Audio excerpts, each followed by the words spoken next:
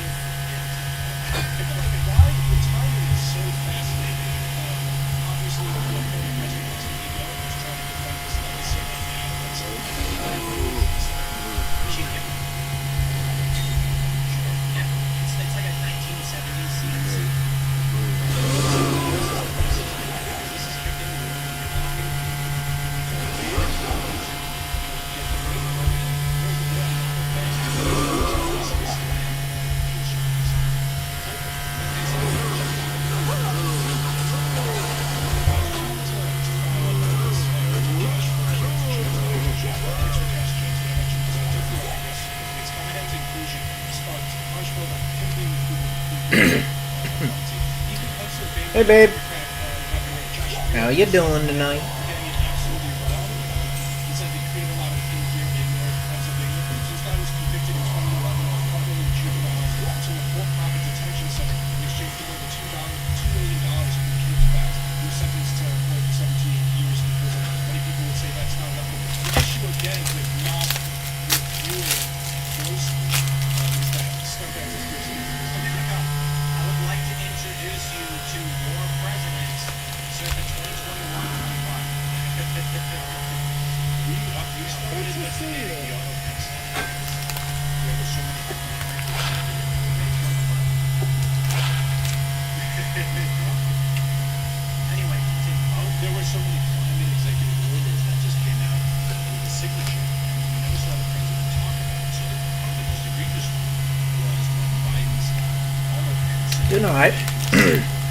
Tonight, it was just like you, a pretty heavy day of working out.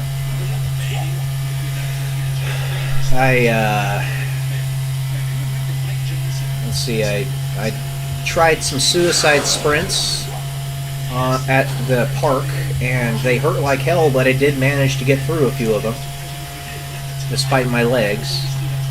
I did a bunch of push-ups, a bunch of bench press. As you saw me, I was boxing, and then I got on the treadmill for a little bit. It's a busy day.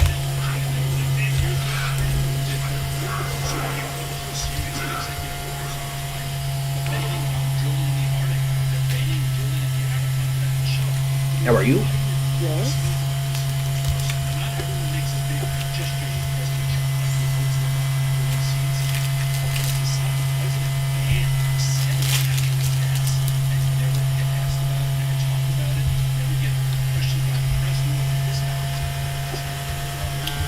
You know, it was pretty exciting that I did manage to get some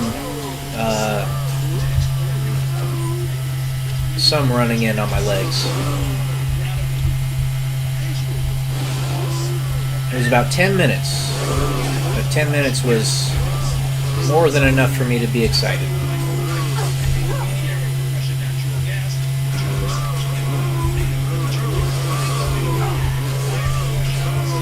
Thank you, honey. Step by step, right?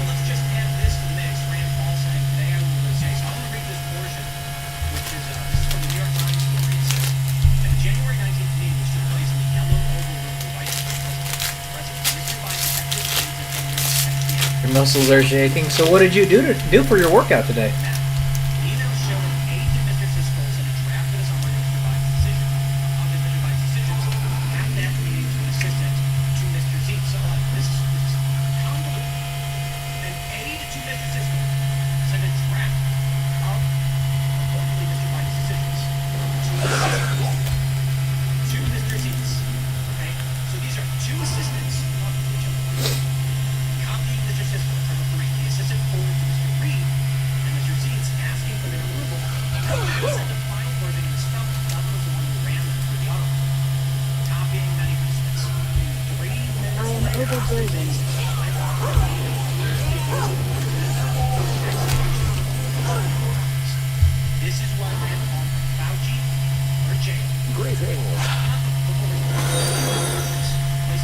Thank you for the follow on Twitch.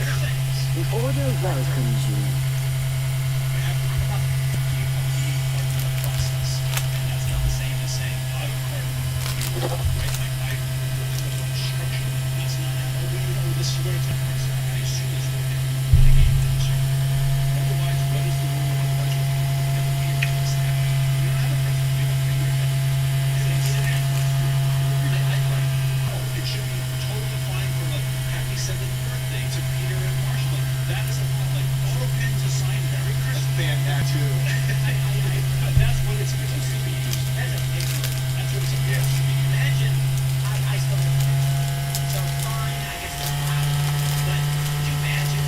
Dang, Sonya. You're gonna be that muscle mommy in no time at all here. I mean, you kinda already are, but I'm just saying.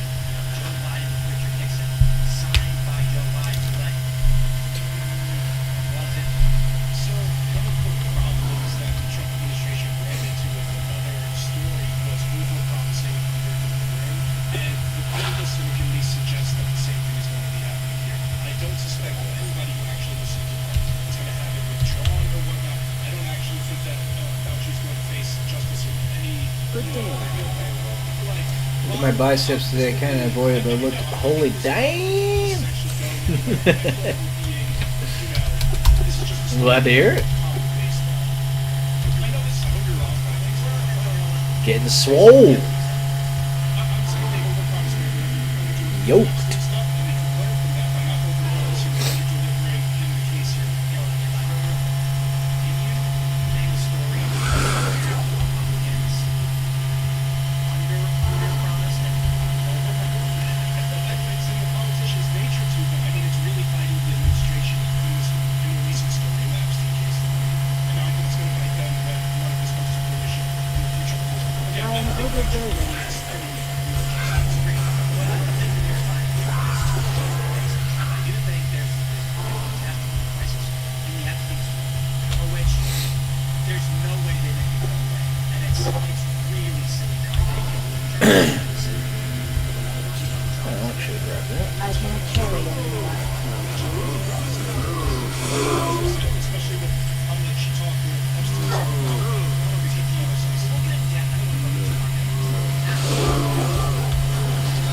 Nice, another Twitch throw. I am overbuilding.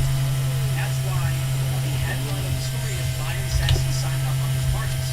Because you actually go to the New York Times, this is what they do, they're front loading the story. So your average person sees the headline, everyone says, so I they can actually read the whole story. You're like, wait,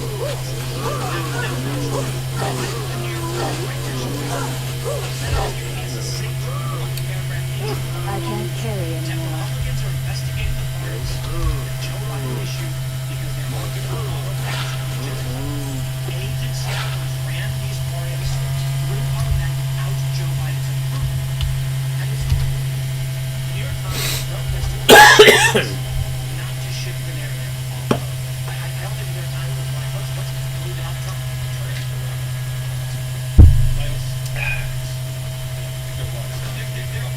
There was, but I think this term Trump has not used it because he's signing everything with those big markers, except for birthday cards. Hey Sonya, can you hear me? But my only hope on Alright, let me turn you up here. is I think Senator Wynn. Alright, I'll mute OBS real quick in a sec.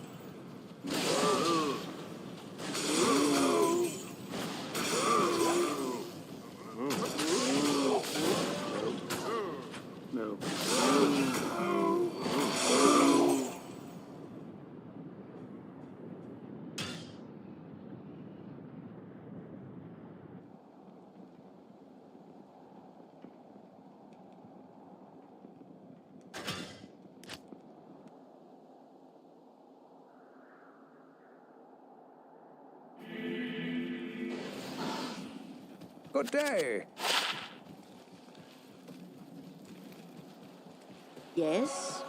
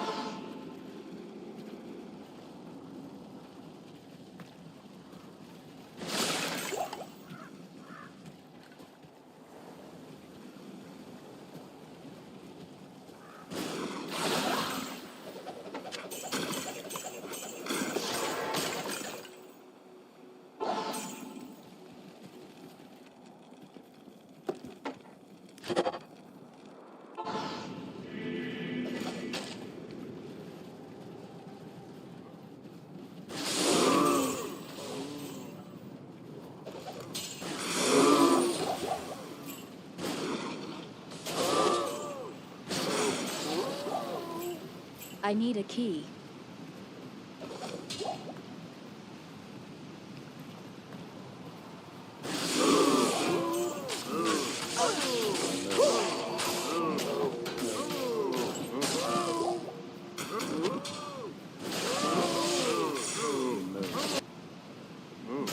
I am overburdened.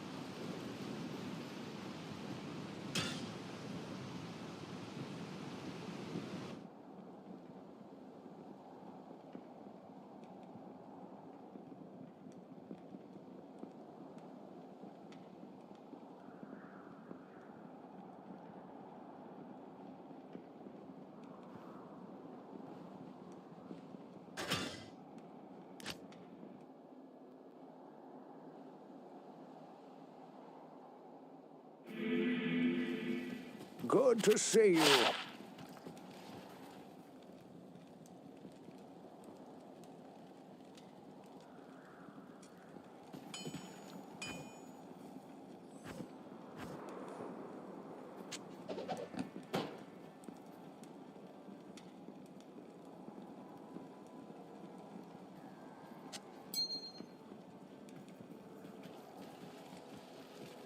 Greetings.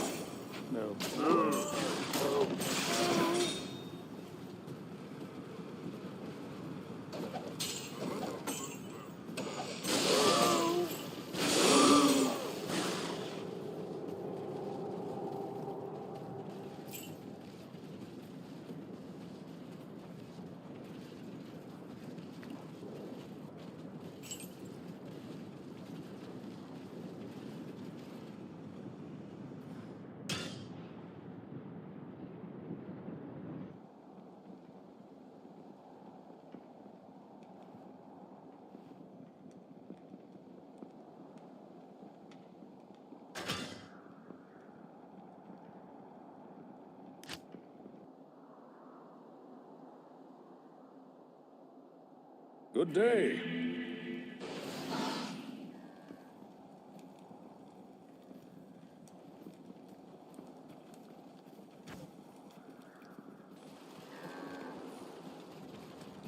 Hi there.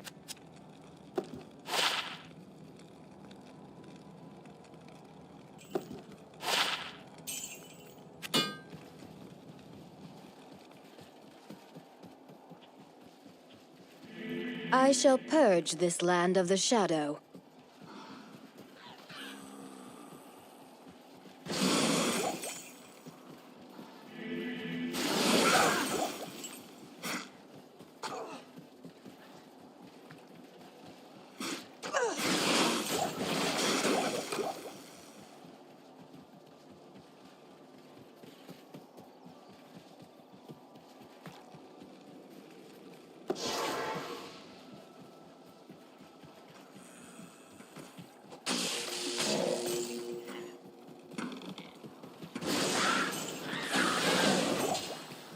Halt.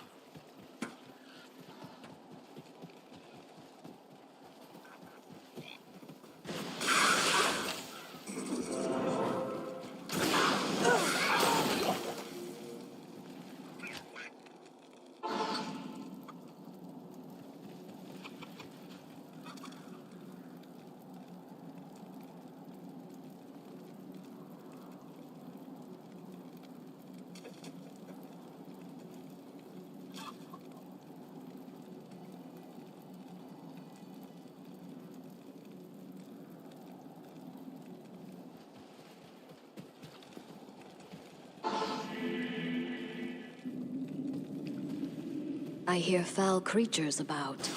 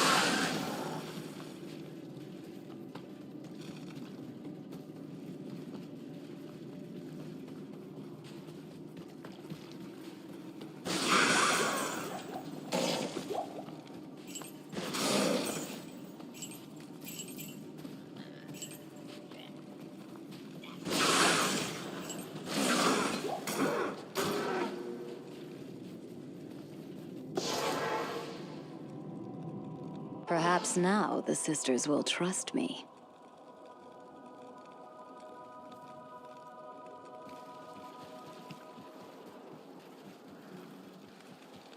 I...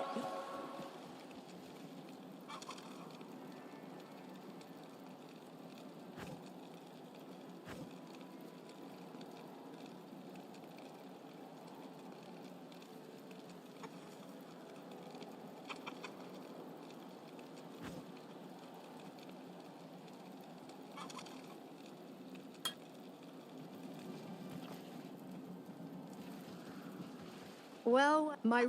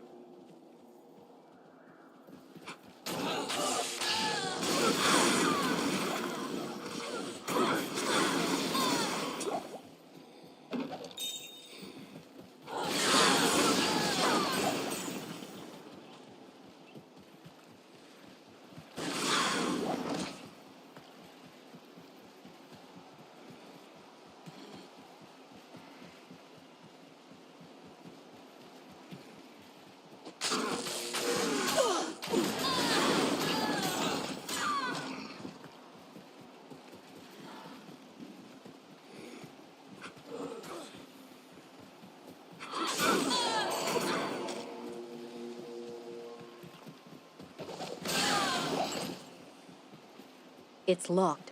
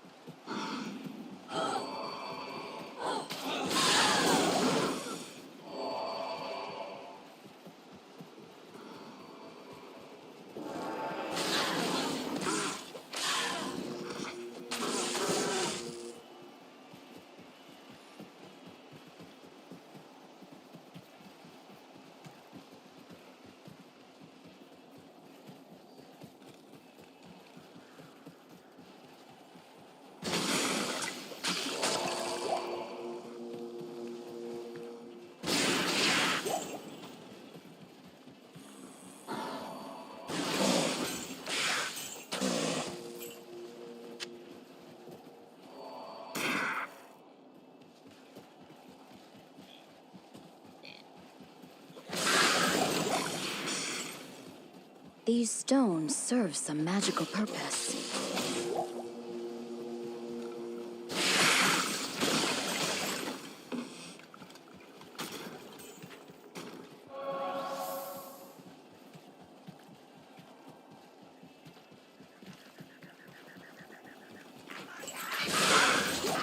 I can't carry anymore.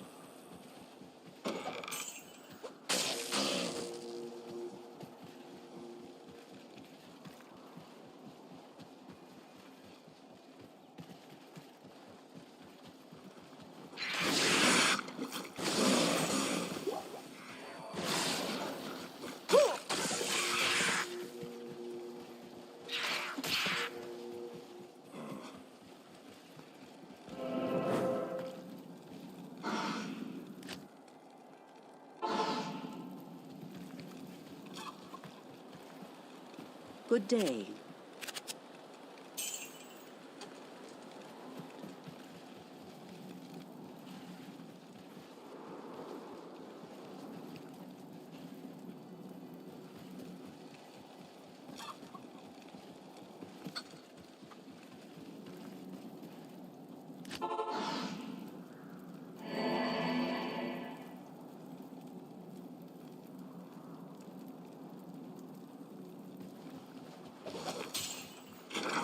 It's locked.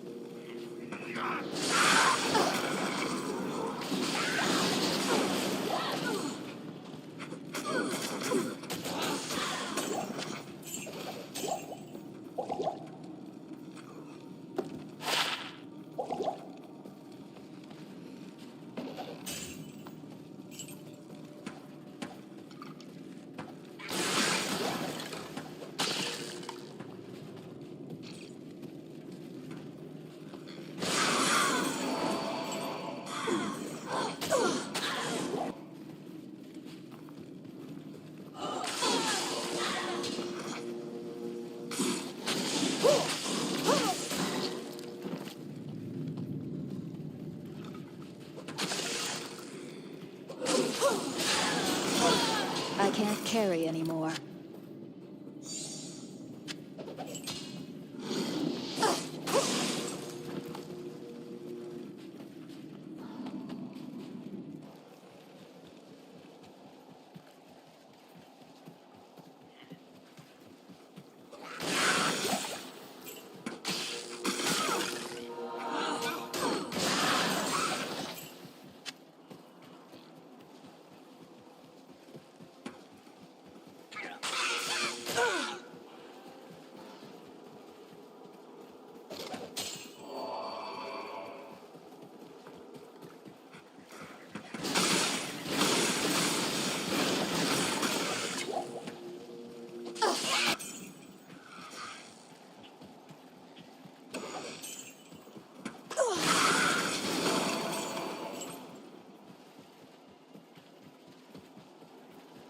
It's locked.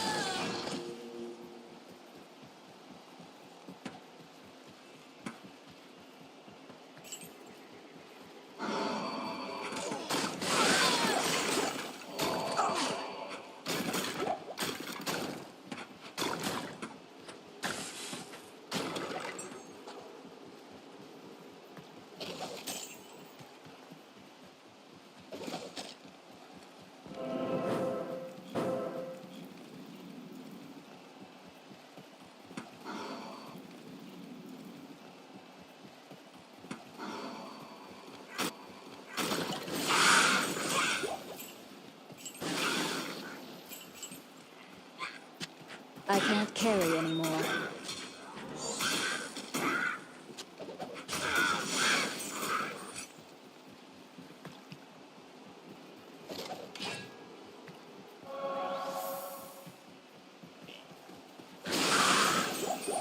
It's locked.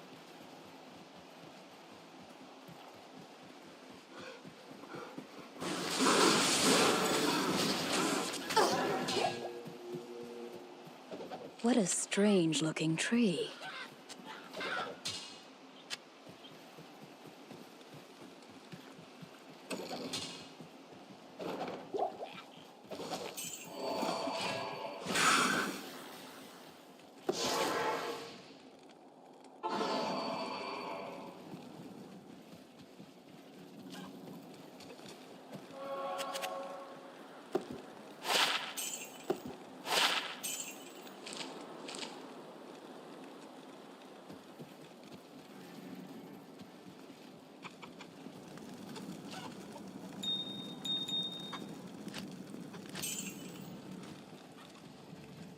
Good evening.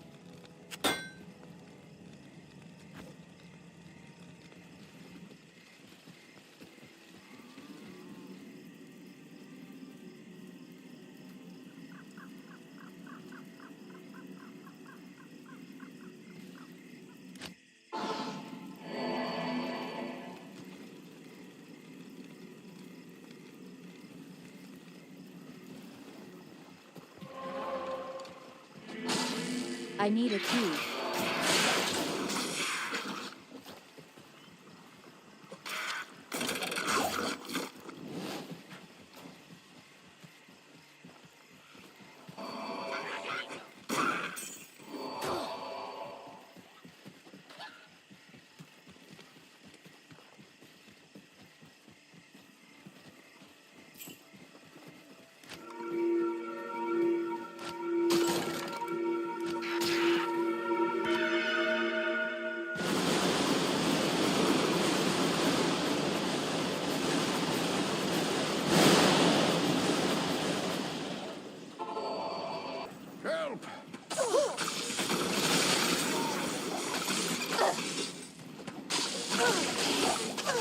Kane, go to the rogue's camp without delay!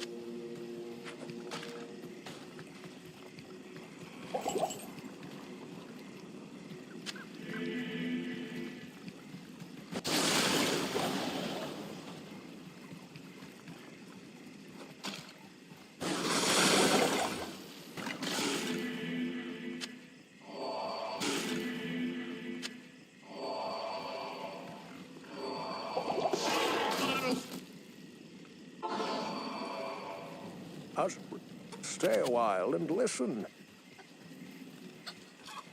You have...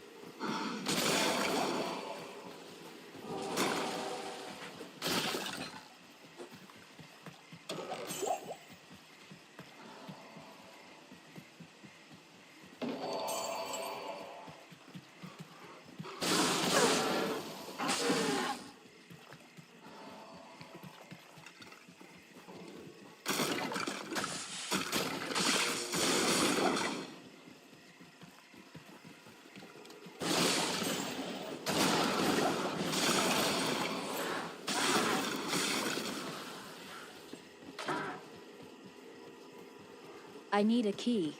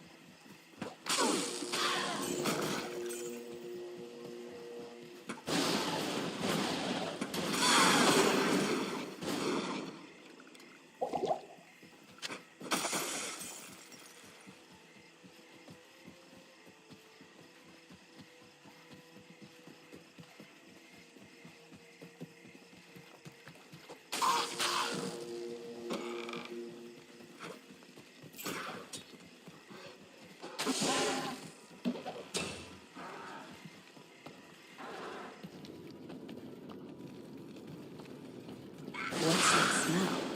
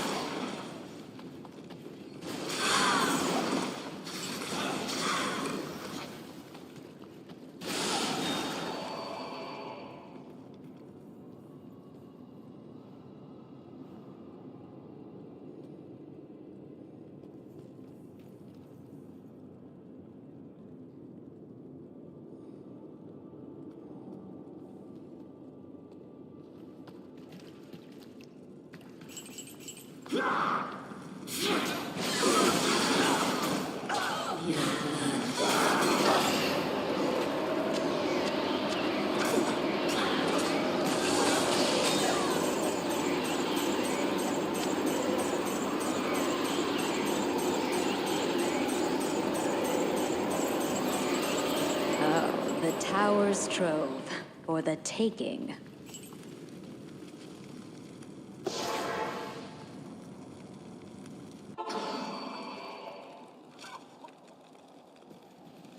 Well,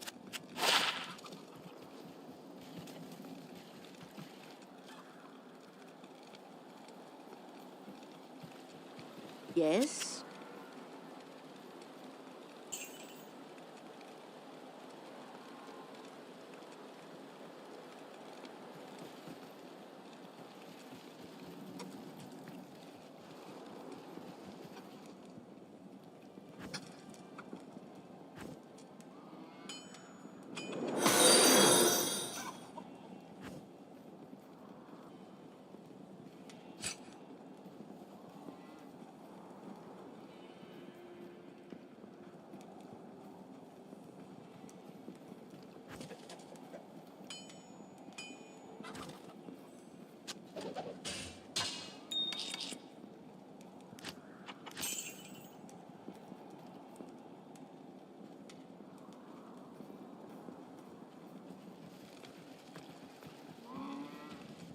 What can I do for you?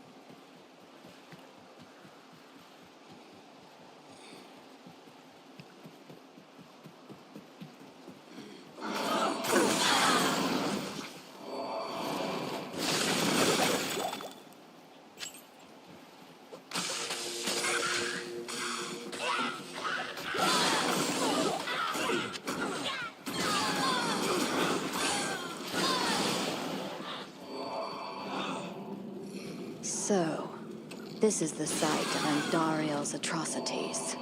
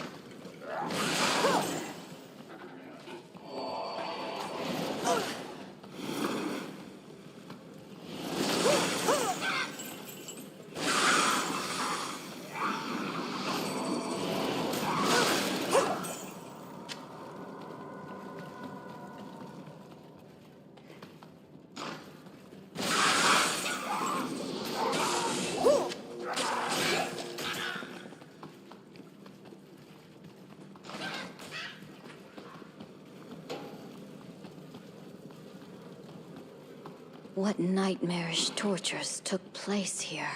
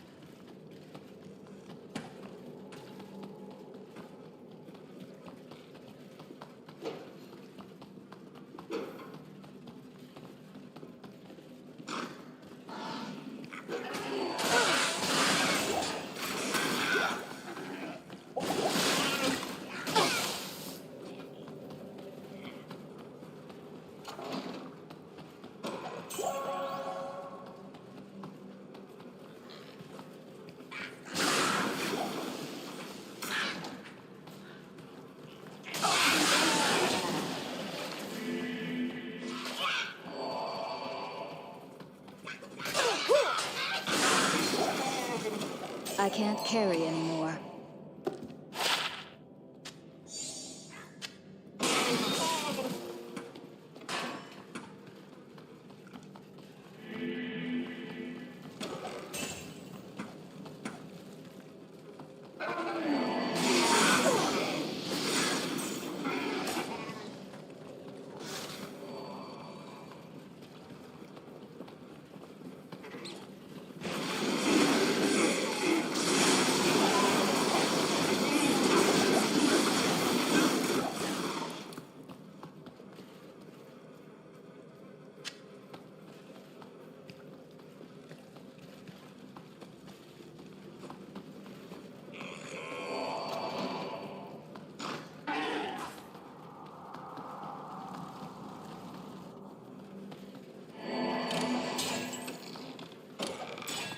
I can't carry anymore.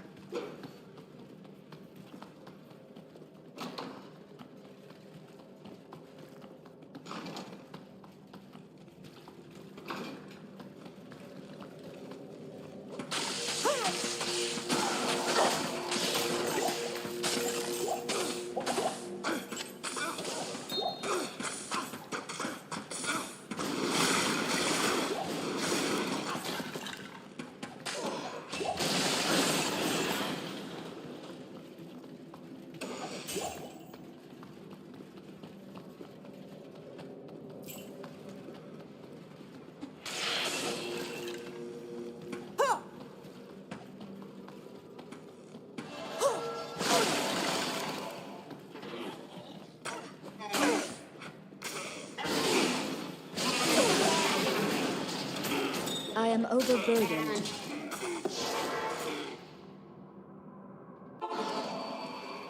Yes? The Order welcomes you.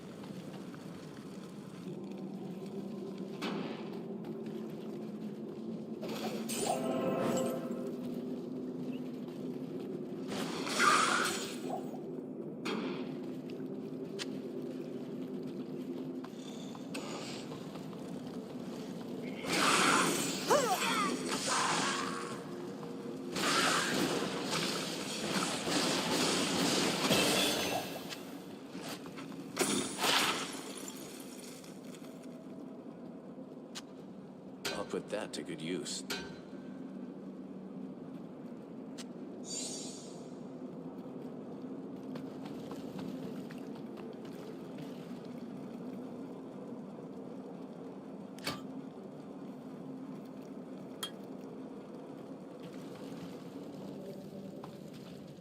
This place is eerie.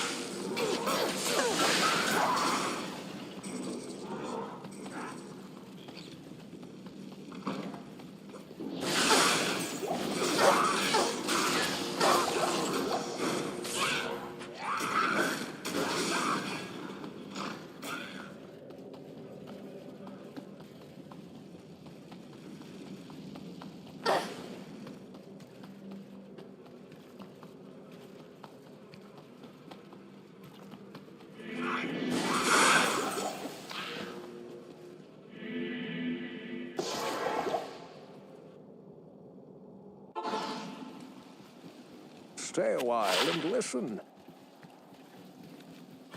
Yes?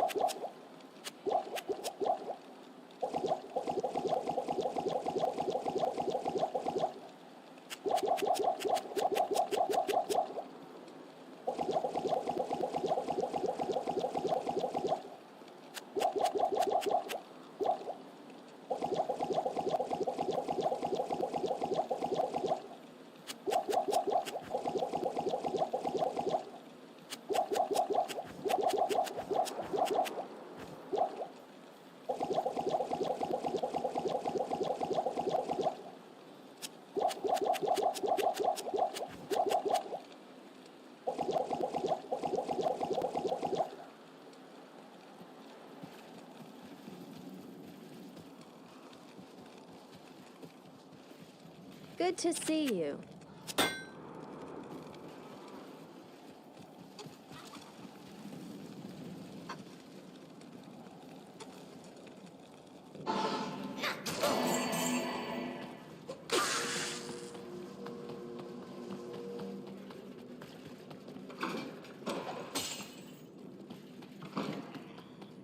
It's locked.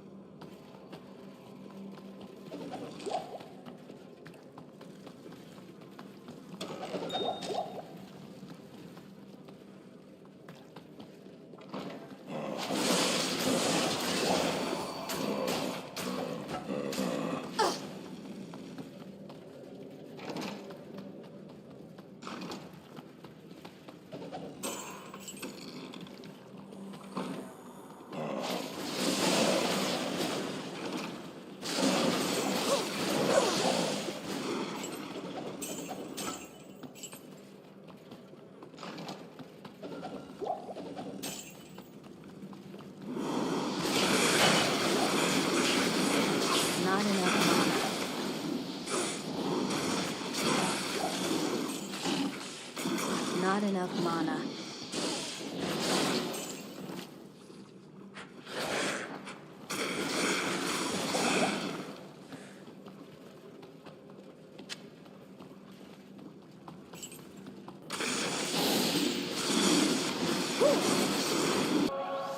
It's locked.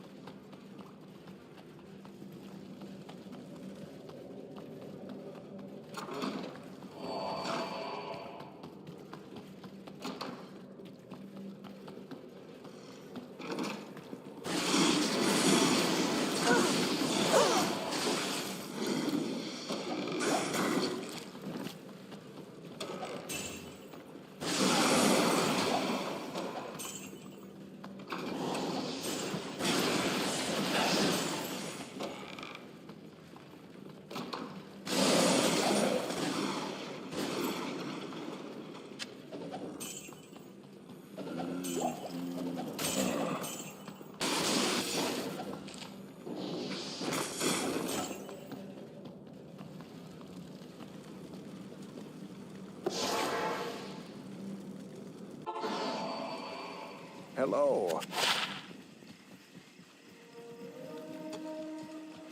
Hello.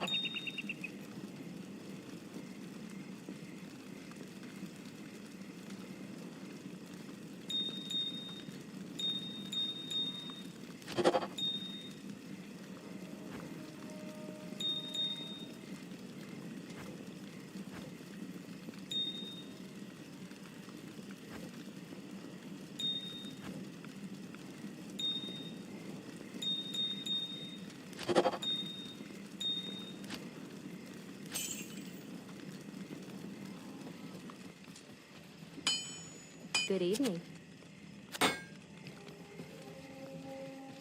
Yes?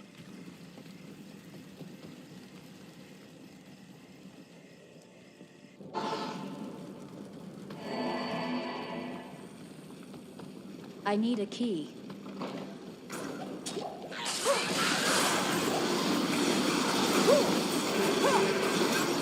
I need mana.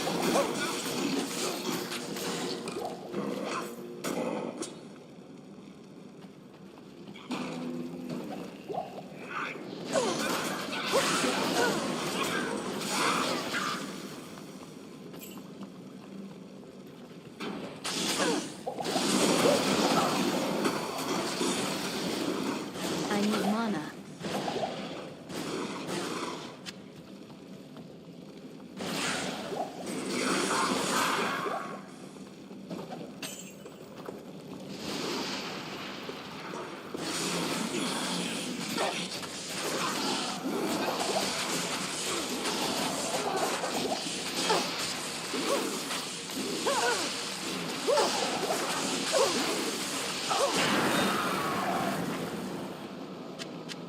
I am overburdened.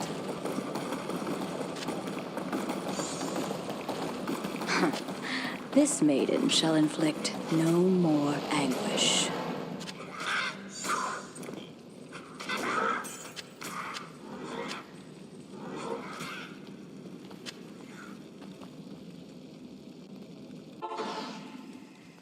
This Greetings.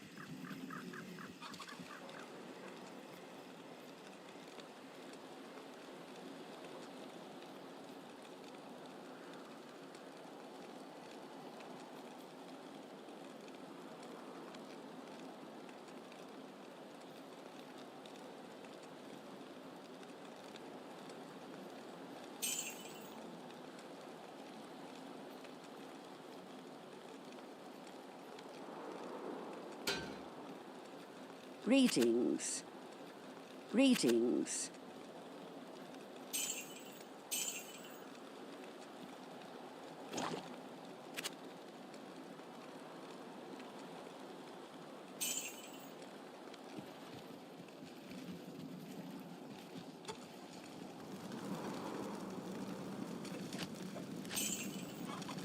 good morning.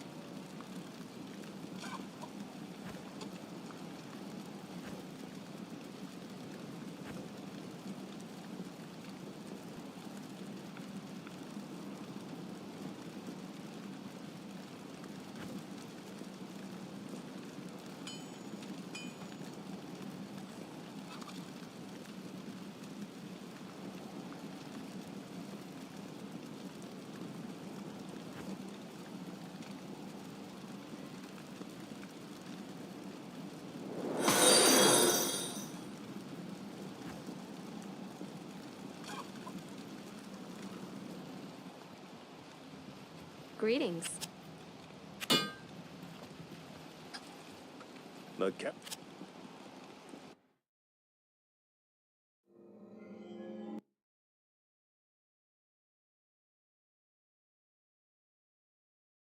Hello. Greeting.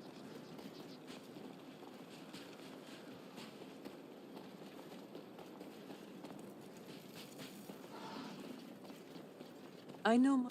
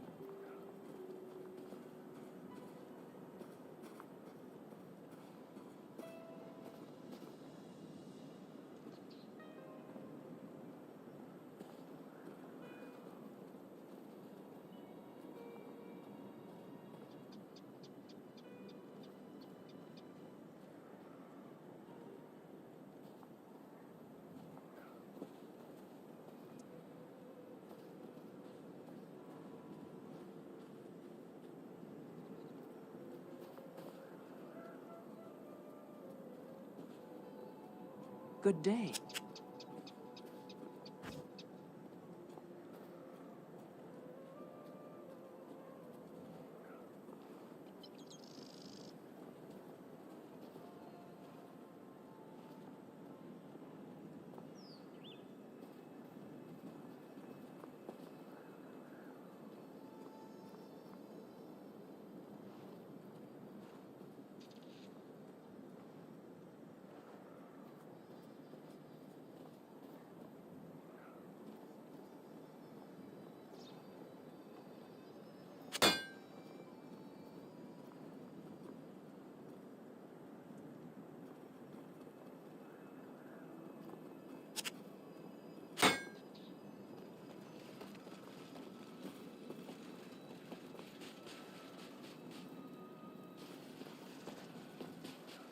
I bet you.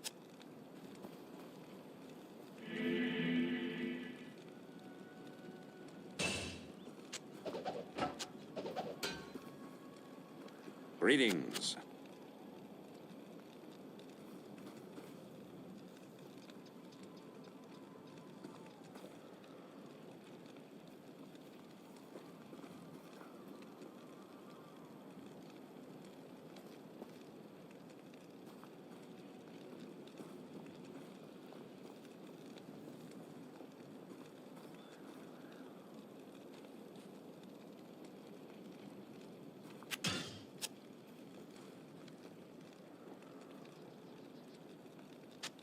I'll put that to good use. I'll put that to good use. I'll put that to good use.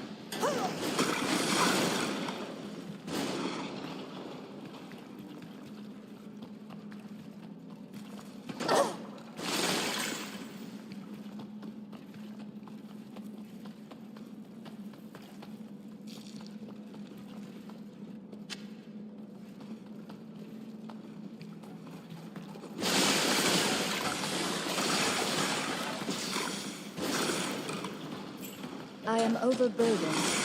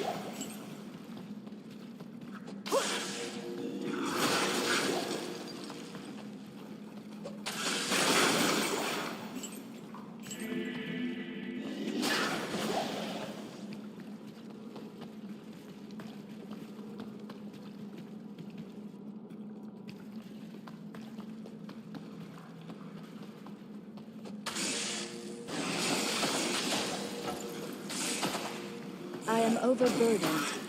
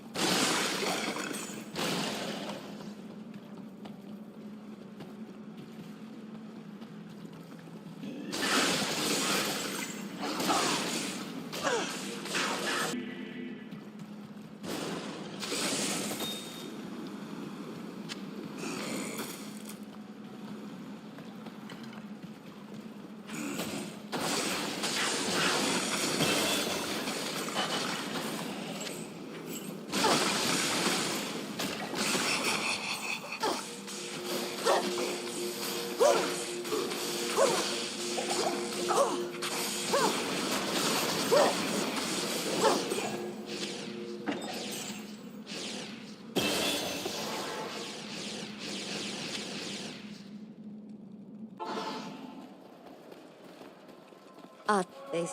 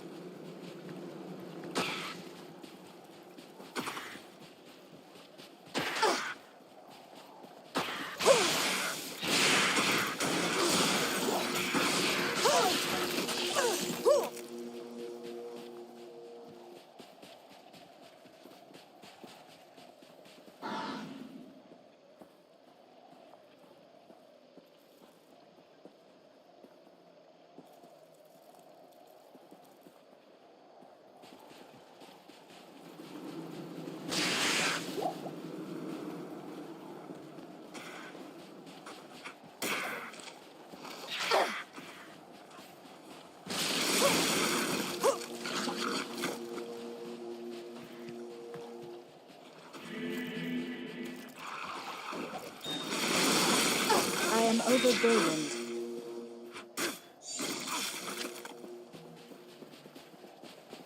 It's locked.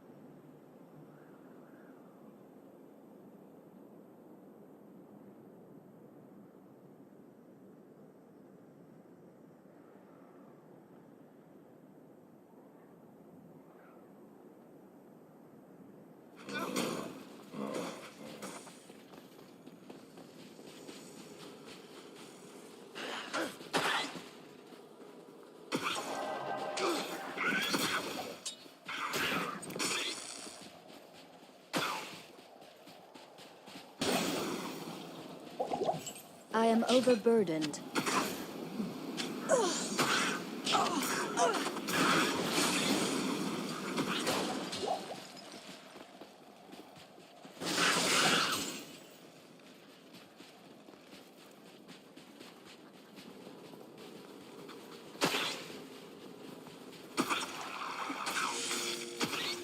I need a key.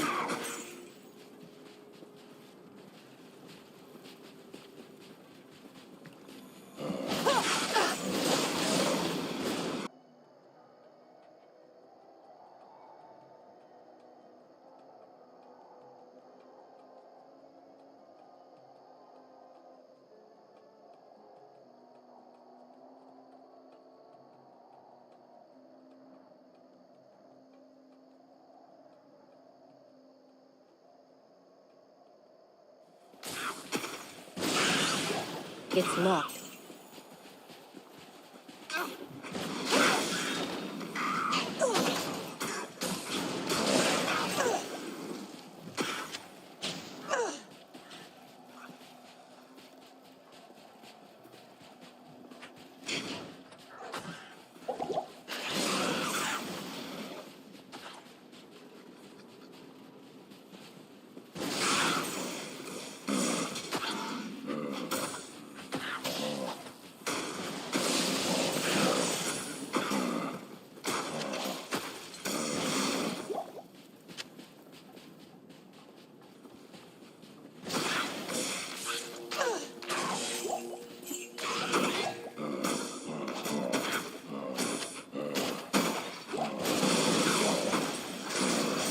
Impossible.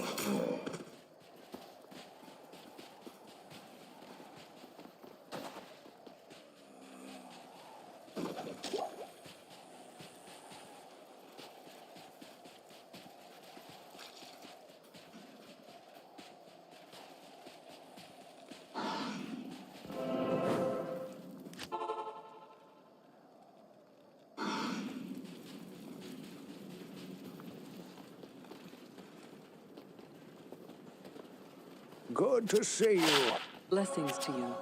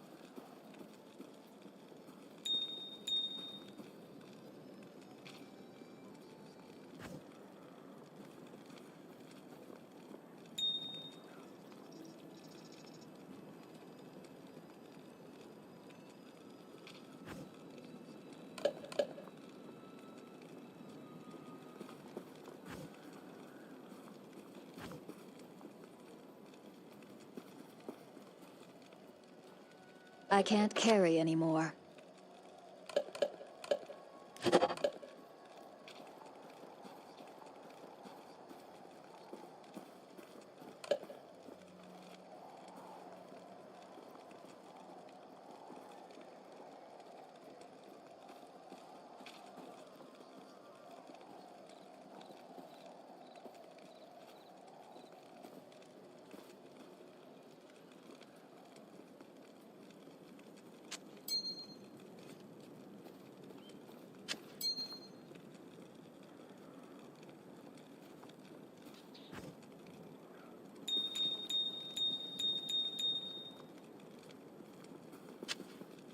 I can't carry anymore.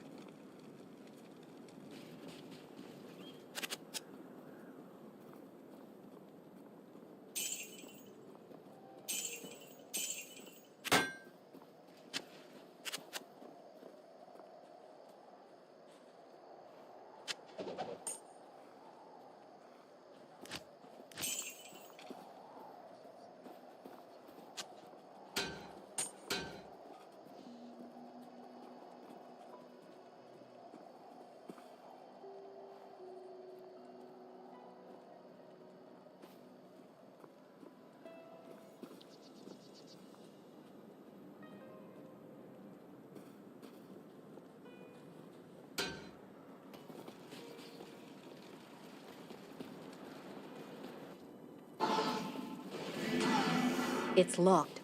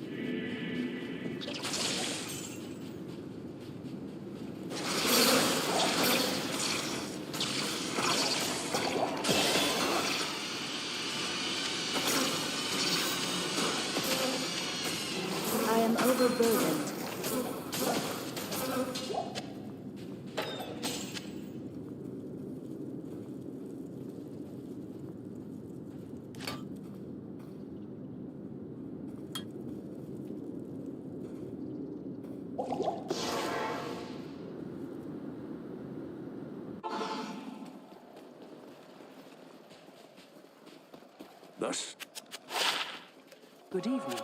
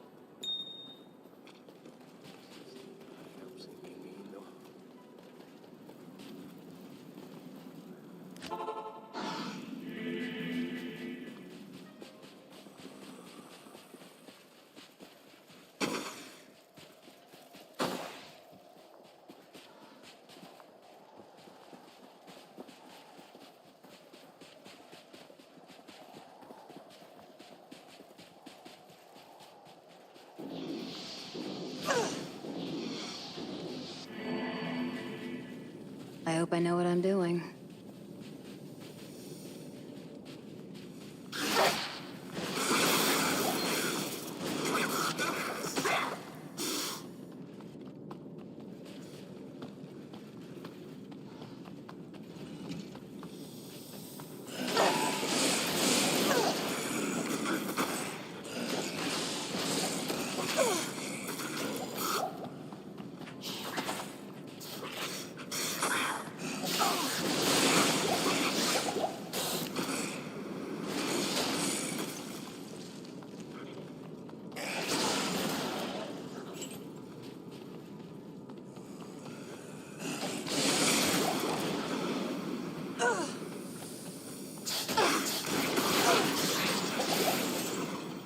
I need a key.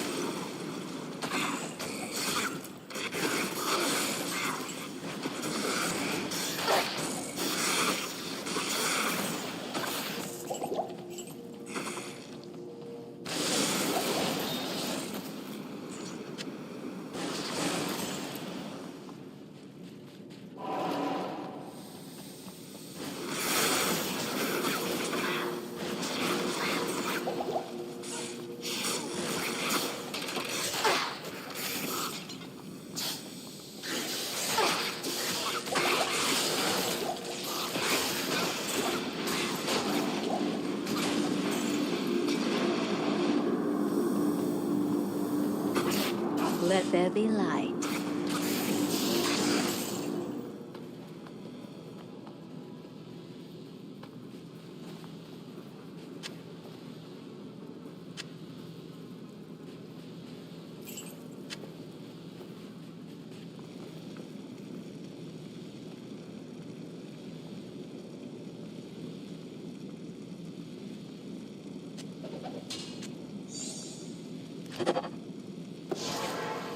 It's locked.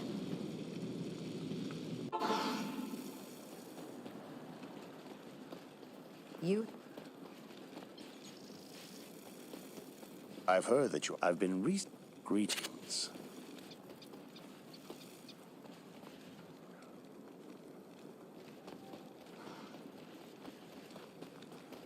When the trouble...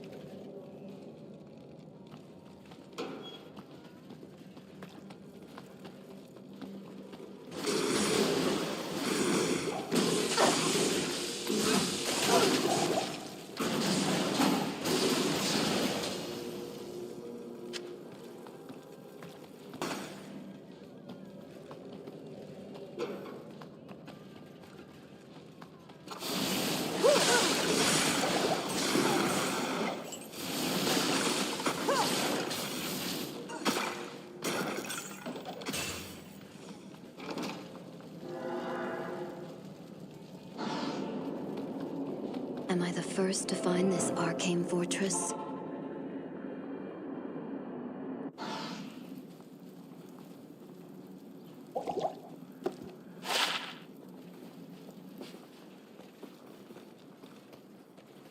Excellent. Good day.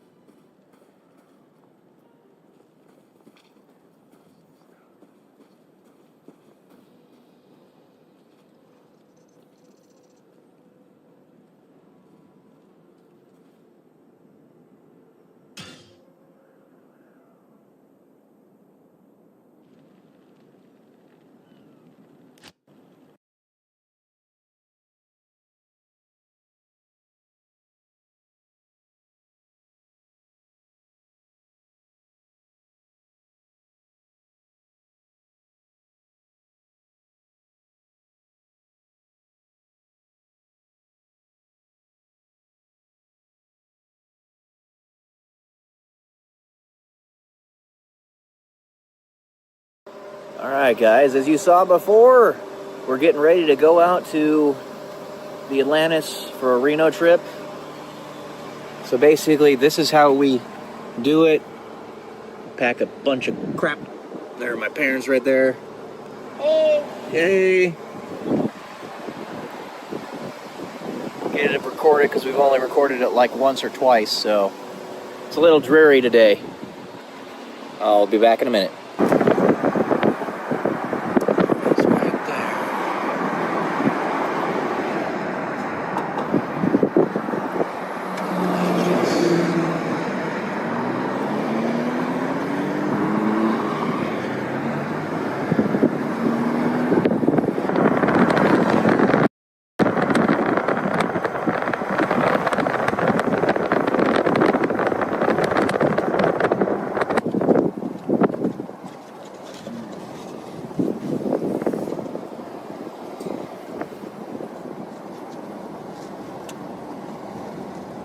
There's always taxis over here.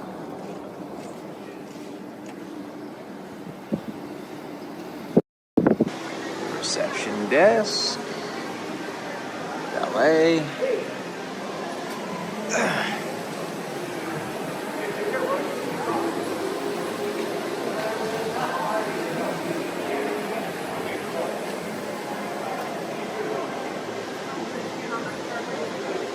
I'll give you guys a quick tour of the executive suite.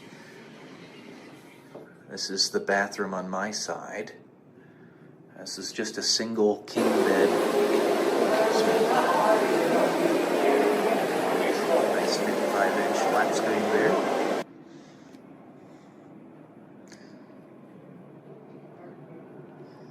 They have a little office lounging area right in between.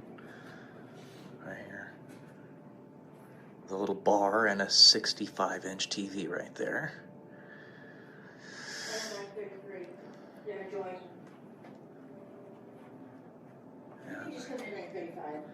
And there's my mom and dad, and this is their room. Give you my number of the ticket? The main suite. Yeah, for check-in. 9, And they've got a giant bathroom. 225-133.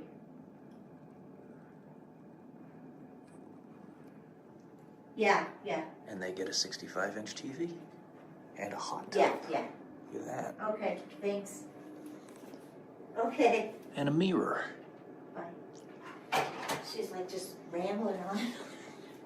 Where's my purse? What's she rambling about? She's just rambling on and on and on. This is the purple parrot, guys. There's my mom. Yeah, she's saying hi. It's my birthday. Yeah, it's her birthday. Don't guess her age. Can we have that one so you can put the scooter right there? Yeah. Not if it's overbooked, the guy who has the station, then I want to be booking. No, yeah. It's your birthday. Yeah. It is your birthday. Made it another year. Yeah, that's a big accomplishment, right? You're my first stop. How about that? Yeah. Go ahead, Deb.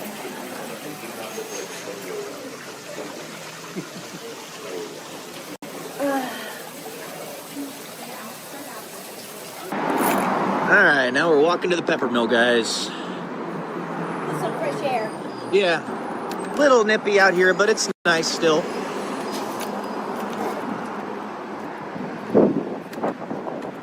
Got some dusties. That breeze don't feel nice. Yeah.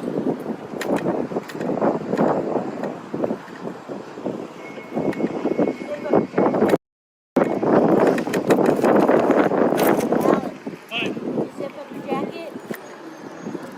Not zipped up. Zip it up. Unless you want to freeze. I'll take it from you. My sweater. Hey, look at that, guys. Little baby geese over there. Little baby geese.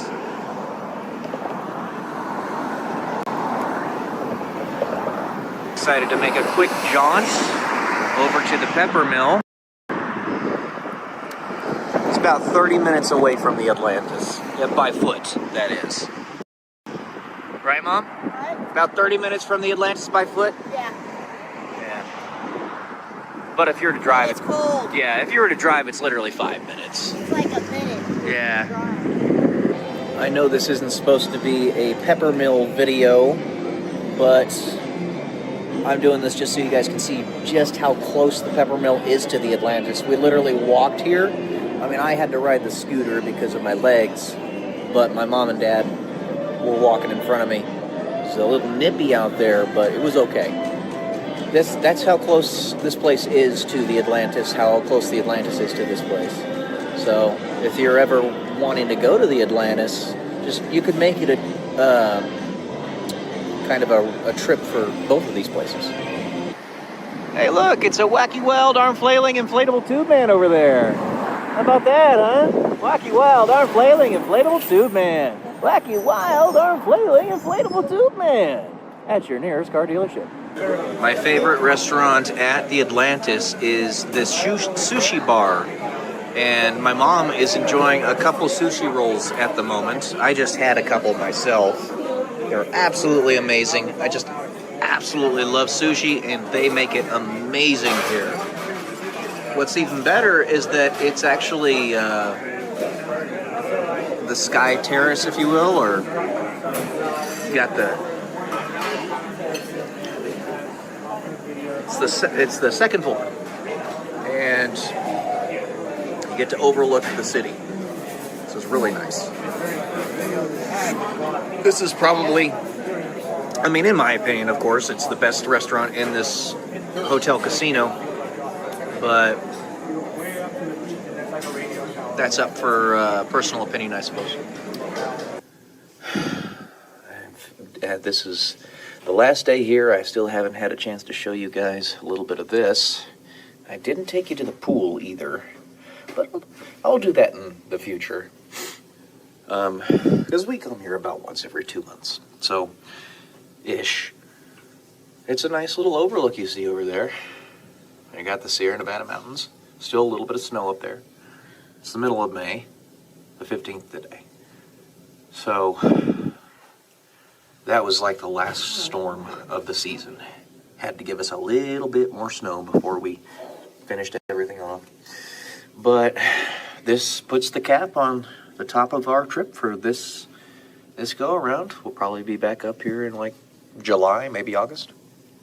So, see y'all later.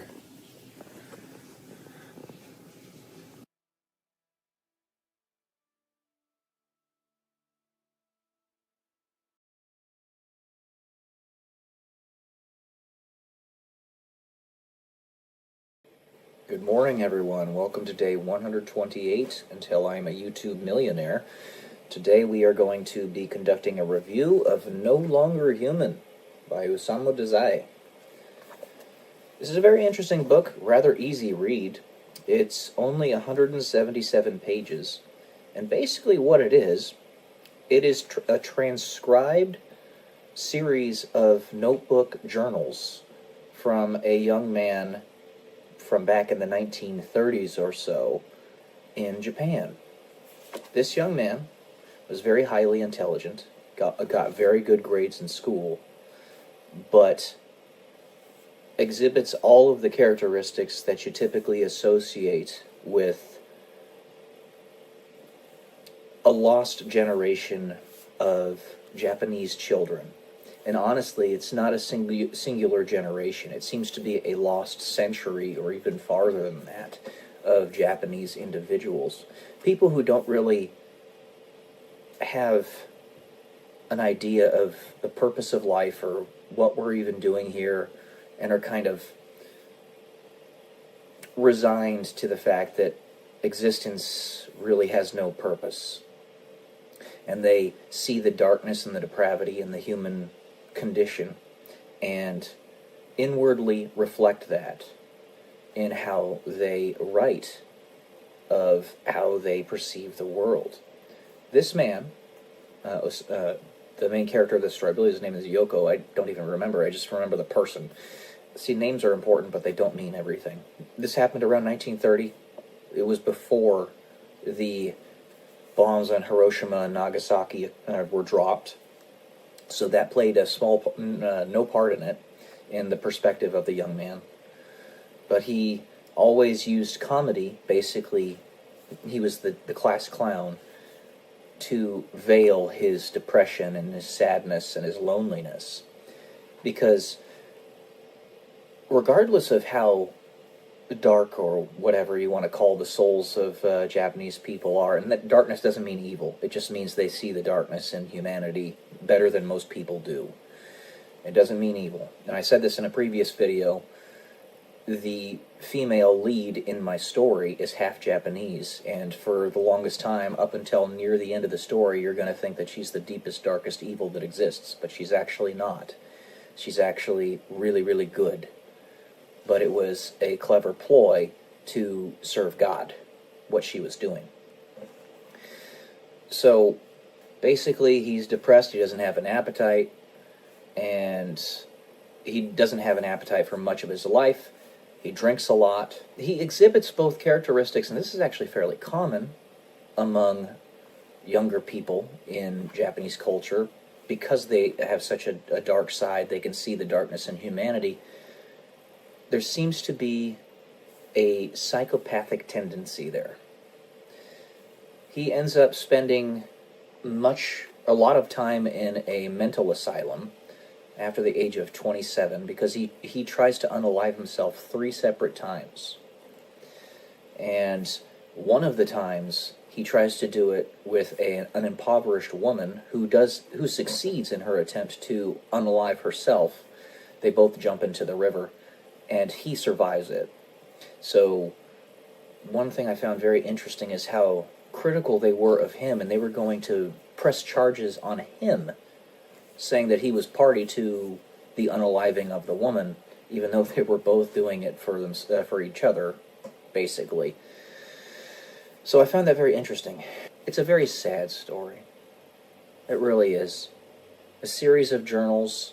You get to see the inner thoughts of a young man in Japan in the 1930s, how deeply he felt lost.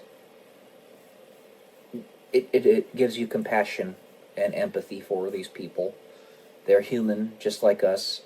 The actual translation in the book for No Longer Human, or the terms used, is disqualified from being human. But the ironic thing about it is that he's exhibiting some of the most human emotions that you can have. None of us really understand what it is that we personally are doing here. I mean, I can look at my own life as a reference, and that's what we all do. It's what we know best. I'm a failure to launch in my own life. I'm constantly chopped off at the knees, like Sisyphus pushing a boulder up the hill. Every single time I seem to be just getting ready to break through. And it's because of the depravity in the human soul that this keeps happening. This man was a failure to launch. Intensely capable. He was, no doubt, a genius, but completely unutilized. Just like me. Yeah. Like I said, the more stories you read, the better your intuitive decision-making becomes. And it's cast with the backdrop of your personal experiences in life and how you reacted to them. Your life is not a dead end. I was just watching Mike Schmidt in one of his sermons, Pastor Mike Schmidt, from Ascension Presents. And while your life might look like a dead end, it's not. 3 words. And then Jesus. This guy was very nominal in his faith. If he were to really have leaned in it more, it would have saved him. He would have really, I can say that with 100% certainty. It would have given him purpose in life. Yeah, we know this world is depraved, but 1, this is not all there is. And 2, it's our duty to do everything we can to fix it. Even if it doesn't look like we'll ever be successful in that regard, we still got to try. Because the very act of trying is success. Just as St. Paul says in the Bible. His death is gain, is what it ultimately comes down to him. And he's obviously 100% correct in that regard. But it's a very sad story. One of the quotes that really stuck out to me was something when he said, "Women found in me a man that could keep love a secret." It was very profound. Not just like somebody who wants to be a paramour of a female, an illicit lover, but because in reality, a lot of us have to keep love a secret. I mean, in order to keep it alive. For the longest time, the true nature of Jesus was, at least in some way, shape, or form, a secret. It had to be. I mean, he told many people in the Bible, "Shh, don't tell anybody of this miracle I did for you." In not the same language, but that's literally what he said. I believe when he healed the blind guy, he did that a few times. I read the Bible a lot, but I still don't have a perfect memory of everything that it says in there. And translations are difficult to decipher anyway. But yeah, it has to be kept secret so that it can be brought out when the time is right. And Jesus knows when the time is right. It just hasn't been right for me yet. Unfortunately, he was not part of the plan because he did not dive into the plan as much as he should have been diving into it. And to that point, keeping love a secret, on page 142, he mentions black, white, and red, the colors. Black, white, and red are Illuminati symbolism, but not just Illuminati symbolism. There's actually a lot of symbolism in Masonic teachings, and you could even say biblical teachings. And what he says is that black and white are not antonyms. He says, let me pull it up here. But it was very profound because there's a lot of symbolism in music that a lot of people don't realize, and it doesn't just go with Katy Perry and Lady Gaga, but also bands like Red, the band actually called Red, or Demon Hunter. I had invented one other game, rather similar character, a guessing game of antonyms. The antonym of black is white, but the antonym to white is red. There we go. white is red, and the antonym to red is black. So you have black being evil, white being good, and red being camouflaged, or good camouflaged as evil, kept secret so that it can be brought out at the right time, in the right situation, right place. Pick up those little kernels of truth. It's one giant thread. So I recommend the book. Gives you a perspective on Japanese culture and a lost man, which happens more often than it should. We are our brother's keeper. We have to be there for each other. Have compassion and empathy, understanding. This is how you do it. Alright, guys. That's it for today. Hope you enjoyed it. Happy Sunday. Love y'all. Peace.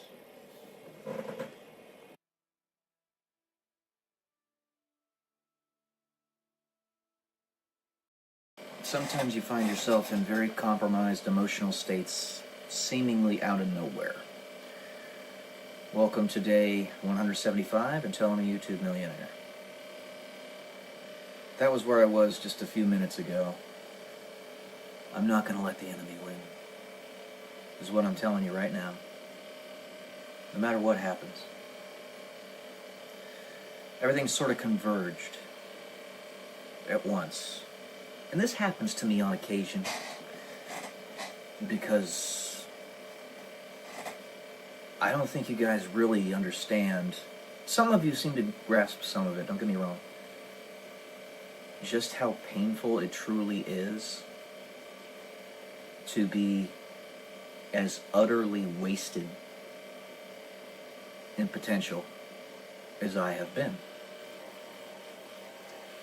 I just want people at this point to see what I have to say.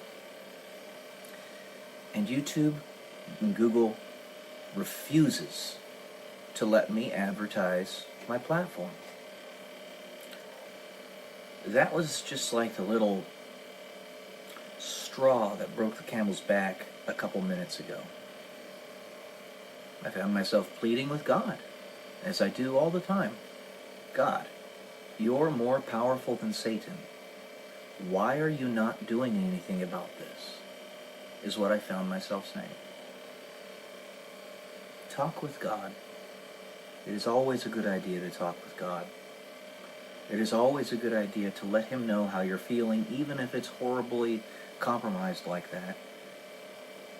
He will understand how to frame it properly.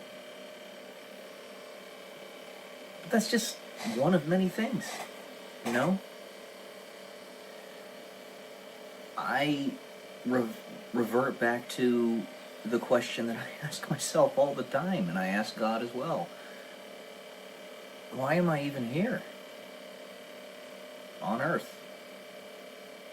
You see, I don't know.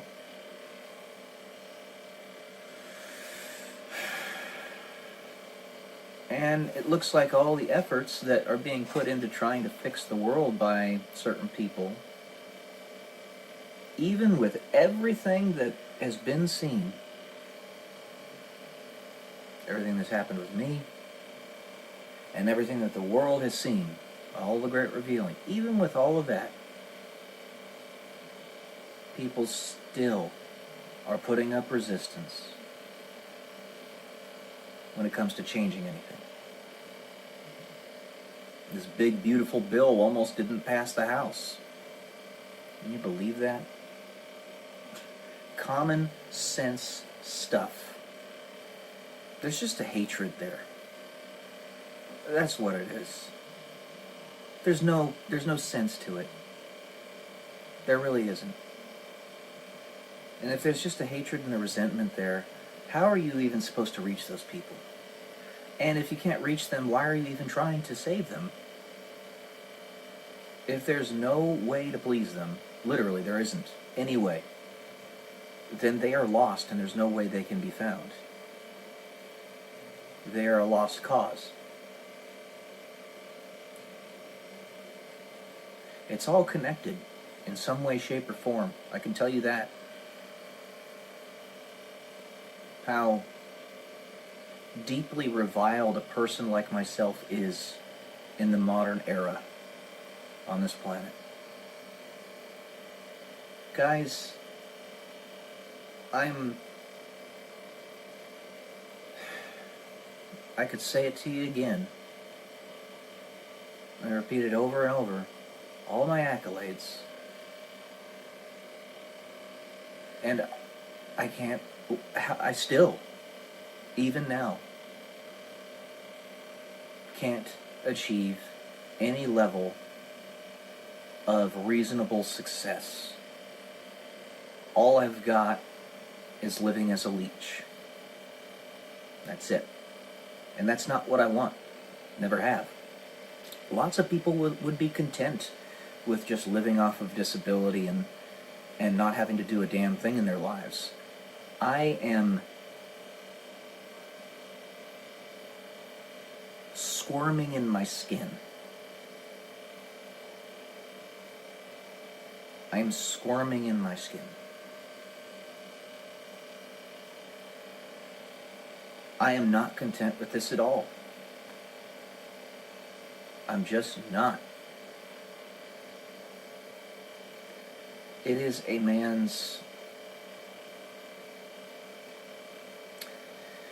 One of the greatest ways, or biggest ways a man feels fulfilled is when he's doing meaningful work.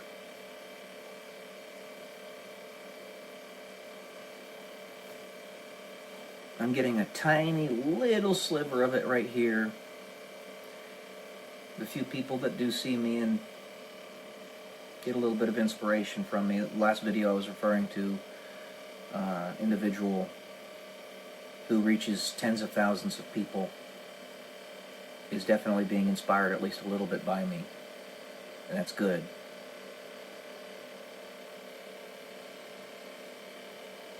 Yeah, you know, it's... Again, that is the most important thing. To inspire other people to feed the soul, of course. But it's always a duality in my explanation of these things. Maybe it's the Gemini in me, I don't know. I'm on the cusp between Taurus and Gemini, so I'm technically a Taurus if you believe in zodiac signs, but I'm on the cusp of a Gemini, which means I have tendencies of both, if you believe in it. Maybe it's the Gemini syndrome in me, where I have to see the duality of it. Maybe it's the black and white, the yin and yang of this world. But the fact of the matter is, I'm going to have people out there that, despite however well I'm communicating this to them, are going to look at me and say that I am a walking ball of contradictions. That I am living as a waste of space.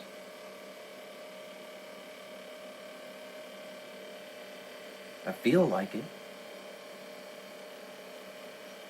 No matter how much I communicate it, most people are not going to know. It's why I have to repeat it so much. YouTube, Google AdSense are treating me like I'm the villain. When I was in the military, they treated me like I was the villain. I'm always treated like I'm the villain. I'm just a guy. And guys, I'm this capable. Why are you all playing this game and still doing this to me? The big creators and the small ones that I know are all being influenced by me in some way, shape, or form. Why am I still living so small right now? Being forced to live so small. I don't want to live small. I never have, and I never will want to live small. I have so much more to give to everybody. This is an egregious waste of human resources right here. It's not from my lack of trying. and I keep on diverging to other things over which I have control, and then the control in those things is taken away from me. Like my physical fitness, you'd think that would be like the primary thing that you have control over, right? I can't run anymore. And building your own social media platforms, you'd think that that would be something over which you have the most control, right? Well, I can't advertise.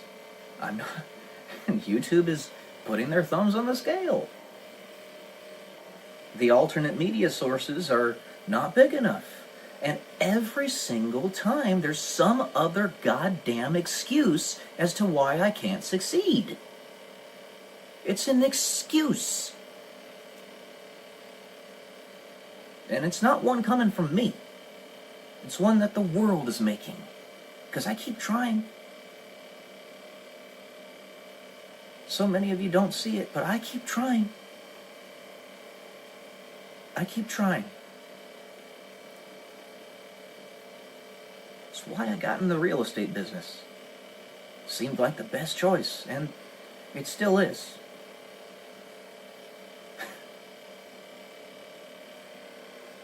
And then some bastard in the Bitcoin ecosystem, I think it was BlackRock, decides to collapse the Bitcoin price to exactly my liquidation price on the leveraged trading account I had. To the cent. This is another thing that I didn't tell you guys about that would cause somebody to unalive themselves. I've literally lost $500,000. Like that. $500,000. I had that. And I lost it. Like that. Because somebody was targeting me. When will this be enough? When are we going to say, for all those people that still will not accept what's happening right now, we're done with you. We're not playing any games anymore. You're going to prison. Or go away. See, that's the thing. I don't know how many people are in that camp right now. It's so hard to gauge. You have kind of an indication by who's voting for whom in the political system of the United States, for example, but you really don't know. You only know how much resistance you can put up as an individual. And as I've told you, these things that have happened to me have happened because of those evil creatures that are so resentful, so hateful. And more than anything, they hate a genuinely productive individual who's trying to build shit. And those are the type of people that they're trying to take down. They want to suck you down to their level because they can't build anything of their own. And they don't want you to be able to do that either. How much longer, God? I say to him. And this applies to you guys too. All of you who have the ability to make any difference in the world, who might be listening, the big creators and the small ones. Where's the limit here? I'm tired of it myself. I'm tired of it. I am. I am being wasted. I'm 36 years old. Maybe if I lived 3,600 years, it wouldn't be a big deal. But I don't. And neither do you. I live maybe 100 if I'm lucky. And I'm not going to be with this stuff that's happened to my body. I'll just tell you that right now. The stem cell study that I've been trying to get into with TRICARE has been delayed and delayed and delayed and delayed, and they're probably going to forget about me. They were supposed to inject stem cells into my lower legs to cause my body to recreate collaterals. And that was supposed to happen like a year ago. Still waiting. For all I know, they started the study and ended it and totally forgot about me, even though they said they weren't going to. I'm tired of this. I am tired of it. You think you're moving fast enough. It's not that the people that are working aren't working really hard and aren't moving very fast. It's that there's not enough of you. Because I can't help you. I'm stuck here. Being wasted. So if ever in your life you see somebody in such a situation, understand, you don't know the battles that they're fighting. This goes for me, it goes for you, and everybody else. The battles that these people behind the scenes are fighting to try to get justice back into the world, something I try to be compassionate about, but I have my limits. The battles that I'm fighting, being wasted as I am, not from my own volition.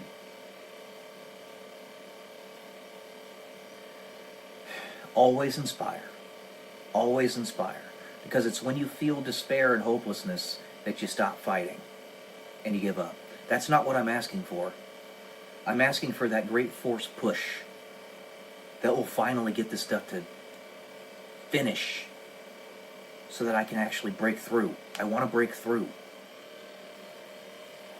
Just like I want so many of you to do. I want so many of you to break through too.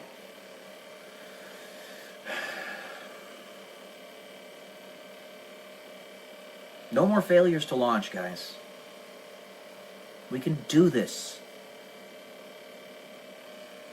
Those fools that are still holding us up right now, it's time to just... no. Disregard them.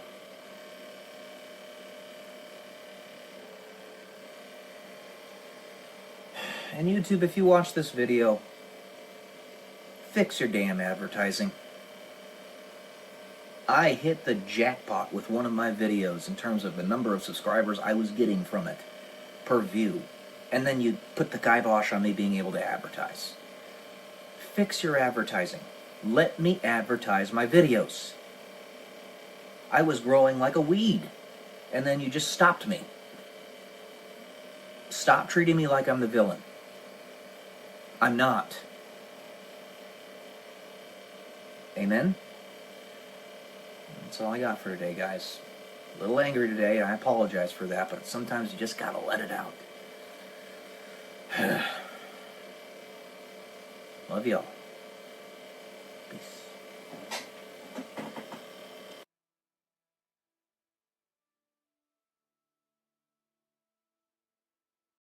What is love? Baby, don't hurt me. Baby, don't hurt me.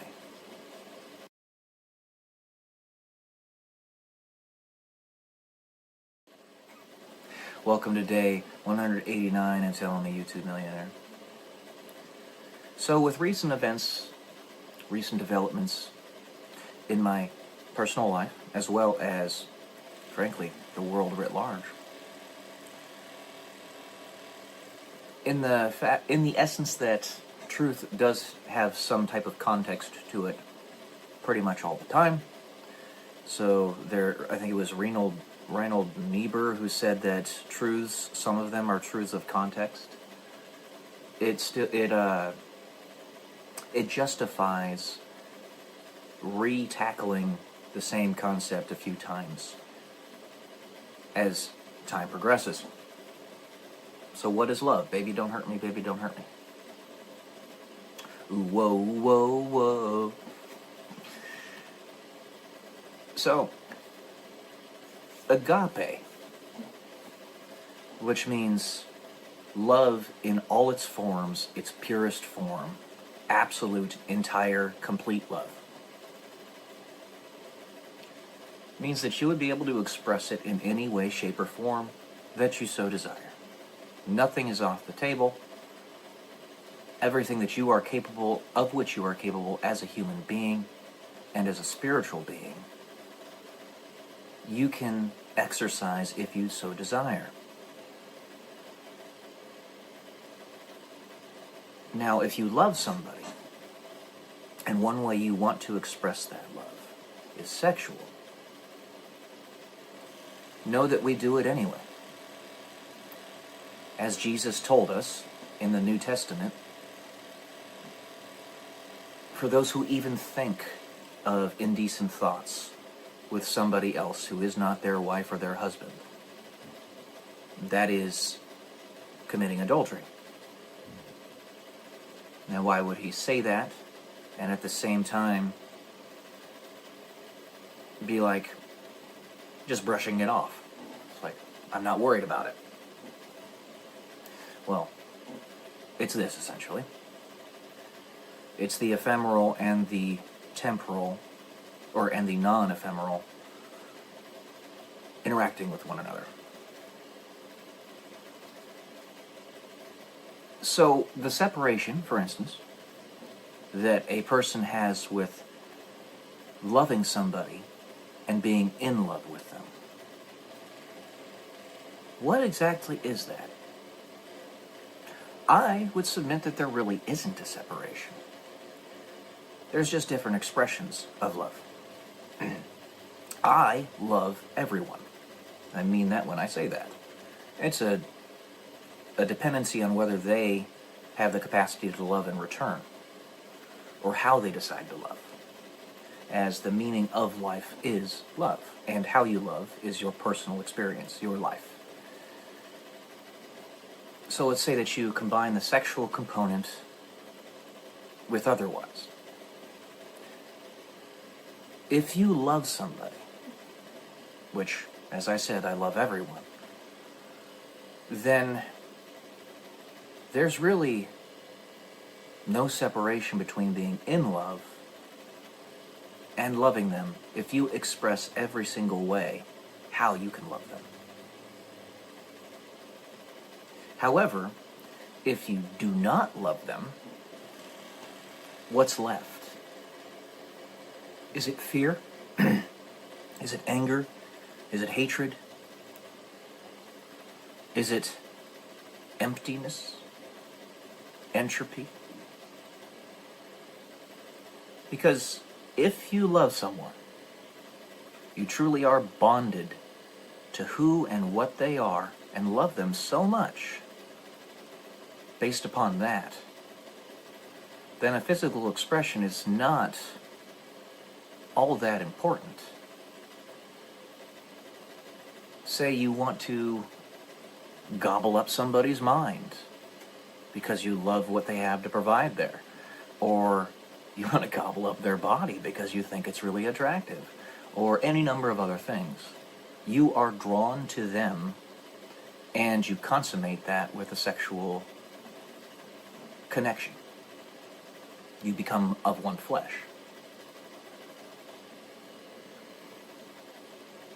That is a marriage, just de facto.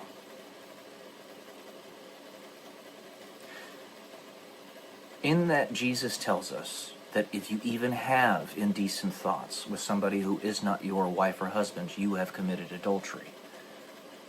That is basically telling us that we're all going to have them. We're all going to commit adultery. It's simply our actions in this world that act as the protection, the umbrella of God's perfect trust that allows for the proper rearing of children. Us all being children, but especially our children. In a very dangerous, depraved, nefarious world.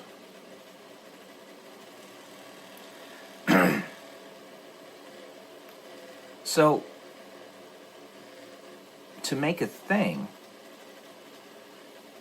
out of... See, the rub here is that I've had friends tell me that they love me in a similar fashion to how I love everybody. And those same friends that want to engage in sexual intercourse with me. I'm thinking of somebody that I knew back in... well, I still know her, but I knew her starting back at the Air Force Academy. Very nice woman, very kind woman, and frankly very attractive as well. And it was like, what they were saying, and they made this very distinct differentiation, was, I love you, but I will not be married to you. They already were. So it's like, that doesn't quite make sense. It's like them saying, this is me trying to re-put together the pieces of who and what I am to make the most sense out of the crazy world in which we live and how I fit into it or do not. It's basically saying, like, I love you, but the expression of it is simply me wanting to give you what you want and need, but not to be solely connected to you. Like I didn't want to take you all for myself, or something like that. You see, the difficulty in me explaining this is the same difficulty that I've had with trying to figure out where I fit in with it all. Being a bog standard white human, well, bog standard white man in the modern era that is resented by so many different people, so many different, like I've said in previous videos. So trying to figure out where you fit in with it all. Somebody wants to give you a sexual connection.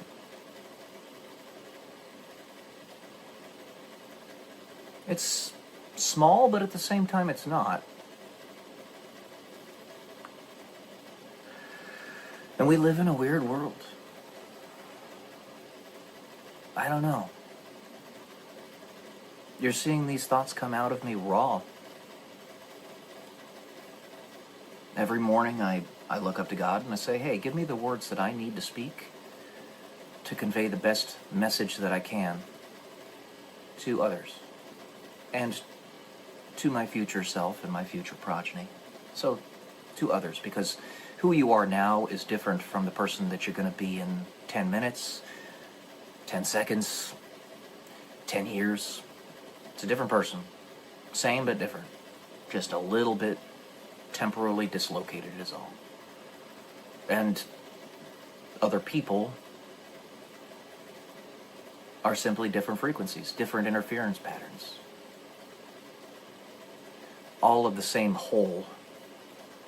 They're fractured off pieces of the same whole.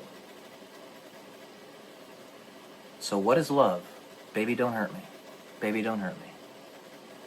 If I ever hurt anybody, whether intentionally or not intentionally, that I need to re-gauge how I'm doing it. Because I don't think that's the proper expression of love, unless it's tough love. And tough love has its place, and it's still love, and it's very important.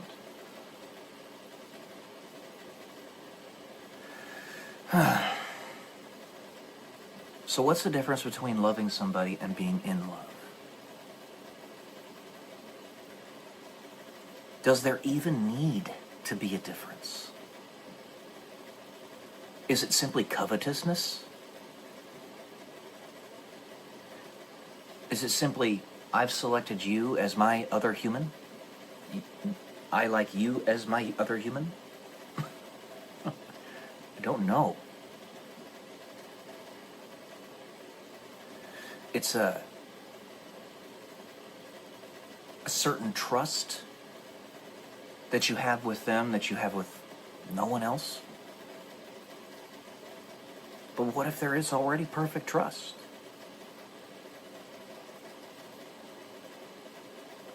That the ultimate conclusion to it all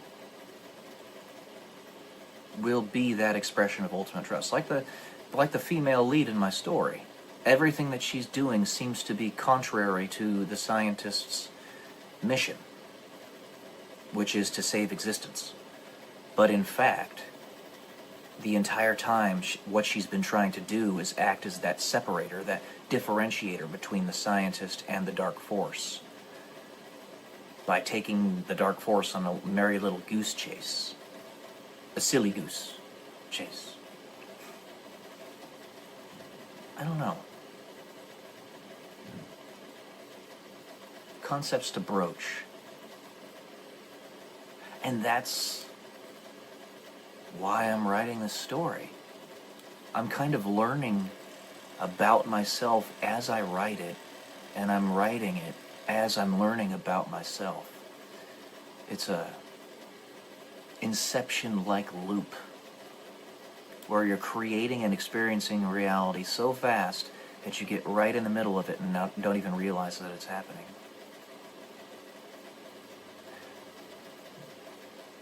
But there is something different. I do feel something different. It's just slight. And I think it has to do with me wanting to protect them. Wanting to call them my own. Wanting to covet them. I feel something different with those in whom I want to be in love. And that gets broader and broader every day.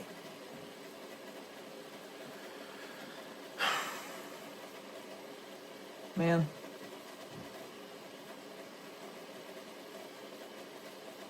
I really do wish that sometimes it would just be a little bit simpler. And that sometimes we could shirk all anxiety, all distrust, all fear, and just be with one another. Fully. In that perfect trust. Do exactly what you want. And have no fear of consequences. Because you are protected.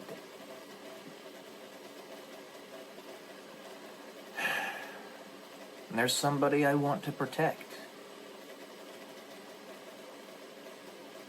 I hope she'll let me.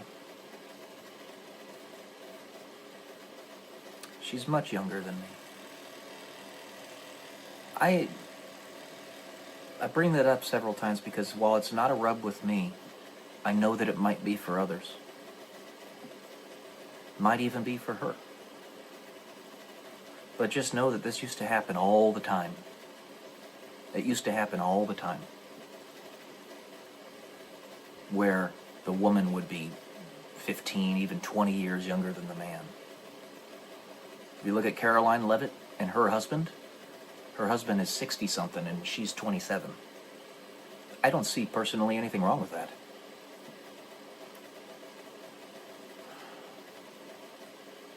To be more specific with the person of whom I'm speaking.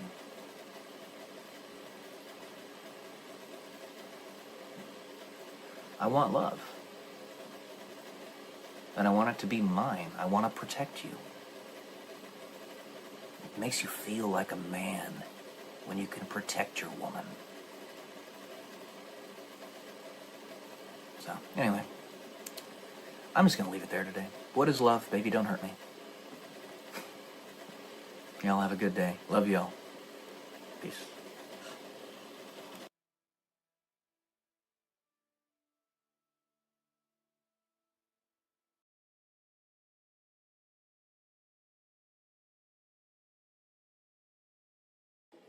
Good morning, guys. Welcome to day 137 until I'm a YouTube millionaire.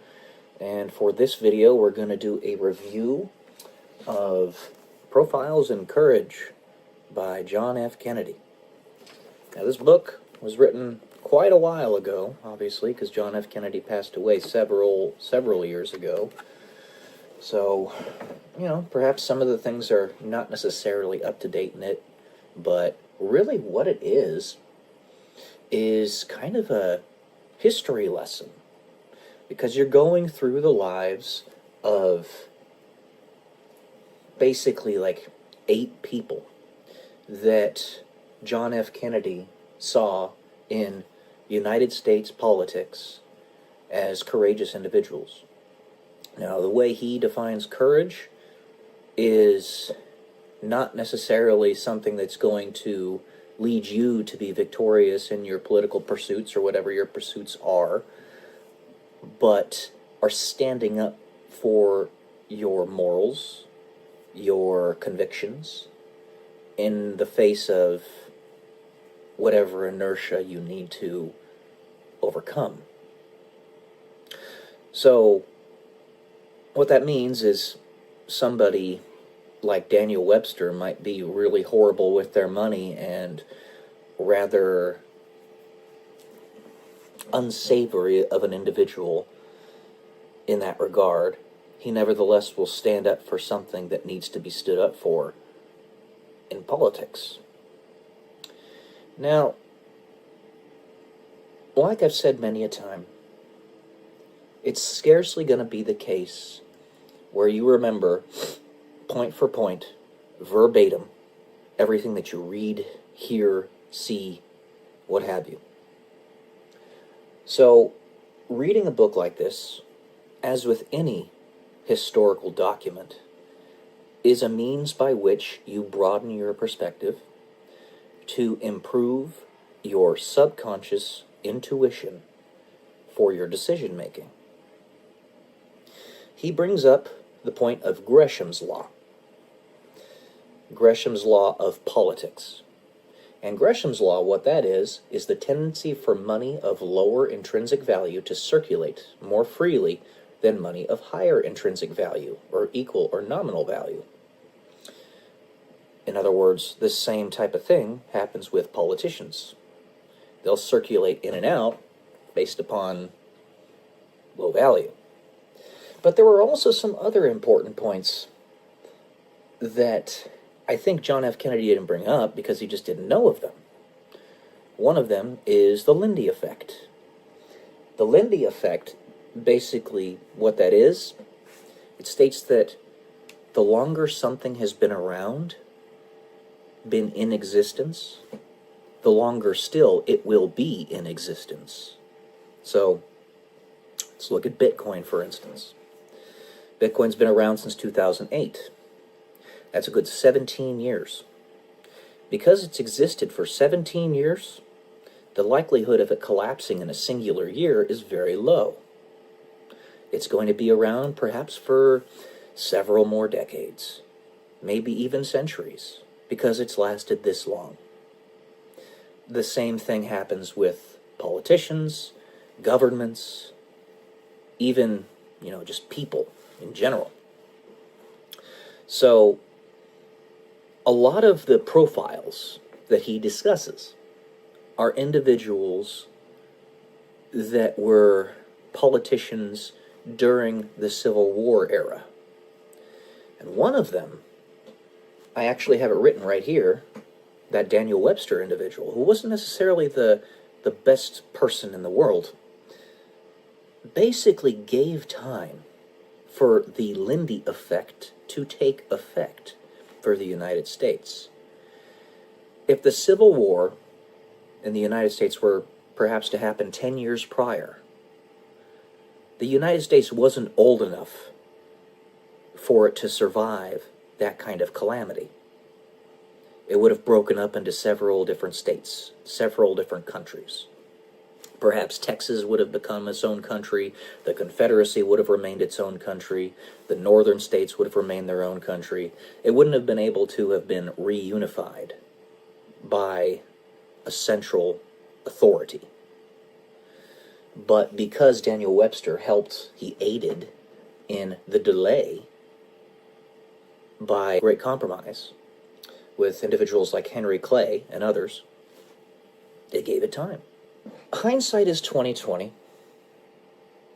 and scarcely could any one of these individuals have known what the future consequences would have been of the actions they were taking in the present. But a few things that you can know, the kernels of truth. Life is better than death.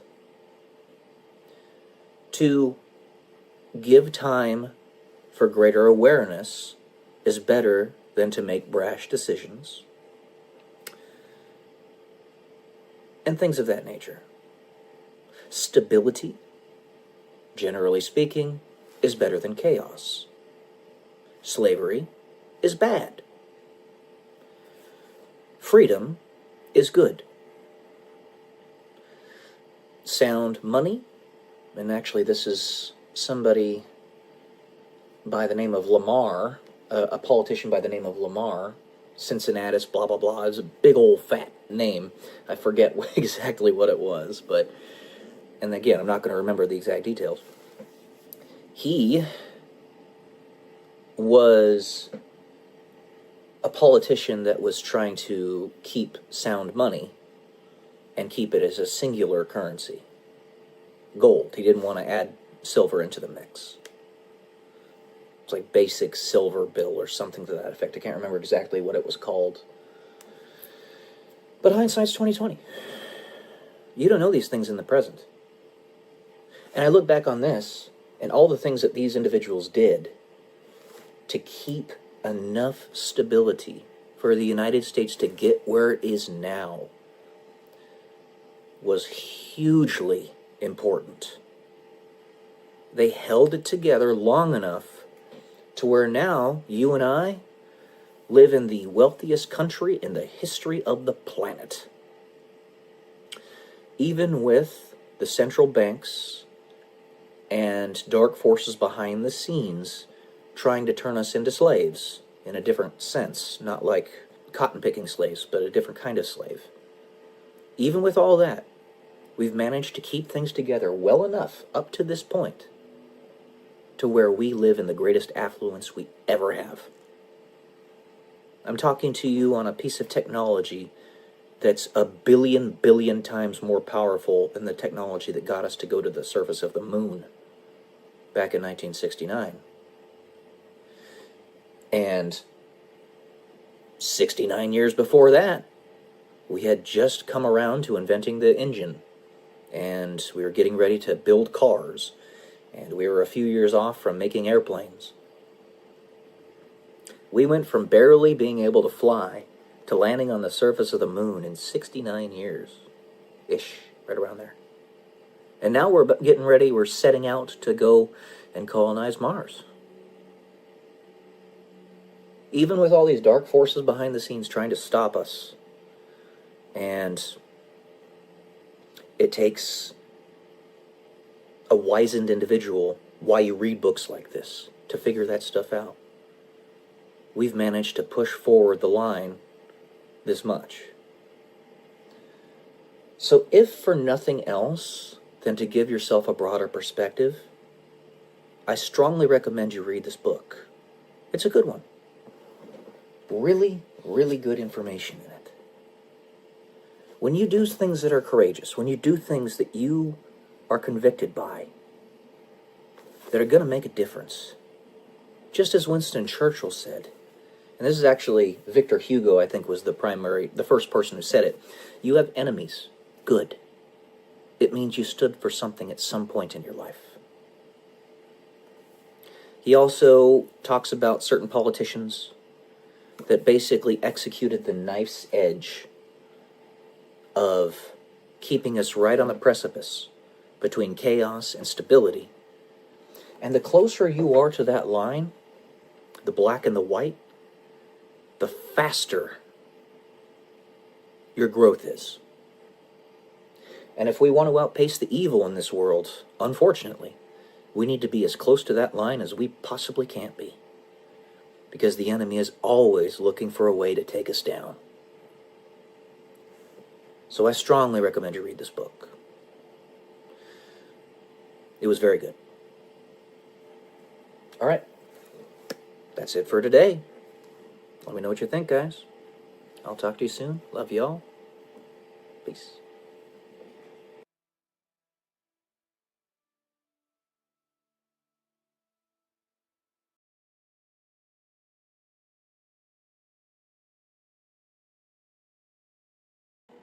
Hello, everybody. Welcome to day 118 until I'm a YouTube millionaire. And for this one, I'm going to read another essay that I wrote a while back. This one called Be a Principled Individual. So here we go. How do you determine the genuine charitable actions of a charity? where the donated money goes. Where does that money have to go in order for the charity to be considered charitable? 1, those who need it primarily, and 2, those who the charity says it is to go to. Who does the charity say the money is to go to? Do they need it? Do not look at what internal numbers say goes to the actual charity. You must discern what is actual charity, not simply listen to what the organization calls charity. For instance, a charity can define charitable work in a category called other expenses, quote unquote. But that money goes to paying for large employee pleasure junkets and vacations. This means you must look at what the charity is building, what it is providing to the needy, whether that provided capital be physical, mental, emotional, spiritual, or some other combination thereof. Oftentimes, this means you must go directly to the people that the charity claims to be helping and see for yourself how those people are being helped. To the point of the Clinton Foundation accepting money from Saudi Arabia, approximately $25 million total. This was back in 2016.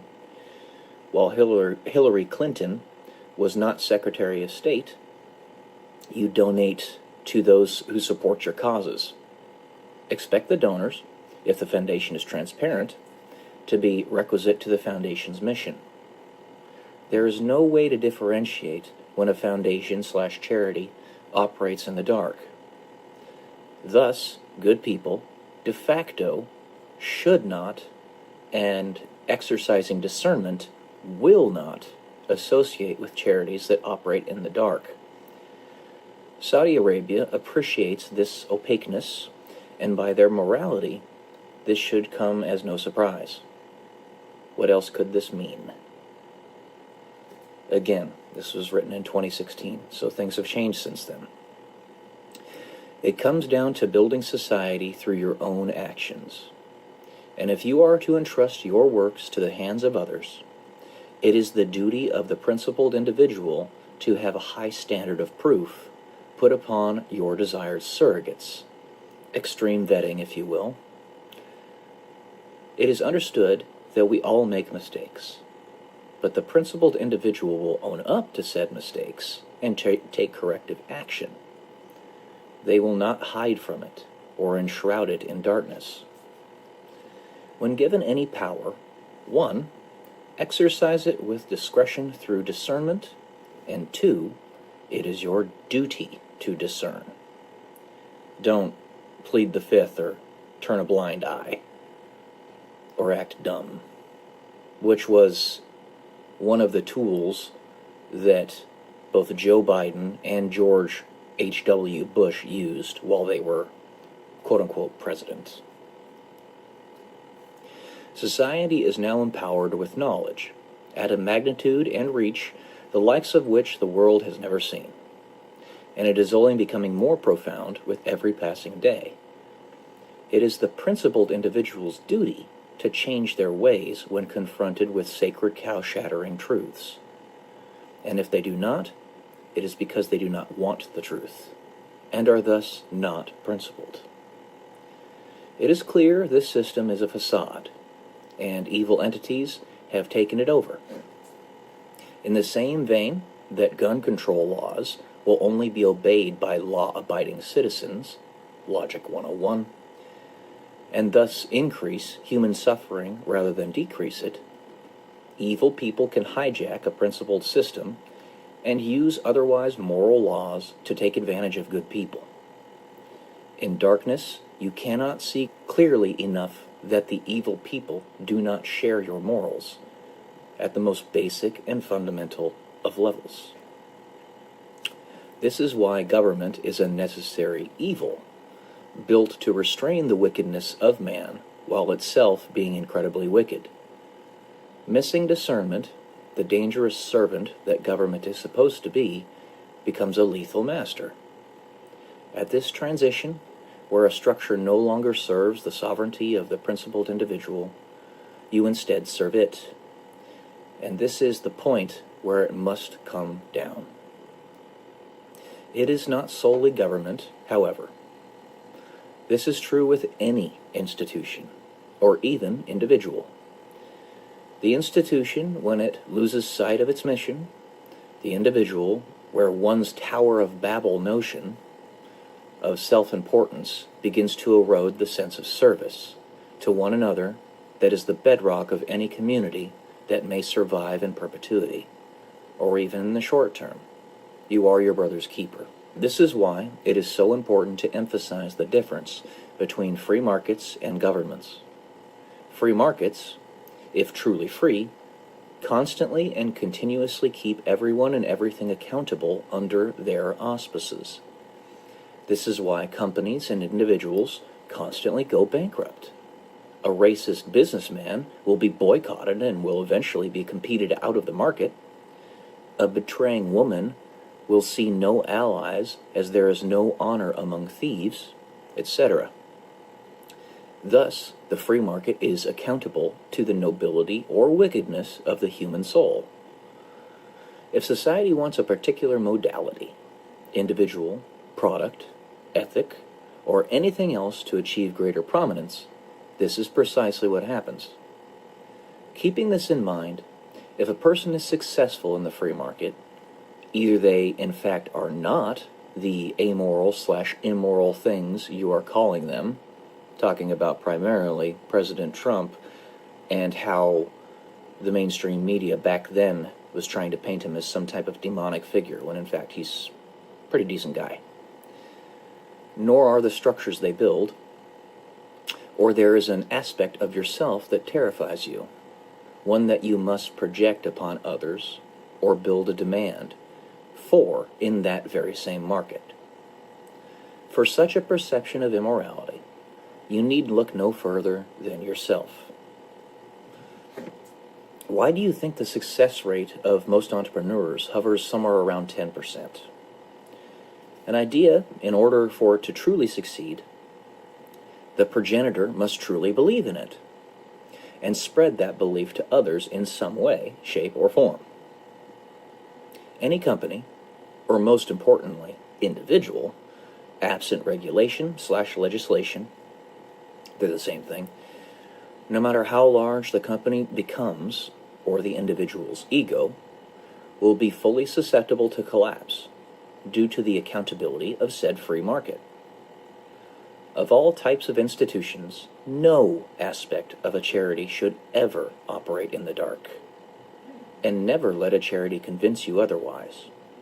Ultimately, no institution should operate in any way in the dark, but tactically, a charity least of all.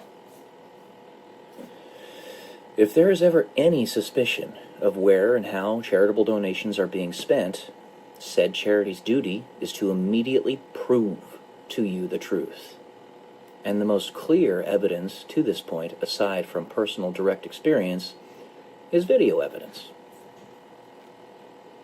Information on a moral charity should be easily accessible to anyone in any way, shape, or form that its contributors request, and immediately so. There should be no gray area. Fear prevents us from wanting to see the truth because we fear what we will reveal within ourselves. To truly discern the truth, you must look at facts, not words, shown through one's actions, and the fruits of a person's labor is evidence of intent, evidence of who someone actually is. In a world run by Satan, evil is crafty and constantly on the move. Truth can at first be very difficult to discern, but you must look, ultimately, at one's individual and direct actions, because even direct and willful surrogates can be occluded, and through this darkness, compromised. This, as well, cannot be emphasized enough. You judge a tree by its fruits, not by what is claimed by others that such a tree produces. To simply listen to a demagogue shirks direct experience, and those using words of sorcery to tell you what the truth is rather than letting you experience it for yourself are attempting to take a falsely anointed position. They have become your false idol as you turn your back on action. You would turn your back, thus, on truth, which you must see with your own eyes. Belief, truth, is personal, and no one else can ever tell you what you see. If they themselves cannot see from your eyes, only you. There's an old proverb that connects to this, where the axe convinced us that he was one of us to the trees because his handle was wood. Something to think about. In this world, there can be no salvation, and when the light shines like disinfectant on all dark corners, revealing for everyone to see what is actually happening, if you continue to deny it, you have sown your loyalties and proven that you stand against truth, for you genuinely do not want it. The same is true in the other direction. The difference comes down to one fundamental thing, which itself is based upon another bedrock. Does one seek to build or destroy? And what is the most important thing you could ever build? People, the soul, the human spirit. Structures, people, institutions that advance this end are healthy and good. And at the bedrock of all of this is love. All right, guys. That's all I got for you today. Be a principled individual. Love y'all. Peace.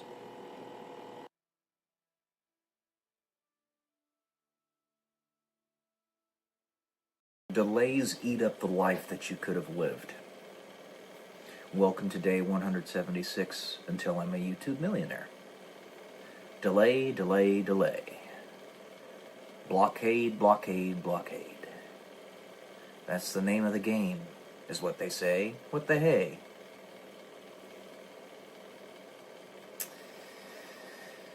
Yeah.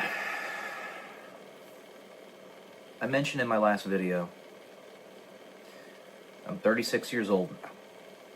And that's 36 years of experience behind me.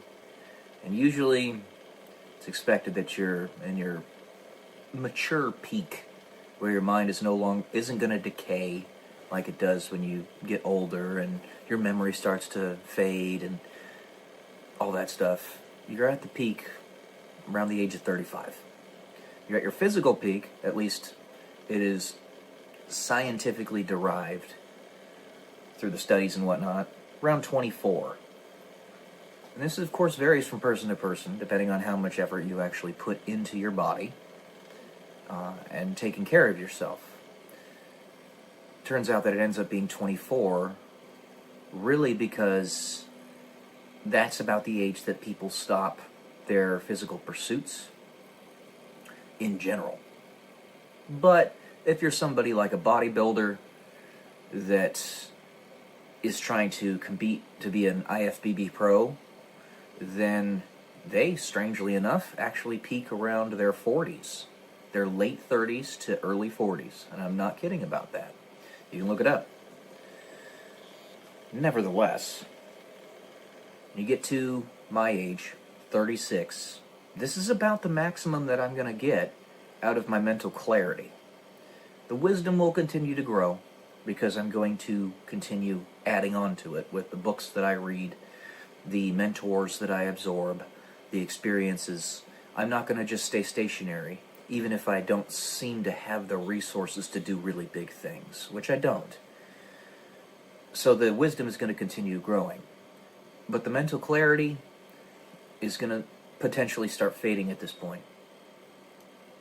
So no more name of the game being delay. It can't be. It simply can't. And I want to be there for the kids that I do have. Hopefully it's going to be a lot.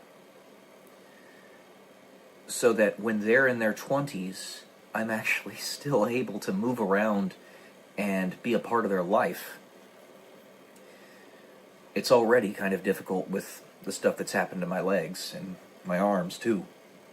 I don't mention that very as often as I do my legs, but yes, I don't have pulses in my wrists because of the crucifixion disease. So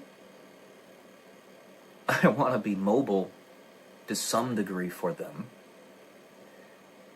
The delays have to stop. They have to.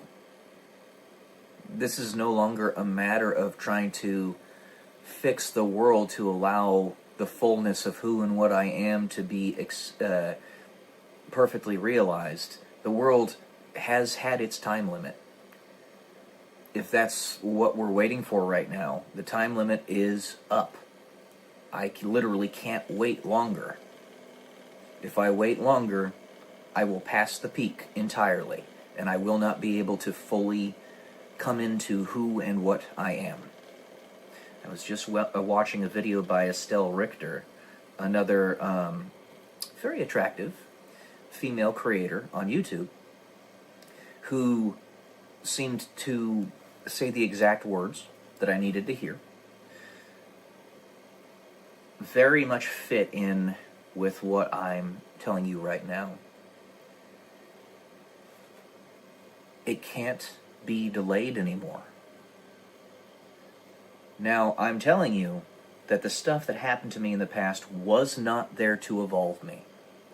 I know a lot of you are trying to fall into the camp of, oh, resistance makes a diamond, blah, blah, blah, and fall into that Stockholm syndrome. I am telling you, God can use your enemy's animus for his purposes. Don't get me wrong. And he does all the time because there are so many enemies everywhere. But these people that did this to me really were not my friends. They genuinely were not. They weren't trying to turn me into a diamond or whatever. And I certainly don't look like a diamond. Anyways, they were trying to destroy me. They were legitimately trying to destroy me. That was their intent. And God just used it for his purposes instead. Which I'm infinitely grateful for that. But the time has passed. We cannot wait any longer. I don't have that kind of time. Unless there are inventions that come about that make it so that we live 1,000+ years. I don't have the time to wait.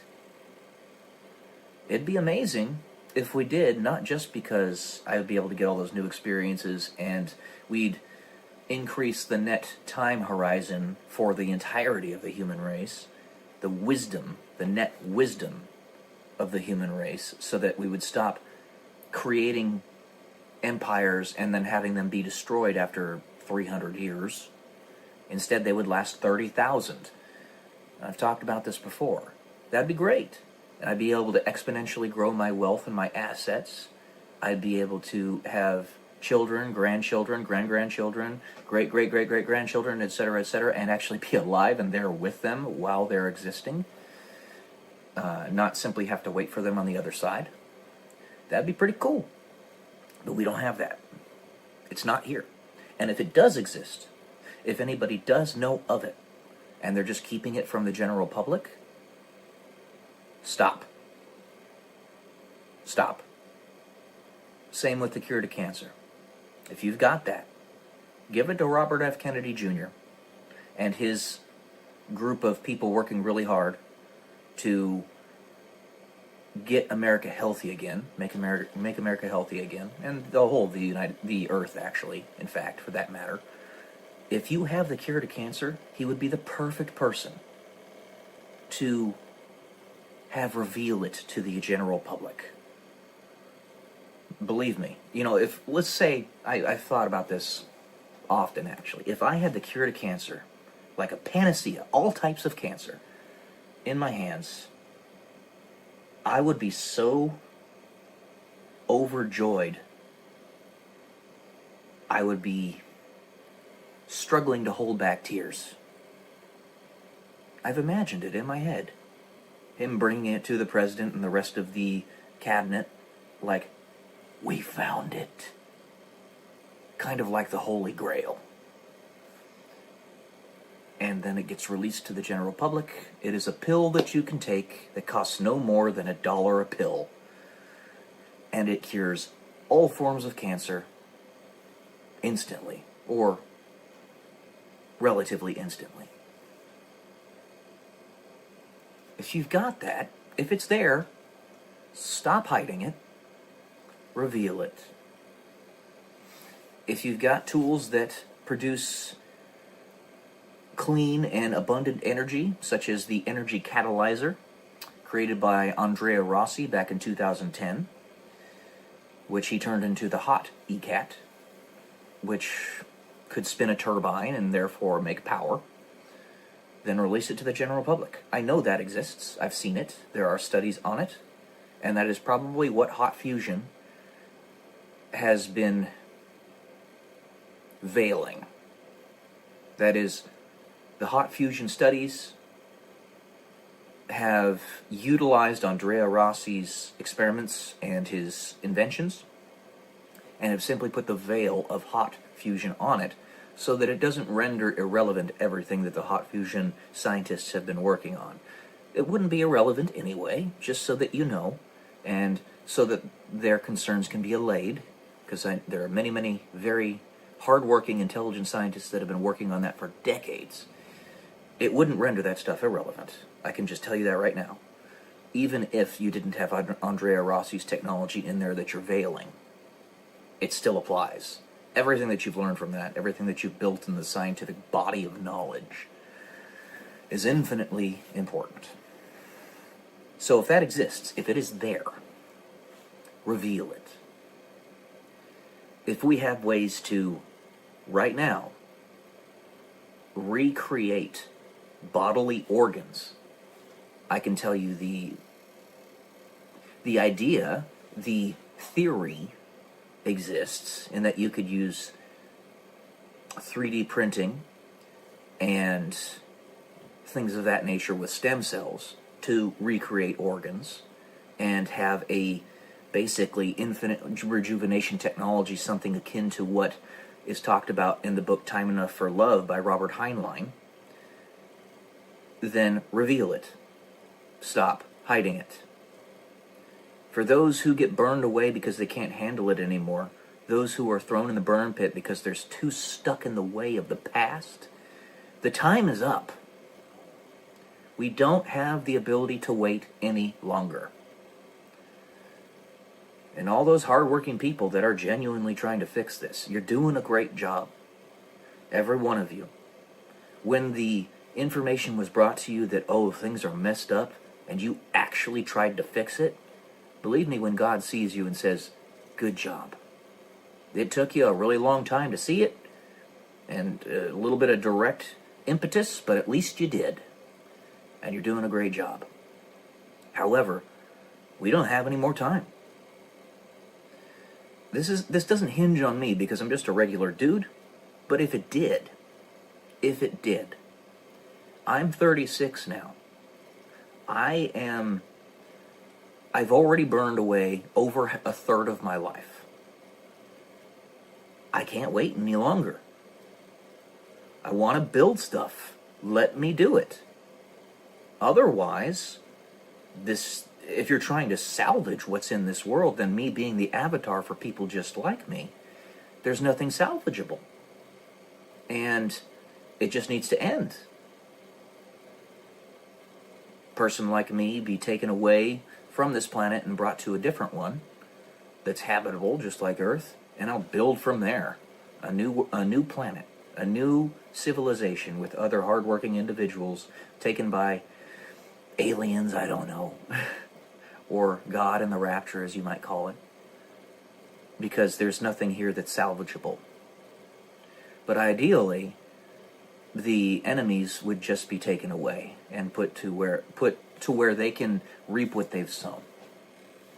Altogether, kind of like Escape from LA with Kurt Russell, and that they're all put in a planetary prison for what they did to everybody else, and how they were locking us down and trying to suck us into an abyss.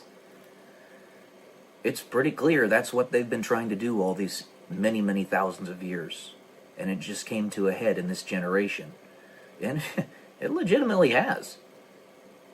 I mean, I can't speak from knowledge of the past because I didn't live in those generations. But from what I can read and tell from the history books and all that, it looks like we are actually at a head right now. Which means those people, we can't associate with them. We can't. We've tried to save them. They're unsalvageable. They don't want to be saved. The endurance that we've had all this time has been in an effort to pull them out of the mess.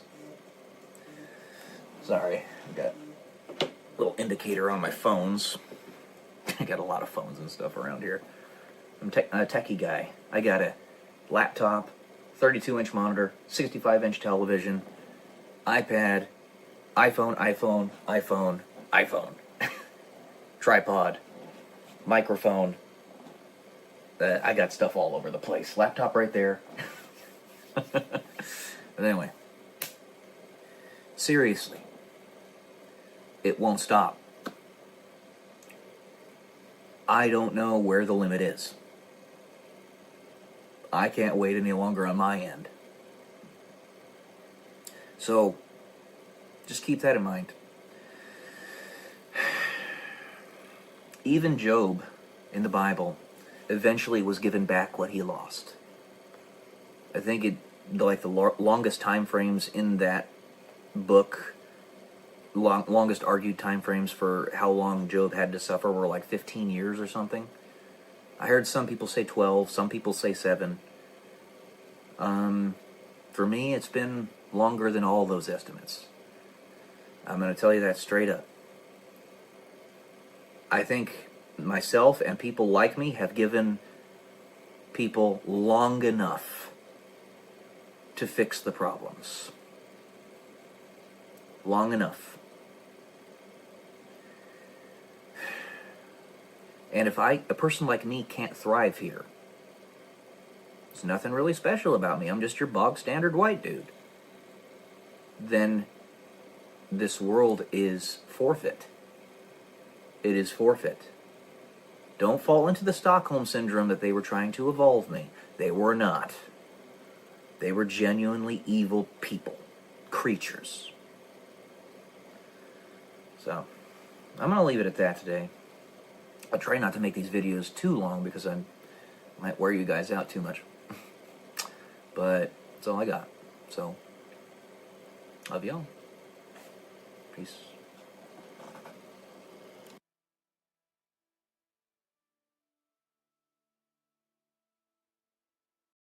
Good morning, guys. Welcome to day 179. Tell me, YouTube millionaire. Hope you're all doing great today. Doing alright myself. Had a pretty good get-together with the family yesterday on Memorial Day. It was a very full day as well. Got everything done that I wanted to get done. Got up, like I said, at 2 a.m. because I had to clean up after my dog. And ended up getting almost an entire book read, about 700 words written. Did my workout really early. It's very light right now because I'm still trying to get this rotator cuff healed. It takes a long time for the rotator cuff to heal. Then we went to the casino and did a slot live for my mom's channel. Of course, I posted the videos that I post every day. Figured out what was wrong with my promotions on my YouTube channel and fixed it. And it's promoted now, finally, after 3.5 weeks or whatever it is. And then we had the get-together. It was between 4 to 7 yesterday. So that was pretty nice. It was a good day. 'Twas a good day. I had family members that were talking to me after they got pretty drunk about certain things that I felt no obligation to defend myself on which I felt no obligation to defend myself. Because I cannot deny that my brother was right in some way. In some way. He was telling me basically to not be so hard on my uncle. Because my uncle partakes in certain things that he overdoes. And my brother was like, yeah, he's towards the end of his life. Let him enjoy it. He doesn't know the details of what I, my mother, my father, everybody else in the house have been doing to help him. The contradictions, the,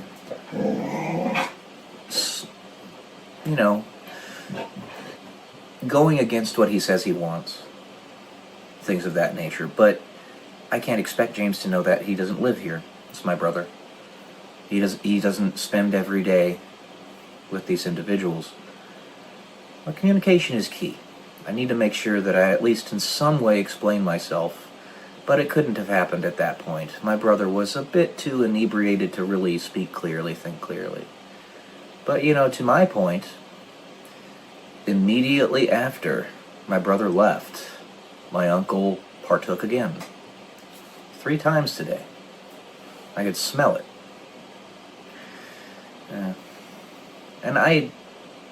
So the thing is, my uncle wants to make it to 85.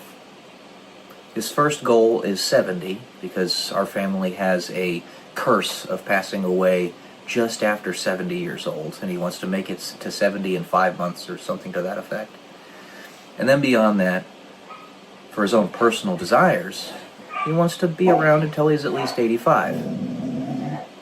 That's the purpose of why I and my mother, particularly, because she's a nurse, have been trying to help him. Been trying to help him lose weight and get his life straightened out. And when he was listening to us, he was doing a great job. He had gotten down to 233 pounds. The lowest he had been in probably a decade, maybe longer. And then he stopped listening. He just stopped listening. And he instantly shot up 7 pounds and is falling off the boat. And I was rather more than slightly frustrated at the situation, because I had so he was my responsibility, and he didn't see how I was helping him because I wasn't doing particular things that he expected. So he had the stewardship, if you will, for lack of a better term. The program is called IHSS, In-Home Supportive Services, taken away from me and given to his girlfriend. It makes sense that his girlfriend would be doing it, because she's right there with him every day. They live in the same room, and they're in proximity with one another every day, more so than I am. I get that. Totally get it. But he wasn't seeing the unmeasurable things, the things that you can't quantify, that I was doing for him. And it was very frustrating that the stewardship was taken away from me. And you see what ends up happening. And I don't want that to be the case. I don't want that to be the case where it's shown that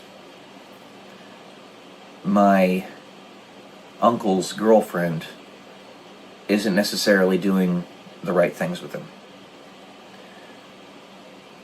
It is part and parcel to the prescriptions that he's taking that you're going to have some side effects. It's just going to happen. But there are things that I and my mother have told him repeatedly he needs to change. Just, he needs to do it if he wants those side effects to be allayed. The first one is he needs to stop eating such bad food. While the prescription does reduce your food drive significantly, makes it so you want to eat less, you still have to eat better food. And when you go out to eat 4 days a week, that is exceedingly bad for you. Exceedingly bad for you. The pill is not meant to do everything. It takes a huge weight off of your shoulders in that it reduces your food drive, but if you're still eating poopy food, it's not going to make much of a difference. You're going to have difficult bowel movements and things of that nature. It's a plethora of things. Things that my brother doesn't see. And another one of those is that we have 2 nurses in this house, a retired respiratory therapist, and myself, who's got an extensive medical knowledge, and he's not listening to us. He has a goal, and if he didn't, if he's earnest about that, if he means it, then he'll listen to us. He'll do what we tell him to do, because we know what we're talking about. That's the frustration. That's it right there. And on top of the many things that this illicit substance, which is supposed to be a treat, that he takes every day. It's not illicit because it's legal now. You guys know what it is. But it's supposed to be a treat. You're not supposed to take it every day. And he does it every single day, multiple times a day. But that substance counteracts the Ozempic he's taking, because it increases your food drive. It gives you the munchies. No matter how much you want to say that it doesn't, because we have the Pearson-Widmar stubbornness, it does. It increases your food drive. You're going to lose everything that you've gained. You're going to go back to your old habits if you don't just listen. That's the idea. That's the frustration. And if he doesn't want to listen, that's on him. He's in the right place to keep him accountable, and that he's surrounded by loving family, by educated family, by family who knows what they're talking about. But if he doesn't want to listen, so it goes with the human race, So is the case, is the friction that doctors always have, medical doctors, and why they so often can make such a little difference in somebody else's life. And why, rather than telling somebody to change their habits, they almost always just default to prescription drugs. Because getting somebody to change their habits is way harder, and it's much, much rarer, even when you're an exceptional doctor, that you can actually accomplish it effectively. And I don't have a medical degree. I am just a guy, basically. But the frustration comes out of compassion, comes out of love for my uncle, and me wanting him to win at life. And he knows things in his life have gotten 1,000 times better since he's moved in with us. 1,000 times better. He's positively flush with money now, he and his girlfriend. He's healthier than he's ever been, or not ever, but many, many years.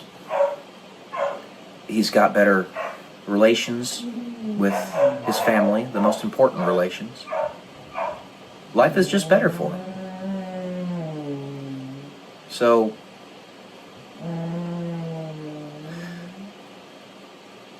there's much more to this. I'm not I didn't want to defend myself last night because I wouldn't be able to get a word in edgewise. My brother had things that he wanted to say, and I wanted to let him say them. And that is one of the purposes for having this YouTube channel, that you can explain yourself. That's what I'm doing right now. My brother may or may not watch this. My uncle may or may not watch this. But I know sometimes they do. Just know that it is for him. It is for him. This explanation is for my brother, and what we're doing is for my uncle. We love him, and we want him to win at life. If he'll just listen, get himself down to 200 pounds, stay there for the rest of his life, he will achieve his goal of getting to 85 plus. He will. I guarantee it. I will go so far as to guarantee it, even if it ends up that I get pie in my face. I don't freaking care. Because I'm saying to you, that's going to be the very best chance he has at accomplishing that goal. You don't see fat 80-year-olds. You don't. So, that's all I got for today, guys.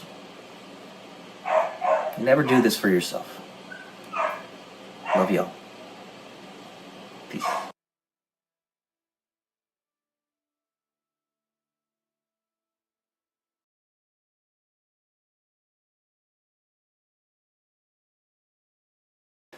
I often say, ordering is the sister of timing. Welcome to day 187 until I'm a YouTube millionaire. 187 is a number that's very special to my heart. I won't tell you why, but you might be able to determine at some point. So ordering is the sister of timing. The reason I have allowed myself to even entertain the notion of unorthodox romantic relationships is because of that thing, that ordering is the sister of timing. In the current world, this one, the enemy seeks to disorder things, to put them out of order, and to jack up our growth and development. While it is something that might be duly considered in a non-ephemeral existence, one where we no longer live and pass away in 100 years, but instead are fully eternal, for us to consider unorthodox romantic relationships. It is not something that we can necessarily do safely here. So if you are to breach that covenant, which is a sin, and that means it is, so you understand what the term sin means. It means to miss the mark. It means you're not getting it right. Okay? To disorder it. If you were to breach that, so long as you can handle what you're doing, you keep it to yourself. So we are in Pride Month right now. Quote-unquote pride. And pride cometh before the fall. It's one of the seven deadly sins. Nonsensical that we've made an entire month based upon our sin. It's almost like our leaders forgot. That's why it's so important to repeat over and over, like a mantra. Because we think we know better than our ancestors. We do not. We were so foolish as to make an entire month dedicated to a sin, a deadly sin. But at the same time, I still love and have compassion for those who are, quote-unquote victim to a sexual preference that is a little strange, right? So interested in men if they're a man type of thing. Which, by the way, to that point, it's very strange, but from what I've seen and heard, it's not actually a sin based upon what's written in the Bible for two women to be with one another. I'm just going to say that I think that's pretty sexy. Alright, anyway. sorry. I couldn't help it. But, yeah, so the enemy seeks to disorder things. Pride cometh before the fall. We are doing these things in an ephemeral world, a world that is meant to be a safe place to raise children, which we all are. We're all children. However old or wise you think you are, it pales in comparison to the wisdom of God, which is infinite. No matter how much knowledge you have, a finite number is always infinitesimal when compared to infinity. Okay? It's just the way it is. We live in that ephemeral world. We are not here infinite. With an infinite knowledge and understanding and omniscience, a lot of people believe that there is no judgment because you'll understand the intent of somebody and where they're coming from. It's not true. What there is final judgment. Full judgment. Complete judgment. So that those who genuinely have an intent to harm are separated from those who genuinely have an intent to make the world a better place. And you can fully, perfectly trust the differentiation there. So, you have those trying to use the sin of pride to disorder things intentionally, to destroy things. And you will know who those people are.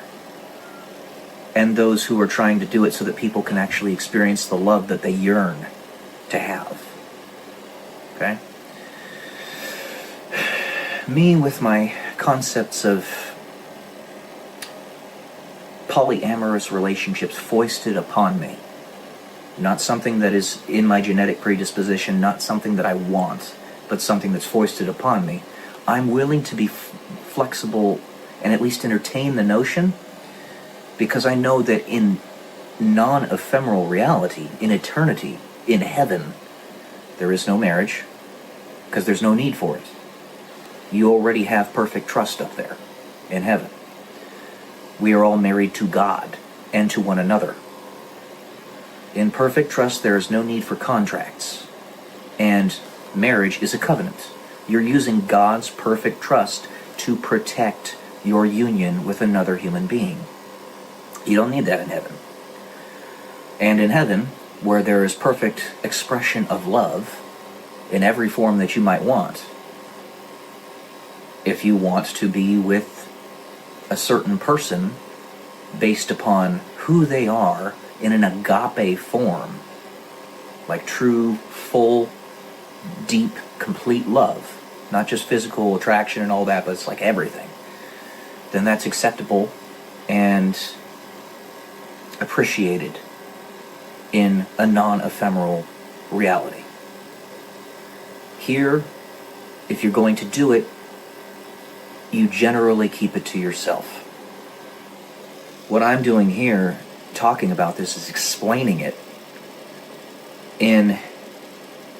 It's very strange. It's both disordered and ordered, because I'm in the ephemeral reality explaining the non-ephemeral reality and trying to bridge the gap.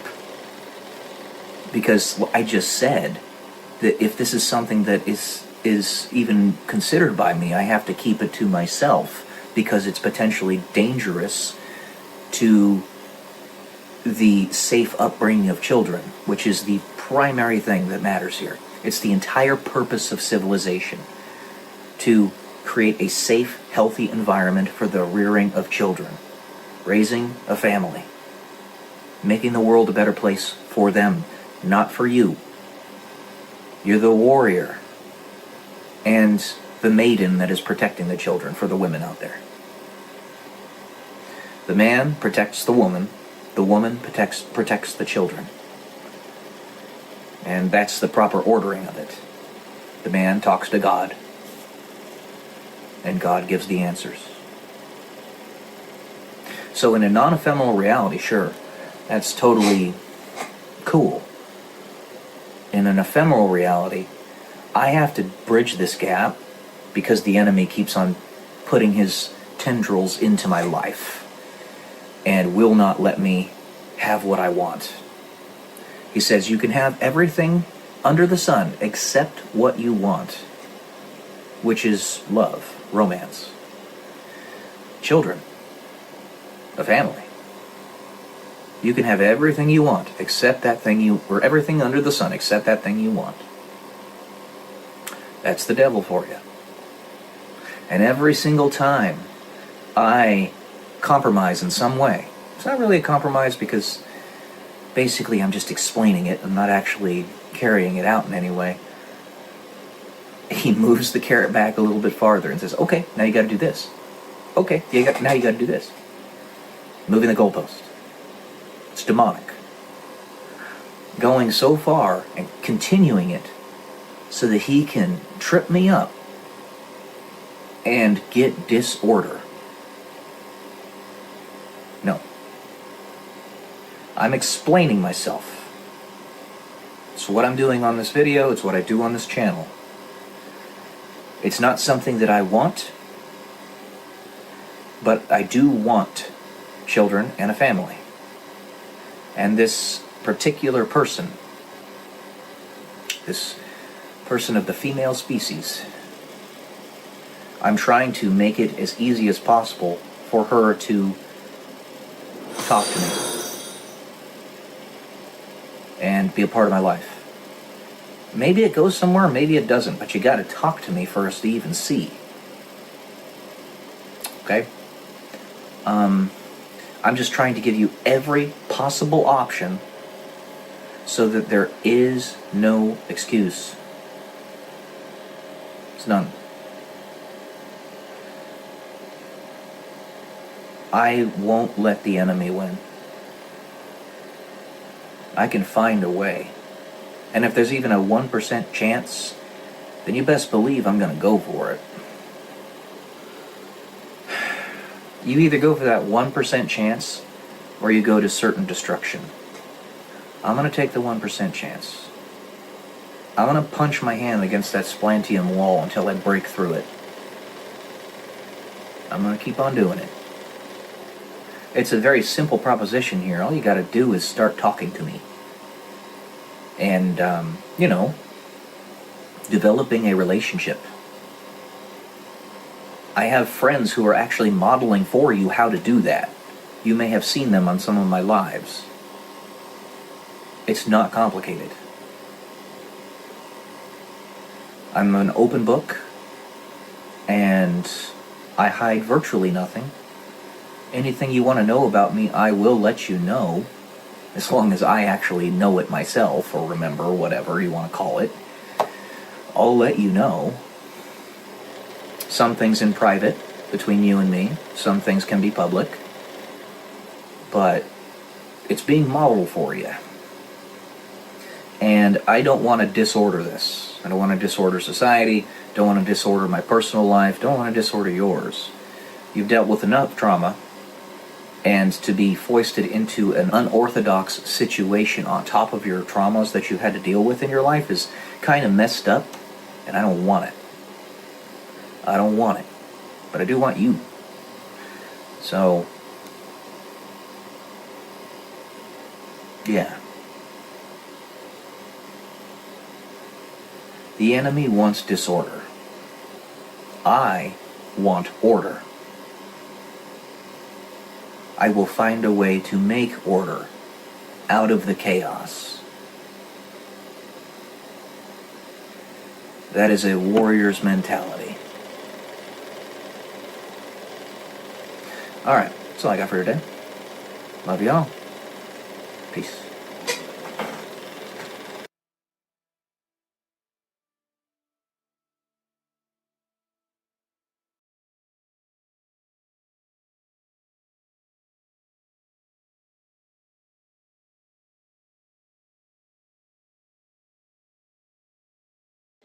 Good morning, guys. Welcome to day 115 and Tell Me YouTube Millionaire. And I've got another book review for you today, actually. I started this book, The Diving Bell and the Butterfly, immediately after I finished the last one, No One Writes Back. And I didn't expect that I would finish this one as fast as I did. But the thing is, it's a relatively short book. So it's only 130 pages of quite small pages with pretty large margins. So I would guess it's like 20,000 words or so, if that. But it's pretty straightforward. So the guy who wrote it was a victim of locked-in syndrome. He had a cerebrovascular accident. He had a stroke, right, where at the base of his spine, or right here, basically, blood clot exploded and caused him to be paralyzed. This book reminds me distinctly of the movie Source Code with Jake Gyllenhaal. And in Source Code, which, by the way, is probably an S-tier movie, in my opinion. It's up there with the likes of Inception and Gladiator and Braveheart, like, among the best movies you can watch. Jake Gyllenhaal's a pretty good actor, but this is very distinctly similar to that. In that movie, he is part of a government research project where he's in the military, he's a captain, and his lower body gets blown off.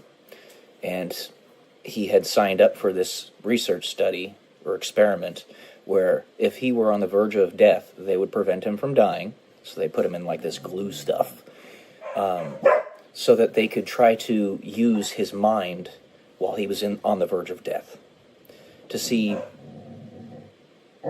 because they had a hypothesis that they'd be able to look into the future with that. In the movie, yeah, they were able to do that, and eventually it's revealed what happened to him, and the fact that his lower body was gone, and he was in like this little vessel, like a diving bell, actually.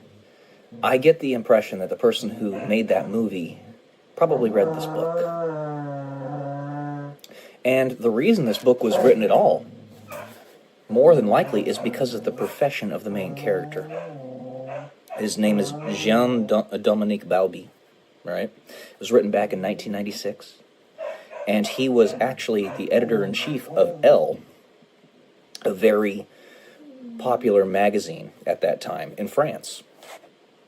He's French, obviously, for you can probably discern from the name. And because of this, he had access pretty much immediately to editors, publishers, writers, authors, all this stuff. And he had Claude, I don't know if I'm saying her name right, who was a transcriber, author person, come in, and because he could blink his left eye, that's how they communicated. Eventually, he did get a little better over the course of the year that he was alive with this syndrome, where he could turn his head a little bit, he could grunt, but he blinked his eye, his left eye, and that is how he communicated with Claude to get this entire manuscript written, all approximately 20,000 words of it. It's very good. I very much recommend it. So the way this is going to happen going forward is I'm either going to give you a recommended or not recommended, and then on top of that, if it's like S tier, then I'll let you know if it's in the S tier. But otherwise, it's just recommended or not recommended. And this one is a strong recommend. It's very good. I thoroughly enjoyed it. Easy to read.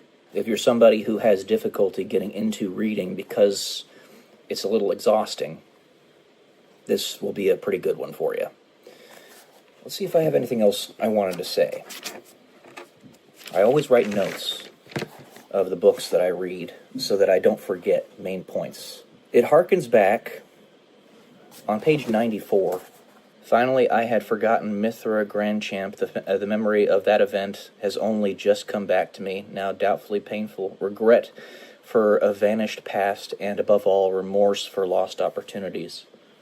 This reminded me of something that Bailey Schilbach said, because she also read this book. The name of one of her videos is Almost as Grief. Almost as Grief, we're talking about regret.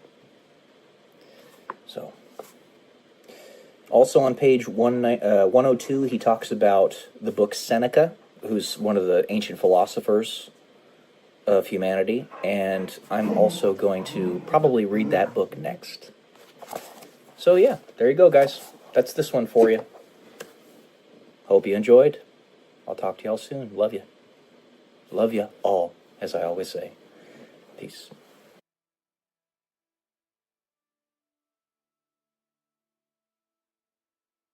How to survive the chaos.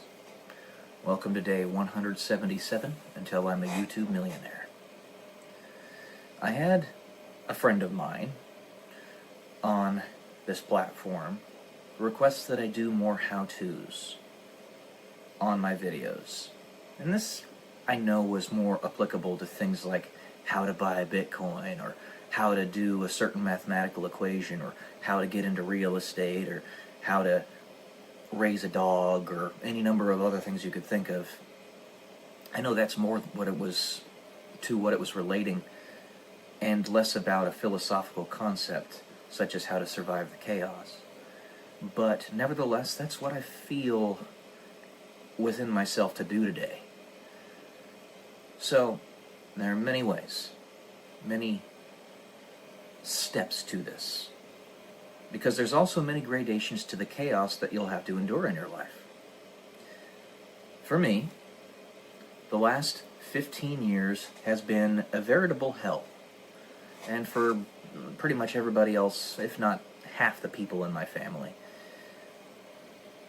it was marked by a tremendous number of physical ailments for myself and the rest of my family. My father, for instance, having 15 strokes, including 2 massive ones and 13 TIAs. My mother having PTSD, all like I do, major depressive disorder, and a bunch of other stuff, back problems. Several of my family members passing away in such a sequence that it seemed to be just laying on thick in our lives. I had several uncles leave this planet, and basically our family was just sort of dwindling around us. One of the big reasons why it's so important to raise up a family of your own, because otherwise you're going to be all by yourself in no time at all. We don't live very long. It's been very difficult. So, it's a combination of doing things that you keep secret, as well as things that you keep public. There's some stuff that, because your enemies want to take you down so badly, you need to keep to yourself. Like where you put a lot of your resources, your monetary resources, your capital, stuff like that. And yeah, I mean, it's pretty obvious how when you're duking it out with those demons that I talk about so often here on this channel, that there's some stuff that you have to keep to yourself. You also have to get yourself in the right mental state. And the enemy is always seeking to set up expectations for you in your mind, and then fail those expectations. Because that's really the heart of insanity. That's what leads you to go insane or get very resentful. Your expectations are set up, and they're failed. So don't have any expectations with respect to people who you cannot be certain are actually on your side. And that is attached to trust. Now, ultimately, the paroxysm of perfect trust and frequency entrainment of every human being to one another will result in a perfect connection emotionally from one person to another. This perfect connection emotionally is what you and I can call telepathy. So communication mind to mind without any need for verbal words. So how to survive the chaos? Get yourself in the right mental state. Make sure that you have backups on top of backups on top of backups on top of backups when it comes to your survival mechanisms, your resources.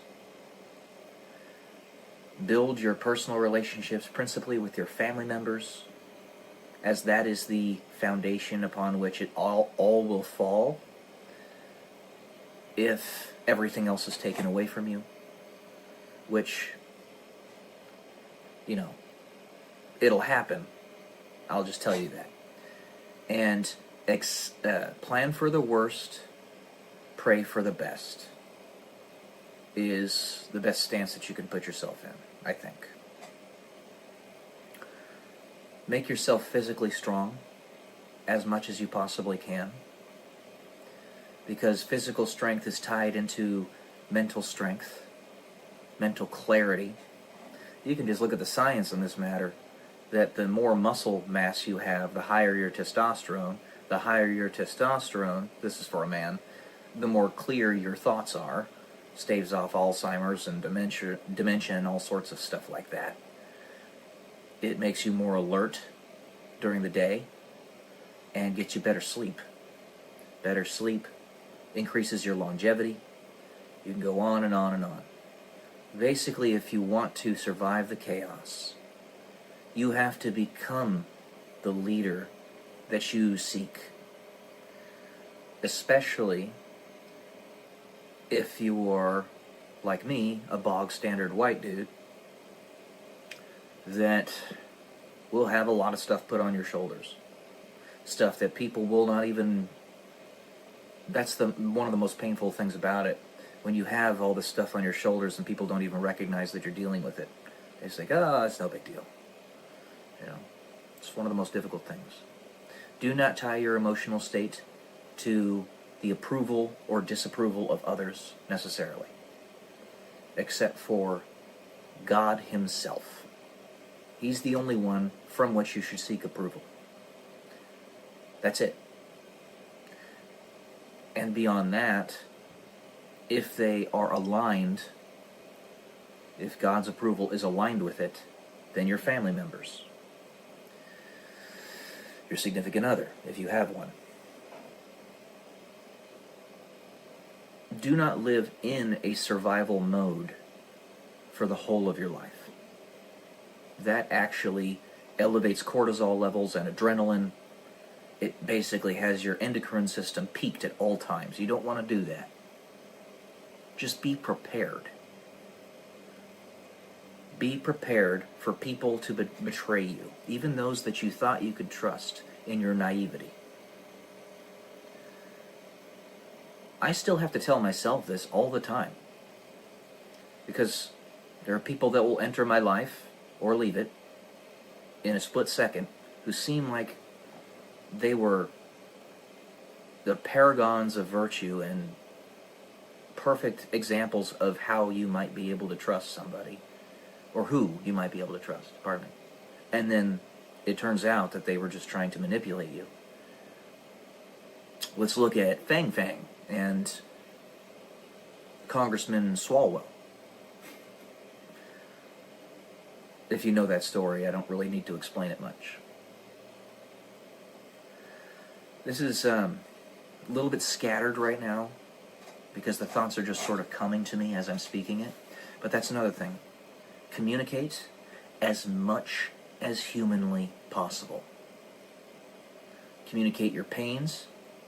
Communicate your frustrations. Communicate your victories. Communicate your failures. Everything you possibly can that does not compromise the mission that you're seeking to accomplish. Because the more you communicate, the more evidence there is for what you are doing and whether you're aligned to that or not. Vet yourself, because in infinite timescales there are no secrets. So broach those problems, potential problems, before they even arise. That means be open. So, there's a difference between need to know that you just shouldn't keep to yourself. Like, for instance, I don't need to know the exact training simulations that a particular platoon will do in the Army. I don't need to know that. I just need to know that they do training so that they can get better at protecting us, our country.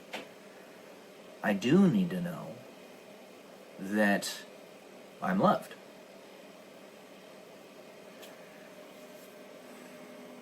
Okay.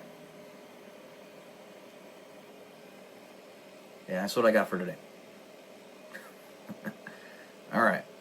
I love you all. You are loved too. Peace.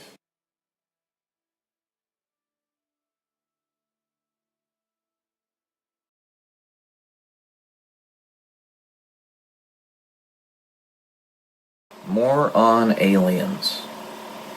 Welcome to day 182 until I'm a YouTube millionaire. The reason I wanted to talk a little bit more about this is because, well, as you know, I used to be very gung-ho about the existence of extraterrestrial life. But also, one of my good friends, who I talked about in my previous video, Boris, has mentioned on a few occasions that aliens are real. No, they're not. They don't exist. They don't. Every single time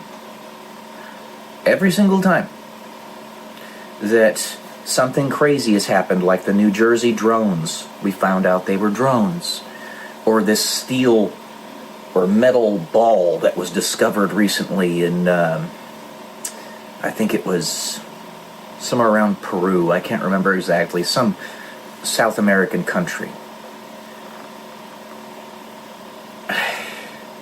There is no proof whatsoever that that steel ball is anything aside from some complex hoax, some military experiment, or some object that at the very most might be from another point in time in history. Now, don't misunderstand me here. There are beings that are from beyond Earth as we know it, that are from beyond this era, and in the celestial realm, if you will. But in this three-dimensional reality, I think the most we will find in anywhere else in the universe, and this could be for a number of reasons, will be just basic animals. I don't think that we're going to find any life outside of Earth that is intelligent. We've had a long time in searching the stars with our telescopes, with our satellites. This is the point right now where we should be seeing the signals. There is less than a 50% probability that we would not see one up to this point. With human eyes looking onto them and saying, oh, that is an otherworldly signal. We still don't see them. It's because they're not there. Everything, these little pieces happening, the reason that's happening now is because it has to. Because we're at that 50% threshold right now. And if it doesn't happen, if it doesn't mold our perception in some way, shape, or form, that they're going to no longer be perceived. And if they're not perceived, they don't exist.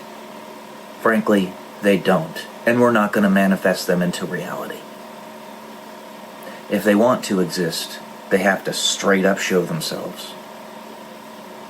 They're not going to. Because they're just specters. They're ghosts. The ones that are here that have shown themselves are not foreign. They're what you already know of. They're your family. They're the ones that love you. That are here to protect you. That are here to serve you. They are, in fact, you. No. Those aliens, they're not there. They're not. I explained some of this actually in my story, and it looks like nobody's going to read it. Page Publishing has told me that I've gotten 20 book sales. I know they're lying to me, which that should be grounds for a suit, but there's not enough money there for me to sue them. But they told me I sold 20 books, so apparently nobody's going to read the story. Okay, fine. I'll just explain it here. Those gray aliens that are in our pop culture, I want to be proven wrong. I want you to understand that. I want to be proven wrong. But I won't be. Those gray aliens are us. They are us. When we develop time machines, which if we can conceptualize them right now, that means we're going to invent them very soon if we haven't already. Okay? Period. End of story. If we can conceptualize it, it's only a matter of time before we actually make it a reality. These gray aliens are us from a divergent timeline. Our future, where we barely survive this great divide that we're going through right now. They're one of those futures, where those of us who do survive overemphasize our intelligence and underemphasize our physical forms. And when it is said that they are from Zeta Reticuli, some of them, that's true. Because we use teleportation devices to get over to that planetary system, star system. I think it's like 40 light years away. Something like that. And in that, they're on a different set, or within a different set of environmental pressures, not only through their own personal emphasis, but also the pressures of that environment. They would lose their hair, they would grow smaller, and they would get very, very intelligent, and potentially even with robotic augmentations. They are us. And they can't lie to you, per se, if it is ever seen, or they are ever asked questions. I've said this before on videos, but like I said, there's virtue in repetition, because most of you are only going to see me once. So I might as well say the most important pieces out here that I can. Every single time a gray alien, as we see it, is questioned on their origins, they are always saying that they are our descendants. Every time. And these other creatures, like these mantis people, or these what are they called again? The Nordic beings and all these other ones, they're all creations of us. The Nordics are us from the future. The mantis beings are our creation through our science and our manipulation of DNA and stuff like that. You can conceptualize it happening. We did it. They're not there. Not in this three-dimensional reality. Not in this era. If you were to go to any other part of this three-dimensional universe, instantaneously, the most you will find, I would surmise, is animals like my doggo back there. My buddy. My doggos. My buddies. There's also the little aspect that, let's say I'm wrong about this, which the probabilities would indicate that I should be. I should be. Doesn't seem to be the case. I want to be proven wrong, but they won't show themselves. If there were ever a time that they were going to, it would be now, with the craziness that's happening on the planet right now. But they won't do it. There's also the element that every single time an intelligent species is born, becomes fully cognizant, has its own agency, that it's whisked away from this reality in kind of a similar fashion to the way we're being right now. In that the reality is rendered irrelevant to those beings. When we actually do invent time travel, this reality will be completely irrelevant because we will no longer be bound by it. And we'll be able to freeze our metabolisms and live forever and transcend our bodies and go from one body to another simply by the power of our thought and intent. It's just a stone's throw away. And that's a giant leap. But it's like a... what's the word? It's discrete. It's not continuous. It's discrete. So it goes like this. You know? Like a pixel. Like computers. Computers are generally discrete. But physical bodies and analog systems are continuous. So we invent this technology, which I would go so far as to say it exists right now, and we're just trying to mollify ourselves to be able to handle it so that it can be presented to all of us. Then this reality is completely irrelevant. Irrelevant. Sorry. If I tell you to think about, or not to think about elephants, what are you thinking about? Elephants. The movie Inception. There was a lot there. Another element that was probably incepted into the zeitgeist, into Christopher Nolan's creative mind, because he could present it to us properly, to give us another little aspect of it all. It's hugely important. I also talk about Inception in my story, which it looks like nobody's gonna read.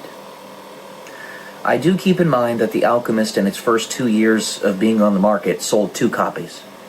And The Alchemist now has sold tens of millions of copies across the entire planet. And it's an extremely popular book today and will be forever.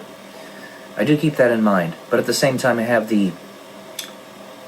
don't have the ego to say that I could come anywhere close to that level of success. I'm probably just going to be another forgettable author, regardless of how good or bad my writing is. Because it's not just about you being good, you also have to be discovered. So. But I talk about it in my story. You can decide whether you want to read it or not. It's this one right here. You decide what you want to do. You decide what you want to believe. The aliens aren't there. They're not. I wish they were. God's there, though. Again.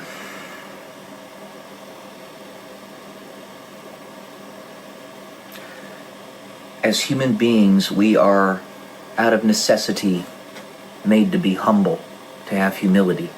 And to say that we are made in the image of God is the very closest we can get to say the truth.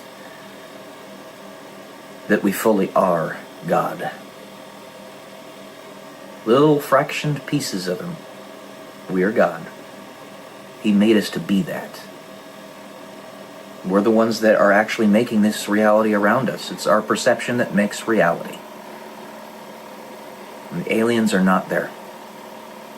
They don't exist. Until they prove me wrong, they will simply be specters, ghosts, our descendants that are trying to force the path of reality in their direction so that they continue to exist. But they don't. Alright, guys.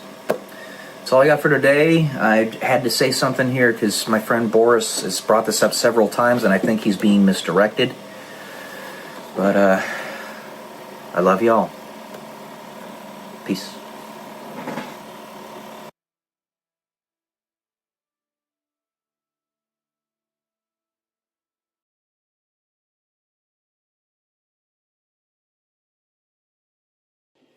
Good morning, guys. Welcome to day 102 until I'm a YouTube millionaire. Today, I'm having my writing session with my friend Kara. I wanted to talk a little bit about these cyber attacks that we recently experienced on platforms like X and Rumble. In fact, apparently they're still going on. But those cyber attacks also apparently came from the Ukraine. The Ukraine. That's what it used to be known as. Ukraine. Now, why is it that it is such a deeply multifaceted and drawn-out conflict that's happening in Ukraine? Why is it that the deep state is so adamantly trying to protect Ukraine? They don't care about all these other countries in the world that have conflicts that happen every single day. I mean, just look at South Africa, for example. They don't give a crap about South Africa. And South Africa's crumbling. That's a perfect example. So why Ukraine? Why do they care so much about Ukraine over anything else? Well, here's my guess. The first one is, back in 2017, we had a sudden explosion of scammers. There were always scammers out there, but it only takes 1, 2, 3, 5 industrious, very hard-working, if you can call it that, scam artists to set up scam farms and hire a bunch of people and pay them a pittance to do the work, to completely sabotage the global economic system. It's called a commerce jam. So you have culture jams, which is something that Alex Stein is really good at, and then you have commerce jams, which basically just screw up the economy. That's what scammers are. They're thieves. They are a parasite. Literally, they are parasitic. They do nothing but steal and suck from the productive energy of those in the world who are trying to build something. Whether it be small or great, doesn't matter. You work hard every day in whatever job that you have to contribute in some way, shape, or form to society, and what they do is they suck away all of the capital that you get from that. It's a disincentive. So, my guess is that in Ukraine, that's the center of many scam farms. I even heard recently, through the grapevine and some X posts a while back, that some of those massive scam farms were shut down. And I'm not going to say who did it because it's too controversial, but some people aren't necessarily as bad as you think they are, is all I'll say. In addition to that, the pharmaceutical complex. I believe a bunch of gigantic pharmaceutical companies' headquarters, I could be mistaken, are actually in Ukraine. There's something going on there. And if we can fix this, whatever is going on in that country. Now, you got to keep in mind, we are so ephemeral, there's so little that each and every one of us know. We simply cannot have a perfect picture of the truth. Only God can. But if we can get in there and figure out what's actually going on behind the scenes, it's so drastic that we could literally have the cure to cancer in a pill form within the next 5 years. The stuff that they are doing there. The pharmaceutical industrial complex and all the crap that they're hiding from us. It might be centered right there. That's my guess. But I don't know. I'm just picking up the little seeds and the kernels from the grapevine. I'm trying to synthesize all the information as best I can. But I am just one guy. Just don't think that you know everything that's going on. You can have your perspectives, you can have your judgments. That's totally fine, and you should, because you're a human being. But look towards truth. Try to find the lowest common denominator of truth and say, oh, that was the right move to do. Oh, that wasn't the right move to do, based upon that lowest common denominator of truth. And then just trust that we have patriots in control right now. Honestly, for the first time since God knows when. But they got in control back in like 2016 or so, and things started to change for the better. But because they have a greater perspective than we do, they're going to be able to do things that we can't.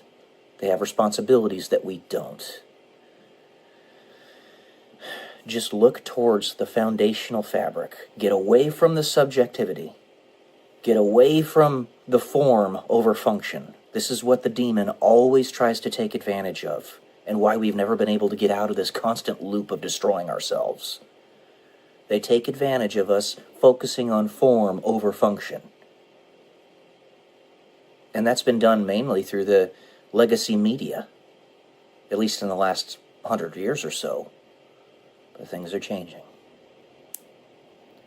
There's something going on here. There is something going on here. So just be patient. We might have that cure to cancer here pretty soon. Alright guys, that's all I got for today. A short one. Love y'all. Peace.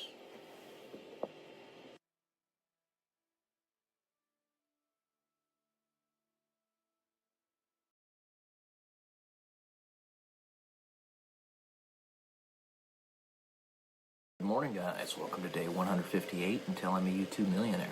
Today is going to be a review of the book Bullshit Jobs by David Graeber. An overview before we talk about anything else. Personal opinion. I was not a huge fan of it.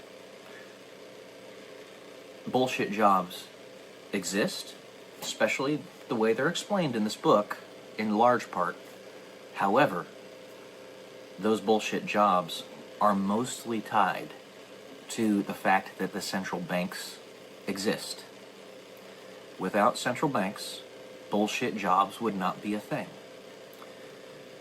So he gives us 5 different categories of bullshit jobs. Flunkies, goons, duct tapers, box tickers, and ticket masters. Flunkies are people like an entourage. Those who you have around to make yourself look more important. Nobles back in the Middle Ages, all the way up to the Victorian era, I suppose, had people that would surround their caravan just to clear rocks out of the sidewalk or the path that they were walking down. The job didn't really have a purpose. It was just given one tacitly, except to give the person coming through the city or the town more gravitas, because there's more people around them. Makes them look like they're more important, obviously. Then you have goons, people like tax collectors, I guess. Those who will go around and be enforcers, stuff like that. And then you have duct tapers, which basically are people that have jobs that are only designed to make 2 incompatible systems or more somehow work together. Now that, I just don't like that. I don't like that idea, because what this is, what all of these are simply a market inefficiency. Truly, he's making this argument for all of these bullshit jobs being bullshit because he believes that we should have already gotten to a 15-hour work week. I do agree with him. However, these quote-unquote bullshit jobs are only really bullshit because of the market inefficiency. We have not found a way to substitute them yet. And there are still things that the people in those jobs are actually doing that are useful. A security guard, for instance, might sit on his butt 99% of the time, but he's there simply to be a body. That's why he is there, or she, whatever. Usually they're males. That in and of itself is not bullshit. There is a purpose to that. Now, if you're trying to fill out paperwork for bureaucratic nonsense, that's legitimate bullshit. And that is principally caused by government and central banking. So anyways, duct tapers, box tickers, people basically just going through checklists to ensure other people are doing their jobs or maintenance is being fulfilled, all that stuff. Again, not a bullshit job. There's purpose to that. The only time it really becomes bullshit is when the government gets in and has those box tickers simply for excessive regulation purposes. Honestly, I'm a libertarian minarchist. I'm a conservative minarchist, so basically I want the government as small as it can possibly be. But I know that because we're human, we basically need that little piece of evil, if you will, government being a necessary evil, in order to stem the tide of the darker aspects of our spirits, of our beings, because you might consider yourself a moral person, and perhaps you are. But when you try to attribute your own morality to others who do not have that morality, that is very dangerous. That is suicidal empathy. It's just not the case. Human beings are different. To discover that there are people actually out there like a George Soros and an Alex Soros that just want to watch the world burn. Or, as Michael Caine says in the movie Batman about the Joker, some people just want to watch the world burn. This is true. And you and I can't understand that because it's not the way we think, it's not the way we are. But there are people out there like that. And they're the reason that regulation, at least tacitly, at least a little bit of it needs to be there until we can completely disassociate from those entities. But we can't. We live in this world right here and now. We have to accept it as it is, meet each other where we are, and therefore we have this. But I want a government as small as possible. And then we have ticket masters. Essentially he's saying jobs that could be taken over by automation. Those jobs, if they still exist, are not bullshit. Just because people get those jobs and they expect 100% fulfillment from them does not make the jobs themselves bullshit. It doesn't. You could do what Google does. The company Google. Basically, they give a person a job that fits the job description on the resume. Maybe they pay them $100,000 a year for it, which is pretty typical for Google nowadays. Maybe 120, whatever. To be just a person that's working in a cubicle at Google. And then they say 20% of your time is dedicated to your personal projects, whatever you want to do. But you have to do it. That's what can happen in this world. It's not a universal basic income, which is what David Graeber advocates for something for which he advocates, which I find nonsensical, because he claims himself to be an anarchist, but he very, very clearly is a leftist. Very clearly. It's abundantly obvious. And while I don't know the details of his personal life or anything, aside from what's in this book, him having been a professor at Harvard, trying to take advantage of becoming or creating a union there. He was one of the people that was heading it up and therefore got booted from the university. Ironically, oh, you want to take advantage of unions, but you're an anarchist. Okay, sure. I believe you. Right. Disingenuous jackass. Anyways, I would assume that he is a leftist atheist. I think that's a pretty easy assumption to make. Another thing that really not just bothered me, but infuriated me about what he was writing about in this book. He gets to his political stuff mostly in the last 40 pages of the book. The rest of the book, he's actually trying to outline what he considers a bullshit job. The last 40 pages, he's dedicating basically to his political philosophy, his own call to action, even though he doesn't want to call it a call to action. It is. He is a fan of people like Michel Foucault, who is not only a degenerate BDSM enjoyer, but was a PDF file. Okay, if those are the people that you aspire to be like, I don't really want to hear what you have to say. GTFO, dude. No, not acceptable. Get out of here. A man's job is to protect. Doing something like that, being a PDF file, is destroying purity and innocence and is utterly disgusting. To even be remotely in support of that, or a person who is in support of that, is unacceptable. No. Well, at the same time, I agree with the general concept that yes, bullshit jobs exist. And at least I will give him credit where it's due. He does mention that the financial institutions, the financial industry, is the primary cause of most of the bullshit jobs in this world. I would say you can read this book safely, to not corrupt your own personal perspectives on the world, if you go into it understanding the biases of David Graeber, which he tries to hide aside from calling himself an anarchist, which is a lie. It's just a lie. He's not an anarchist.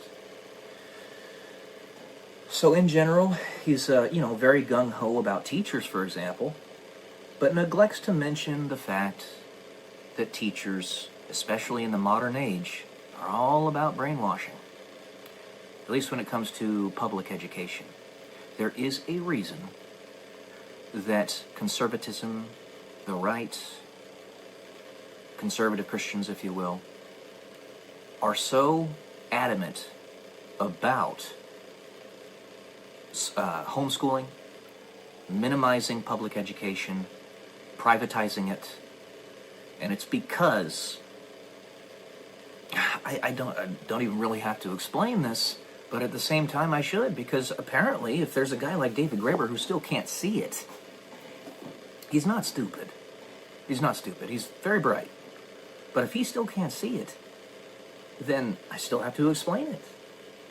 Which is to say, have you not seen the critical theories that are being propounded to children nowadays?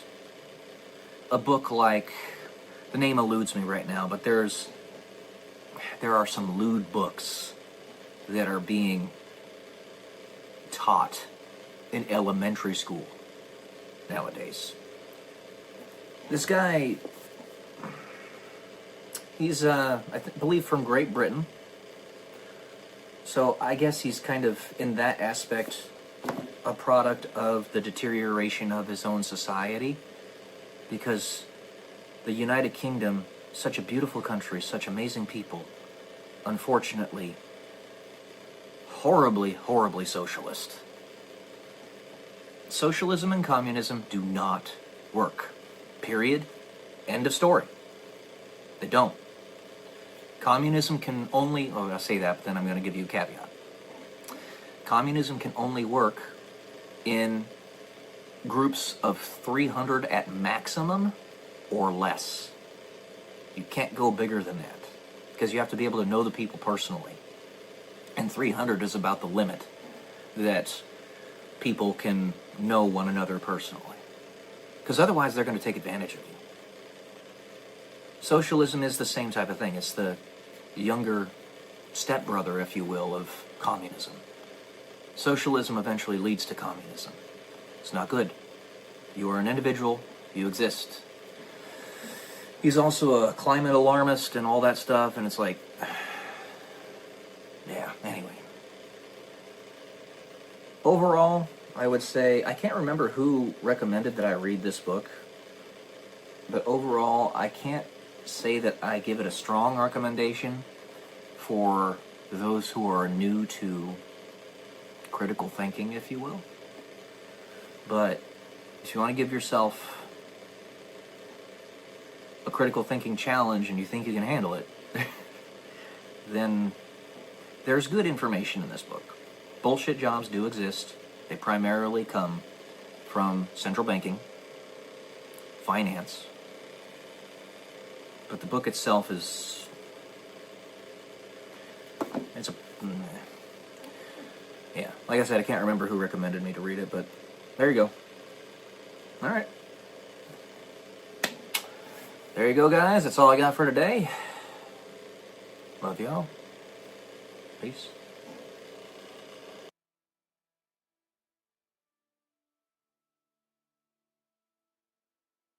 Whatever world in which you're born, you have to utilize what is there to have any proper context or frame of reference that others can understand.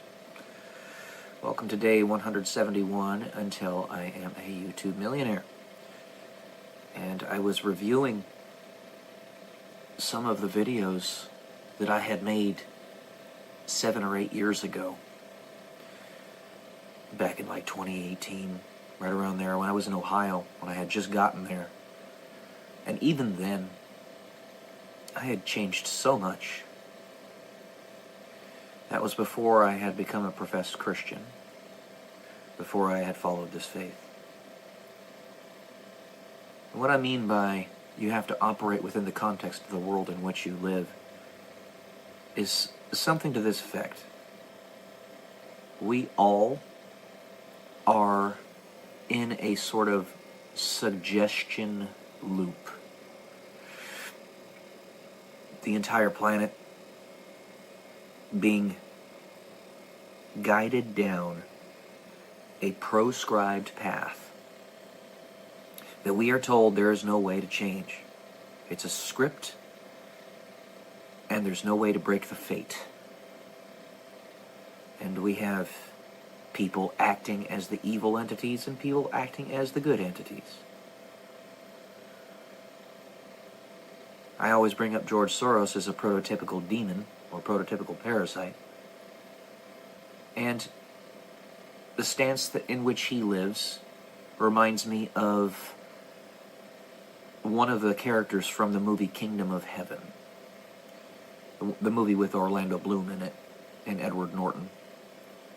But one of the new king's primary servants, after the 16-year-old king that has leprosy passes away, goes and slays some women that were part of Salah ad-Din's family. And he says, I am who I am, someone has to be. Does really somebody have to be? Now, the path that was being tread there was one that was a justifiable crusade in order to save Europe. So in that context, don't misinterpret what I'm saying here. But you are not required to follow a proscribed path. I think I'm using that word properly. And then I also think of the guy in the movie The Martian, the guy that Matt Damon plays. Dr. Mann, I believe is his name, and that's a fitting name. Who, when Matthew McConaughey, Cooper, comes to save him from his planet, along with the other doctor, he says, I really didn't think that I would not have the planet, that my planet wouldn't be the right one. He thought it was just kind of like a written story, a play, and that you weren't just sort of winging it and living life and making your own decisions in your own path. Now, it's a little bit of both, I would tell you. But he was victim of... Oh, it wasn't The Martian, sorry. It wasn't The Martian. It was The Interstellar. I got those movies mixed up. He had main character syndrome. And this led him to fall into his monkey brain mentality, his lizard brain, as it's called, his instinct for survival. And he tried to unalive Matthew McConaughey and steal all of their tools to get off of that planet because he was stuck there.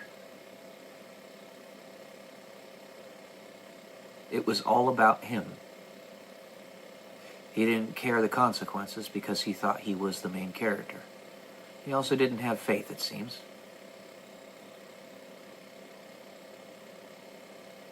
I'm not the main character. Nor are you. Not in everybody else's life, that is. But I am the main character in my life. You are the main character in your life. But what does the main character always do, principally, in a heroic tale?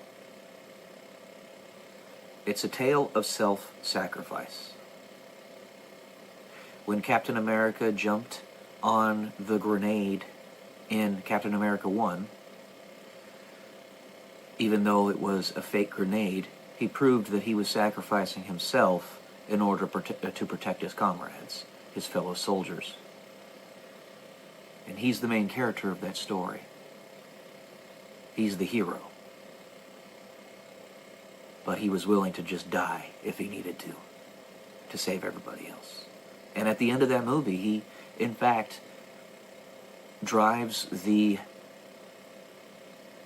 nuclear weapon carrying aircraft into an iceberg or something, a glacier. He basically gets buried in ice and he's not found for 90-something years or 60-something years.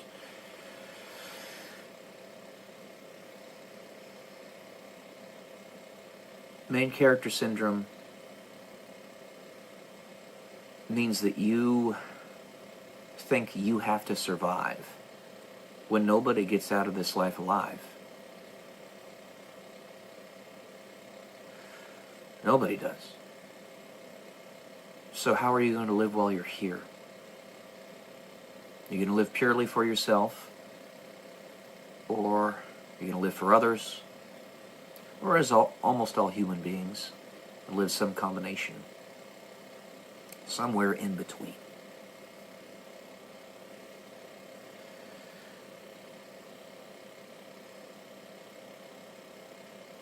I was under the spell, in some way, though with that little kernel of trying to follow the objective truth, the objective reality, that the rest of the world was under for the decades I've been on this planet. This is why and how my perspectives have shifted so drastically since my time in college to now. I believe what my leadership was trying to show me at the Air Force Academy is in fact who and what I am. But, one, it's foreboding to say anything like that, because you're not the main character, and you will not be a false idol. And two, it doesn't hugely matter. The only thing that really matters is the sense of responsibility that comes with it. The weights you have to carry, and whether you are that or not, if you believe you are, and you carry the weight, or you will try to carry the weight that such a person or entity would carry. You might fail, you might succeed, but they'll put it upon your shoulders because you're the best bet that they got.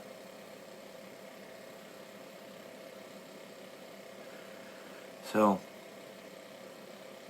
I'm not the main character in anybody else's story but my own.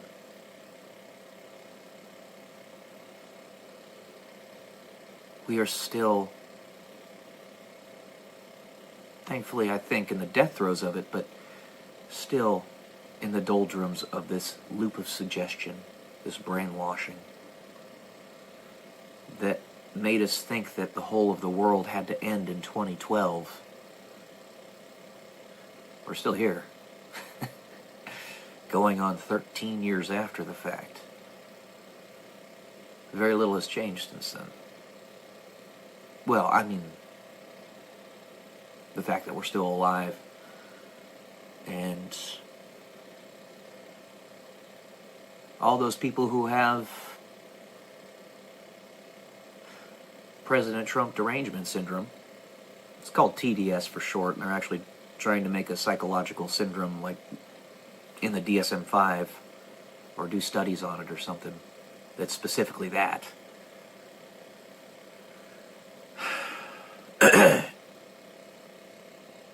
Those are people who are trying to force that suggested path, even though it no longer is where we're going. We would have gone there because we would have willed it into existence.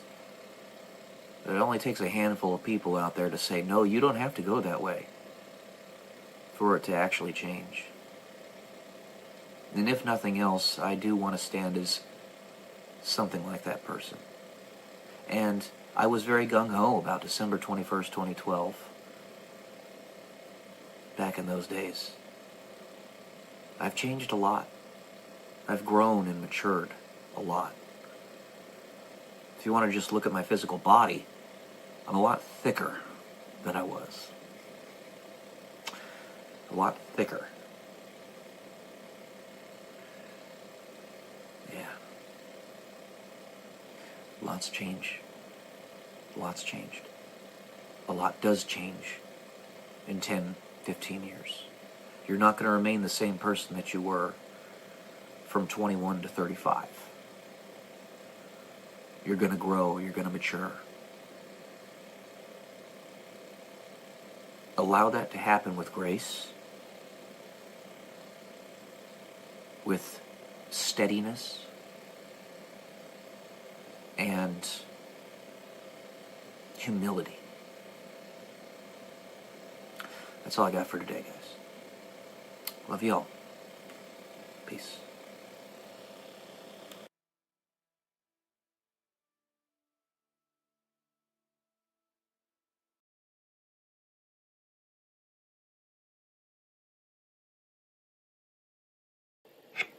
Good morning, guys. Welcome to day 126 until I'm a YouTube millionaire. Today I want to talk a little bit more about psychological, spiritual, physical, emotional layering. What exactly is that? Well, let me put it to you this way. And this attaches to needing to have something repeated to you at least 6 times before you remember it or can, recall it in any reasonable way. But let me put it to you this way. Of all the books that I'm reading, and this applies to anybody, do you think that unless I've got a eidetic memory, also known as a photographic memory colloquially, that I would be able to remember everything that I read in every single book that I've read over the course of my entire life? Obviously, that's a ridiculous notion. It doesn't happen. No. What you do with the psychological layering and the books that you read and the media that you consume is in each one of those pieces of media You are discerning the lowest common denominator from that and how it applies to you. The lowest common denominator, or kernel of truth, and how it applies to you, you're probably not even going to remember consciously, unless you write it down at least half a dozen times, unless you apply it at least a few times, unless you teach other people about it at least a few times. You're not going to remember it. So what does it come down to? What's the purpose of it all? Our memories are not very good. They're the best memories on the entire face of the planet. No other species even comes close to our memory, except maybe elephants. And they're not as smart as we are. So it's not the memory. What is it?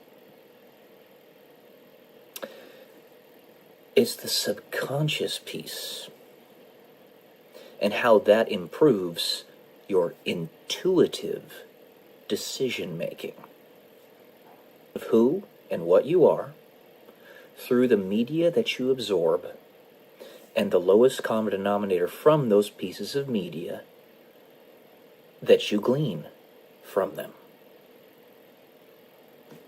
So, let me give you an example. This book, I'm currently reading it, No Longer Human is what it's called. I'm not going to remember the details of this book going forward. When I'm done, in 10, 15 years, I'll remember the basic plot line, sure, but I won't remember the details of it. What will I remember? That highly intelligent people, which is the main character of this story, tend to be very depressed, very isolated, and have a great amount of pain internally. I will also remember something that I have heard from many a person, both Japanese and otherwise, because this is a Japanese book, that the Japanese people are very dark people. Not evil or anything like that, but they have morbid thoughts, morbid perspectives on the world for good reason. We live in a depraved world, a very difficult one. And they just see it better than almost anyone else. And by the way, the main character in this story is a Christian. He's kind of a nominal one, but he is a Christian. At least he states as much. So you're not trying to glean from it specific details. And this is never the way it works. You glean from it a way to better live your life. What is your underlying imperative for your entire life? The reason you're here, your personal mission. Mine? Serve Jesus, serve God. And that means to love humanity, and that means to advance humanity. So, I glean from this book the darkness of the Japanese spirit, and what I say in my mind, heart, and soul, I need to have compassion for them. Love, empathy, which I do. Very much so. I'm not going to forget that. That's attached to my subconscious. That's attached to my heart and soul. And by the way, connecting to that yet more, I'm writing of that specific idea in my novel series. The female lead, her name is Emily, is half Japanese in my book, in my novel series. And it superficially appears that she is the deepest, darkest evil that exists. But she's not. And you will find that. You'll discover it at close to the end of the story. And it's going to be a very extensive one. You cannot write all the information that needs to be read or written. You have to have a threshold. Mine's 1 million words in my novel series before I will feel like I have adequately explained what I'm trying to get across. You can't get it all, but you'll get enough. So I attach that, the darkness of the soul of the Japanese people, because they can see how depraved the world is much better than almost anyone else. And that is ingrained in my subconscious. And I'm going to take that forward in the best way possible to make the world a better place. That is what psychological layering means. So absorb the very best material, the very best media that you possibly can in order to do that. There you go. All right, guys. Love y'all. Peace.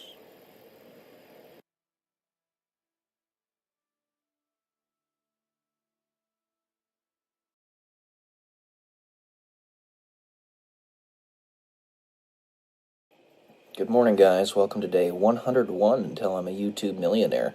Today is going to be a review of the book The 50th Law by Robert Greene. It's kind of a pseudo-biography of 50 Cent. And the 50th Law is Nihil timendum est. Fear nothing. It's right there. All right. And I'll say, overall, it was a pretty interesting book. The main gripe I have is that 50 Cent legitimately did come from a very difficult upbringing in the hood. He was a hustler. He sold illicit substances. It is a very dangerous thing to glorify such lifestyles. Leads to a lot of damage of individuals and entire communities, as one might be able to very easily and readily see in said hoods. Nevertheless, it is at the same time very good to get some insight into that world, so that, one, you can figure out how to fix it, how to help the people within it, and two, you can figure out how to make it so that it doesn't happen again. You have to meet people where they are. That's a truism across time and space. You have to meet people where they are. That's why when Jesus came to earth, he was both human and God. He was human so that he could actually relate to us. But he's still God. So, I have some notes here that I wrote down, as one does when they're going to review a book. Let's see. The first one is on somewhere around page 100. Robert Greene states very clearly that you are one of a kind. The way he says this is that there will never in all of history be another one of you. Whether you're Dr. Manhattan or just some regular standard human being, we all have unique DNA that can only ever be repeated once. There are so many different combinations and permutations of how DNA can be put together that there's simply not enough time, even in Google years, to randomly make another one of you exactly who you are. Even if you have an identical twin, you two are still different, at least a little bit. You are uniquely you. And the uniqueness that is you is the story that you make, how you live your life, and how you react to your adversities. And that's part of what they're talking about in this book. What 50 Cent ended up doing was he was trying to get out of that hell. He went to prison a few times, was shot 9 times. The book is very repetitive in that regard, but that's okay. It's because Robert Greene was basically doing an extended essay in combination with a biography of 50 Cent, where he was trying to explain several points of how to be fearless. And the main point of 50 Cent being shot 9 times and almost being unalived was that after that happened, he realized he didn't have much time to get his stuff done that he wanted to get done in life. So he went in full send mode after that, and his production increased like 10 times. He lost his Columbia Records deal, but then did a massive mixtape campaign in the hood of his area, and became very popular in that way, and eventually got the notice of Eminem's Interscope Records and got his foot in the door in the industry that way. So when he almost passed away, he put his pedal to the metal and just busted his ass. And it's no surprise, honestly, to me that he was successful because, one, he's definitely a very industrious, entrepreneurial, intelligent man, and with an incredible work ethic. There's no doubt about that. The guy's got an insane work ethic. 50 Cent, that is. But yeah, one of a kind. And basically, 50 Cent was proving how one of a kind he was and is. There was a point, page 110, where he discusses that forgetting is kind of a superpower. I don't agree with that, because if you truly want to learn from your past, you do not forget. You do not forget. You can forgive, but do not forget. Next point is page 122. This is really, I think, what the saving grace was of much of what I found in this book. It's good to read anyway because you get some good information about 50 Cent's life and the philosophy that got him to be successful. But on page 122, he did something where he actually discouraged other hustlers from hustling. And in a sense, he kind of did something good. Something semi-lawful. He had hired a person to stick these people up, right? Professional stick-up artist is what he called them. And the other hustlers, he discouraged from doing the hustling by having this happen to them. And he partook in it as well, also being stuck up so that he wouldn't give the impression that he was actually the one causing it. Again, smart guy. He knew to do that. But he was trying to basically push them out of the market so that he could monopolize it. It was pretty smart, actually. And it cleaned up the streets a little bit, believe it or not, because if that is going to exist, the hustling culture, the hustling economy, then you definitely want it to be in the hands of people who are at least halfway decent, halfway intelligent, and are better stewards of a rather shady bunch, if you will. It's page 122, and then page 132, keep your sword sharp, but sheathed. See, I brought up some points in the book. It was actually a quote from Niccolo Machiavelli, Machiavellian, if you will. But sword sheathed, but sharp, okay? So you want to make sure that you are ready for war, but that you aren't going to war. That's the idea. A little bit off kilter right now because the dogs are going crazy. Also, page 159, it is better to be feared and respected over loved. Now, this actually is very closely associated with biblical teachings, in that we say we fear the Lord. God is love, but we fear him, and that's more respect from of the awesomeness of his power, and the fear is that you might be out of line with it. It's the underlying fabric of the human condition, how our psychology works, that makes this so important, to have that balance between fear and love. It's the line between in the middle of everybody's heart, two wolves. If you have that fear, then you'll respect the love. If you have love, then you know what fear is. Black and white, yin and yang. And then let's see. Honestly, I just had some points to discuss here. They talk about patience and detailed work on page 229. And this tied in pretty closely to the stories that I'm writing. I have so many thoughts that are going through my head right now on what to put into my novel series that I'm kind of semi-rushing it. And I'm not intentionally doing that.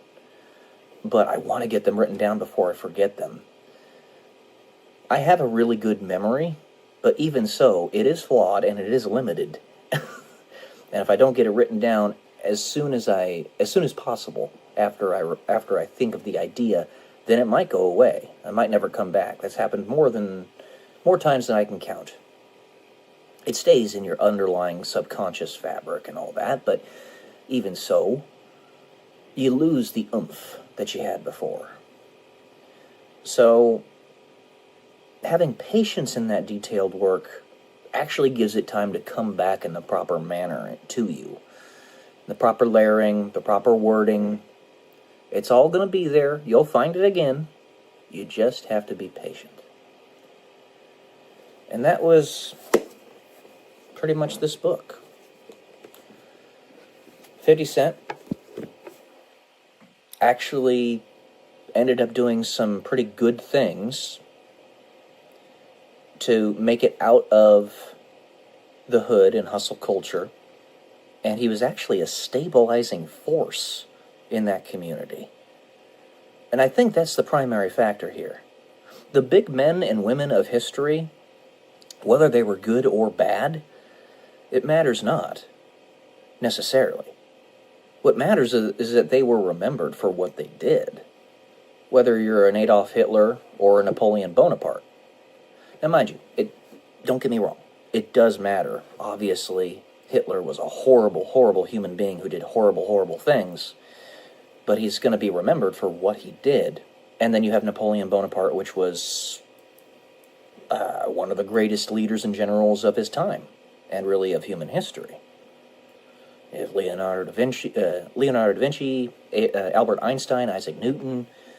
I mean, you could just name them off over and over, because they're household names. People that are part of the fabric of our history as human beings. And 50 Cent has the potential to be somebody that will be remembered in perpetuity, regardless of what you think of him. He actually had an impact on the world, has an impact on the world. I will never seek to glorify the hustle culture, selling drugs, the hood mentality and all that. It's not safe, it's not healthy. But 50 Cent was a stabilizing force. So that was this book. The next one up, I think, is going to be The Art of Knowing by Christopher Langan. Basically assorted essays and expositions on free will. Yeah, I got this one read pretty quickly, actually. It only took me like 3 days.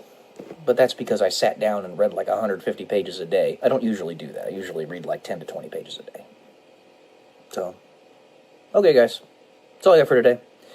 Kind of disjointed because the doggos, as always, distract me. So, love y'all. Peace.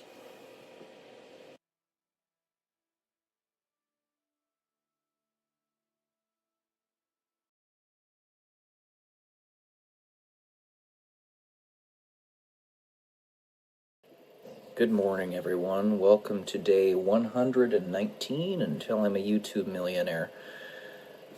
Tim, Phil, Carl,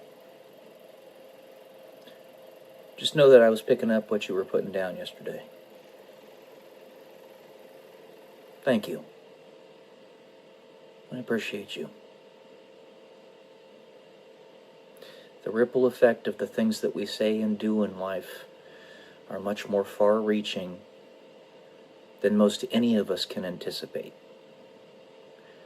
There are a handful of us who get the blessing of knowing directly through objective numbers just how far-reaching that impact is, such as people with gigantic YouTube channels with 2 million subscribers, that type of thing, or other platform reach. But when you pick up the threads of the things that you've been saying in all of your videos, but in particular the last video that I posted, in the speech patterns and the things about which people are talking on those giant platforms in such perfect order and synchronicity,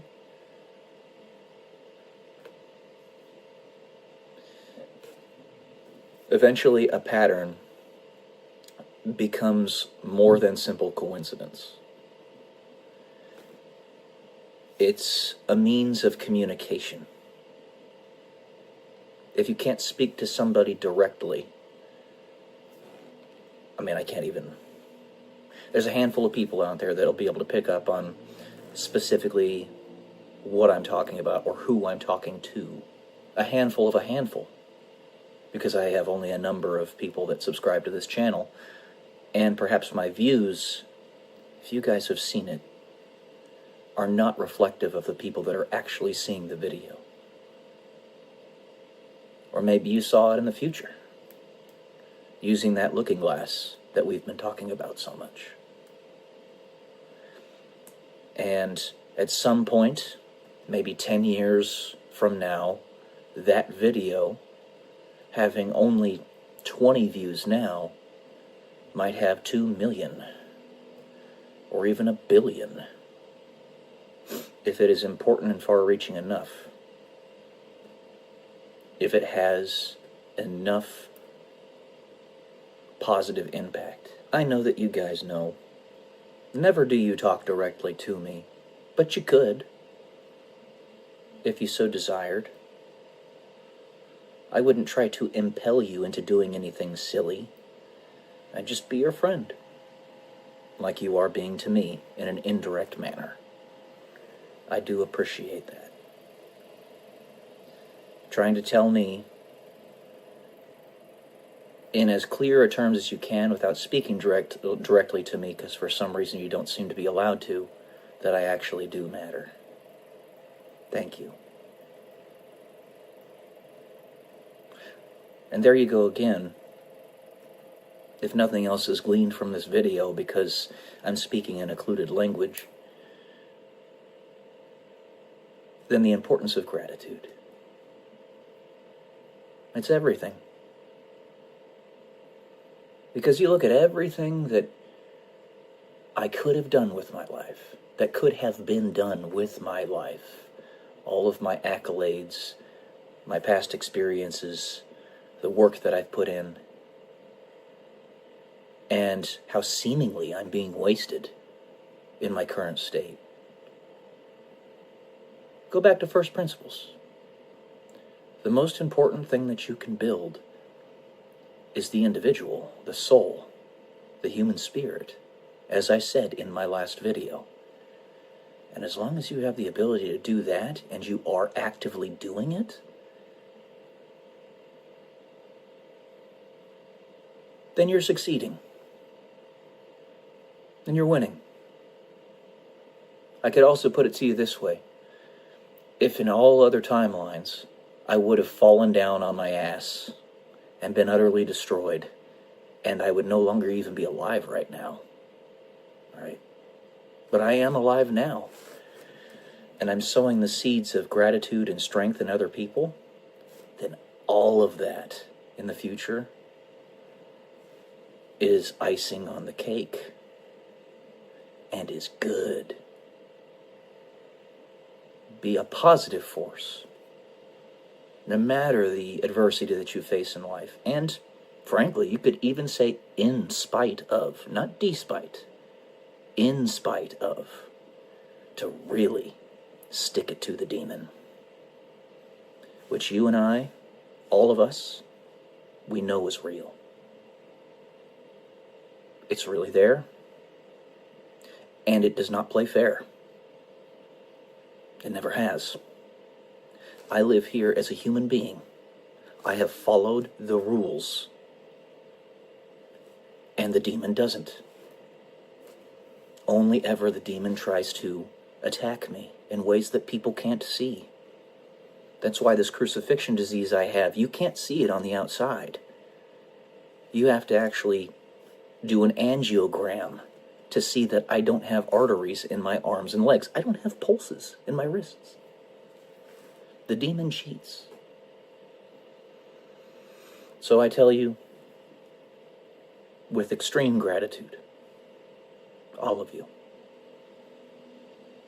thank you. I love you guys. I mean that. Peace.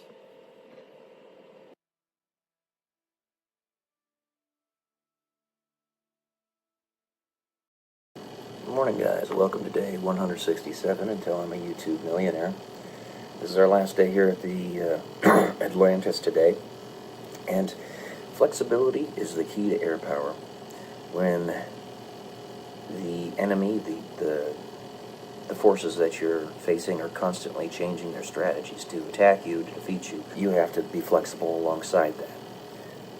It's something I've been wanting to say on a video here for a while, is if the only way your enemy can defeat you, or even contest you, is by, 1, stacking the field against you, so teaming up against you, and 2, cheating, then I think you're doing all right. It doesn't make it right. It doesn't make it fun. It doesn't justify it. But it might be a little bit more powerful than you think you are. So, anyway, that was just something that I've been wanting to say for quite some time on this channel, because it kind of aligned with a lot of other things that I've seen. Those mangas that I've been talking about, for example. And you know, flexibility is the key to air power, like I was saying. Sorry, I just got an email. So to that point, it seems that YouTube is pushing a lot of 20-something attractive women. I keep on seeing them over and over and over, and it's not because I'm searching for them. They're just popping up in my feed. And they're getting the clicks, they're getting the views. YouTube is heeding those types of channels. I'm not opposed to this, especially if those people that they're pushing have really interesting and good things to say, have a lot of wisdom. But nevertheless, it is what it is. So with that being said, find a way to be flexible.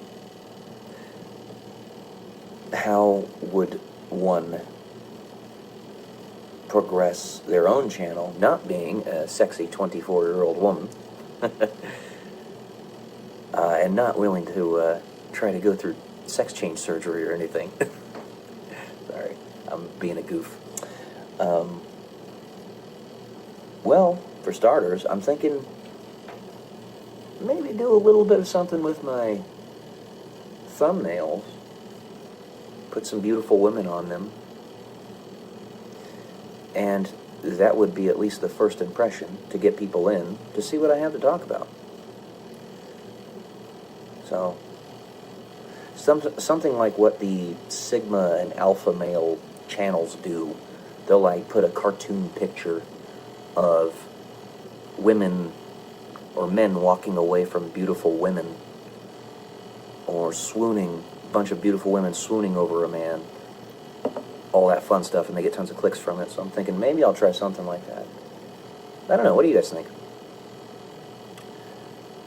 Flexibility is the key to air power, as we always said in the Air Force, the military. However much I resent what the military did to me, and the fact that they aren't actually there to serve the purpose that they claim to serve, they still did have some good kernels of wisdom. There's no doubt about that. There's still good discipline that they teach you, so that you don't lack discipline, like the guy says on Back to the Future. So, constant tinkering. And this is something that YouTube tells you to do anyway. Constantly tinker with your videos to figure out what's going to work best. As long as I'm not misleading, as long as I'm being truthful and giving content that's actually valuable to people, then I think we can probably pull that off. This is a truism about everything in life, not just about YouTube.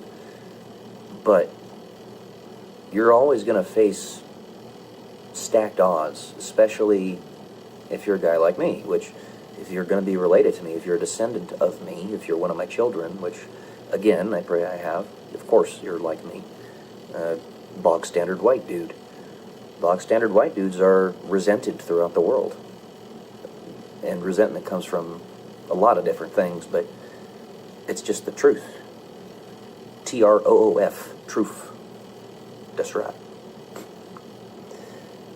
Just look at South Africa as an example. It's even worse for Asians, actually. The cards are stacked against you. You have to work much harder to get into certain positions than almost anybody else.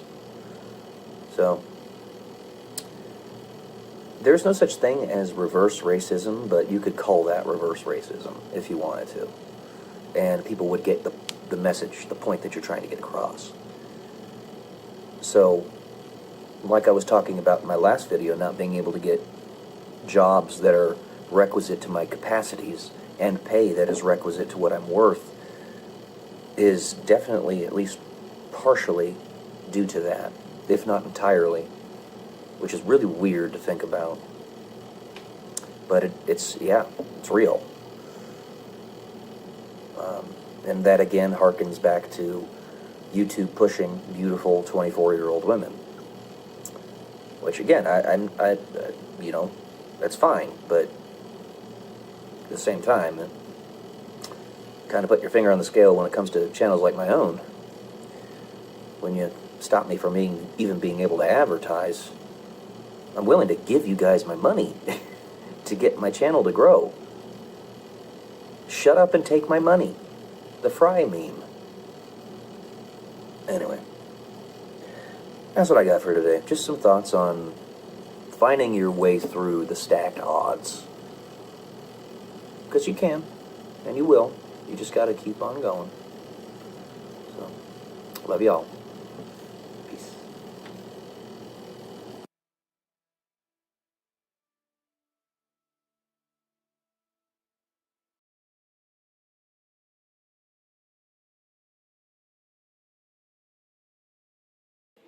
Good morning, guys. Welcome to day 124 until I'm a YouTube millionaire, and this one's going to be a basic economics lesson. Since I'm not going to have the opportunity to help directly the people I would love to be able to help build themselves an economic empire and all that. In particular, I'm talking about, sorry, there's a piece of hair on my camera, a female species that I would love to help build their economic empire. But since I can't do that directly, I'll do it indirectly here with a video. So, let's say that you live in Ohio. Person I'm thinking of doesn't, but let's say you live in Ohio and you're spending about $1,000 per month, which is actually a high estimate, on your rent. And then all other expenses, your food, your electrical, your gas, your water, all that stuff, is an extra $500 per month on top of that. So $1,500 per month expenses. Let's go ahead and add gas into that and car and stuff. So an extra $150, so $1,650 a month. And that's a high estimate, because out there you can get a rental property, a rental unit. I actually have units myself that I rent out for this price for $600 a month. And it's nice, too. It's in a very nice area. But let's just say, high estimate, $1,650 a month, all expenses included. That can even include medical care, insurance, medical insurance. So if you do basic math, let's say you get a low-end job out there, making $12 an hour, because they don't have a minimum wage of $15 an hour out there. So $12 an hour, working as a Walmart associate. Okay, $12 per hour times 40 hours per week times 4 weeks in a month, 480, about $1,700 a month. So just with that alone, you can make a living. You can survive. You can be comfortable. Now what you have, remember, compound interest, sweetheart. Compound interest. This is humongous. Okay? I wish I had the kind of growth that you got right now. But it's gonna get good. Alright? That's what I'm trying to tell you. It's gonna get good. Especially since you're so young. Oh, if only I would have been able to start this when I was your age. So, $1,700 per month is what you would make off of a basic job. Now, I know that you do a different type of job where you live that actually makes even more money than that, a lot more. Even though it's in an expensive part of the world, it's still, you make up for that with the tips and stuff. But we're just using this as an example. So $1,700 per month, you're still in the green by a significant margin. Then you have YouTube. All right? You've got YouTube right there. Let's say you got 10,000 subscribers on YouTube. Which you have more than that right now, but 10,000 subs. And you're getting... So normally, you'll get about 10 to 20% of your views on your videos, each video. So your number of subscribers as views on each video. So 10,000 subs equates to about 1,000 to 2,000 views per long-form video. It's what it should be, but YouTube's algorithm's all over the goddamn place right now. You just so happen to hit the jackpot, and it's working properly. So 2,000 views, let's say, is what you're... I know you're getting more, but I'm just going to say that average conservative per video. Usually the CPM, what you actually make, cost per milli, the amount of money that you make per 1,000 views, this depends on the niche, but the niche that you're doing is around $5 per 1,000 views. So you're posting a video every 2 to 3 days. Okay? So let's say you get 15 videos posted a month. 15 times 15. What is that? Well, that's $225 a month.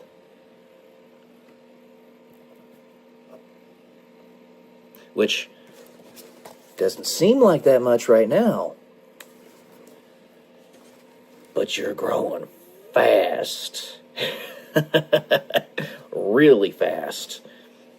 So you are gaining roughly, I would say, what is it? Probably a good 5 to 10% per week, which is insane. You'll be at 100,000 in a blink of the eye, but that's about what you're making, or what you're growing per week. So to exponentially grow means that you're getting that 5 to 10% on top of whatever you have from the previous week.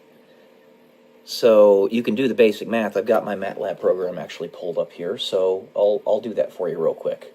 Let's show you what that would be in a year, which you can anticipate that you could actually keep this kind of growth going for a year or longer.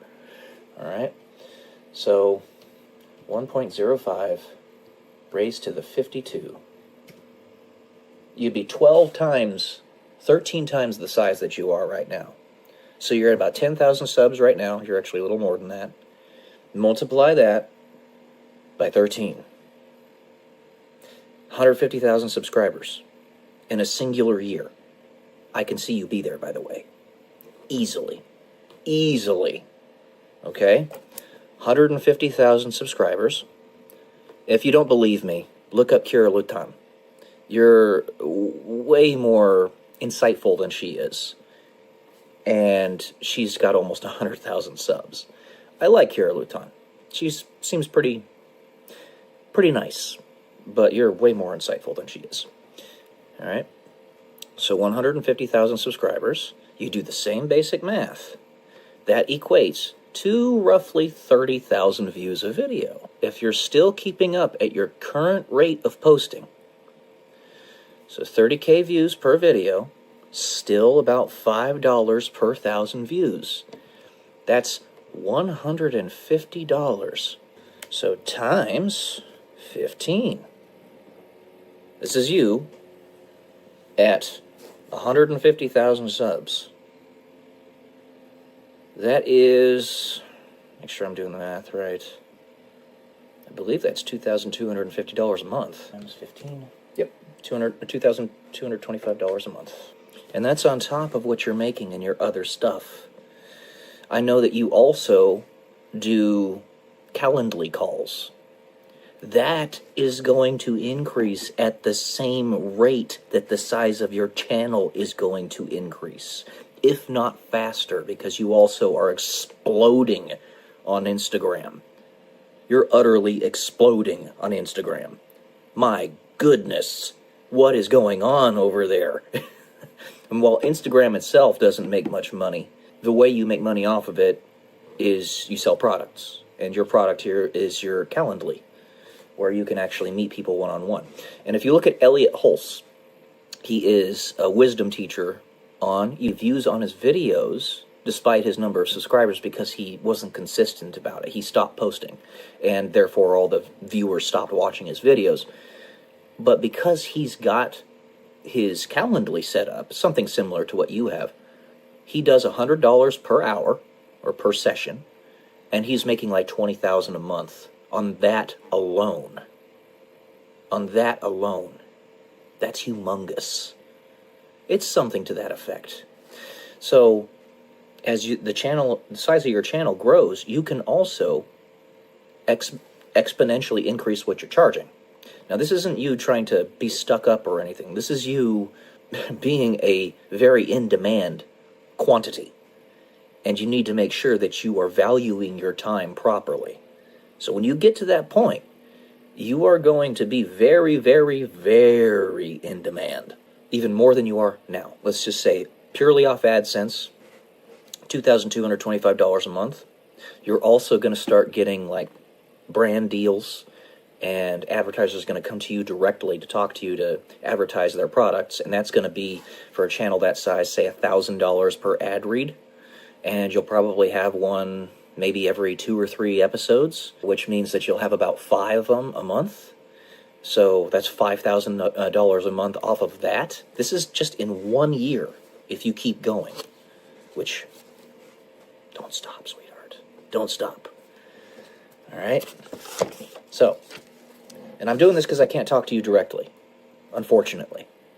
So that's fine. I'm still going to try to help you. So $5,000 a month off of Calendly, and then $5,000 a month off brand deals. You'll be making $10,000 a month from Calendly and brand deals, $2,225 a month just off of AdSense, and then you're still going to be making your money as, I'll just say it, a waitress. So $4,000 a month, let's say, that you're getting off of that. That's $16,000 a month, which is, do the math, $192,000 a year. Okay? Let's say you keep your expenses relatively where they are. You do want to increase them, just a little, not a huge amount, just a little, because follow the Seneca philosophy. You want to be just a little bit over the average person so that you can give them an incentive to become better, but not so far out that they can't reach you. So, you know, you might get some nicer clothes, a nicer car, maybe you get a, I don't know, like a Mercedes or something, or a really nice Jeep. Just an idea. But you're not going to go out there and get yourself a Lamborghini and put yourself in debt. But, you know, like a Jeep or something. And your expenses go up to, say, $2,500 a month, maybe $3,000. And you're making $16,000 a month. $13K you are going to have as pure icing on the cake. All right? That's $150,000 a year. Now, what are you going to do with that money? Here's what I recommend. You do what you want to do. I'm not a financial advisor. I was a financial consultant for a while. I'm also, you know, like I was saying, I'm not a doctor, but I'm a pretty smart guy. I know how to handle my money all right. Here's what I would recommend. You take split it up into 4 pieces, 4 partitions, if you will. So, one partition is for your fun. You go out and do stuff and enjoy life. Enjoy the finer things in life. So let's say that's $4,000 a month for you to do that. Because this is going to divide, well, it wouldn't be $4,000, it'd be about $3,000 a month. Okay, $3,000 a month for that. And then $3,000 a month you put into Bitcoin. Bitcoin only. No altcoins, Not even Ethereum. Not Bitcoin traded funds or anything. Bitcoin. Period. End of story. The easiest way to get it is to go to Coinbase.com and set yourself up an account. Buy that, set up automatic monthly buys, set it and forget it. Don't even look at it. That money no longer exists. You will look at it when you want to actually draw from it, say 20 years from now, when it's going to, that's going to be a lot. That's going to be a lot. I'm talking like hundreds of millions of dollars if you start now. $3,000 a month, you put in, stocks and the stock market. The easiest way to do that is to go to Robinhood. Get yourself a Robinhood account on your computer or your phone, whatever, and just set up automatic buys to where you buy an S&P 500. You could even do it on margin if you want. I don't recommend it, but you can, where you're getting an extra 25% growth by doing that. There are different margin setups that they have, but I'd just say go get yourself some S&P 500 stocks on Robinhood. They don't charge you any fees on Robinhood, so it's a really good program, really good app to use. And then the last part of that 1/4 you use to invest in real estate. Real estate is the most time-honored, best way to become wealthy ever known in the history of the human race. It is the best way to do it. It's the most surefire. Now, the reason I brought up Ohio in these numbers earlier was because it's one of the best places to buy real estate properties for rentals.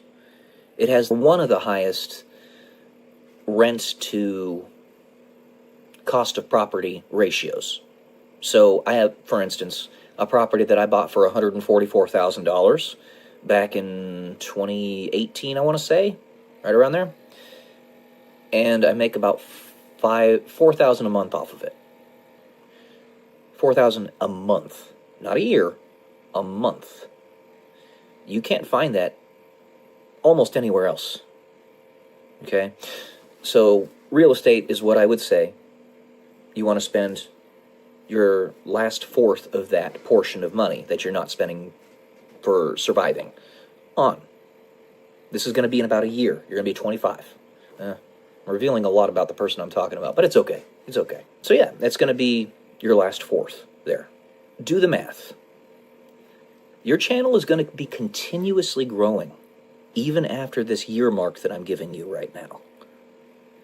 It's probably going to get to 1 million subscribers, and it's going to proportionally grow in that way in like 2, maybe 3 years, if you keep on consistently posting, which I pray you do, because this is, I'm telling you, sweetheart, you hit the jackpot. Pardon my language, but you fucking hit the jackpot. You got a 21 on blackjack. I prayed to God that one day I get as lucky as you did. So, 10 years from now, let's say you're actually following this procedure. It'll change a little bit. You want to keep your books straight. It's going to change a little bit because, you might have different ideas of exactly what you want to do, but extrapolate this over 10 years. I'm just going to do a very basic compounding program here. Okay? So I actually have a compound program that I set up on MATLAB. I built it myself. So let's say you have 13,000 that you're putting in per month. And how much you're going to contribute per month? That's what it is, 13,000. And how many years until you desire to retire? This is not retirement, but I'm telling you this is what's going to happen after about 10 years. And then it'll increase with inflation. And your growth rate, we're just going to say, is conservatively 10%. It's actually going to be a lot more than that. A lot more. You know what? Screw it. I'm going to say 20%. Because that's probably more accurate. At that time, you will have contributed $1.7 million to the entire portfolio, and you will have gotten yourself up to $5 million of net worth. And it's going to grow a lot more than that. A lot more. I'm being extremely conservative. Bitcoin itself, I mean, its target is like $5 million per coin in 10 years or so. Do the math. It's mind-blowing. So, it's small right now, sweetheart, but it's gonna get big. Also, I do want to remind you, there is the small possibility that YouTube could collapse if they don't fix their algorithm. There is the small possibility of that. So, keeping that in mind, make sure that you're not putting all your eggs in one basket. I know you've got that humongous Instagram channel, or page, whatever, but you might want to also start working towards putting videos on Rumble. Rumble specifically. Because Rumble is a very good alternative. It's not nearly as good as YouTube yet, but it may one day get there. I hope so. Because YouTube is very politically biased, and it makes it very difficult to post good content on it without being shadow banned and throttled and stuff like that. So, yeah. You hit the jackpot. Oh, and this one I'm actually going to talk directly to somebody because I want her to know. Rachel, on X, start a YouTube channel, sweetheart. Start a YouTube channel. You saw the math. You are a very attractive, very kind woman, even though you think you're just angry and all that stuff. You're awesome. You're awesome. You're going to gather a lot of followers, a lot of subscribers on YouTube very quickly. So start making some YouTube videos. They could be of your art. They could be of you just talking, your ideas. Again, if you're insecure about your ability to do that, look at the woman I talked about earlier. I like Kira Lutan, but she's got very basic things to say, and people still love to listen to her. All right? So don't be insecure about it. So, all right, guys. I'm excited for you. I am excited for you. Love y'all. Peace.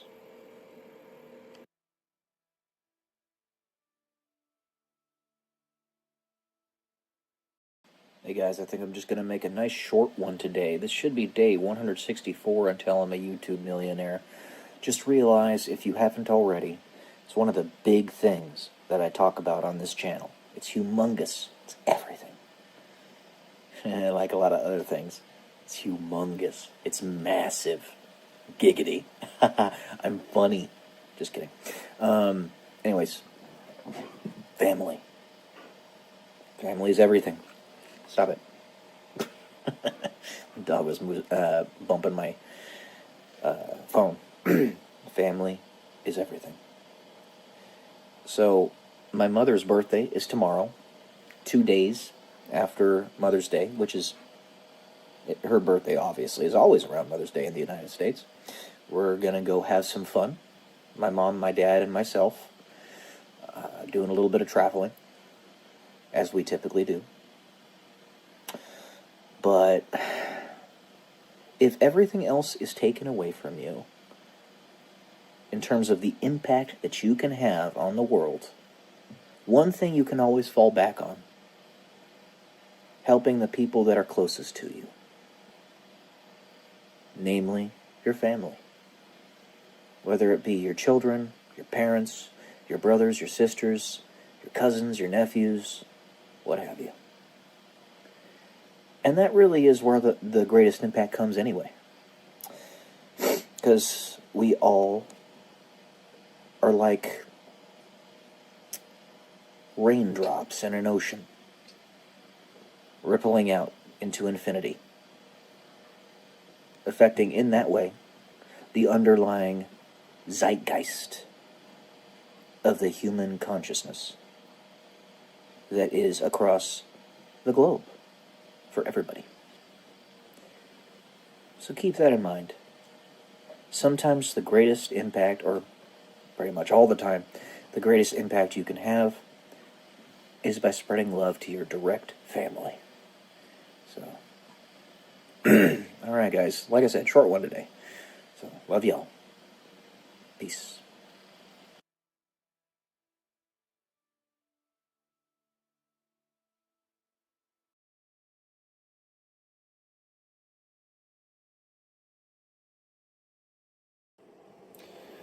Good morning, guys. Welcome to day 145 until I'm a YouTube millionaire.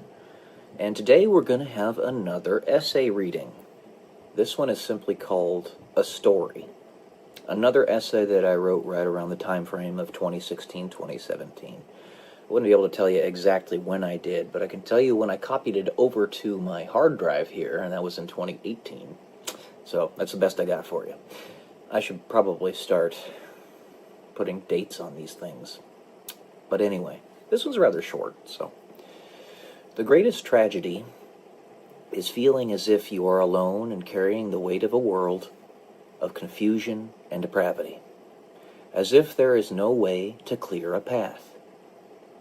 So many stories are proposed, and so much information to discern, though never, it seems, enough. Sometimes, you just want an external force to tell you that it's going to be all right, or that a specific story is true. Allah, God, coming to you himself in person and giving you the information that you need. So long as one understands that choice, undergoing an appeal to a perceived authority, then it is truly a choice, just as any other, that can be made without prejudice. The question is only given the true answer as we, as humans, see it, if one proposing said truth has no ego, have no ulterior motive when trying to give somebody advice or good information about how they can lead their lives, aside from willing the good of the other, which is love, and that information can be taken basically wholeheartedly. Those stories I propose to you, do you want me to tell you if they are true? My life is a mission, is my mission. Who I am, at my very core, is my mission. My mission is unconditional love. Unconditional love being in direct opposition to free will, in a way, is the absence of ulterior motive, the absence of exclusion, or more appropriately, the absence of absence. Unconditional love is the absence of ego, and thus any perceived truth can be centralized within it, because it would not be tainted by said ego.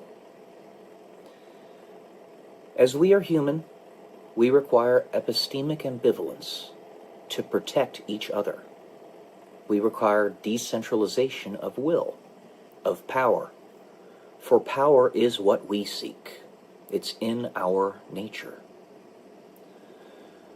What of those who are both human, ego, and not human, without ego? In that this is what we all are. The truth we choose is the truth. The stories we choose are the truth. The evidence is right in front of you. But the knife's edge is meant to thrust you forward so that you can see it. It maximizes the velocity at which you can learn the lessons you need to learn. The truth can only adequately be centralized in one without ego, without free will, in a way, without humanity, in a way. But there is another choice. You can be both. It's so curious. To take up the mantle of exalting unconditional love is to rid yourself of your free will. But could you live without free will and not even know it? Only if you chose to. I'm going to do something that I probably shouldn't do. The truth can be centralized within me, you as well. But you must choose to allow this to happen. As must I, and the rest of us. The truth is, aliens exist. As do angels. And I love you unconditionally, as I do everyone and everything in all existence. And this will never change. Now, what I mean by this is multi-pronged. The first one being, if you perceive something, then it is, by that alone, something that is extant, that is real, that exists. The idea of aliens in your head is enough to make them exist. As a noun, if nothing else. As a concept. You can call them extraterrestrials. You can call them demons if you want. Whatever you so desire to call them. They exist. The difference is how much abstraction has led to them existing within our three-dimensional reality, or some point in the future, or in a parallel universe, something to that effect. Do you believe this story, or this truth? Or is it in fact both? You can choose to believe. What I have told you is true.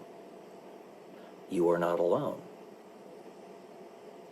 Now again, I wrote this back in 2016, 2017, somewhere around there. And you must keep in mind, I used to be very gung-ho about the existence of extraterrestrial or alien life. They're not the same thing. Extraterrestrial is beyond Earth. Alien is foreign. In that, what we know in the divine teachings of the Bible, angels and demons are extraterrestrial, not human. They're from different dimensions, and even from perhaps different parts of the universe. They're not alien, because we know them and we know of them. You could make the argument that demons are alien, but that's another story entirely. The point being is, when something is in a state of having been in a black box, and it's subject to Heisenberg's uncertainty principle, Schrodinger's cat, it both exists and doesn't exist at the same time. Because we have not seen, in person, gray aliens, as you and I call them, without some way to debunk it, with very powerful evidence. They therefore exist and don't exist at the same time. And the path that we choose will become the reality. They are in Schrodinger's cat position right now. Angels and demons, we accept, exist. I mean, you could call some of the horrible people on this planet today the human manifestations of demons. People like George Soros and his son. And I can name a bunch of other people. You could even say somebody like Klaus Schwab. So, it's both more complicated and less complicated than you think. It's interesting. It's a certain duality. But anyway, that's all I got for today. Hope you got something out of this. Hopefully it wasn't too occluded. But, yeah. Love y'all. Peace.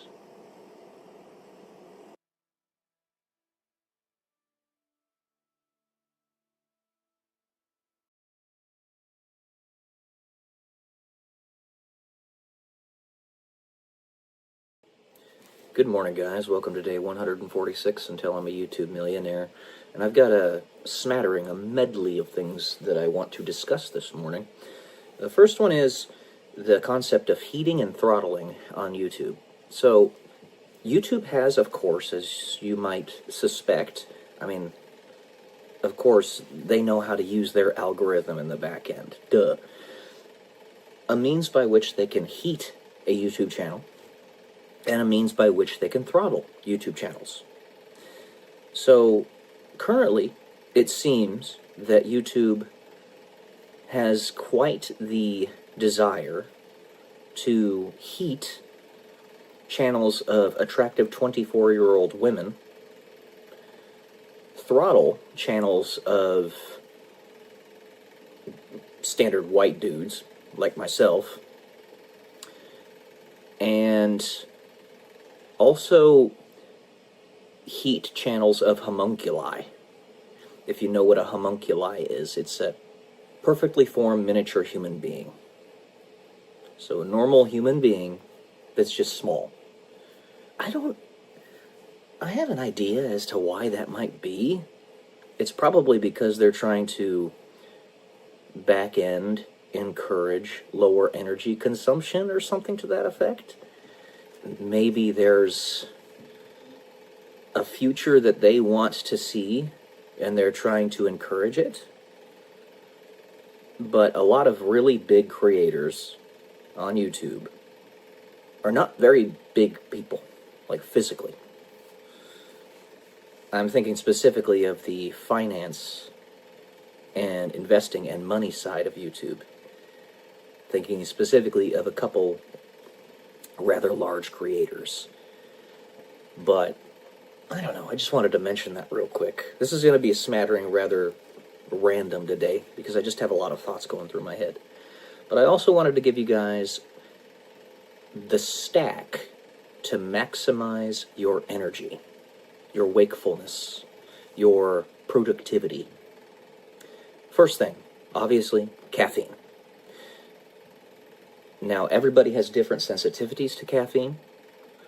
I, personally, have a very high sensitivity to caffeine. However, in taking Prozac, that has actually allowed me to consume more caffeine without getting the jitters, without getting high anxiety. And to that point, Prozac in and of itself, I never have been a late riser. I've always woken up really early in the day. But Prozac allowed me to get up even earlier. I remember when I first started taking it many years ago, and I wasn't taking warfarin, which fatigues you. I was getting up at 4:30 in the morning without any issues, because my serotonin was balanced properly, and I was going to bed about 9-ish, right around there, because I just don't like staying up late. There's no point in it. Why stay up late? Only bad things happen at night. There are rare instances where you're just trying to let loose and have a good time. Like, for instance, when I'm out at the Atlantis with my parents and we're having a few drinks and just hanging out, having a good time. Yeah, sure, there are instances for that, but those are not supposed to be every night.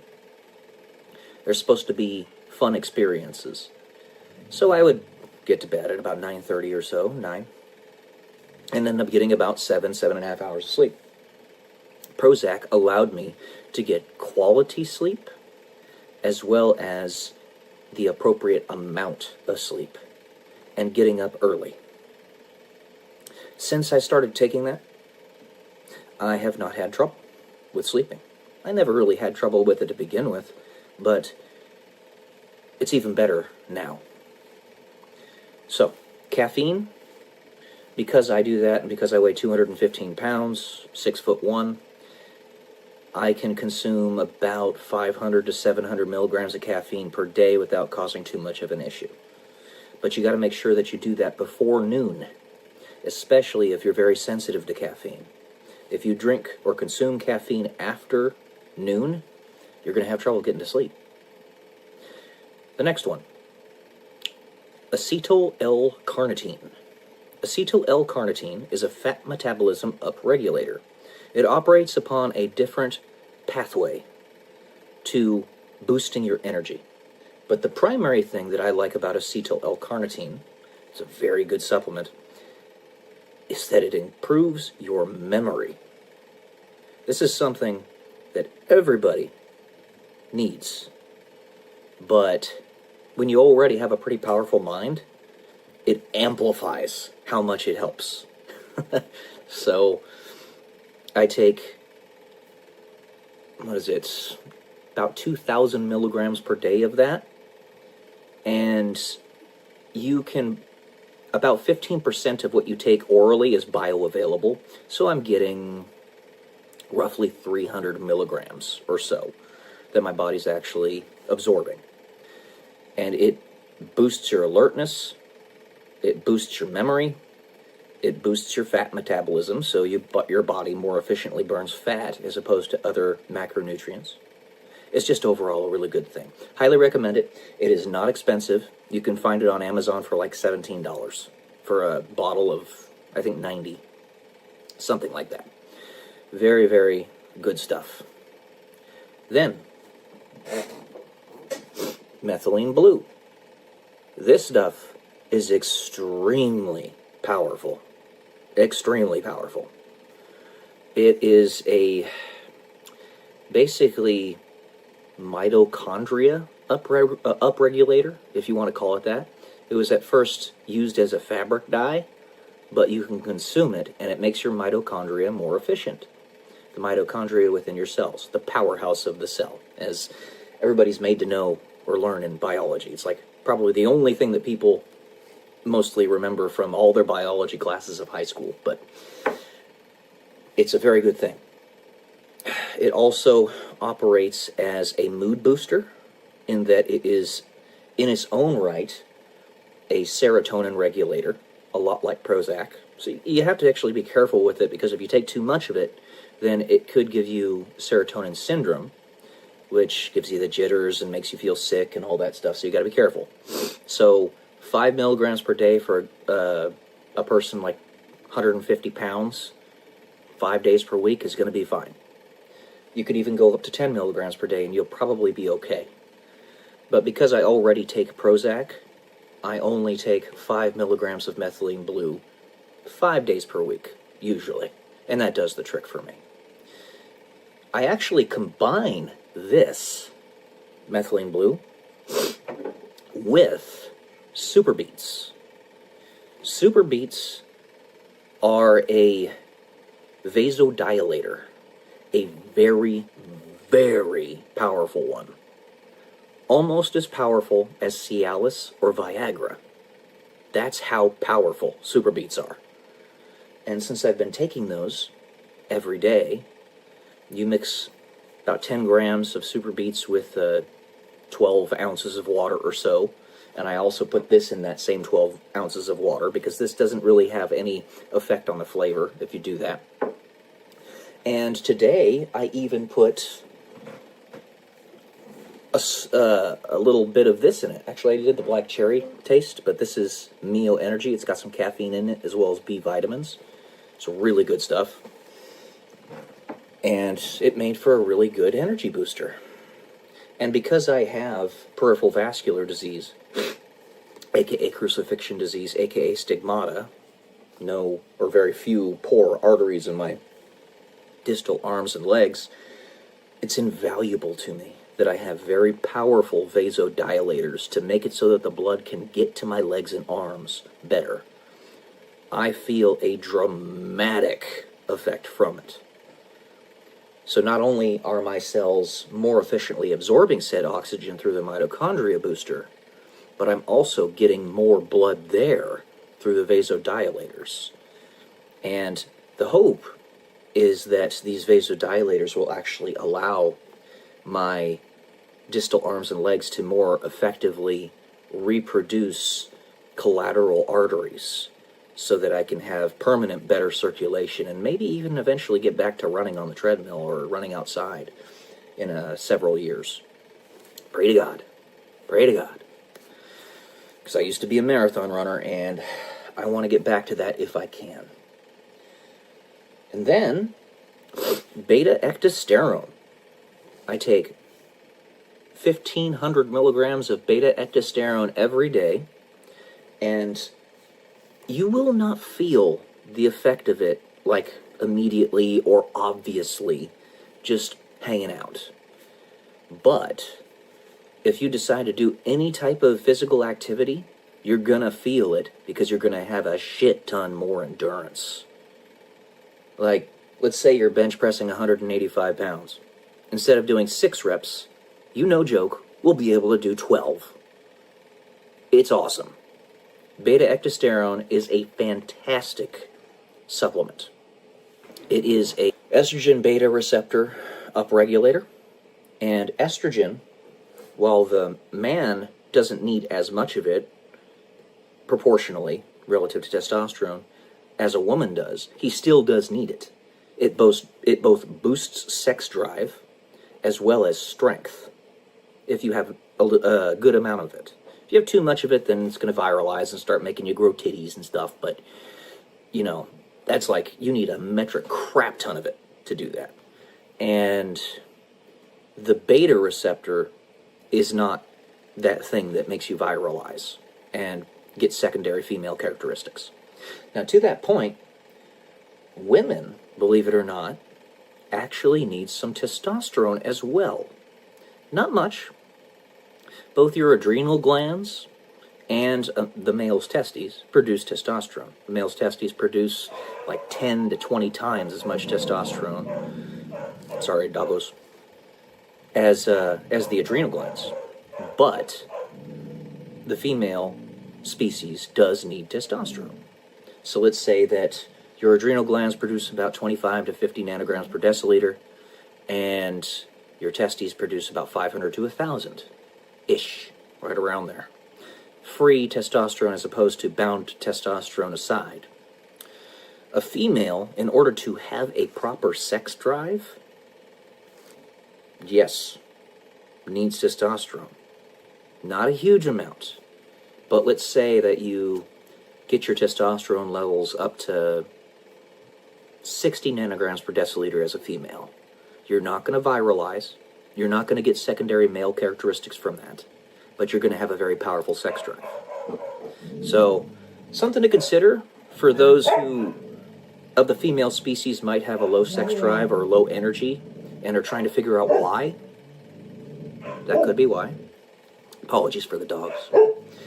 So, that is generally what I take in a given day for my energy boosters. In addition, it's the type of caffeine that you consume. Not just the 400 to 600 whatever milligrams of caffeine for a guy my size, but also the type of caffeine. So if you're going to drink coffee, coffee has, laughing gas in it, or the equivalent, like NO2, or I forget exactly what the chemical compound is, nitrogen dioxide, all right? And that is itself a vasodilator. It improves your mood and does a plethora of other things. Now, if you're going to consume something like a Rockstar energy drink or other energy drinks, which are not bad, as long as you have them in moderation, you're careful with them, you can do that safely. They typically have a lot of B vitamins in them, which are really good for your alertness, and a bunch of other things. Yeah. There's a lot of things that you can do to improve your wakefulness. I have other things, but this is a good start. If you're really tired all the time, maybe even a little bit down, try it. And the great thing about Prozac, which I think actually is an underutilized compound, personal opinion, not simply for serotonin modulation, but also because it just does a lot of really good things aside. There's evidence to show that it can actually stem the effects of Alzheimer's. It clears the amyloid plaques in the brain that cause Alzheimer's and dementia. That's what the science is kind of starting to suggest. So Prozac is some good stuff. I like it. I like it a lot. Not simply because it makes you feel better. and it regulates your serotonin. So look into it. I got more. Remember, guys, I'm not a doctor, all right? I have a master's in electrical engineering, but I'm not a medical doctor. This is just the stuff that I take and how it works for me. I hope you get something good out of it. So, love y'all. Peace.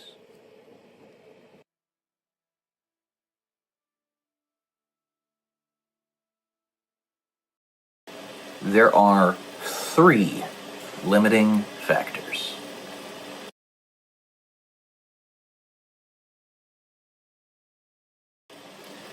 Welcome to day 194 and tell I'm a YouTube millionaire.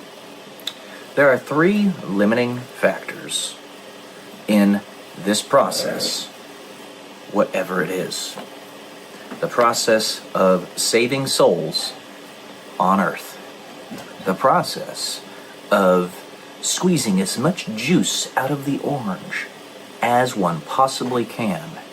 The maximal amount of suffering to precipitate the maximal amount of empathy, and therefore the maximal number of hearts that are turned from stone to flesh in whatever experiment, program, this whole suffering paradigm is. Okay?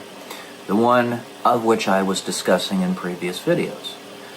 About how I'm pretty sure my job on this planet, me specifically, is to suffer. And that's okay. I mean, it's not okay. I don't like it. I really don't like it. It's unfortunate that somebody would have a job like that. But when you're dealing with the abyssal depths of pure negativity and darkness, you know, desperate times call for desperate measures, and require unconventional means to defeat such a force. There are 3 limiting factors. The first one is the individual in question who is acting as the sponge. In this case, this hypothetical, since there is no actual proof as to what's going on, that is me. I explained in previous videos how I act as the human sponge, soaking up all of the negativity of the world as best I can, kind of like a karmic sink, in a different manner to what Jesus did. Jesus did it at a specific point and basically opened the door for everybody to be saved. What I'm doing is sucking up all the vestiges of the nonsense of the garbage creator on this planet, the demon. All right, that's my job. So I'm the first limiting factor. And if I were to fail in this hypothetical, this is a hypothetical, Jesus would come in. He would step in, just like it says on that vanity card that I showed you guys a couple days ago, and take over. He would sweep us all away, get us out of the mess, those who have been proven to genuinely follow him and love him, or even those who don't want to be with the darkness, frankly. Because if in a bimodal system, if you don't want to be with the darkness, you really can't be a fence sitter.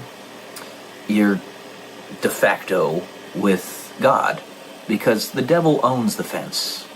I believe C.S. Lewis actually made a short analogy or story about that, how the devil owns the fence.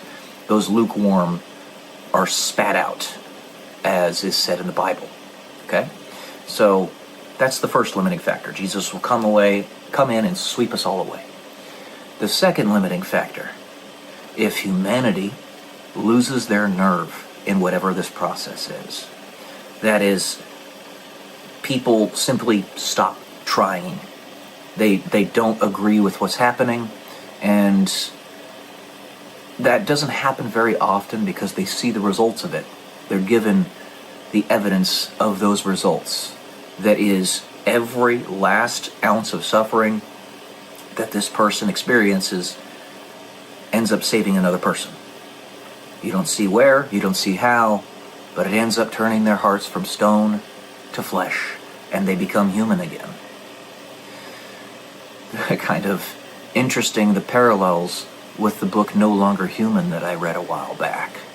Their heart turns to flesh, and they suddenly can feel again. They're no longer numb. They're no longer empty vessels, or even worse than NPCs and not even existing without an internal dialogue. So that's the second limiting factor. It's kind of like an experiment, how you have titration, right, of chemicals and stuff, and you have limiting chemicals and all that. I forget the term for that, but you can find it pretty easily online. And then the third limiting factor, obviously, is God. Jesus. When he decides that he doesn't want to go any farther, and he doesn't like seeing the suffering of either humanity or his warrior doing the job for him, and he'll step in. He'll make that decision. Now, I'm of the mindset that he probably has a specific period in mind where if I don't give up and humanity doesn't give up, which is a win-win, by the way, that he will decide to step in one way or another. So those are the three limiting factors. I think Jesus wants this, we're butting up against the third one right now. Because if I, the sponge, do not break, right, or get saturated, if you will, and stay saturated, and humanity doesn't lose their nerve in continuing the pain process, whatever that is, then there comes a point where you've gotten everybody. And the only entities left are those who have committed the unforgivable sin to sin against the Holy Ghost, which is to know that the Holy Ghost is who and what the Holy Ghost is and still defy it. So, those people, perhaps 144,000 of them, I don't know, commit the unforgivable sin. They are the abyss. There is no way to save them, or they're with the abyss, one way or another. And Jesus says, okay, I'm stepping in now. You did your job, good job, good and faithful servant, and takes over. Ends the charade for what it is, pulls us all out, and that can take many forms. Either we can collapse the timeline to where it happens specifically at this point in history, the convergence of reality, and we don't have to jump to other timelines. Or, like a polyp, we pop off of this one and are raptured away. Now, what I mean by that is, a rapture in this sense is basically a time skip, okay? A period of time where there's tremendous tumult and destruction across the entire planet, where everybody who's decided they want to be with Jesus would have passed away in that tumult. So Jesus decides to take them away so they can skip over that spot and just be with him, right? That's what that is. It's just a time skip, essentially. That's when I say time skip, that's what I mean. And I had mentioned time skip in an episode a long time ago. It was probably a couple months ago. And that's what I mean by that. But if you endure to the end, then the timeline is collapsed to be exactly at the point where there is no longer any destruction, aside from the abyssal creatures that will not be saved. So at that collapsed point, if we get there, then we can know for certain that we've gotten pretty much everybody, or we have gotten everybody that can be gotten. And the only way to get more than that is to convert the abyss into not the abyss, which I guess is technically possible, because if you can imagine it, it is, but that's going to be saved for another part of the story, for later. Once we get out of this mess, then we can consider trying to pull them out of that. But not now. Not now. It is a triage situation. And to sink excessive amounts of energy and time into that will take away from the souls that can be saved in the meantime. So, 3 different limiting factors. The sponge, the whole of humanity, and Jesus. I don't think the sponge has ever given up. And I think humanity is keeping their nerve up. Jesus will be coming soon. Alright. That's what I got for you guys today. An interesting hypothetical. Love y'all. Peace.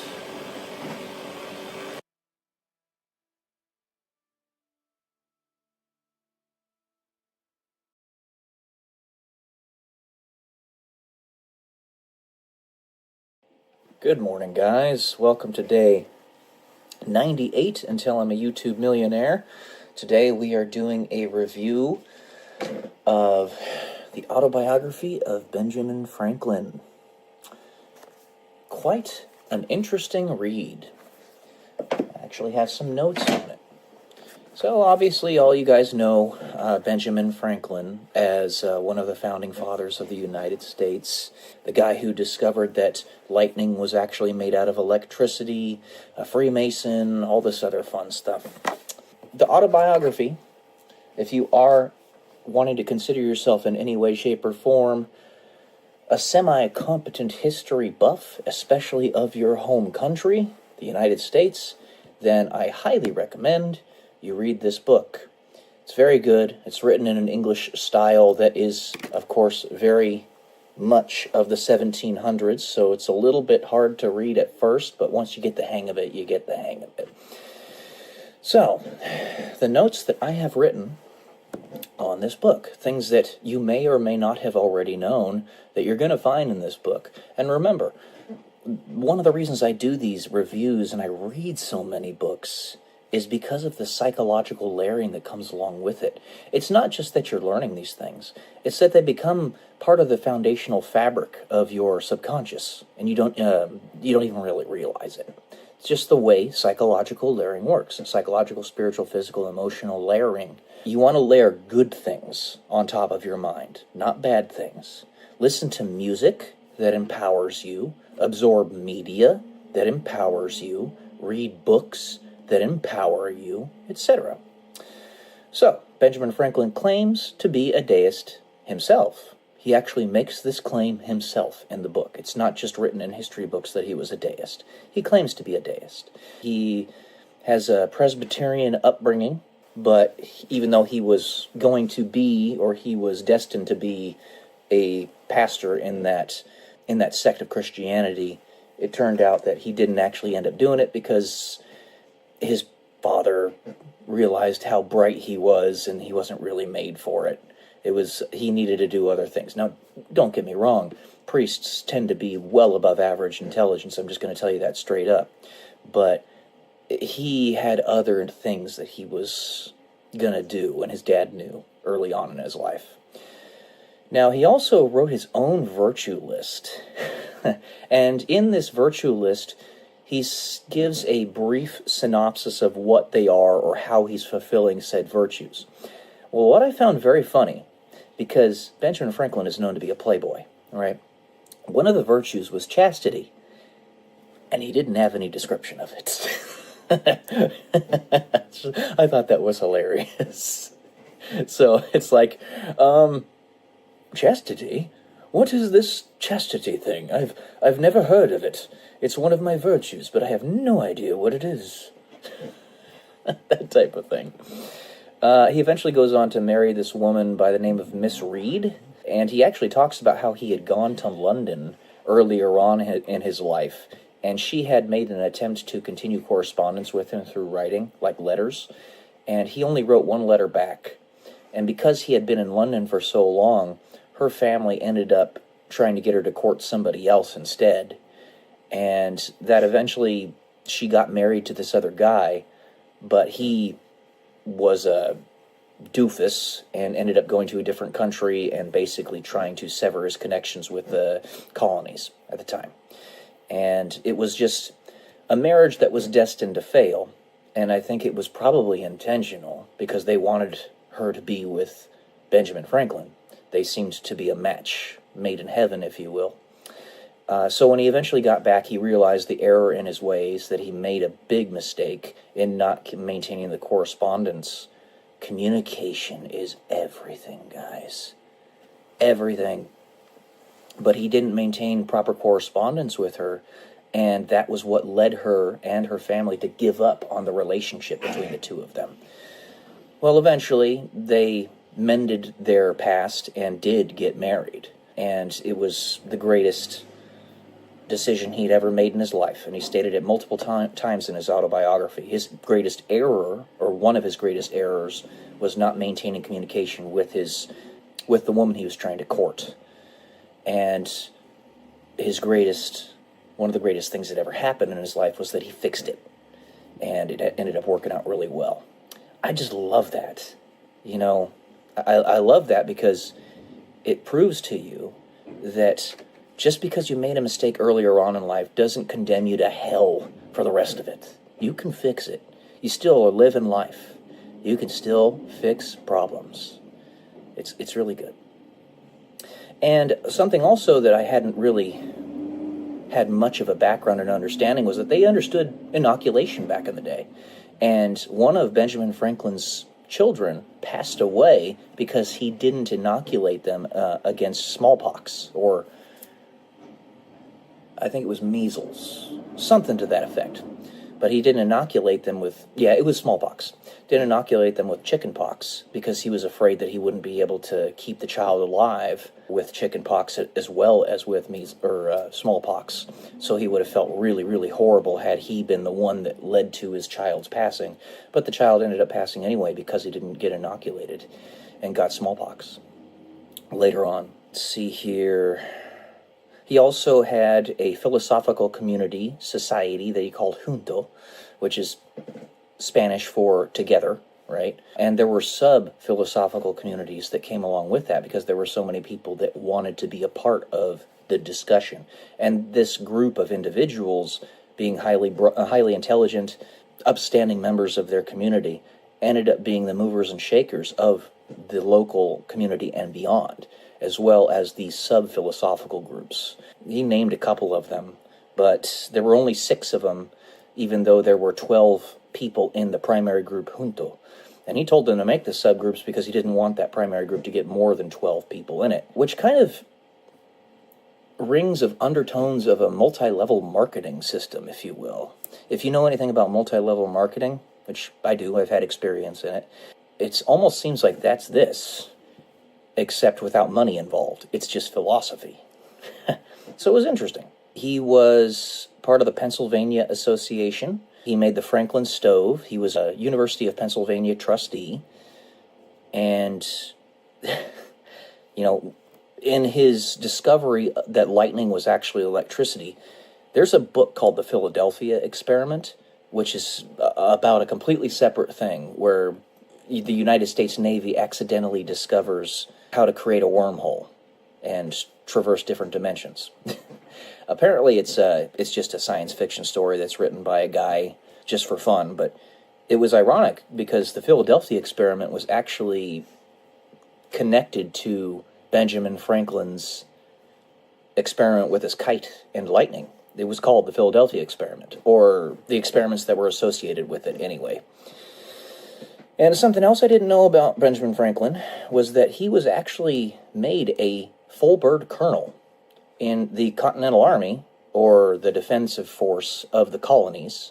I'm not sure, I can't remember if this was prior to the separation from Great Britain or afterward, but he had been made a colonel because he was one of the top people in the local area that needed to organize everybody, and they just promoted him to colonel immediately.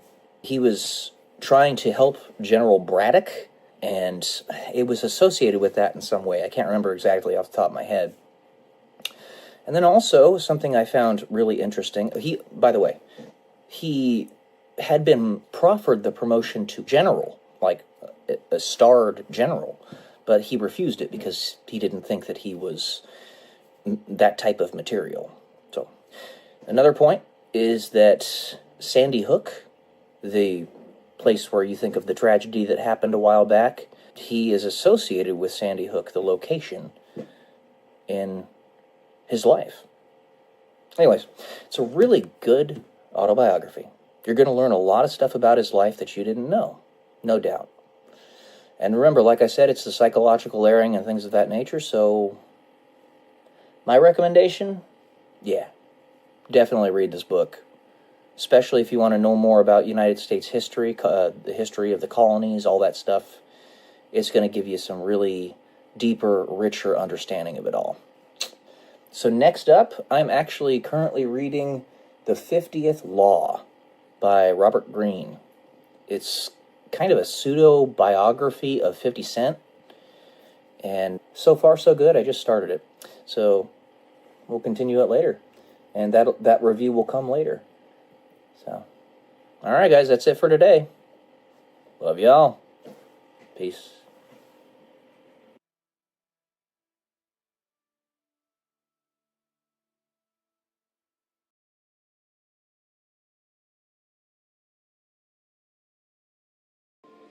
Good morning, guys. Welcome to day 108 until I'm a YouTube millionaire. And today is going to be a review of Christopher Langan's The Art of Knowing. I read this significantly faster than I anticipated. Now, it's not a very long book. It's about, 140 pages? Yeah, 139 pages. Of course, as I've said before, I'll say it again, 5 pages of his book is like 20 pages of anybody else's book, because the guy writes very dense. He writes very dense because he is extremely intelligent. He's got an IQ of about 200, which has been tested on multiple occasions for him. It's actually what he's known for. He's insanely, insanely smart. One of the smartest people to have ever lived, and that's not me just saying that. He's got the works to prove it, this being one of them. But what I like about this, and I mentioned this in a short a little bit ago, is that, in general, it's rather easy to comprehend. He doesn't make it opaque. Though, I do have to say, once he got to On Absolute Truth and Knowledge, which is one of the essays in this book, it's right around page 100 or so, he starts to get opaque again. He starts using a lot of neologisms, which that means new words that he created, but they're accurate, they make sense. They're words that are real words. It's just nobody's ever used them before, and it's using the actual structure and syntax of English. So they're real words, and a person as smart as him, no joke, can make new words. You know, I don't pretend to be as intelligent as he is, but I'm in league with him, and I've done that myself. I have. So, it's a very interesting book. A lot of really, really good ideas, as one might suspect, for somebody as smart as him. The first few essays, which are all about 10 pages, almost exactly 10 pages, and I think he did that intentionally for the first 40 pages of the book, just to make it so that it was a little bit easier for a person to digest, so that once they got 40 pages in, they were going to, quote-unquote, fall victim to the sunk cost fallacy and actually finish the rest of the book. No doubt that played at least a small part in why he decided to do what he did. He made all of the first essays 10 pages, first 4, and in very, for him, plain English. For anybody else, like, mind-blowingly crazy. It's very much worth a read.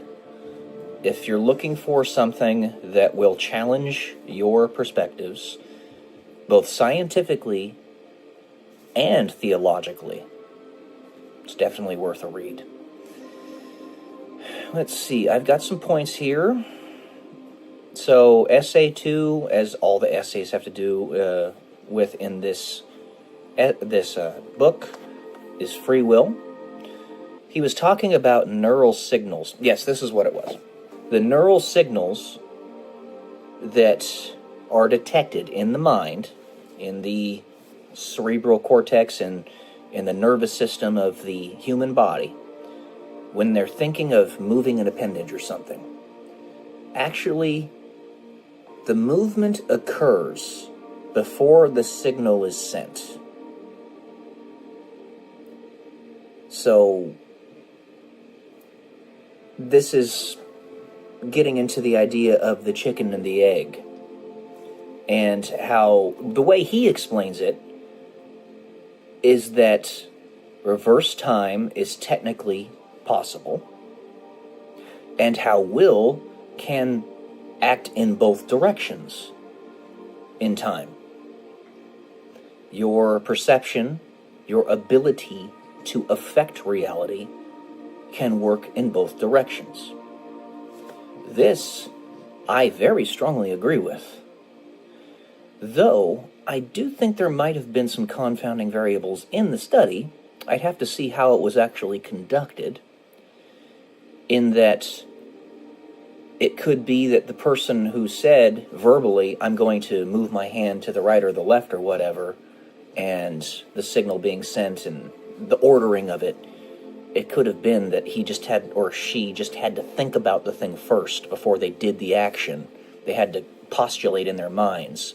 But even then, we're still cracking upon the surface of what actually is will in this regard. Is it still just a construction of different chemical reactions and all that? Or perception or layering of your story? It's really interesting to think about.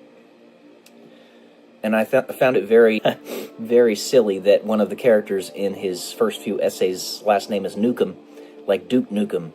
I think he probably did that on purpose. Obviously, it's meant to be tied with Newcomb, for Newcomb's paradox, of course, but I did find it funny. I think of Duke Nukem when I think of the last name Nukem. Probably because I watch Lazy Game reviews all the time.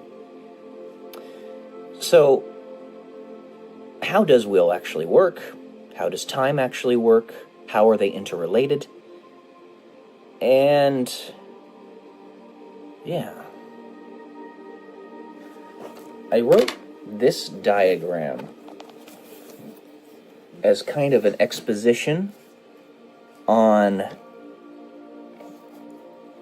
some stuff that he was talking about in the story. So this is the whole of the universe as shown by the cosmic background radiation that was detected in the Horn telescope many decades ago. And this is everything outside of it. All around. Now, whether we can see or feel or go to any place outside of the whole of the universe is beside the point. The point is, we can conceptualize it. And if we can even conceptualize it as a thing, then it exists. It's the everything that is not the universe.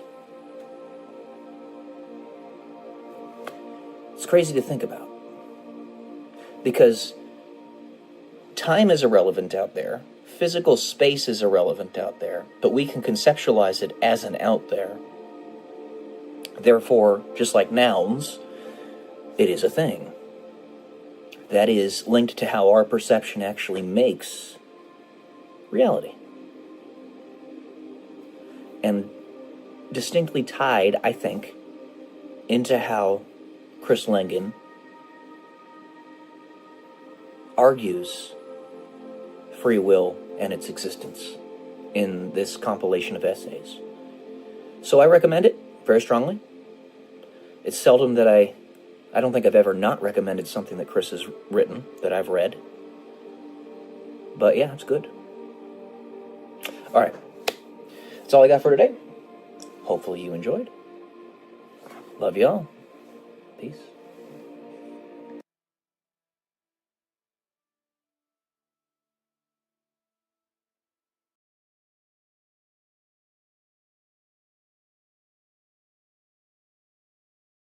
Good morning, guys. Welcome to day 135 until I'm a YouTube millionaire. Trying something a little bit different today. I came across, potentially, an untapped market opportunity. Now, to bring this up to you guys, especially on this forum and this venue, considering my background, what I've had to deal with in my life, and pretty much what I know is probably going to happen. It's a dangerous thing for me to do this, but I'm going to do it anyway. Because I want to, and I know that I'm going to be kneecapped anyway, so I might as well just let you guys know that this is an opportunity that I found, and you may be interested in giving it a go. So, let me give you first an example. When it comes to investing, in order to have the investment be considered a good opportunity, the standard is that you get at least a 6% year-over-year ROI on whatever the investment is. So that's the minimum. You get 6%. If it's at least that, you're good to go. And it's a decent investment. You can do this with things like real estate. So let's say you invest $100,000 as a down payment into a property. Then you're going to want to get a minimum of $6,000 per year of profit. Not income, not revenue, profit, in order for it to be considered a good investment, or $500 a month. So that means whatever your expenses on top of that, you can do the math.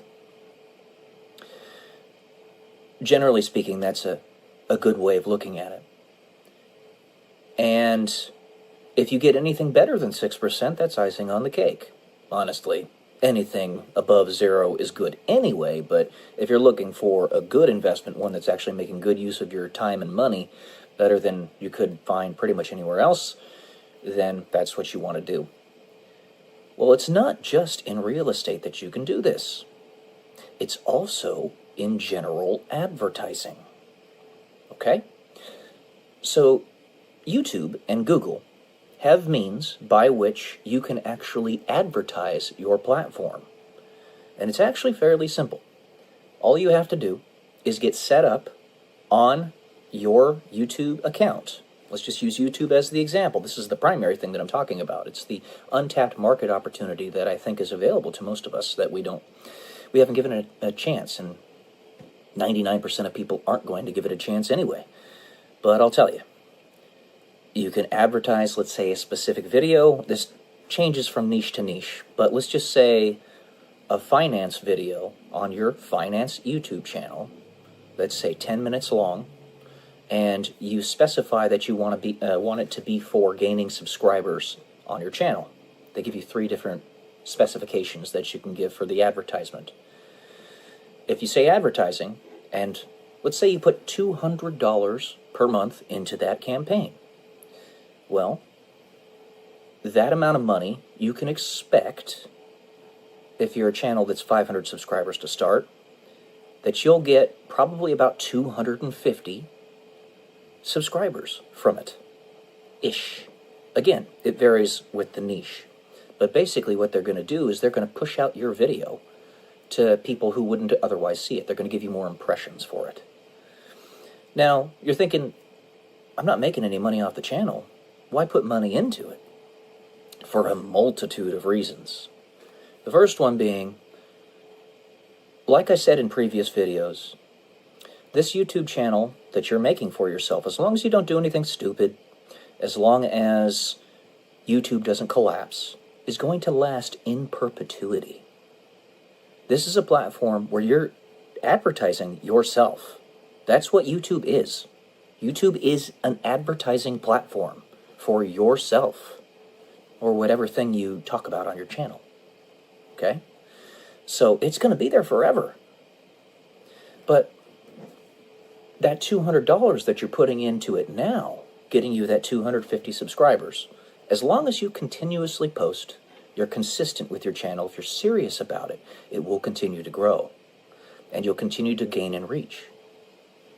And then, once you hit that threshold of 1,000 subscribers and 4,000 watch hours, there's some pretty basic math that you can do to determine your year-over-year ROI. So let's say, being very conservative, you put $200 per month into the investment camp or the advertising campaign for your channel. And conservatively, it gets you 150 subscribers per month. And you're starting at 0, okay? That means it would take about 6 months-ish, 6.66, to get up to 1,000 subscribers. Now, you're not going to have the watch time requirement necessarily. More than likely, you won't have it by that point unless you've had a couple of viral videos. So let's just assume that it's going to take an extra 6 months for you to get that watch time requirement of 4,000 hours.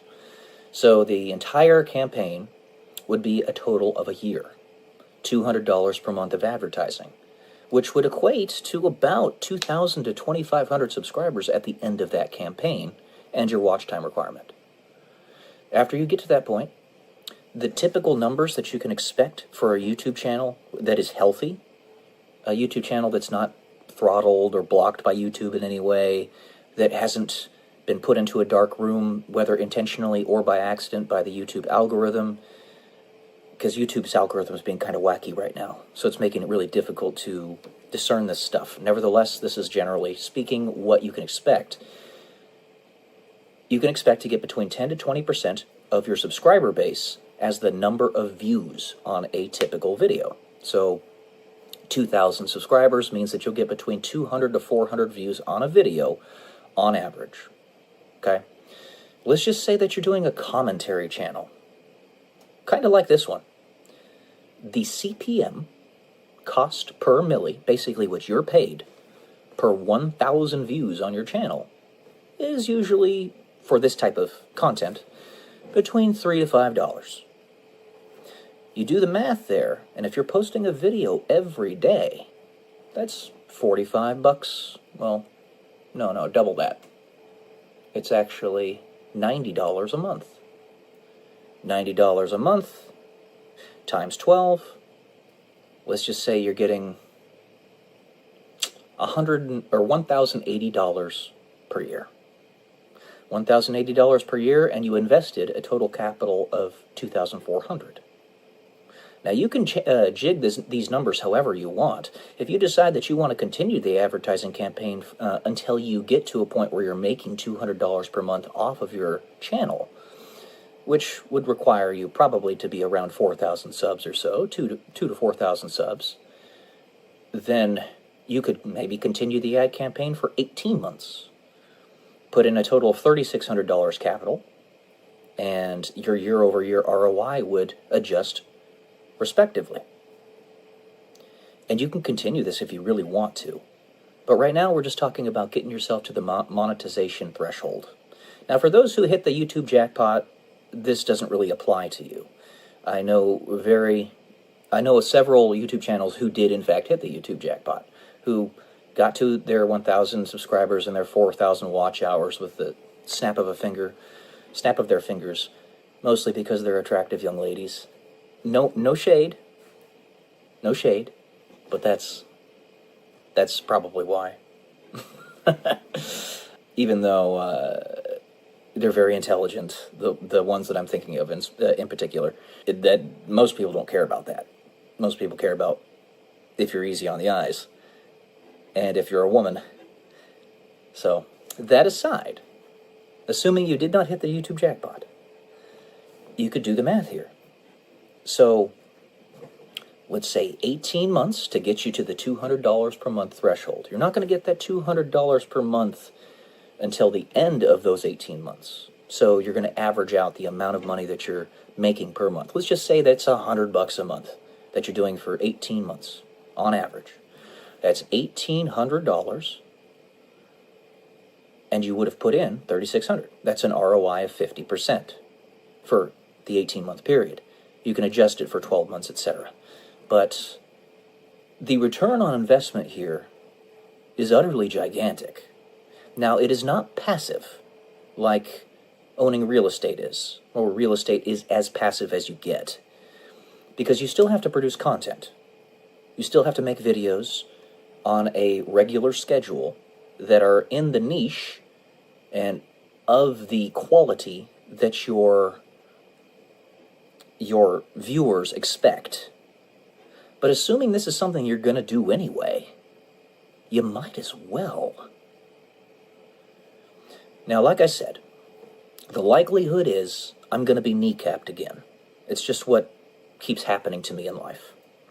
I don't really have an explanation as to why this keeps on happening, but it's probably what's going to happen with me. So, if I give you the information, at least somebody's going to benefit from it. Even if only 1 out of 100 people is even going to give this a chance. I'm thinking of my brother James. He's got a YouTube channel that's growing very nicely. He's got almost 1,300 subs, and he just got fully monetized, so he's making some money off of his videos. If he wants to expedite the process, think of it in terms of year-over-year ROIs, returns on investment. If you have the money to afford, then what you can do is this $200 per month or whatever it is into an advertising campaign, and ratio-wise, it's going to match up, whether you put $100 a month in, $50 a month in, $400 a month in. So $200 a month is going to get you 150 subs minimum. 100 will do half that, etc. And the type of video that you're advertising is the primary type of video that is going to have consistent viewers come back. So if you want to do this, these are your numbers. It's quite smart, because this is going to last as long as YouTube lasts, forever. As long as you don't get your channel deleted by YouTube for some reason or another, it'll be there. So give it a try. Consider it. It is an untapped market opportunity. If everybody were doing this that wanted to grow a YouTube channel and were serious about it, it wouldn't be this high of an ROI. It would be much, much, much lower. But it's an extremely high ROI because so few people do it. There you go. All right, guys. Love y'all. Peace.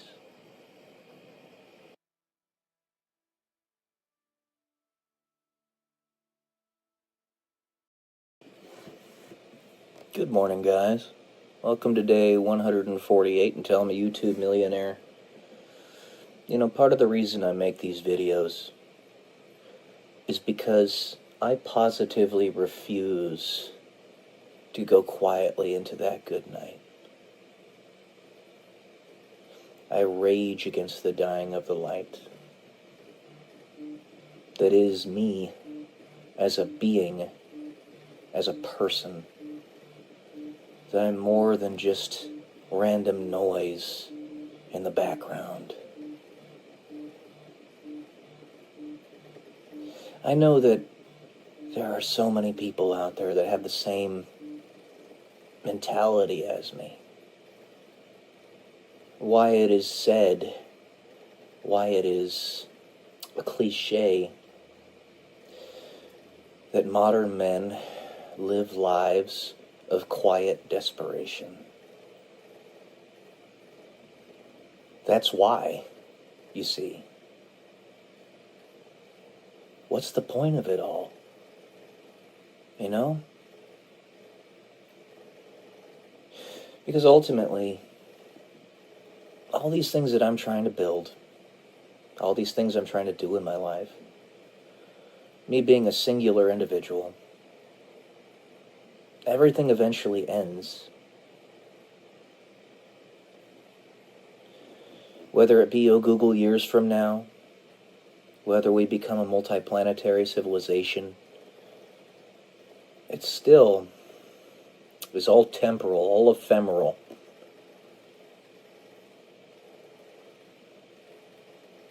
But maybe that's the point. Not that it's ephemeral, but the empathy aspect of it. Because,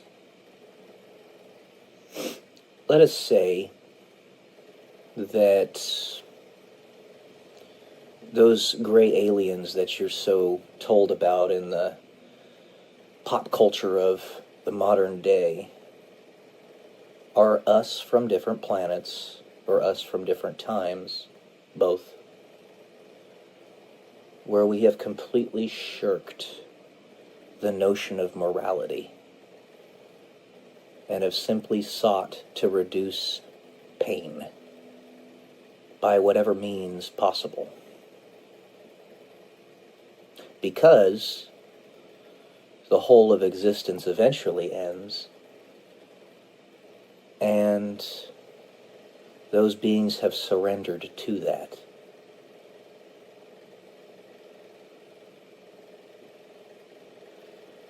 What is the point of it all? Well, I can tell you. I've said many a time, the meaning of life is love. But who you are and what you are in your personal life is how you love. And how one loves best, as best I can figure, in such a existential modality, is to simply be there for other people. Whatever that means.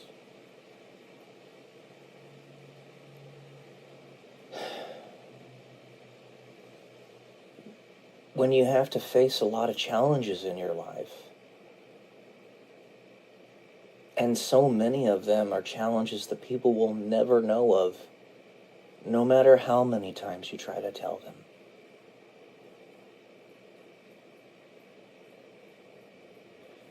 Partially because they don't listen. Partially because there's only one of you and 8 billion people on the planet. Partially because they don't believe you. But you still feel it. You still know what you experienced in your life or didn't. The betrayal, the backstabbing.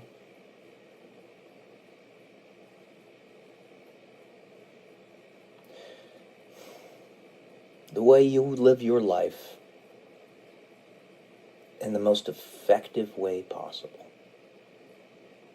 is to not let that stop you. Ever. Remain authentic. Remain who you are. And no matter what, be there for other people. Because it's not about you. But they need you. That's how you love them. Right there.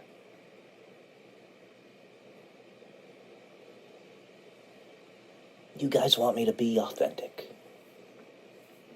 Raw. Not hide anything from you. Well, I don't. I never have, and I never will. I will tell you the truth. As best I can figure it, as best I can understand it. And the truth is, we are gonna get out of this mess. We are going to do it. We're gonna win. I don't care if I have to take my last breath. We are gonna win. Period. Let's do this, guys. Love y'all. Peace.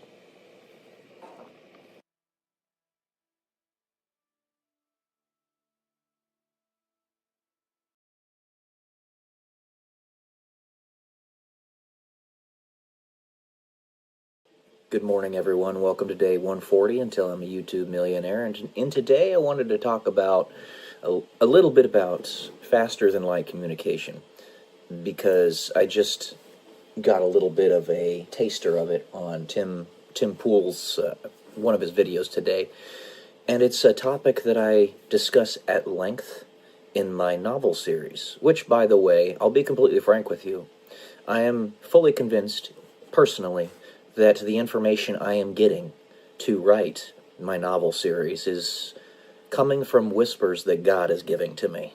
All right? I'm just going to tell you that straight up. And I even talk about said whispers, like that's everything in the story. The whole story, there's constantly whispers happening. And if you read the first novel, I already show some of that, but it gets a lot more in depth in the future videos. So how does one have faster than light communication? Well, principally there are two ways that I've been able to discern from the ether, if you will, as well as being combined with my personal experience, my experiences in life and my knowledge. My master's in electrical engineering, I understand a little bit about telecommunications and frequencies and stuff like that. But two principal ways. The first one is the way that Tim is talking about on this video, which is quantum entanglement.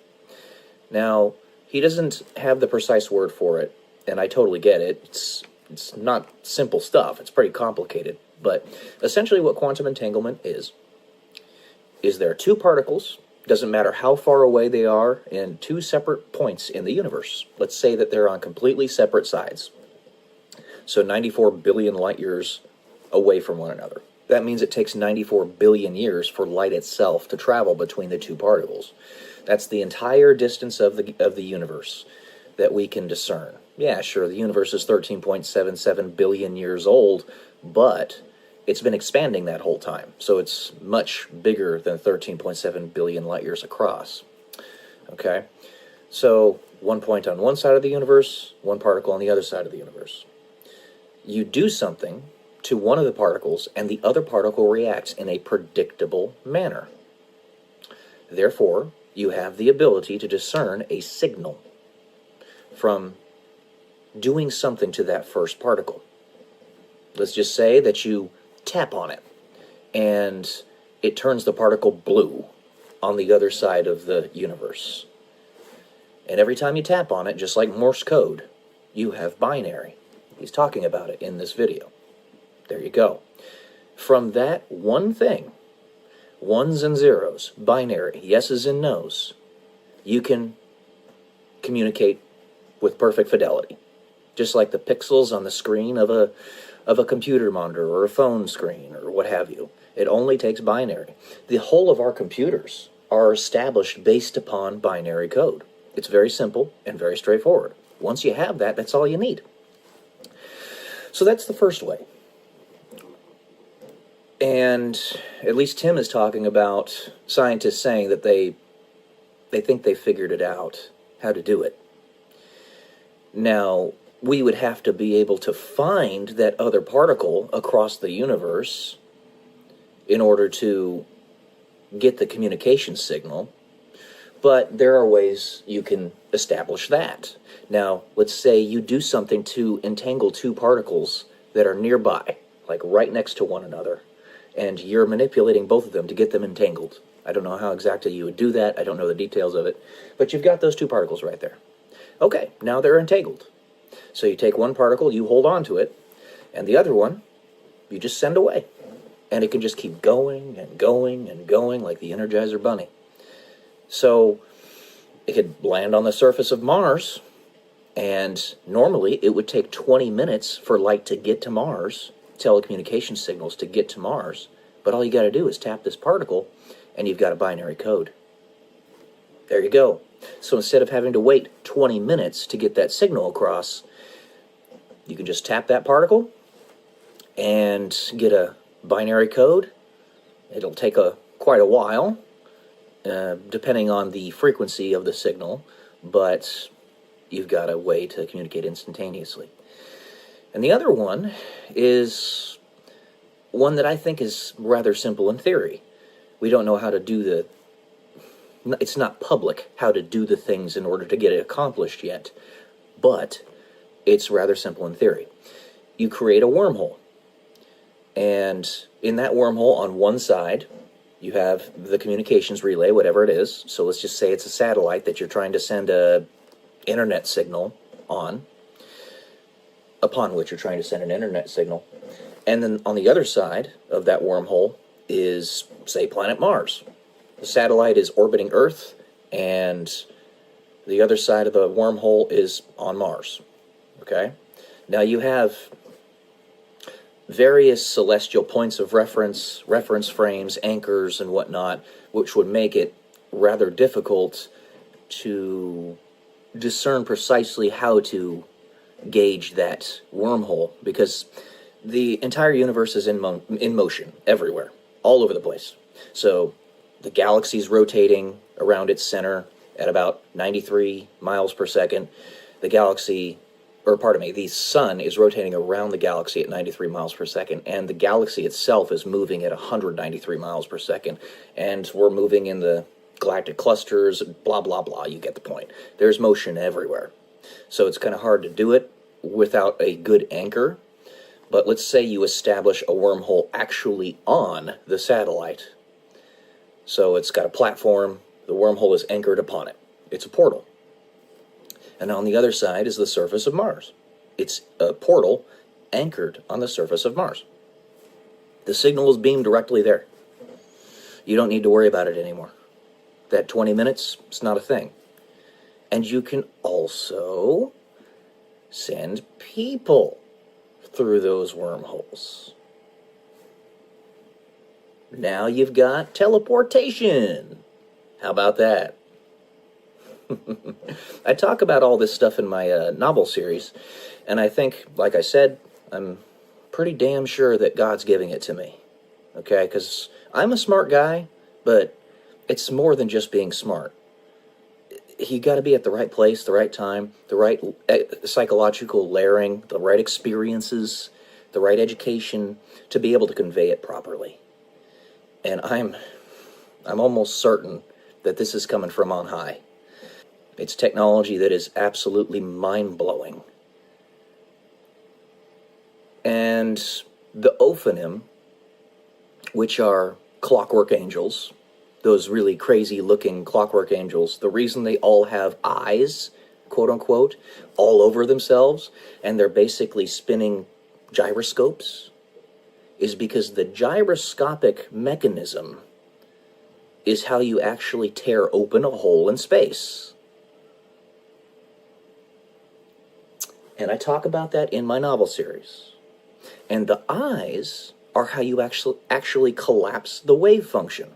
So the Ophanim is a robot, but it is fully conscious. It's got a soul. It was created by humans, and it's got a soul. It exists. It's got a consciousness. So a free will, a perception. Therefore, it can collapse all of its visions upon the central point in the middle of the Ophanim, and that's where the portal is, from one spot in the universe to the other. It's in the center. And the movie Contact, I believe Carl Sagan was actually given some information from on high as well. Now, he had a much different perspective on spirituality and religion than I do. He believed in God, very much so, but it was pretty different from my personal beliefs. Nevertheless, doesn't mean you can't be used by God and be given that information that you need to find the right answers. Well, the time machine, or the teleportation machine that was eventually created in that movie was a giant Ophanim. Look at it. Watch that movie. It's an Ophanim.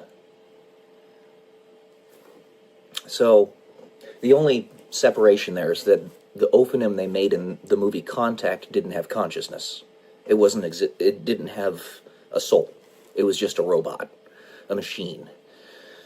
But with AI technology advancing as it is, the missing component to truly having consciousness, I'm going to just say this outright, it's love. It is love. Love is everything. If you read the book Time Enough for Love by Robert Heinlein, he talks about that with the artificial intelligence in that book. Psychological layering, my friends. Psychological layering. You find the decentralized kernels of truth and put them together in your own understanding of the world, and that's how you come to new understandings. So yeah, I think, honestly, the timing of me writing this novel series is perfectly aligned with what's going to happen in the next couple of years. In the next couple of years, I truly believe, right around 2028, we're going to come out and make it totally public that we have time machines. And once we start using it, those time machines, time will become completely irrelevant. It will no longer matter. Because if you can just travel through space and time like it's a mountain or a valley or what have you, kind of like something that's explained in the movie Interstellar by Christopher Nolan, then there are no limitations.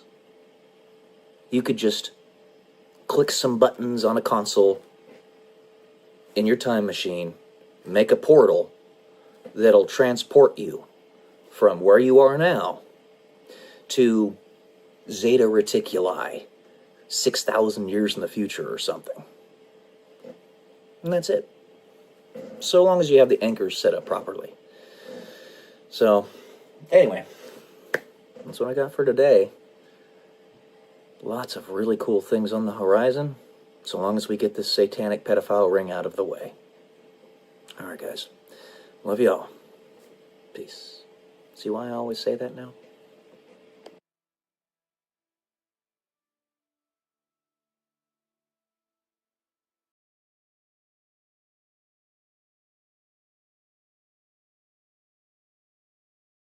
Good morning, guys. Welcome to day 140 or 134 until I'm a YouTube millionaire. I was thinking, I talk a lot about the traumas. Don't usually get into specifics, but about the generalized traumas that I endured earlier on in my life, in particular when I was in the military and how they treated me. And I just wanted to clarify. Yes, this stuff did happen to me, but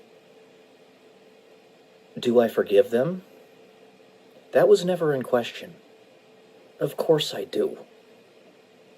It's not in question whether I forgive these people for what they had done to me.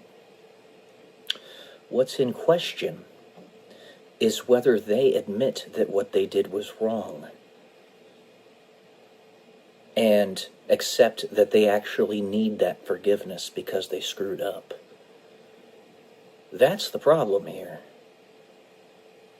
I forgive it, and principally when you forgive, it's not for them necessarily. It's for yourself. Because forgiveness, just like bankruptcy in the free market, is basically tearing up the contract. You no longer have to fulfill both ends of it. It's moral bankruptcy. That's what it is. You don't trust them ever again with that thing with which you had trusted them before. Or at least not for a very, very long period. Trust is hard to gain and easy to lose. Betrayal is something you'll never forget. And that's another thing. With forgiveness, a phrase that has always irritated the shit out of me is forgive and forget. No. You don't do that. You only forget if the entity in question is going to be gone entirely. The way I describe this is, in heaven, there is no longer any pain. It's all peace, unconditional love. You are in bliss. And the only way that is possible is if all pain, all past traumas, are fully out of your mind, out of your soul. Which you might think means that you forget. Somewhat. In Many circles, I believe in Catholic faith, some circles of Catholic faith, they call it the tear room. The tear, as in tears coming out of your eyes, room, where something like what happened in Harry Potter, when I thought this was brilliantly done by the author, J.K. Rowling, collected the tear from Snape as he passed away and put it into the chalice that showed the memory. That's what it is. That's almost point for point what it is. The tear room. You have those memories stored in vials that are tears of past traumas so that you can basically lock them out of your mind and not have to worry about them anymore. So, to forgive and forget, I never liked that idea. It's stupid. If you are to truly continue living with these people, with these entities, then you can't forget what they did. You can forgive it, but if you forget it, they just might do it to you again. You have to be wise to it. If you want to forget, and it's in anything other than the tear room of heaven, then the entity would have to be entirely erased from existence, as if they never existed, because even the memory of them would have to be gone. I think of the song Somebody I Used to Know. It was very popular, I believe, right around 2010. I'll make sure that there's a little thing that you can see on here, like a picture or something, or a link. But kind of like that. So, of course, I forgive these people, what they did to me in the military. But one, do they accept that forgiveness? And two, do they even think that what they did was wrong? There is only one unforgivable sin, as per Jesus, what he tells us, and that is to sin against the Holy Ghost. What does that mean? Basically, it means that you don't accept that you need grace, which is forgiveness. All right, I think that's all we'll do for today. This is a STEM, as many of my videos are. There's always more to discuss. Always will be. Because the amount of information that I know and can espouse to other people is finite, and therefore infinitely small compared to the amount of information that exists, which is infinite. So, thank you all for being here. Love you all. Peace.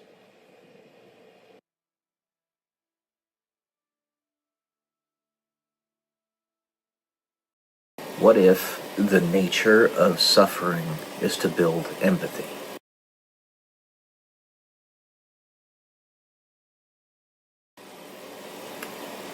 Welcome to day 192 until I'm a YouTube millionaire.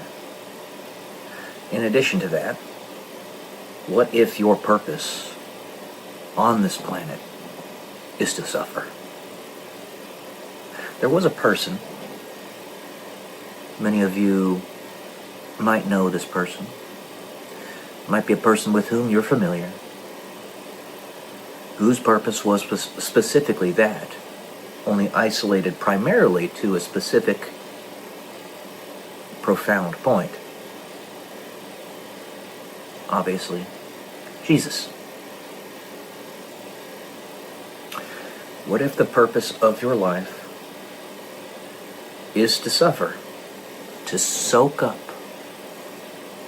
all of the negative energy of the human family?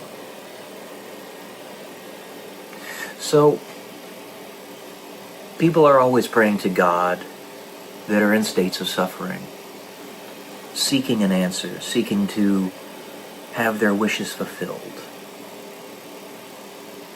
When they're not, what do you think that means? It means that you are the warrior fighting, putting up the shield to protect and preserve everyone else that does get it. You're the way it happens for everyone else. And ultimately, when it does come to you, however long you can endure, it will be the end state for everybody. But when you're enduring that pain, you need patience to the utmost degree. And don't ever expect that you will be healed, or that you will get those things for which you are looking. That saves the most people. If we're in the business of saving souls, the way you do that is you act as the painkiller for all of their pains. And if you can get joy, satisfaction out of that, as opposed to getting it out of receiving the things that you personally want and desire, then that's divine. You become an infinite well, source of protection, love, freedom, liberty, creation. So when I tell people, I believe in God, always have, always will, because I believe that the person to whom I am talking exists.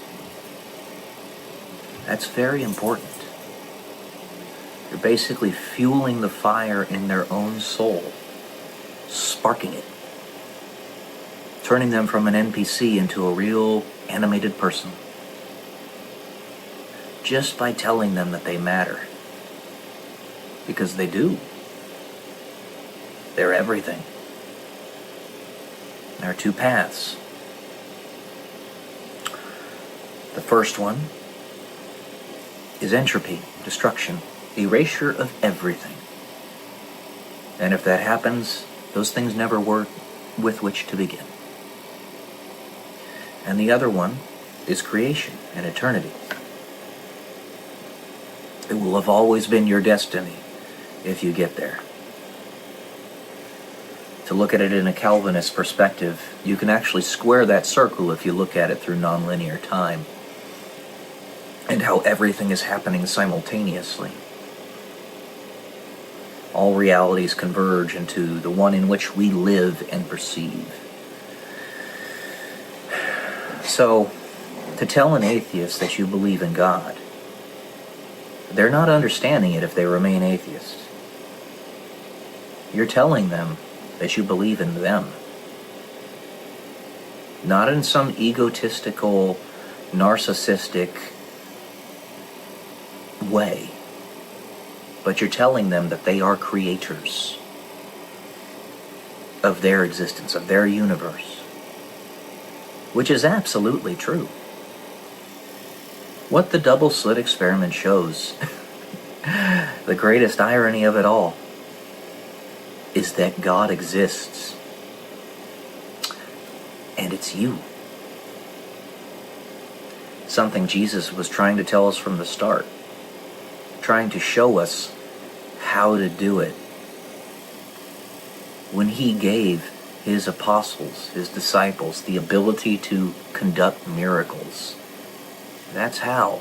All he did was believe in them, just as they believed in him. When you forego belief in God, you are foregoing belief in yourself. You are instigating your own erasure, your own non-existence. And in that final judgment, where that omniscient understanding of all intents comes about, if you have decided that you don't want to exist, remain atheist, because that's what this is. You will. You'll get what you want. And for those who seek to become the entropy, to actually integrate with the void itself, they'll get what they want as well. It ultimately leads to the same thing, but that's what they'll get. So when I tell somebody that I believe in God, especially with everything I've had to endure, being the warrior that I am, and I am a warrior, I am trying to tell them that I believe in them. I always will. And if I were to give up that fight, then how many people would lose their will? It's not possible for me to give it up, because it's my nature to suffer. It's all human beings' nature to suffer. But those who do not receive the answers while they're alive, or while they're in this reality, it's because they are the warriors that are doing the fighting. I don't expect to receive the answers here. And if this were all there was, that would concern me. It would make me eternally sad. But as it stands, all that will remain is I won't be able to leave gifts for people here. But I know there's something beyond it. And the ultimate challenge, the ultimate proof of belief, the one that the devil is trying to get you to fail, is to not take what you want by breaking the rules, and therefore proving, at least to him, that eternity does not exist. I will keep doing this. I won't get what I want out of it. And that's okay. It does not bother me. And the more I learn, the more truly steeped in an understanding of what belief actually is I become, the more at peace with that I am.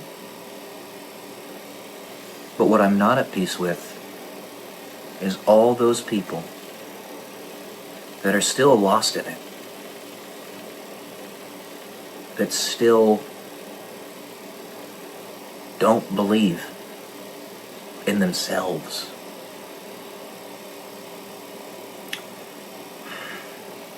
Because if there is nothing outside of this, then nothing matters. If nothing matters, then you don't. If you don't matter, then do you really exist? You will get what you want in the end. And if that remains your perspective on things, if you don't listen to Jesus, and him trying to tell you that you are a creator just as him, then that's what you're going to get. If I do break, or get just to the point of breaking, right before that happens, I know God's got my back. He'll step in. And I will have faith in that. But the thing is, it's never going to happen. And I know that's the rub here.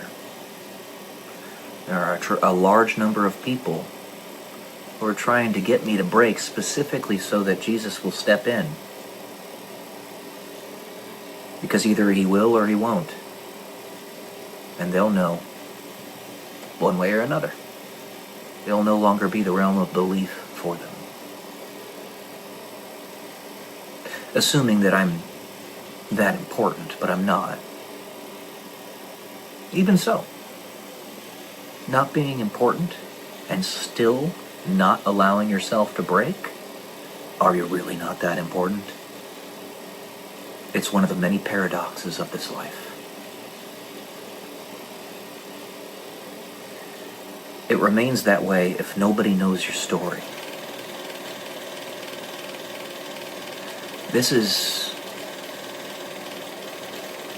It's a kaleidoscope.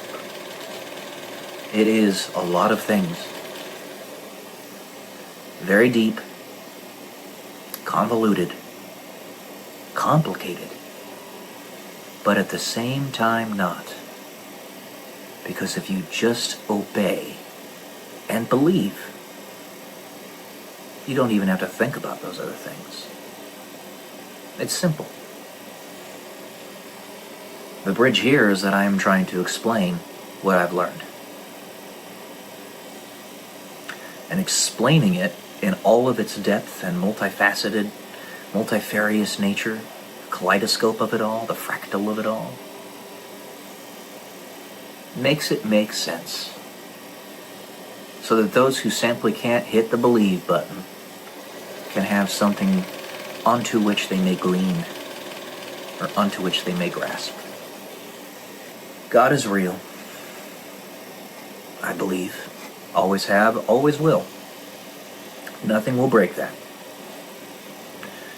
And that means I believe in you. All of you.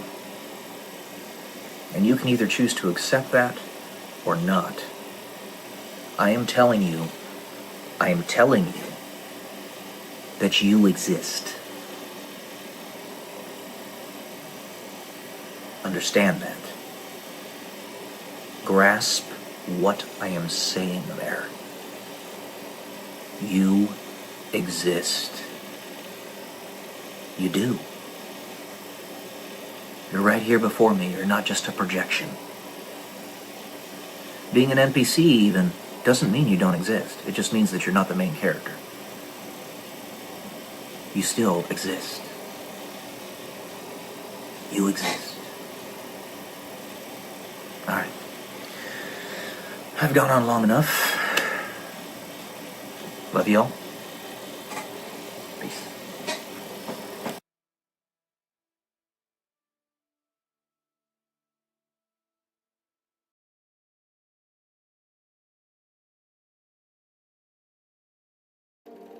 Good morning, guys. Welcome to day 112 until I'm a YouTube millionaire. Albert Einstein once said that compound interest is the eighth wonder of the world, which I think is apropos about which to speak, especially considering the new discoveries underneath the Egyptian pyramids, which are one of the seven wonders of the world, the pyramids of Giza being. Recently, they just discovered some really deep chasms with granite chambers 9 feet tall, deep within the crust of the earth, going way deep down, 2 kilometers, apparently. But that's beside the point. Albert Einstein once said that compound interest is the eighth wonder of the world. The reason I bring this up is because this was the basic idea behind the Social Security system once it was first created a long time ago. I think it was back in like 1903 or something. I can't remember the exact date it was created. But the idea was something similar to what Benjamin Franklin did when he put a certain amount of money aside for a trust for the city of Philadelphia to be dispersed after, I believe it was 200 years. So it was dispersed like in the 90s, somewhere around there, 1990s. So he put, I don't remember the exact amount of money he put in that account, but when it was dispersed, it was about $8 million. And that went directly to the Philadelphia government. And that was Benjamin Franklin's intent. That's what he wanted to happen. The idea behind the Social Security system was that the government would take a portion of your money and invest it in funds, index funds, the stock market essentially, and grow it so that once you got to your retirement age, then you would have a fund to pay for your retirement. That was the idea. Basically, the government was taking the responsibility that you should take upon your own shoulders and taking a portion of your money every month and putting it into the stock market, as well as a variety of other things. Well, if you had actually taken that money and put it into the stock market yourself, the same proportional amount, then rather than being maxed out at about $4,000 per month that Social Security can pay you, that's right around where the maximum is. If you put the same amount requisite into the stock market yourself, at about the age of 65, you'd be getting $32,000 per month. So they've been very reckless, irresponsible with that money. And part of the reason for that is because they keep on taking it and putting it into other things. So they're basically going about this all the wrong way. It is my perspective that the entirety of the government could be funded by taking 10%, not of our money by force, 10% of people's money who voluntarily choose to do it, putting it into the stock market and fund all of the government's responsibilities or things that you want the government to do with that money. What's screwed this up is the central banking system. It's made it make no sense. It makes us put resources into leveraged accounts that can go belly up at any moment. It's not sensical. But if we were to do something like Benjamin Franklin, way back in the 1790s, and put aside a fund and let it grow over the course of 100 years or whatever. I actually did some calculations here on MATLAB. MATLAB is a mathematical calculation laboratory. It's a very powerful program that I've used on many of my scientific papers. I used it all through college. But let's say you put $1 million into an account, something similar to what Benjamin Franklin did back 300 years ago, and giving yourself a conservative growth rate of 5% for that account. After 300 years, it'd be worth $2.3 trillion. That could fund all the government things that you want it to fund, all those things that are actually important, that aren't like the departments that don't need to be there, rather than have 800 military bases that have been forced upon us and the rest of the world, only possible through the central banking system, which gives us crazy and irresponsible leverage. We'd have 80 army bases around the world.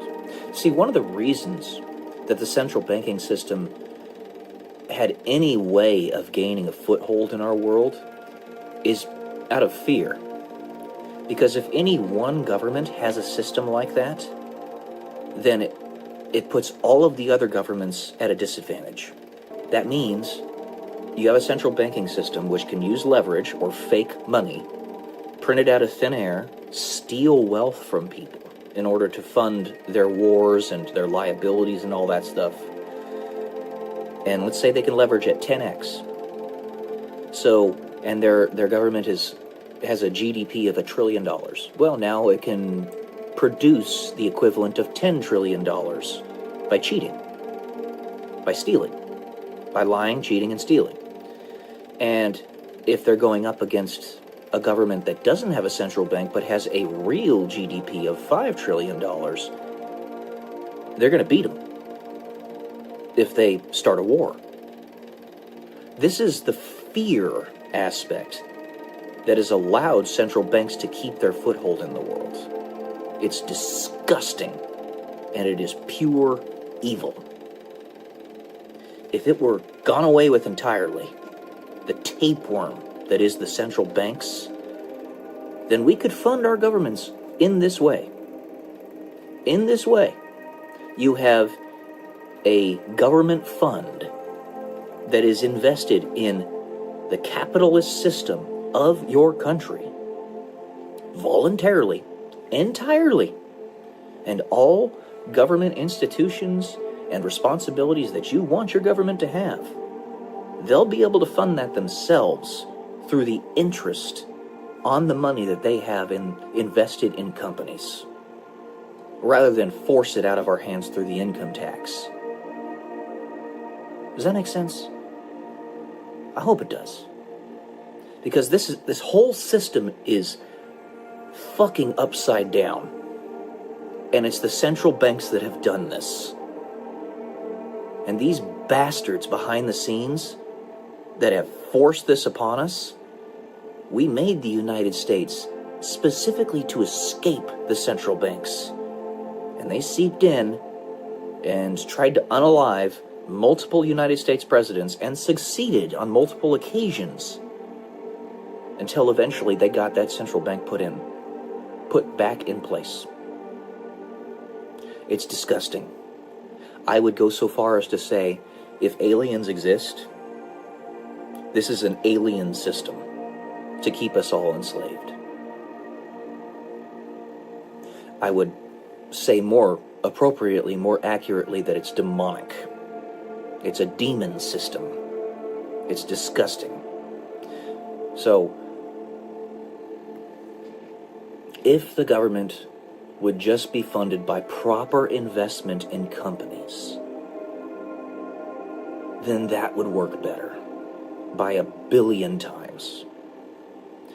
Let's say, to get a good seed funding started, you do basically like a tithe system where there's a flat tax, no loopholes, no deductions or anything, a flat tax of 10% across the board for everybody that makes X, Y, Z income. 10% flat tax across the board, starting as seed funding.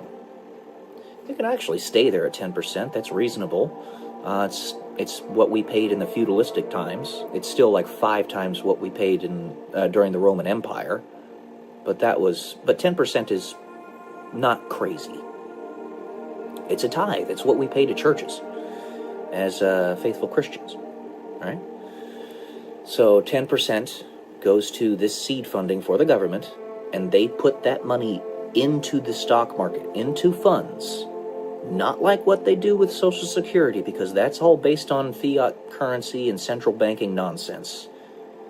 And then they take that interest that they make off of that, say half of the interest that they make per year, to fund their government responsibilities. Hiring people, building government buildings, very simple stuff, like taking care of roads, very simple education system. Everybody else takes care of the other stuff. Maybe I'm naive, but I can tell you that the core of our problems right now, and have been for hundreds of years, is the central banks. They need to be destroyed, never be allowed to come back. Cauterize the wound. Never let them come back.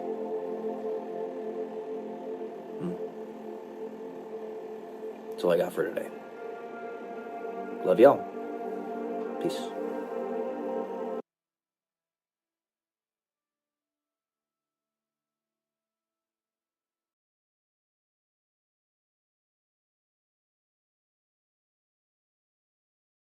Good morning, guys. Welcome to day 160 until I'm a YouTube millionaire.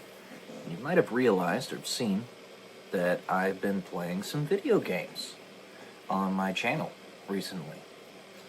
I used to game all the time, but there are periods in your life, seasons, if you will, where you need to work really hard, hunker down, put the pedal to the metal. And there are seasons in your life where you need to just relax, and everything in between. Ultimately, what it comes down to is balance. It's that Aristotelian mean between hard work and play. Hard work and no play makes a person stupid and lame. Play and no hard work makes you useless. So, I figured I have a rotator cuff injury right now. Rotator cuff's a little messed up. Probably from punching that bag a little bit too hard when I'm doing my boxing practice.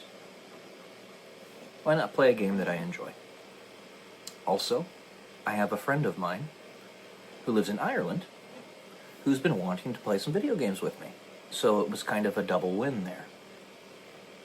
So here we are. I'm gaming a little bit. Aristotelian mean.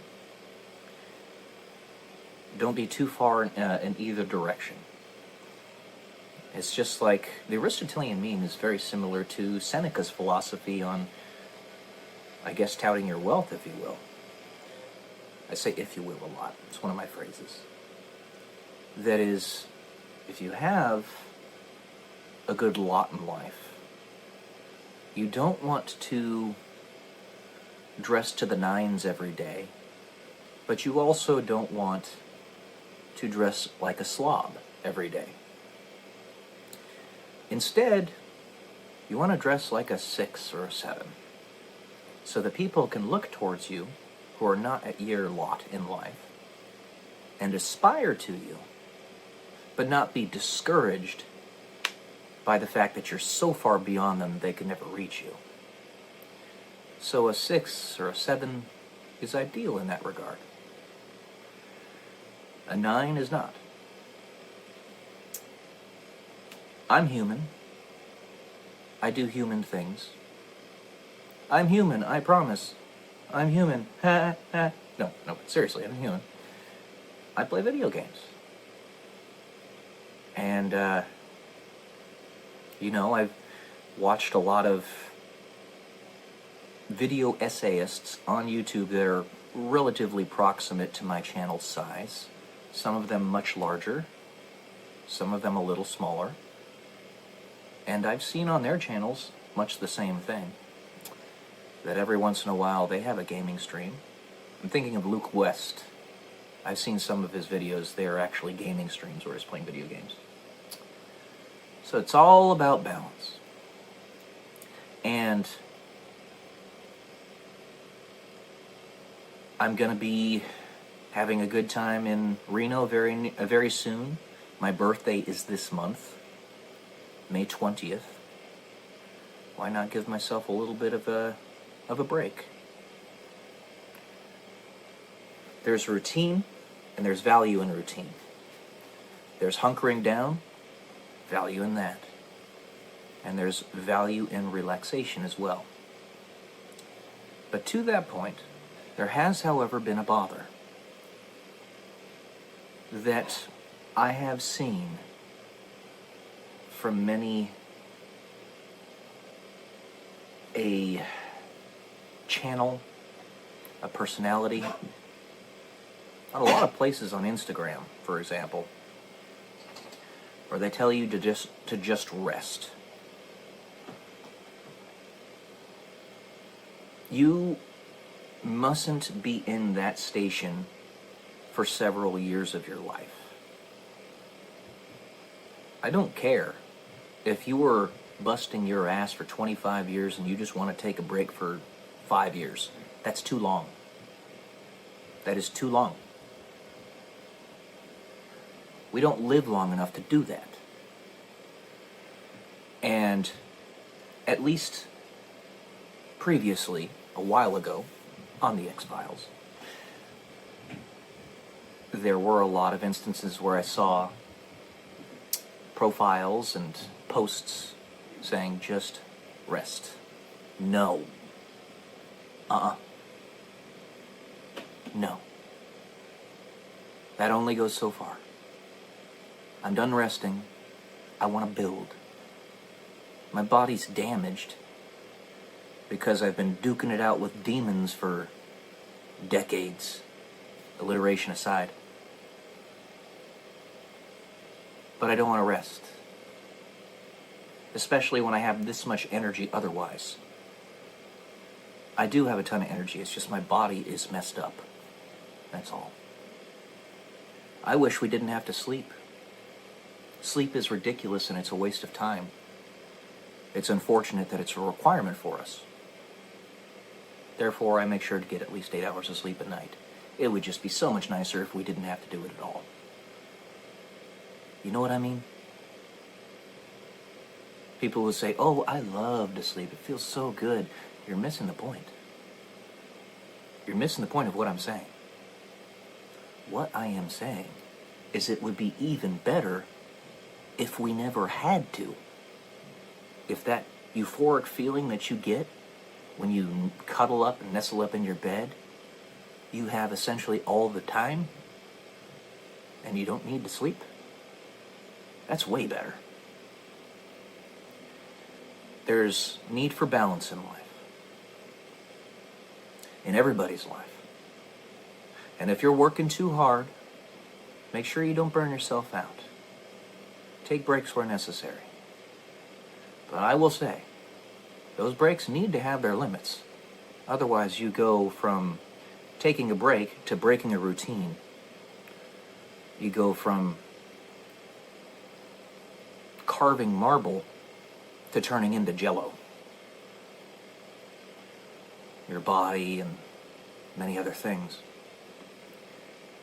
A 5-year break from my work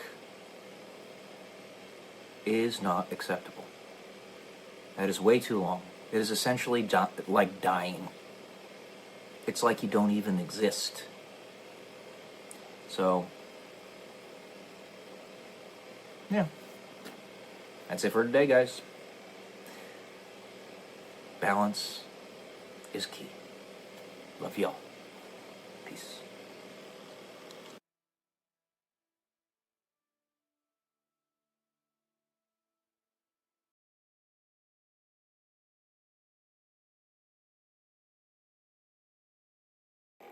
Good morning, guys. Welcome to day 125 until I'm a YouTube millionaire. And for this one, I'm going to read another essay that I wrote. I believe this one was back in 2017. It's called Bellwether. Bellwether. I wonder if any of you can tell just how much of our world today is complete fantasy. Do any of you realize that what you see as everyday goings-on is in fact indirectly and directly manufactured by a great many different sources? What I'm trying to say here is that we are in an artificial situation right now.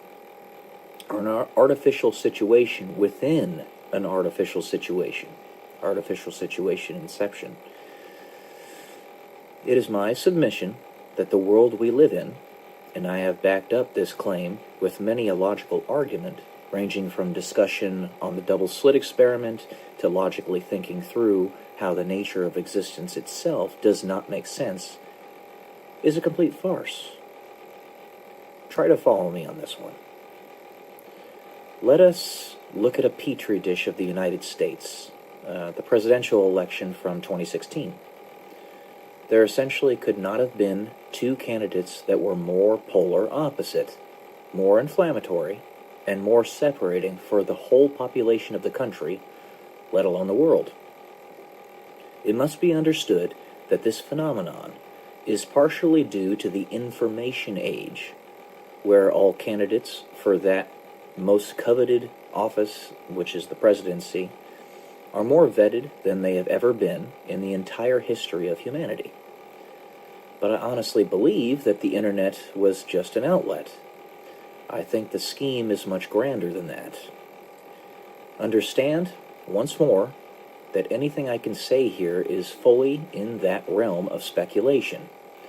And some might even say conspiracy theory, but that word is lost, or term is lost all meaning. But I just cannot see any other way around this. Now, I have much farther to go in this explanation, but let me first establish the groundwork for the path we are going as a society, and the egregious problems that we face. Here was the problem, or is the problem, that most desperately needed to be addressed, and immediately so. We were trusting the wrong people, and too asleep to really care much about where they were leading us. What is the easiest way to subdue and control a population? Even one as relatively, quote-unquote, aware and intelligent as that of the United States and other Western countries such as Great Britain. You feed them, you clothe them, you provide them with shelter, you provide them with ample amounts of banal and useless entertainment, things that do not challenge them to think differently or stand up to the status quo. The fruits of this paradigm are things like Keeping Up with the Kardashians, Real Housewives, Miley Cyrus, and much more. Once more, and this is an easy one to accomplish when everyone is comfortable enough to not care otherwise, anyone who calls out these or those trying to lead you into the lambs to the slaughter is ridiculed, if not outright killed or unalived, or imprisoned. You saw what happened in 2020.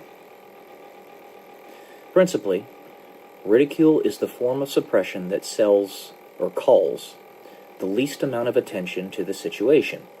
Imprisonment next, and unaliving will not matter much either if the general population is still not paying attention.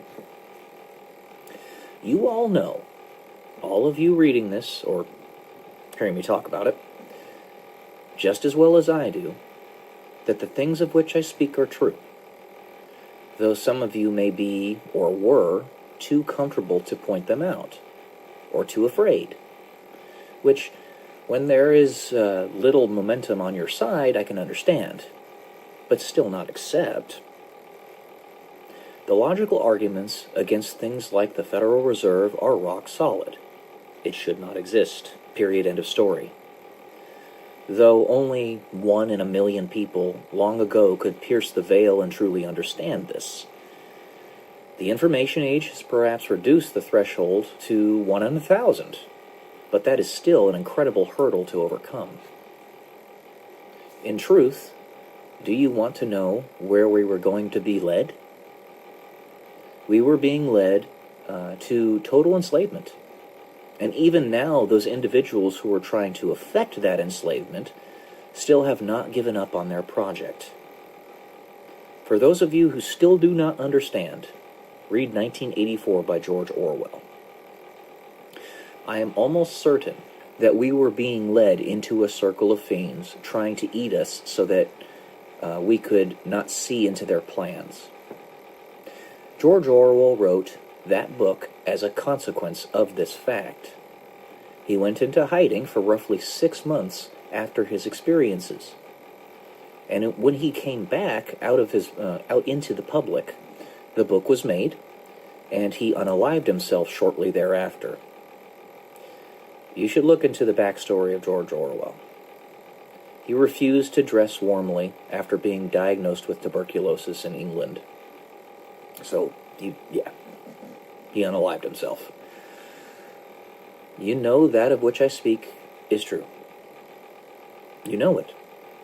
Though you cannot overcome the momentum of the hundreds of years over the course of only one generation when you have so little momentum on your side.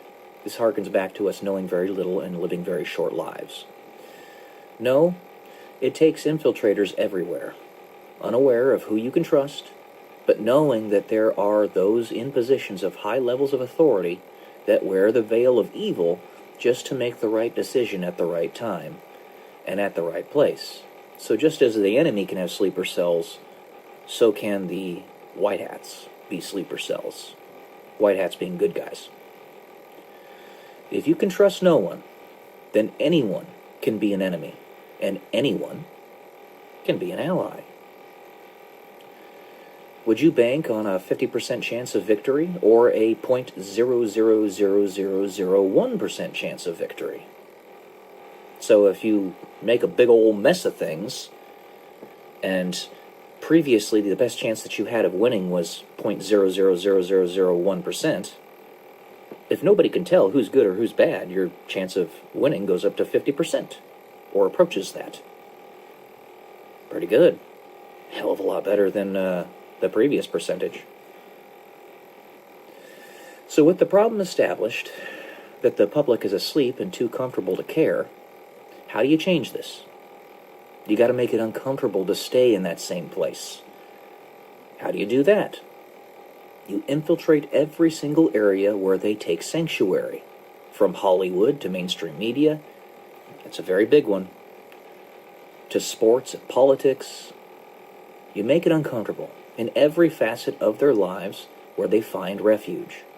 And when you do that, then even the most stubborn of individuals will eventually budge and actually start paying attention. In this vein, those who are making your lives uncomfortable are actually your allies. Many of them. Some of them are unwitting pawns in the giant game of chess, falling victim to their deeply held biases that only rear their ugly faces when pressed. But some individuals are deliberately acting, deliberately saying and doing things in which they do not believe to foment discomfort. You once more do not know who you can trust. But everyone is actually partaking in the mass awakening, all together, for better or for worse. The word revelation, like the Bible, means awakening, essentially. We are basically smacking each other as hard as we can to wake up out of our stupor. You know what is the kicker here? I can tell you this now because you still do not know whether or not you can trust me. My name is Peyton, like Satan.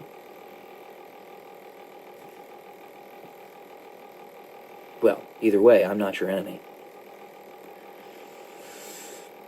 Only those who have a personal relationship with me, understand my history, and have their own personally accepted proof of my intent are willing and able to do so.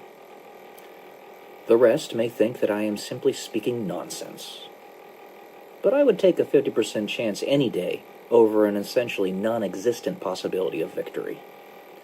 Now, I'm a nobody.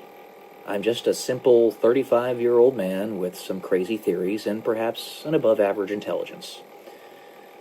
In being a nobody, you are free from the restraints of the institutions of our world, so you don't have to worry about an authority figure telling you what is true or not.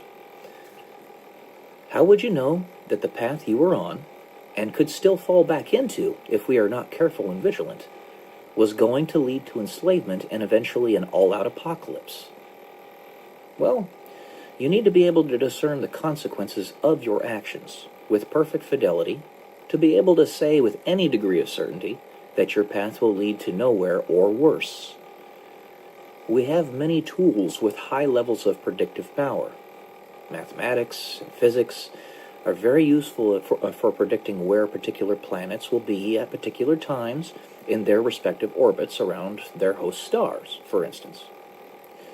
We have economic models that can predict with reasonable accuracy what the markets will do given particular stimuli or given particular timelines and situations, a la tariffs causing the stock market to be shaky.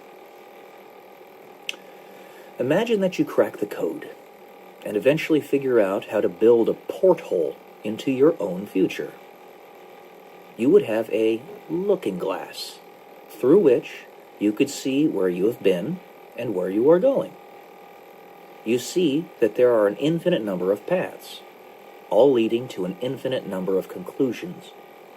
And in that vision, you realize that you truly do have free will and can change the course of history. It's called time travel. Called time travel, my friends. Now you can say I'm off my rocker. At least for now. We haven't come up with the tool yet, but perhaps soon. I will tell you this truth, and one I hope you will understand and embrace completely. Never allow yourself to be fully comfortable. Always seek the next great challenge to your willpower, to your creativity, to your ingenuity, to your physical strength, to your soul. Whether anything that I have said above is true, within this essay is true or not, just assume that it is. Suspend disbelief. And you will understand why it is so important to run as fast as you can to escape the abyss of complacency.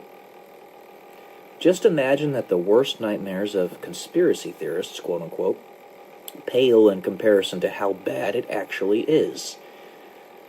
We are not only to be enslaved, but harvested as if a human farm. Think about that.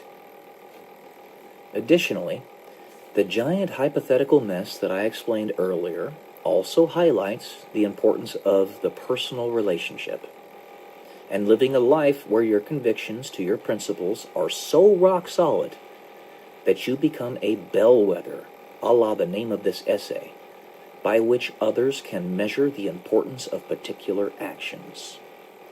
You are the standard. This is how you build trust in an external sense. You first trust yourself, which then leads you to be able to live a life of conviction and walk in your path no matter where it takes you. And this builds a history that is hard as diamond, a history that others can come to count on. Whether or not they agree with your path, they can be sure that you are going to take actions to allow for that path to be fulfilled. In the human experience, this is our mission, and the scheme is the ulterior motive to get to that conclusion. The Matrix is showing cracks now more than it ever has. When two candidates run for the office of president that are more at odds with one another than ever in the history of the country, are as inflammatory of candidates as we have ever seen, and the media is completely arrayed against one, but not the other, there is no way to not see that the situation is at least somewhat manufactured. Ironically, in me saying this, there actually are people that still don't see it. But by whom? You? Me? All of us? The 13 banking families? We're all partaking in the greatest game of chess ever played, and the prize is the human race. Or is this simply a hypothetical, fantastical situation that I'm talking about? You decide. Know that if you pull the strings of the wrong people, perhaps even a nobody such as myself, you might just unleash a Trojan horse, who will rain an endless fury upon you from which you will not survive. Like what happened to me when I tried to get out of the military. Crucifixion disease. I mention it in every one of my videos, my workout videos. I don't have arteries in my arms and legs, and I used to be a marathon runner. I was directly, physically attacked in a way that nobody else could see. What's true and what's not? Think about it. The whole damn world is insane and suicidal. Someone has to do something. Not all sheep are asleep. So that's this essay, guys. It was a little bit longer than most of them. I hope you enjoyed it. Love y'all. Peace.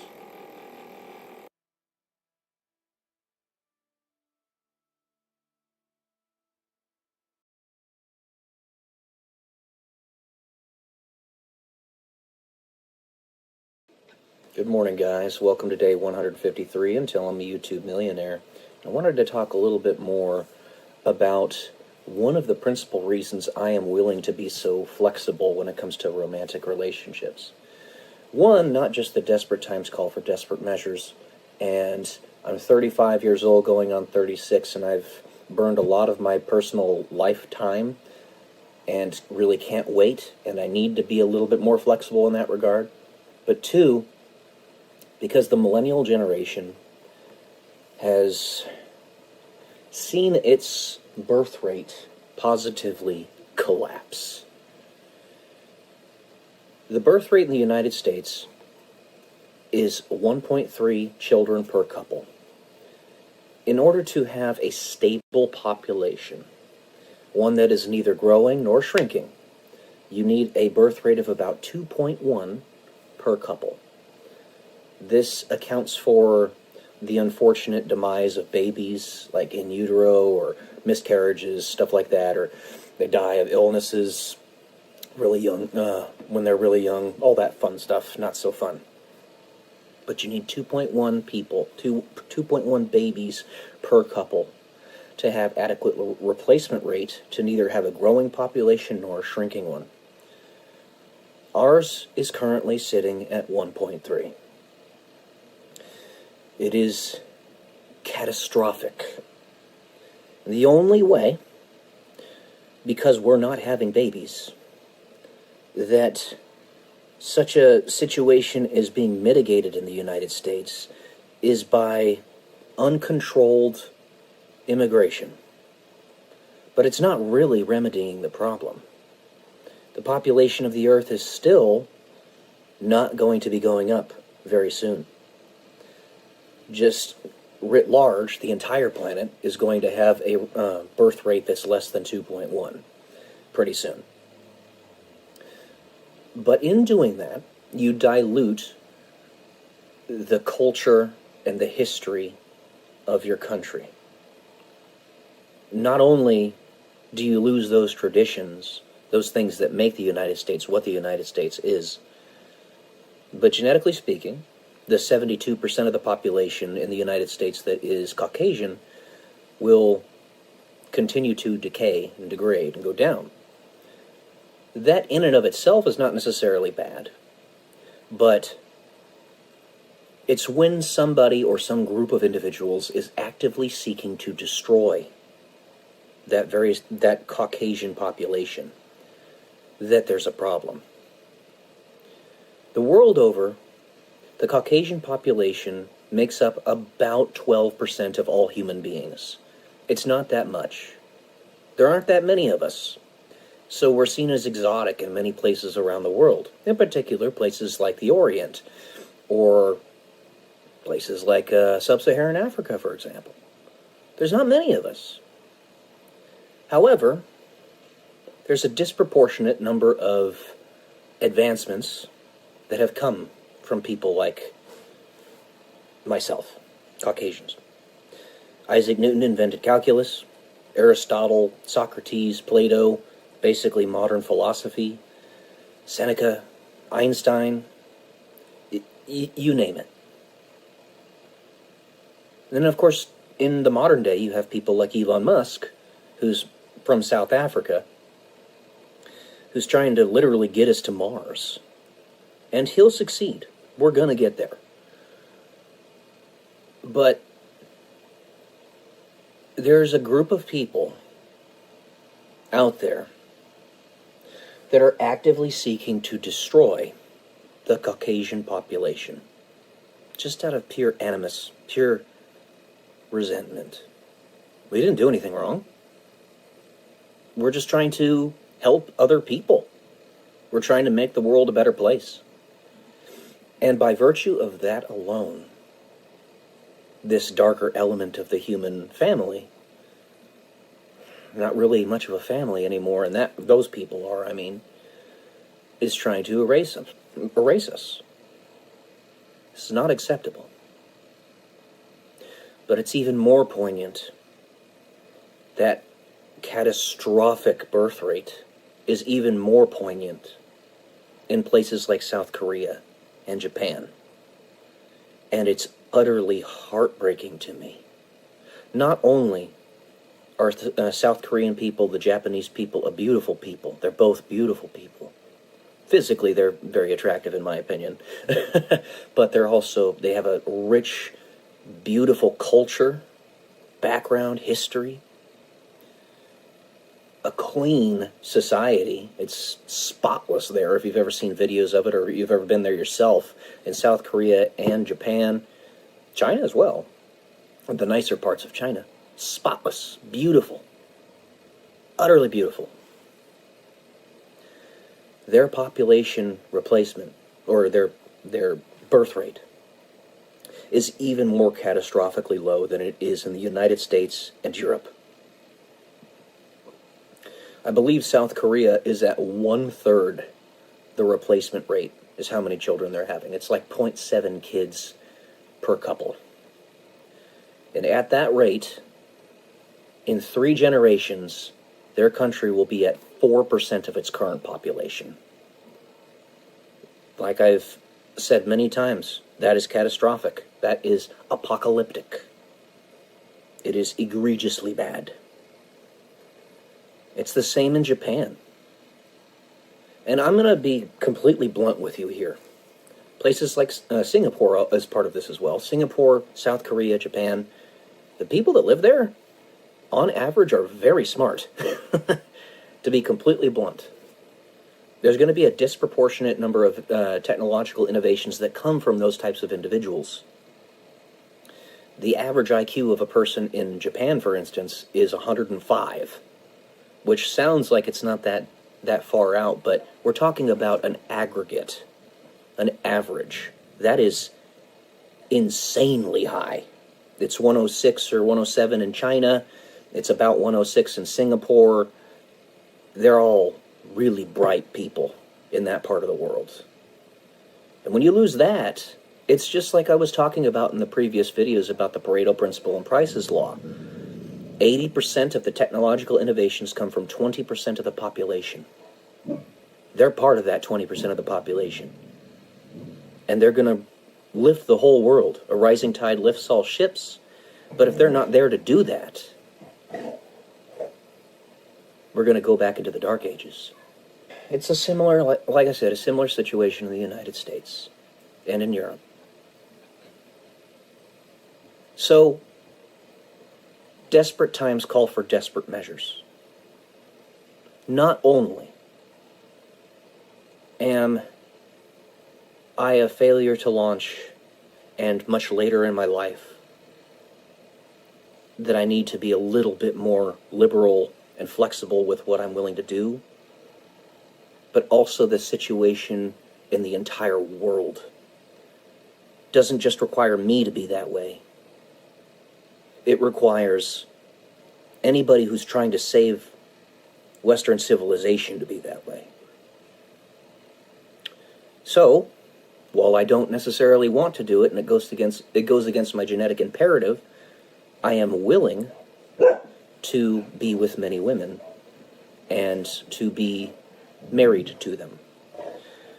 Now, there's more I could talk about with respect to this. Marriage. The concept of marriage. In heaven, there is no marriage because we are all married to one another. Basically, marriage is replete, and therefore you don't need ceremony. You don't need to say, you are mine, I am yours, because it's just default, de facto. I'm not saying we live in that world. I'm not saying this is heaven. But if it were, we wouldn't have to worry about that. There would just be a default love, and you would stay with one another. Now, let's say that somehow, some way, shape, or form in the future, I do manage to be married, if you will, to half a dozen women, all at once. Let's say that does happen. I'm not saying it's gonna, but let's say it does. I am going to be fully dedicated to every one of them. My heart will be entirely theirs, each person. And I can tell you, straight up, I do have that kind of love to give. And I believe every human being does. But it's our covetous nature that leads us to only be able to be with one. The institution of marriage, one man, one woman, was meant to produce a stable environment to raise children, to prevent any enemies, any devils, if you will, from seeping into that protective umbrella. There are other ways where exceptions make the rule to also make that work. And I talked about this in a video a long time ago. What if there are a handful of people out there that you and I can't tell by looking at them, but are in fact very different? the very first stages of a homo novus, as Sheldon Cooper calls it in The Big Bang Theory. A new evolution of human beings. Something akin to what happened in the cognitive revolution 70,000 years ago, where it is believed that a group of human beings ended up breeding together that were highly intelligent and more developed, that made us cognizant, that led us to that point. Kind of a combination of both having that higher level of intelligence and them breeding together, but also having a theory of mind and imagining something greater than themselves. It's possible that such a thing could happen in our generation too. I'm willing to do it. It's not something I want to do, but I'm willing to. And if this is something that we need to do in order to get the Japanese women to stop being such prudes, to stop being the beautiful ones of the Mouse Utopia experiment, then so be it. Then so fucking be it. If you don't know what the Mouse Utopia experiment is, Japan is falling victim to it right now. You look it up. Look it up. That's what's happening. Because Japanese women, generally speaking, are gorgeous. They're gorgeous. And they will not be with a man because it gives them the ick. They think sex is yucky, which is utterly ridiculous. Absolutely stupid. I'm going to tell you that straight up. And that's not just Japan that's dealing with that. It's many Oriental countries.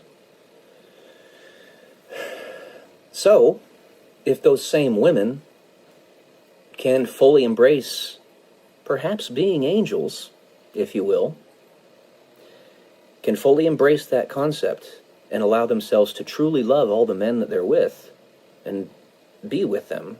Now, it doesn't work the same for men and women. So, yeah, that doesn't quite work. But, I don't know. Something to play around with. Yeah, that doesn't quite work because it's not the same for men and women. Lock and key. A man can be with many women and be a master key, but a woman cannot be with many men, lest she be an unusable lock. So, it's a weird situation, but desperate times call for desperate measures. And then you've got somebody like Elon Musk who has 15 plus children with many different women. He's a genius who's doing incredible things in the world. And yeah, it's not acceptable that he's doing that, but exceptions make the rule. We need to do something about this. The population will collapse if we don't fix it. So, all right, I'll leave it at that. Let me know what you guys think. Love y'all. Peace.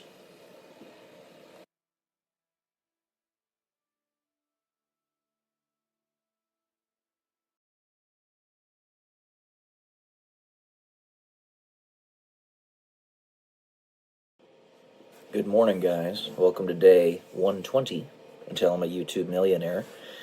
I hope you're all doing great on this fine, beautiful Saturday here, at least in Roseville, California. The sun is shining.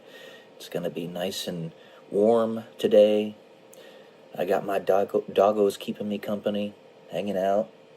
They just lay on my bed while I do my business and stuff, personal work. So aside from the stuff that I do on a typical day, which is I work out 4 days per week, sometimes more. I might work out today, we'll see. I read anywhere between 10 pages to an entire book in any given day. I write between 500 words to 2,000 words, if you will, depending on how I feel and what other things I have to do that day. I post about anywhere between 4 to 15 videos on various YouTube channels and other platforms, because you never want to centralize your efforts. You definitely don't want to put all your eggs in one basket. YouTube is a great, very powerful tool, but ultimately it has its flaws and its biases, and it could fall at any point in the near future. If Rumble does actually succeed, like I myself am hoping it does, and many other people in the alternative media sphere, though thankfully it's not as alternative as it used to be. It's actually becoming more mainstream, getting people to see that you don't want to put all your eggs in one basket.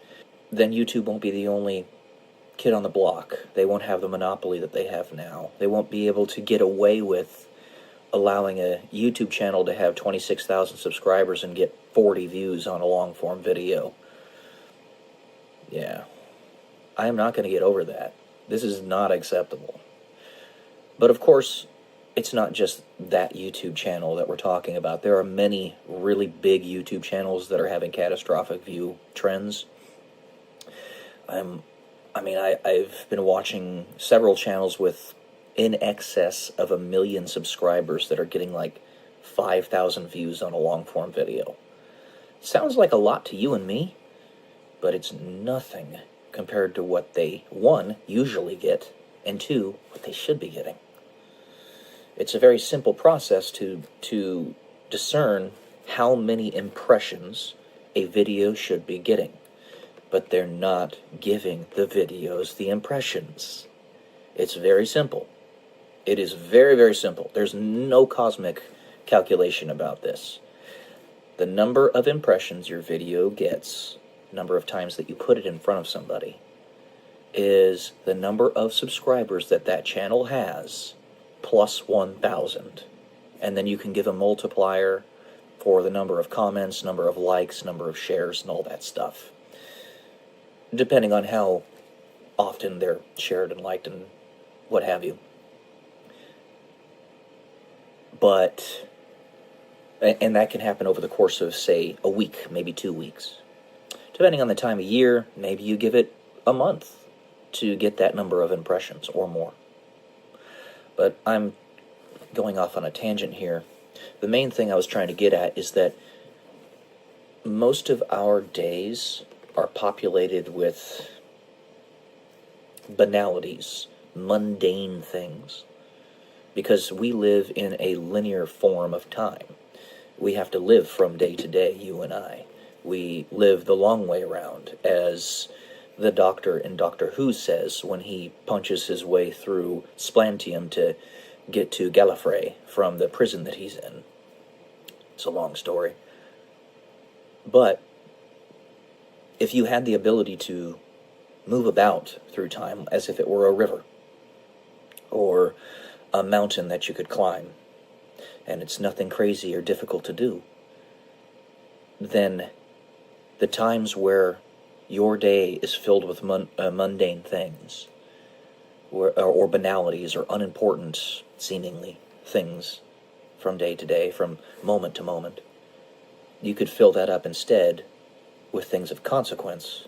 Go from one important event to another as you have energy to do so, don't wear yourself out, and have a positive effect on those events. If nothing else, have no effect on the event, but have an effect on you. You see it, you experience it, you observe it, and you learn from it. We have something that's similar to that in videos and audio files and the internet. But it's not the same thing as actually having a reinstantiated event that is literally happening before your very eyes, and the people that you see within it are real. It's not a recording. It's actually happening. When we invent time travel, time will no longer exist. Or rather, when it becomes something that everybody has access to, time will no longer exist. But so long as only a select number of people have access to it, they have to work to guide us towards that timeline where everybody can have access to it. To get all of the disparate perspectives, the forceful wills to stop trying to hurt people and dominate others, so that we can all collectively be on the same playing field and get access to it, and therefore make it so it's no longer important. When everybody's special, nobody is. And that's good in this regard, because you get access to everything and anything that you want, and everybody gets it. But this is not possible so long as there are other people that are trying to be authoritarian and dominate you. Our days will no longer be filled with banalities unless we want them to be filled with banalities. We'll fully have the opportunity to choose what we want to choose. And if we decide we want to walk upon the surface of Mars, we could go to a different instantiation 10,000 years into our perceived futures, where we've begun to colonize Mars, and walk about the cities on its surface that we've started to build. It won't be cosmic, even though it's cosmic. Lo, the irony. The banality and the mundane nature of our day-to-day lives is what I'm trying to get at here, and how it might not be that way for much longer. And everybody is going to get precisely what they want. It's going to be, in some way, shape, or form, equivalent to heaven.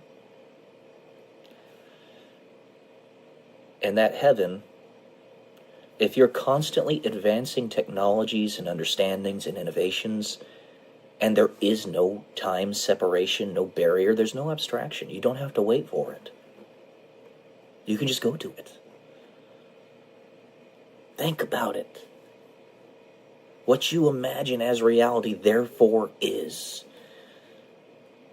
So when you say your perception is reality, full access to a machine that travels through time as if it's nothing literally makes it so that eventually everything is immediately possible when time no longer exists. Come on, guys, put this together, because we're all going to be working to advance those things. All right, that's all I got for today, guys. Love y'all. Peace.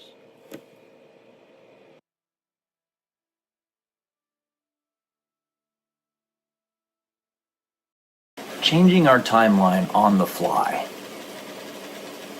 How would that work?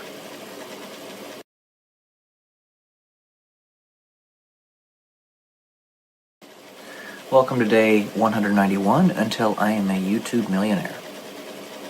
So in my novel series, I explain that to make any change to a line of time makes an entirely separate line of time, in that it's a parallel universe, fully.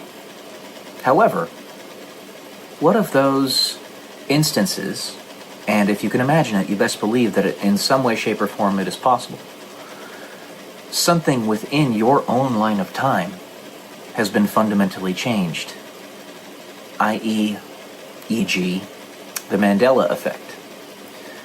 So, while you may have known something to be one way for the first 20 years of your life, suddenly it changes and you don't know why or how. I had an individual talk to me about this on my live yesterday, how he remembers distinctly several passages in the Bible that changed, in particular the Lord's Prayer, over the past few years. And he knows this because he recited it every single day and had it memorized essentially like the back of his hand. That's a very good question. And the Mandela effect, really, I think, leads to a lot of conundrums. such as the grandfather paradox that you see happening in the movie trilogy Back to the Future, where the main character's dad almost doesn't get married to his mom, and he ends up almost not existing. How would that work? Because your perception does not just eliminate. Energy can neither be created nor destroyed. It just changes form, at least in one particular universe. Energy's honestly constantly created in perceptions. And your creative potential as a being. So how does that work? I am thinking this on the fly of how to actually square that circle. We haven't even time traveled yet. And yet I'm trying to broach topics, as many of our thinkers have in the past, that require us to have some type of, they don't really require it, but it would definitely be a help for us to have some type of empirical evidence to discern one way or another. But then at the same time, the empirical evidence may actually affect the end result. Because double slit experiment, observer changes and affects reality the same time that they're actually observing it. Just like the Inception idea from the movie Inception with Leonardo DiCaprio, where you can get right in the middle of creating and perceiving a reality, and it happens so quickly that you don't realize it's happening. It's the same idea with the Mandela effect. Let's say that somebody has a tool, a time machine of some form, that allows them to pierce the veil of an entire zeitgeist, right? They can look at the entire line of time from above, observing it. Okay? Sorry. And in the fact that they can do this, they can go back and edit certain things within that line of time. How does that line of time stay coherent? There has to be enough perceptions of these Mandela effect things that are not overpowered, or that are overpowered by those who allow for the change or accept the change. Because like I said, collapsing of the wave function, the convergence of our current reality is basically just the coherence of it. It's the coherence of the interference pattern, where we all live together and accept the consensus reality in which we live. This does not mean you cannot go to the past and edit something within that line of time if it doesn't excessively affect anybody. If it excessively affects a perception or group of perceptions, then it will blip off into another parallel line of time. That's the way I see it. It does check out if you look at the double slit experiment, because observing the electron makes it collapse into a particle, whereas not looking at it, it's a wave function, interference pattern, just like we are. It does check out. So, if those changes are subtle, and they can be as subtle as an entire person, then the changes can occur. But if that subtle change is indeed even a person, say Jesus for example, and then at the end people finally realize who and what they are and that they're actually living among you right now, suddenly the whole timeline blips off and changes because perceptions of reality have adjusted. I.e., or e.g., for example, the rapture. So the Mandela effect, I would say, is a miniature form of what we should be experiencing in the rapture.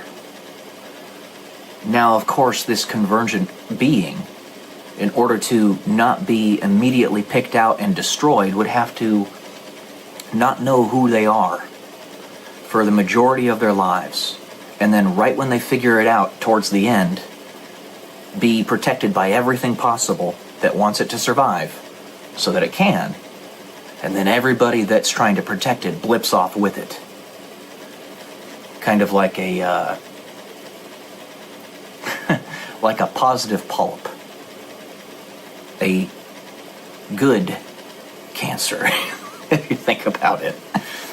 Because let's say that the primary line of time was always set to completely self-destruct, right?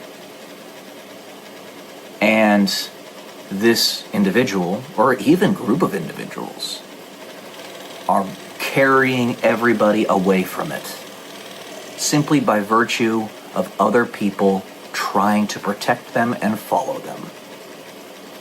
They have proven proof positive that they are what those other people protecting them want, which is unconditional love, freedom, liberty, all that is good, creation, building. So the Mandela effect, I would submit to you, is simply a miniaturized version of the rapture. The rapture being where we blip off of this line of time and no longer are facing our certain doom. Something to think about.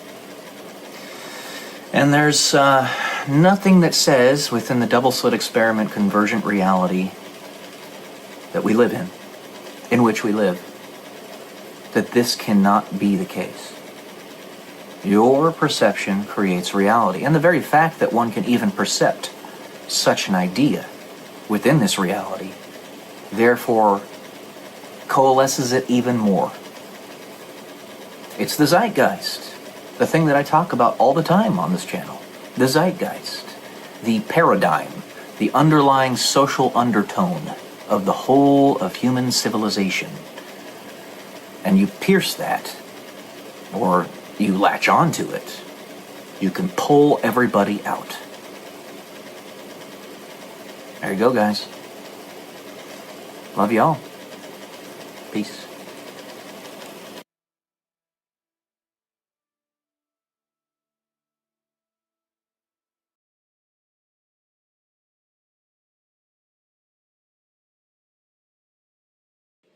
Good morning, guys. Welcome to day 139 until I'm a YouTube millionaire. Speaking on my last video, how should I put it? Sometimes you need to just have a little bit of an anger release valve, if you will. And there's a lot of things in this world that frustrate a great many people that are like me. I want change to happen. And when it comes down to brass tacks, I was just thinking about this before I started this video. I know that a lot of really good people, a lot of earnest people, a lot of people that are in the same boat as me, have the same mentality as me, are doing everything that they possibly can to fix what's going on in the world today, to make the world a better place for everybody, more equitable, more free. I get that. And I just want to make sure that they know that I deeply appreciate what they're doing. I do. But sometimes you just get angry and you gotta let it out. So, I'm just a guy, but I think in a way I'm kind of an avatar of many 35-year-old men, at least in the United States. Probably you could say extending to the Western world in general. Kind of a lost generation that we're trying to, almost like the prodigal son, we're trying to re-find, or prodigal son's trying to get back to dad. But the frustration is, I know that everything that can be done is being done at a lightning pace right now. And it's still taken about 20 plus years to get to this point. Yet, and this was going to happen. You don't reverse an 8,000-year-old pedophile satanic worshipping ring in a couple generations without extreme resistance. I get that, but, you know, if I feel like my life is being burned away, and I want to make an impact. There's two things in my personal life, and I've mentioned this a few times, that I have not accomplished, that if I do, then I'm done. I'm done, quote unquote. But it's like they're mentioning in the book The Alchemist, which I'm reading right now. There are people that hold off doing the last thing in their bucket list of things to do in their lives because they'd be like, I'm done. There's no reason to live anymore. So, like, one of the characters in the story was saying that his last thing on his list of things to do in life was to go to Mecca, because he's got 5 pillars or 5 tenets that he needs to follow in the religion of Islam, which is his religion. Think of that what you will. That's a side point, but he put off going to Mecca because that's like the thing that's keeping him alive, is what he said in the book, and not in not so few of words. But 2 things in my life that I want to get done, that I want to do. Of course, I don't have the same mentality as this guy trying to get to Mecca, in that I want to do these things not because it's going to be, you know, me saying I'm finished. I can stop doing my stuff now. No, it's so that I can start doing other things too, and that is have a family, because I don't want to spiritually die if I don't have to, and get to space. I've been trying to get to space since I was 10 years old. And understanding that such things were going to happen in my life, perhaps before I came here, a lot of people front-loaded a lot of very good, valuable things in my life in the first part of it, up until the age of 30. It was stuffed with really interesting and cool things. I saw many different countries. I was a pilot. I mean, that's pretty dang cool. Went to some of the best schools that exist. Saw almost every state in the United States. Fantastic things that were front-loaded in my life. But those 2 things are what I want, and they're so elusive. When I was younger, I wanted kids, you know. I had in my mind that I was going to get married, have 3 children. At the age of 27, I was going to get married, have 3 children, and that was going to be my family.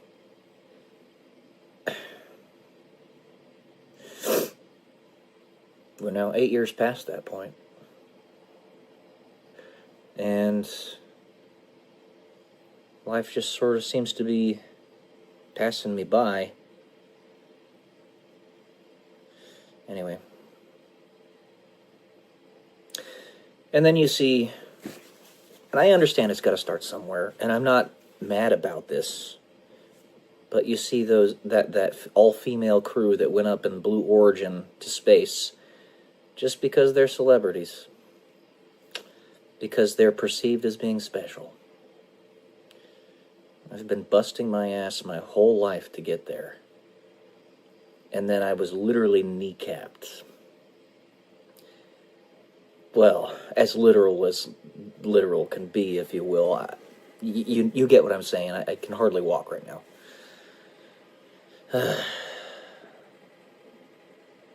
We live in a funny world. But we all know that it's been run by those satanic pedophiles for millennia. It's just interesting. Again, no shade, because it has to start somewhere. Getting to space and making it a public thing has to start somewhere. So it starts with people that everybody knows. Like Jeff Bezos' wife, or fiance, Katy Perry, and those other women that are on the crew. Honestly, those are the 2 that are memorable to me. I can't remember who else was there. But, okay. Now send me next. Just, how would that be a publicity stunt? Just send some random dude to space. Because I am living just as some random dude right now. Send some random dude to space, then anybody can look up there and be like, oh, maybe I can go. Ah. Okay, I think that's where I'm going to leave it today. I have a little bit of a surprise later today. This April 17th, 2025. Going to be doing some fun stuff with a friend of mine. I think you guys know what it's going to be. Anyway, I've done it before, but it's going to be a surprise-ish. Love y'all. Peace.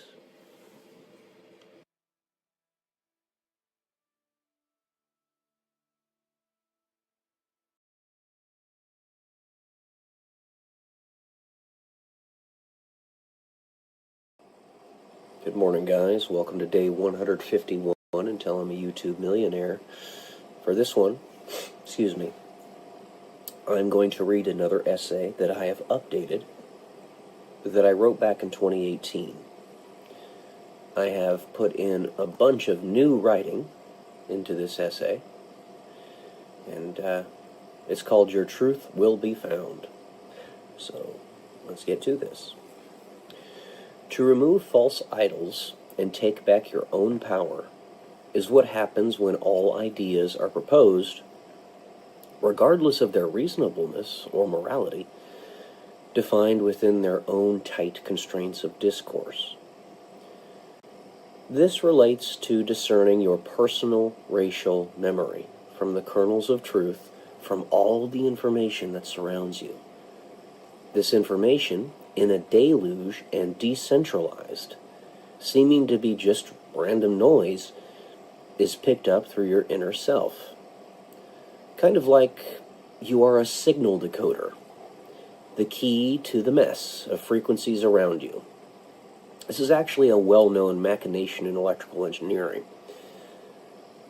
You can look past the nonsense that false idols espouse to you and see purely what resonates with your inner being. And that truth is all you need. If truth is not an option, then you cannot pick it. But for the discerning mind, if it is there, they will find it. And that truth is a truth of self, which in the kaleidoscope of your infinite potential is absolute truth.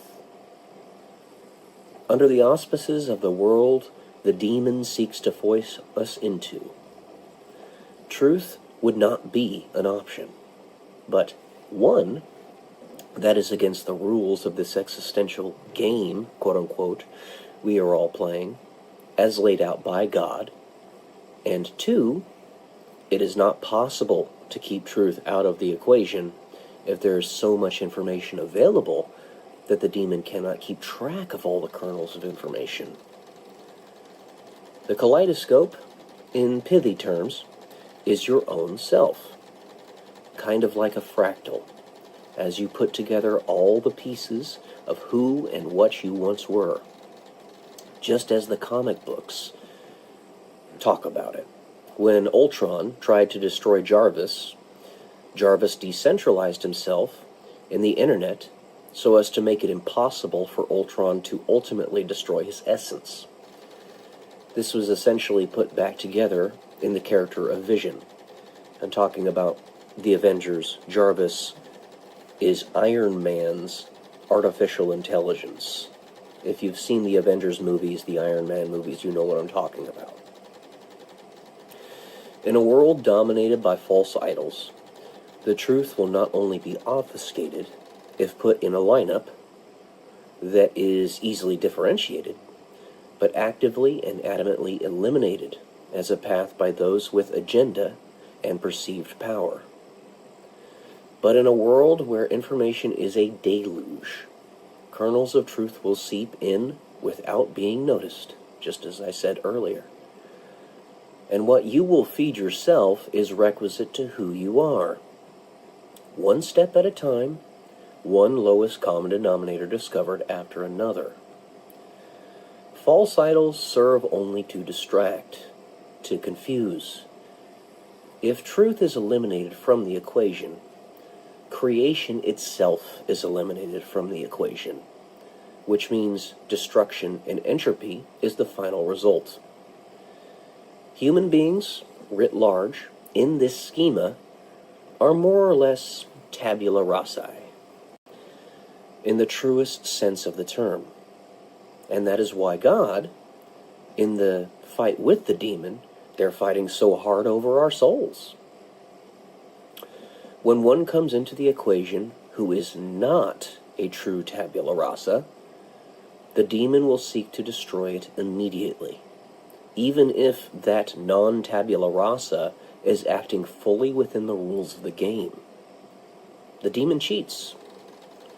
If one of his defining characteristics, that is it. It's that of entropy, ultimately. If your yardstick is truth, your truth will be found.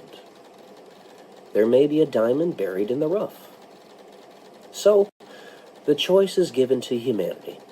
Those tabula rasa, the choice between existence and entropy. Which one wins the day? The diamond buried in the rough is whatever remnants of racial memory are buried deep within yourself. For not all of us are truly blank slates. Some of us come here with a purpose. Some of us come here with historic legacies within our families that give us positive inclinations towards one particular direction. For example, Billy Graham, the great preacher of the 20th century.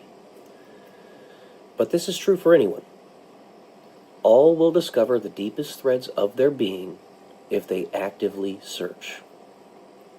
Perhaps in the same vein that there may be diamonds in the rough, there also be snakes camouflaged in the dirt,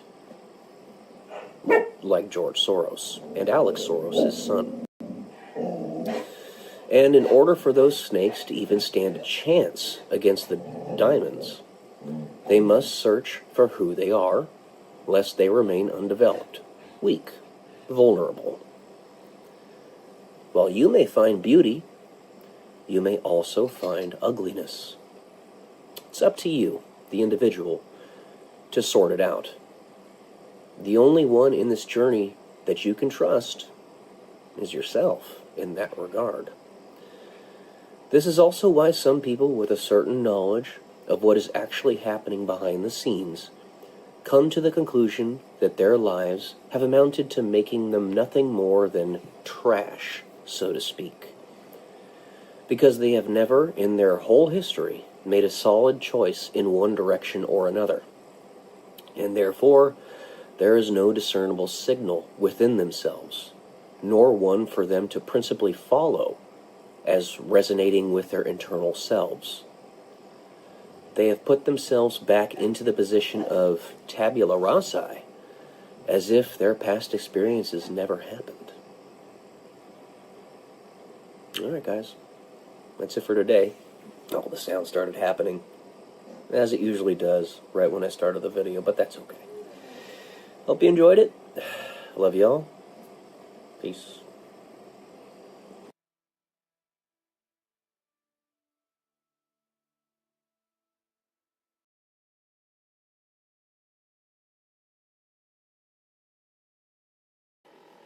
Good morning, guys. Welcome to day 109 until I'm a YouTube millionaire. I'm going to read another essay to you that I wrote several years ago. This one is called Changing Timelines. It's a little bit longer than the other ones, so hopefully we can get through this in an efficient manner. If you are going to change the past, expect the future to have something to say about it. If you are going to change the future, expect the past to have something to say about it.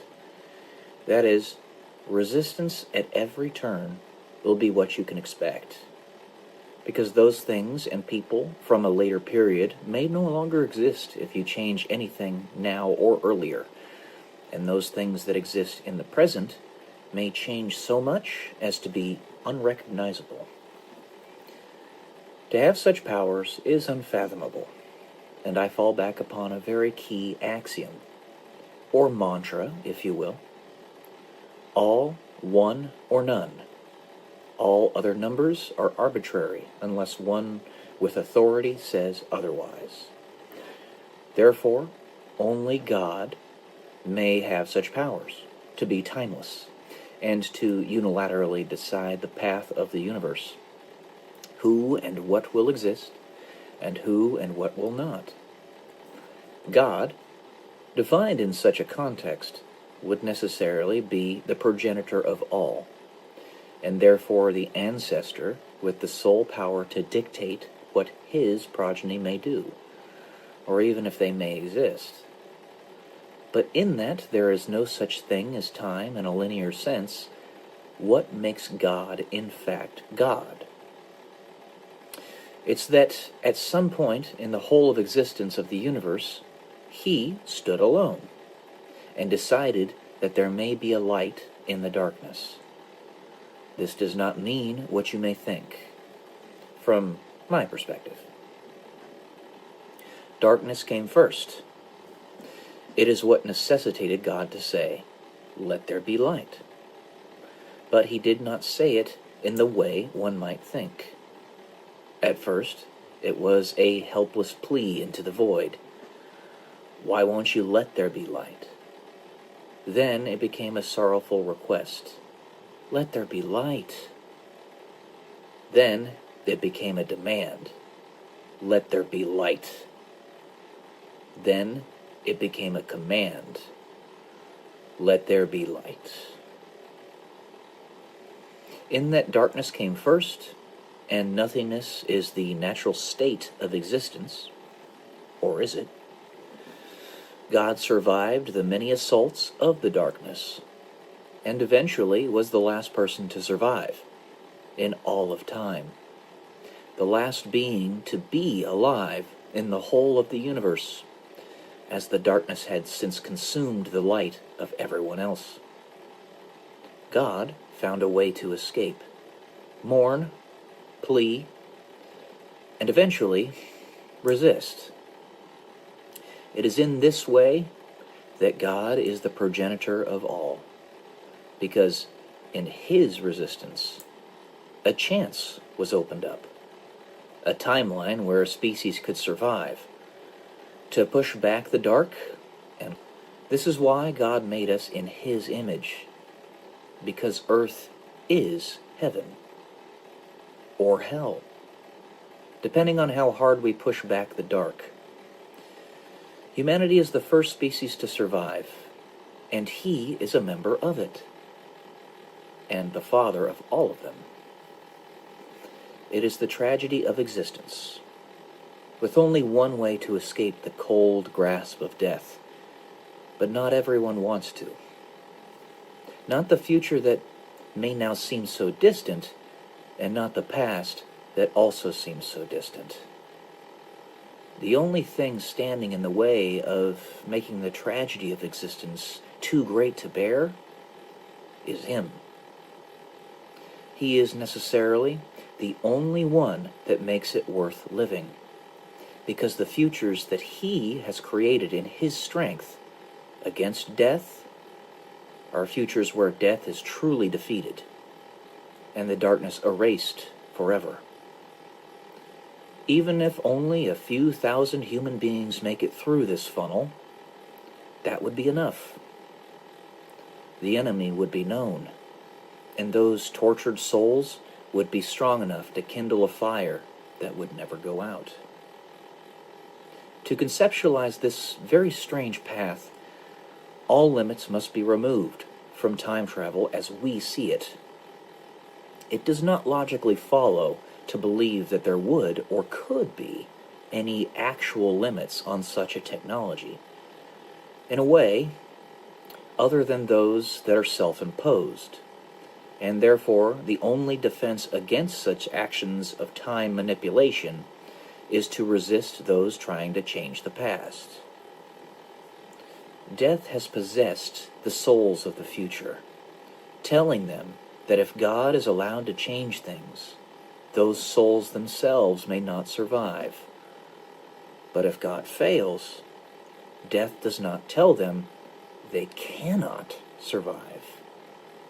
Some of them perhaps understand this, and sit at the top of their ivory towers, hoping for the end of days, so that their own torturous existence can be erased for good, selfishly hiding information from everyone else, so as to use their underlings as pawns in a grand chess game that will truly only have one victor. This God, as described so far, can only survive, will only have authority to resist and change the path of the future if he himself lives within the past, as one in the crowd. Humans have rules on what they are willing to do with the time travel, perhaps, because of the consequences otherwise. These are not, as stated before, hard limits on the ability to change the past itself, but consequences of other wills, which would give the human being no quarter if they broke these rules. The only real rule is free will. The only reason it is there is because nothing can change or stay the same without it. It is will that determines if the universe ends, and it is also will that determines if the universe survives. In order to make this hypothetical situation equitable, fair, the one attempting to carry out the change, God, must not hide themselves, lest he become an agent of sabotage. That is, the point of living, for him, is to resist, to convince the children of death that God is stronger, and that life is indeed worth living. For anyone else who may have the arrogance to believe that they have the right to determine if someone or something should exist, only the one that created everything in his resistance against the darkness, the progenitor of all, has any leg upon which to stand. And the longer he holds out, the longer he can restrain the darkness, the more souls are saved. But this tool can also, and more equitably, operate as a mechanism that provides an option, where the future laid out already, and the one that God is affecting, can exist simultaneously. Though, if existence persists, then death cannot. However, the children of death can remain, though their loyalties would be shifted. And the rest of us can choose which one we want, including our ancestors in both temporal directions, and or all diverged paths. This can be true in both a parallel universe theory, quote-unquote, and a quote-unquote colliding timeline theory. That is, a parallel universe will mean that both timelines exist independently of one another, darkness and light necessarily needing to diverge due to being diametrically opposed to one another. The colliding universe theory means that both timelines exist in the same three-dimensional universe, and everyone can choose which one they want. Though the colliding universe, in truth, is a subset of parallel universes. As described earlier, angels are the human beings that survive the Great Funnel event, the children of God, direct descendants. Greys are the ancestors of modern humanity that, while surviving the funnel event, do not have their loyalties dedicated to God, but instead to something else. Not necessarily darkness, though this is a possibility. The Greys chose to evolve their physical selves so as to better manage existence, due to emotional disconnection with it, whereas the angels are infinitely connected with it. Thus, they can manipulate it without the need for technology, but instead through focused intent. Therefore, angels and greys are both the descendants of primitive humans, but one is born from a different set of circumstances when compared to the other. There can be parallel universes where exclusively angels survive, and those where angels and greys survive, and everything in between. But no universe where angels do not survive, as God will never give up. He cannot. Anyone can try to change the past, but it is immoral and even evil for anyone to do it that does not have the authority to do so. Only the one for whom the entire universe would not exist without his efforts has the authority and moral right, even obligation, to do so. But even he will face resistance, because the future usually refuses to change. And as an infiltrator, God must convince humanity that life is worth living. It is a battle of wills. Why do I use time travel as my launch bed for an explanation of God? Think about it. All the potential powers allotted to a time traveler with no arbitrary limits placed upon what he could do with the technology are the powers of God. He knows the path he will follow in life, and also knows what it would take to change that path. Resistance, because both your past and your future ancestors do not want that path to change, usually. He is everywhere, always. Possible because he can go to any timeline an infinite number of times. He is beyond time and needs no beginning or ending. Because to manipulate time means that any and all points can be the beginning and the ending, rather than a linear point from which all future events spring. God instead becomes a center of a four-dimensional sphere around which everything rotates, aka the divine choir. He is all-powerful and more. And the stronger his will, the more the universe rotates around him. Therefore, the whole universe must rotate around him. All right. That's it for this one, guys. I hope you enjoyed. And now that I've read back this essay, I'm actually going to integrate it directly into my story. Love y'all. Peace.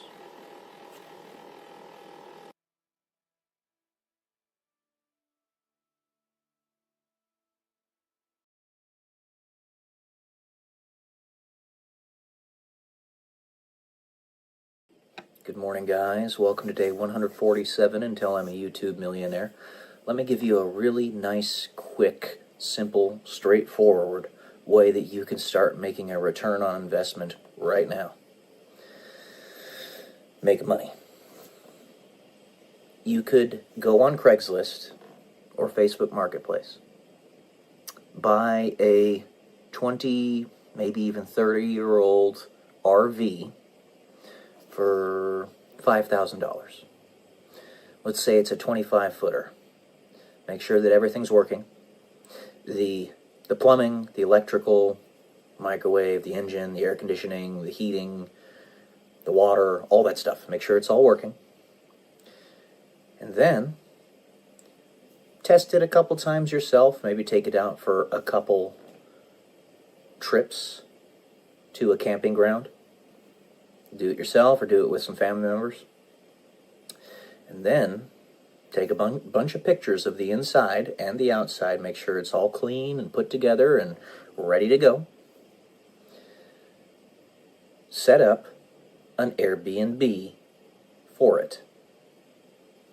Now that Airbnb for such an RV, yippee, sorry, you could rent out easily for $50 a day, easily, and ensure that the users refill the gas tank and everything else that's necessary.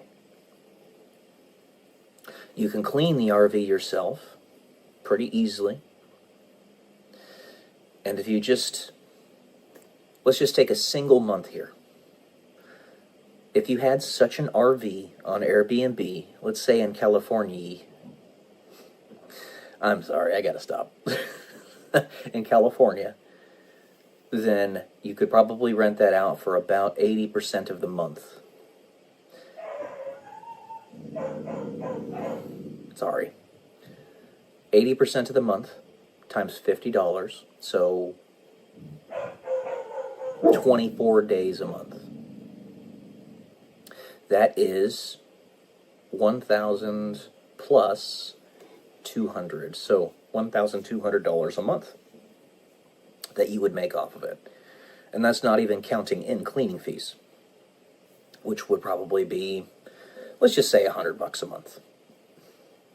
So $1,300 a month. You would immediately make a year-over-year ROI from a singular month of owning this of about 25%, 26%.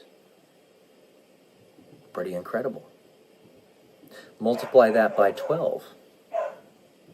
You go from a 26% ROI to it's $15,000 a year. That is a 300% ROI off of that RV. It's a pretty simple, straightforward thing, does not require a humongous investment. You, of course, need to make sure that you have proper insurance, that it's all registered, and that the wear and tear is accounted for. Because RVs are quite a thing to manage. They take a lot of work in some ways. You got to make sure that the multiple batteries are all working properly. The engine isn't having any issues. You got to make sure that all the plumbing and all that stuff is consistently working, like I was saying before. But there you go. That's a simple way to make some money without too much of a big investment. And imagine, multiply that. You could easily yourself manage 5 RVs, each one being $5,000, and you don't have to buy them all at once. Buy them one at a time. So, do the math there. $25,000, 300% ROI. That's $75,000 per year that you'd be making off of Airbnb your RVs. That's a lifestyle right there. All right, that is it for today. Nice and short one. Love y'all. Peace.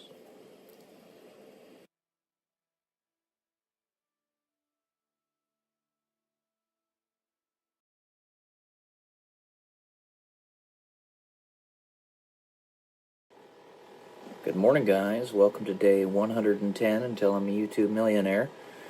I'm going to read another essay that I wrote several years ago, basically upon the same trope that I have been talking about for quite some time. Remember, guys, one of my mantras is that there's virtue in repetition, as there are 8 billion human beings on this planet, and only one of you. What comes along with that is your own original theories, or semi-original, because there's nothing new under the sun. Well, let's get to this. It's not as long as the last one, but it's still pretty long. So, guys, real talk here. Pretty much all we do, but just wanted to say it again. So, here's a theory, totally speculative.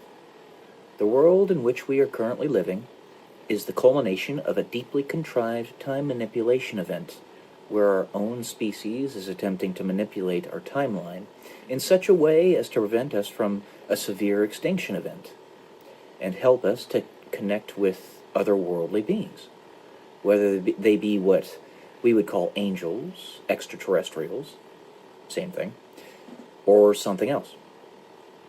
That is, once we have made the case for eviction from this reality, we will be transported in a great rapture event if we have seen and truly decided that we do want this reality.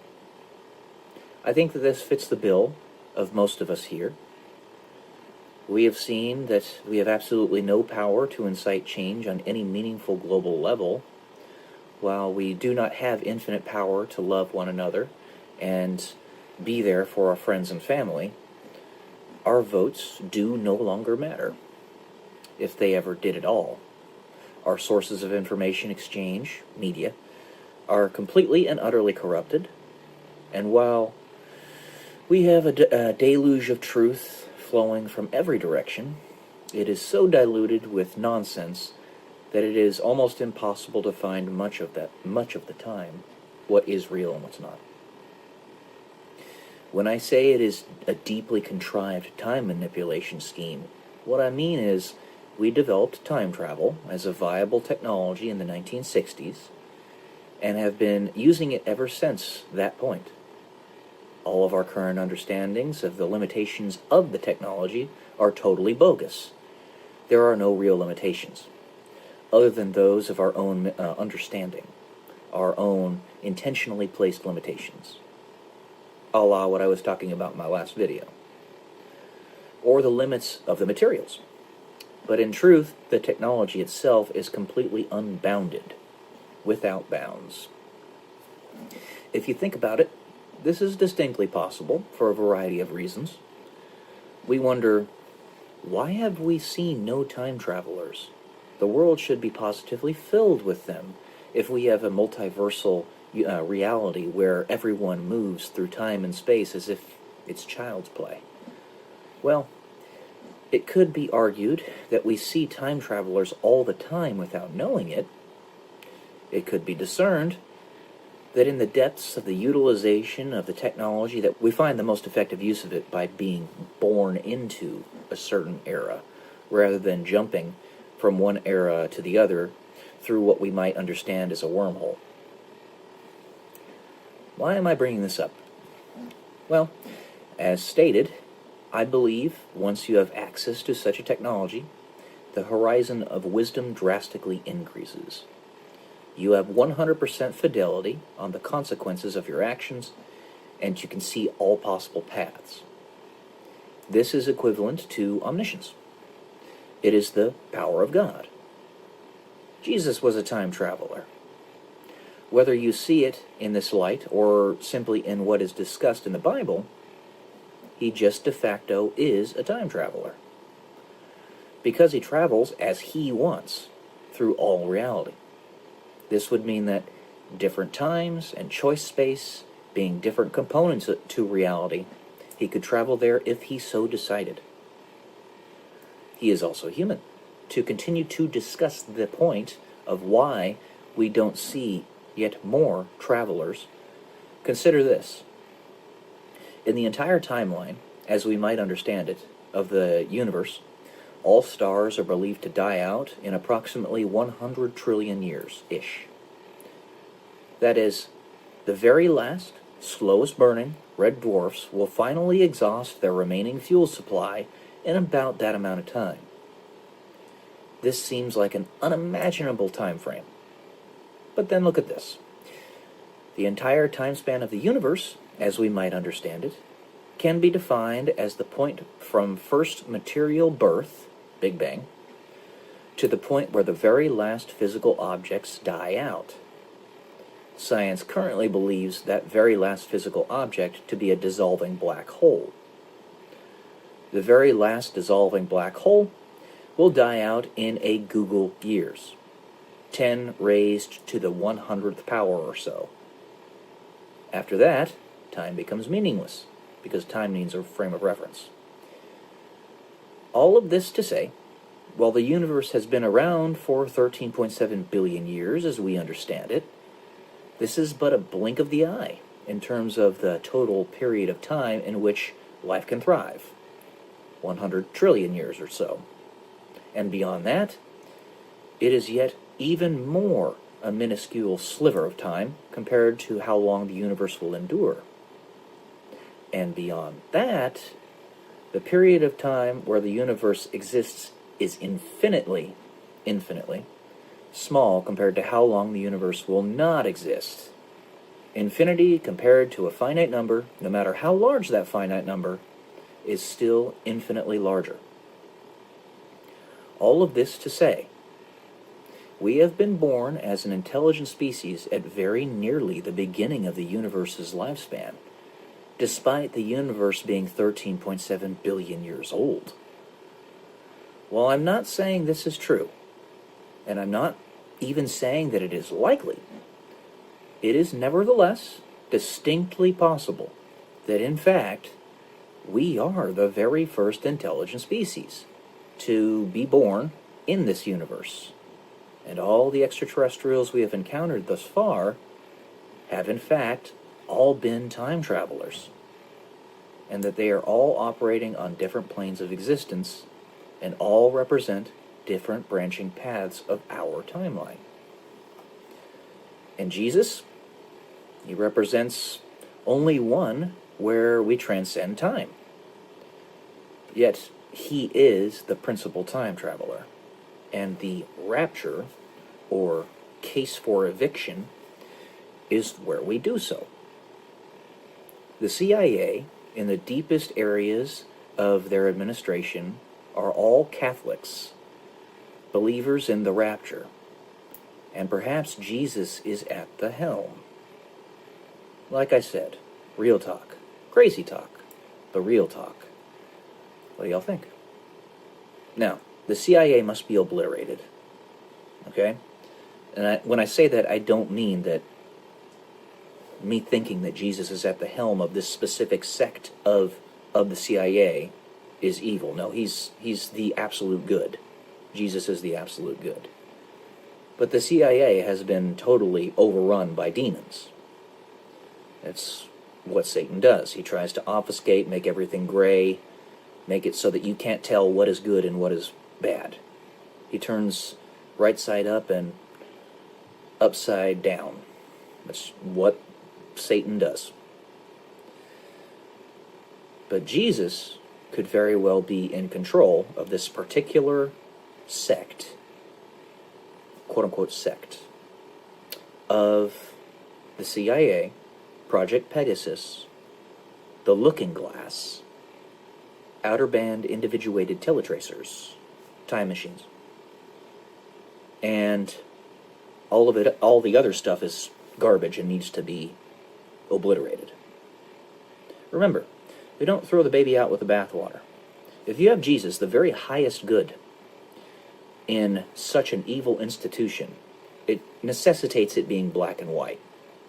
Because he is so good that the rest of the institution, in order to even hold a candle to his goodness, has to be the darkest of evil. I'm talking assassinating popes type of stuff. And I believe that the CIA has played a part in stuff like that. They be bad people. But this one particular sect, the Looking Glass, Project Pegasus, maybe not so much. Anyways, that's all I got for today, guys. Kind of a crazy one, eh? Love y'all. Peace.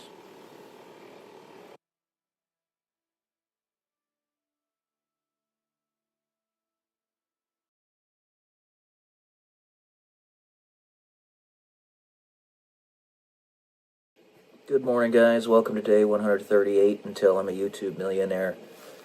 And,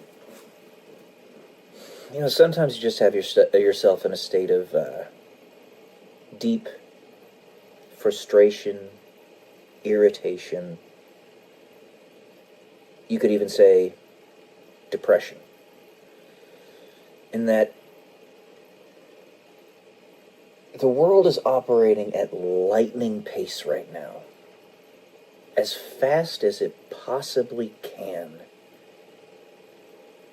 The white hats, if you will. White hats behind the scenes. to fix stuff.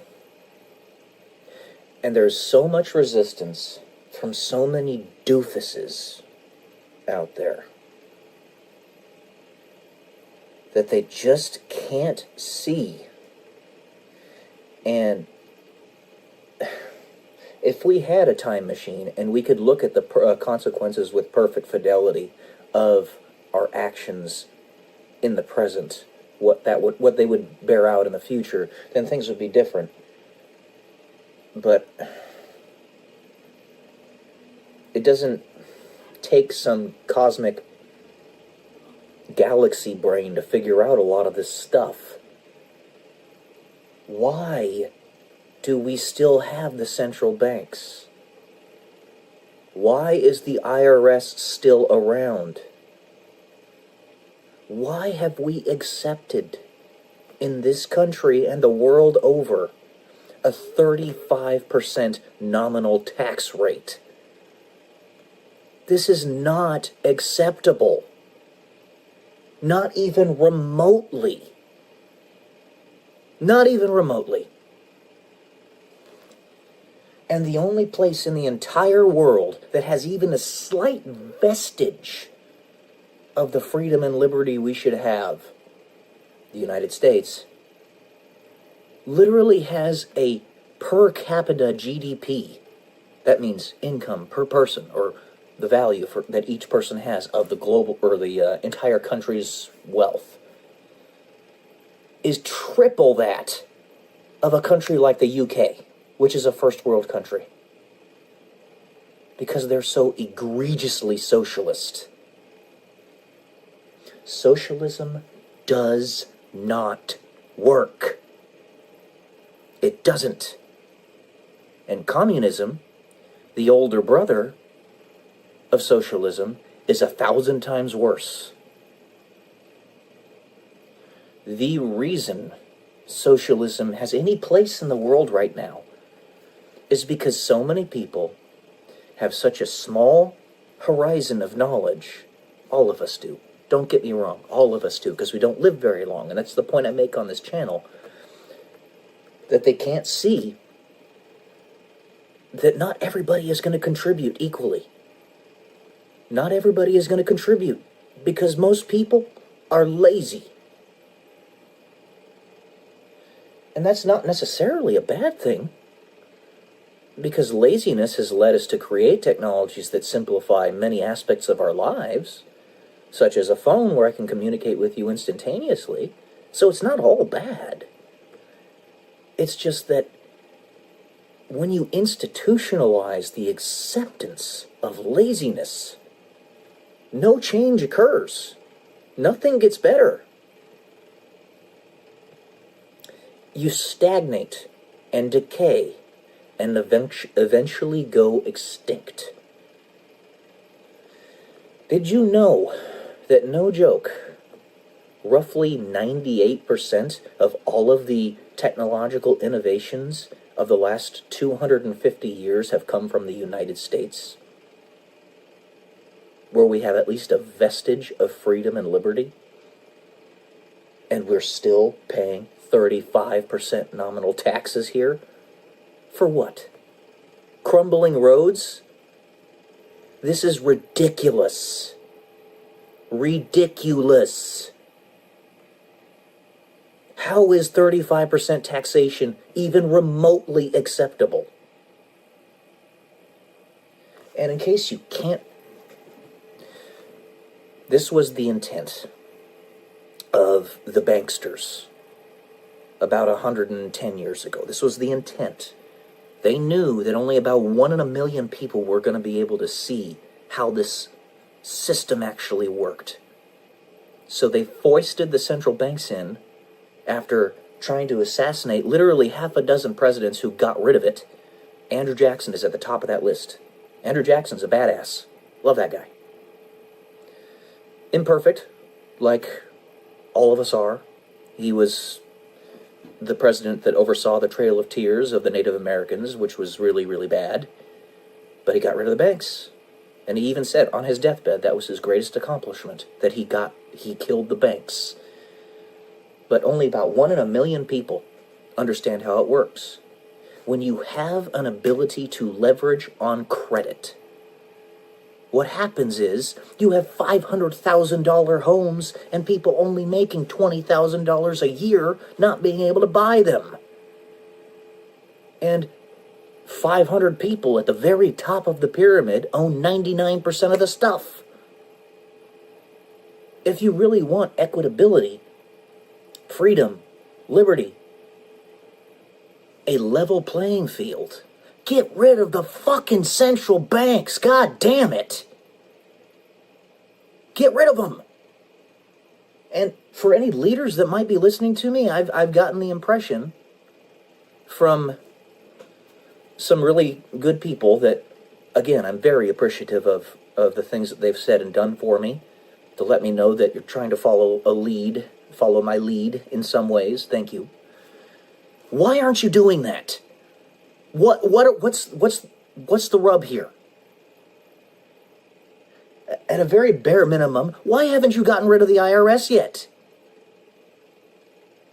And I'm trying to be compassionate and understanding because you guys are working at a breakneck pace. But at the same time, son of a bitch, man.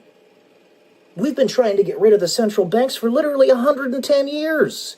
The entire foundations of the United States were based upon escaping central banking. Get rid of the fucking banks. Get rid of them. I'm watching a woman from the UK right now. She's talking to me, she's speaking on the video how she's a 28-year-old woman still living with her parents, which there's nothing wrong with that. But the reason she's doing that is for economics. Because she can't afford a house in the UK at 28. She can't afford rent. She can't afford a mortgage. She can't get a loan for a mortgage because they only give those loans to the top 1% or whatever it is. I don't know. Get rid of the banks. Central banking needs to be erased and the wound cauterized forever. This is not acceptable. I'm angry today because I've seen the progress just come to a halt, and it's pissing me off.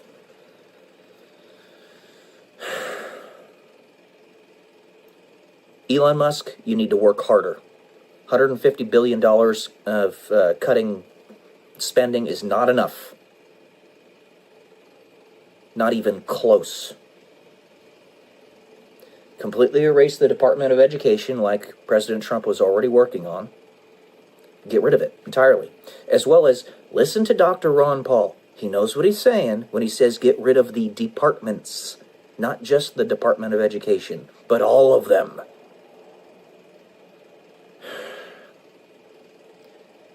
You have 3.5 more years to get this shit done. If we're lucky, if we're really lucky, we might get another good president in there after President Trump is done. Maybe. But I'm not banking on it. That means we have 3.5 years to fix this shit. After literally 20 years of the globalists and the deep state enacting war upon us. I have seen and felt the physical effects of said war. My own military, of whom I am a veteran, tried to kill me because it was that compromised. Fix it. No quarter for communists. Period. Anyway, we need to go as fast as we possibly can. We have 3.5 more years. That's it.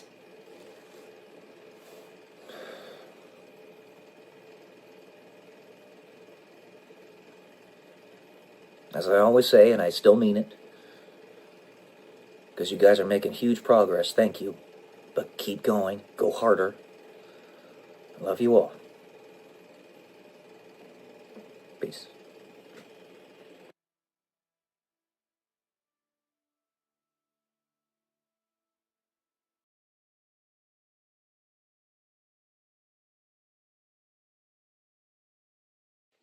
Morning, guys. Welcome to day 141 until I'm a YouTube millionaire.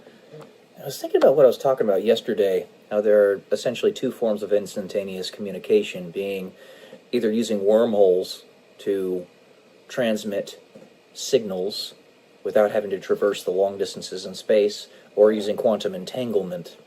But then I was also thinking, in that there are essentially infinite frames of reference in the universe in terms of motion vectors, right? So you have the Earth is rotating around the Sun at 65,000 miles per hour. The Earth is rotating around its axis at about 1,000 miles per hour. The Sun is rotating around the galactic center of the Milky Way at 93 miles per second. And the Milky Way itself is rotating, or is moving at 193 miles per second, and is on course to collide with the Andromeda Galaxy in about 2 billion years or so. Andromeda is actually a bigger galaxy than ours, and our galaxy is a pretty large galaxy relative to what we know to exist. It's kind of in the same vicinity as the Sun is with respect to other stars, in the 85th percentile from what we've seen so far. And we have a pretty good sampling of the universe. So even though we only can monitor about 2% of the sky, and it's a big-ass sky, that 2% is enough to know roughly those kinds of percentiles and whatnot. So I'm thinking to myself, there's two different ways you can do this instantaneous communication. However, there's a necessity for anchoring because of all those different frames of reference and the different motion vectors. If that be the case, how would one actually properly anchor to something? And then it occurred to me, actually, not only could the entanglement be used for instantaneous communication in a binary manner, but you could also use it as itself an anchor. Let's say you decide to do photon splitting as one of the means by which you entangle two different particles. And then one of those particles is attached to the teleporter or the wormhole. The other particle is on the surface of the Earth or the surface of Mars or something. Well, they'll always be correlated to one another. So no matter where you go in time and space, time equals space, based upon Einstein's theory of relativity, E equals mc squared, all that stuff, right? So that might actually be how the anchoring mechanism works. They had an idea of this in Avengers Endgame when Iron Man, Tony Stark, developed the temporal GPS, is what he called it. Either time can go inside, either time moves within you, or you move within time. There we go. Okay. So Ant-Man, as a result, was going through his entire range of ages. He was a baby, he was a 14-year-old, he was an 85-year-old, and then came back to where he was originally, his normal self. Because time was moving within himself, as opposed to him moving within time. And the temporal GPS that Tony Stark developed, I don't know, it might have something to do with that. Because we know how to entangle particles now. And if we know how to entangle particles, and we can do it in a repeatable manner, reliably repeatable manner, and that entanglement can sustain, in other words, we don't have to constantly be working on it to keep it that way. Like, maybe if you entangle two different particles that are separated by the universe, you have to constantly give a certain amount of photon energy to one particle for them to stay entangled. So, assuming that either A, that requirement is not there, they just stay permanently entangled, or we can actually keep that energy input going into it to keep it entangled, then you could make an anchor in that way. You need an anchor. There's too many motion vectors in existence. So if you're trying just to make it work within your 3 dimensions, that is by itself a Herculean effort. Just teleportation, not even trying to move through time, it's a Herculean effort because of all those different motion vectors. But then you take on top of that moving through time, and the whole thing gets 1,000 times more complicated. And then on top of that, let's say you're trying to catch somebody who is also moving through time. Well, now it's 1,000 times more complicated because you guys are going to zoom right past one another. And actually, I'm talking a little bit about that in my novel series right now, the point where I am in my writing, where Emily, the female lead in the story, is about to meet up with the Greys. The Greys are trying to find a way to encounter her because she's traveling through time in her machine. And they just figured out how to build a time machine themselves and are trying to reconnect with her because they're actually descendants of humanity. So, yeah. You need a proper anchor. So I posit this to you guys, not just because I think it's a pretty interesting idea, but also because if any of you can think of something with respect to anchoring when you're moving through time and space that might work, or maybe even work better than what I've explained, this is just working in hypotheticals right now. Basically developing the infrastructure for the ideas so that when the day comes where we actually do have fully usable time travel technology, we will have some idea of how exactly to use it. So, yeah. If you have any ideas, let me know. That's it for today.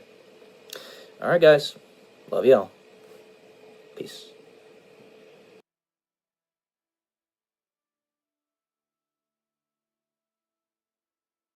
What would you do if everything that you were doing in life turned out to be for naught? Welcome to day 169 and Tell Me YouTube Millionaire. That's the premise, the idea behind this episode today. Every venture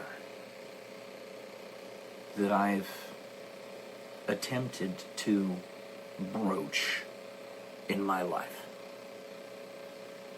whether it be being an Air Force veteran, being a pilot, being an electrical engineer, trying to become a copywriter, etc. Trying to build my real estate portfolio, become a real estate entrepreneur, all that.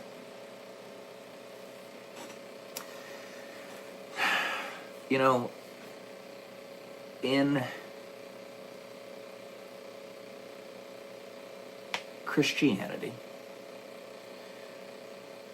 it is made pretty clear that everything here in the ephemeral on earth is fleeting, is empty, and it dies anyway.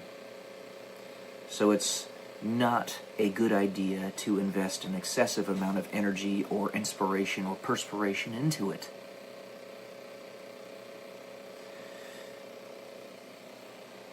And I've been pushing that boulder up the hill for all these different things. Right now, trying to build this YouTube channel, missing the point that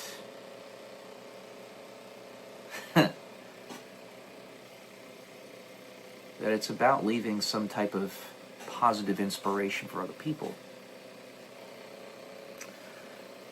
But the taunt, the tease, the pain that the dark forces of this world and beyond constantly put in front of you, the carrot,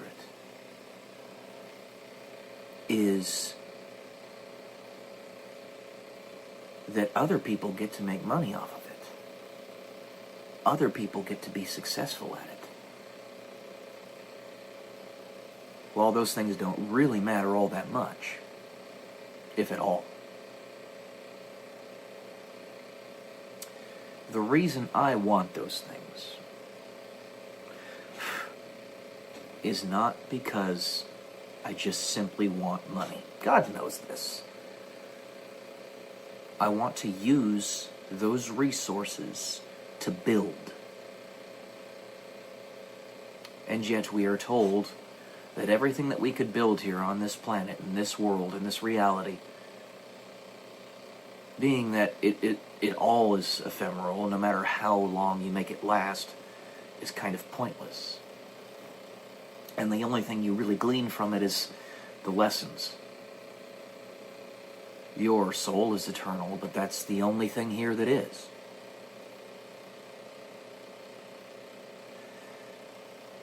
So no matter what resistance you have to face, what matters is the lessons you get from that resistance, is how you react to it, and that's why. Because it's the only thing that gets out of here. You take nothing with you when you pass away. What you want is to leave something behind that's actually worthwhile. But we're told that even that is not necessarily all that important.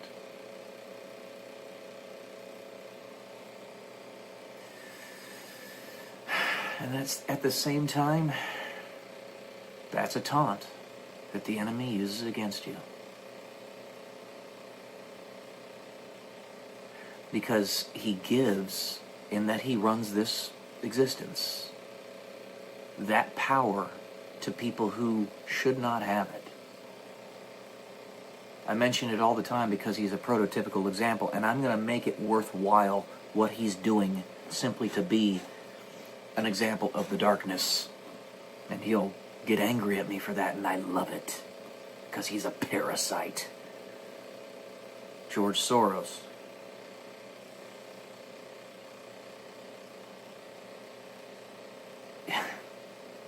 He's the one that has billions of dollars. One of the people. To be something to cause one of the carnal sins, or mortal sins, pardon me, in a human being such as myself, of despair. I don't have it. There have been points where I have been deep down in the pits of near hopelessness. But true hopelessness is despair, and I don't have that. I never have. Because I know that no matter what I'm resigned to do, I'm still going to have an impact. This connects to what I'm reading in my current book that I'm reading, Chasing the Wild Pendulum. There's a, if you want to talk scientific about it, there is a frequency, a fundamental resonant frequency of the entire planet and everything on it. It's right around 5 hertz, 5 to 7 hertz. And the more powerfully you can get yourself entrained to that signal, the more powerful your ripple is of your actions and reactions in your life. The more of an effect you can have on the way people perceive the world around them. And perception is reality, based purely upon what we know from the double-slit experiment and Heisenberg's uncertainty principle, Schrodinger's cat.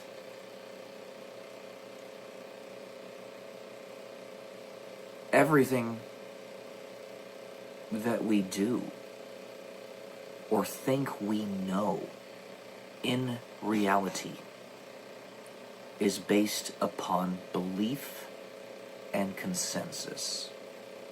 It is perception. And if we can believe that belief is the core of everything, and that knowledge is purely convergence, coherence of the reality in which we live, nothing more, nothing less, then the day will come, however long or far into the future, where we legitimately don't have to move a mountain one stone at a time, but can move it with our minds. Faith can move mountains. Everything we need to know is there. And if we want to stop this giant bamboozling and sucking us down into despair that's happening in this world, or trying to, then a great way to do that is to show the irrelevance of what those parasites are doing. It is the way. That is to tell people and show people that they are worth it, that they have an infinite potential and capacity that they just haven't seen yet, but it's there. You have to have somebody that truly believes that. Group of people, maybe, that no matter what resistance they face are going to keep on saying it, are going to keep on believing it, are going to keep on pushing to make it a reality. If you remember what happened during the COVID nonsense, there were a lot of faithful people, and you can see it in the charts, the graphs, the statistics. Faithful people who believed that God did not show up when he should have, that he failed. He did not. It was merely a revealing, a removing of the veil. Because while you and I might understand just how corrupted this world is, and writ large, Christians that actually are not nominal and truly do believe as well know how corrupted the world is. You are your brother's keeper. We're in the business of saving souls. The rest of them did not know. And through the process of the COVID nonsense and the entire control grid breaking down around us, people began to see, are beginning to see. It's a generational process. We were told that there would only be a select few who actually made it to this Elysium, heaven, Eden, God.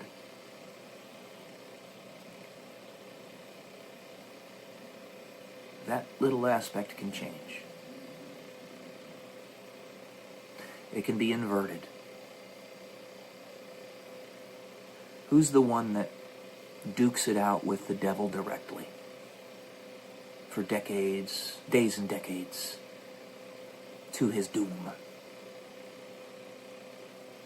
The one that you and I, well, at least I know, in the religious texts of Christianity, is known as Michael, the archangel. The one who is the devil, known as Satan, is the enemy. We're all painted red. Every single one of us that's trying to fix this world, in some way, shape, or form.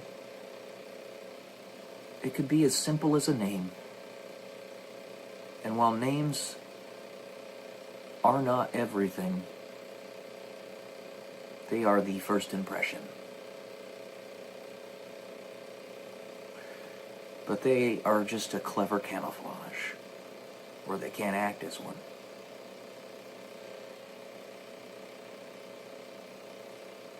All you gotta do is believe. Push through it. Don't give up.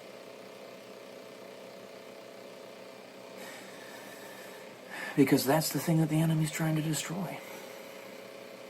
And if you just believe despite it all, you've won.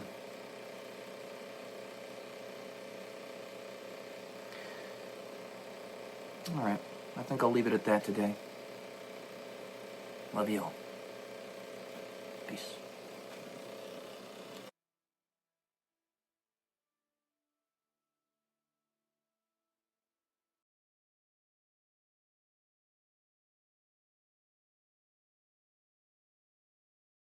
Good morning, guys. Welcome to day 131 until I'm a YouTube millionaire.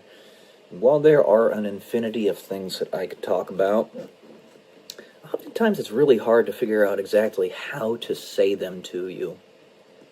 Like, for instance, I had cycling through my mind this morning, talking about what if, and I want you to think hypothetically, we lived 8,000 years. How would your life evolve?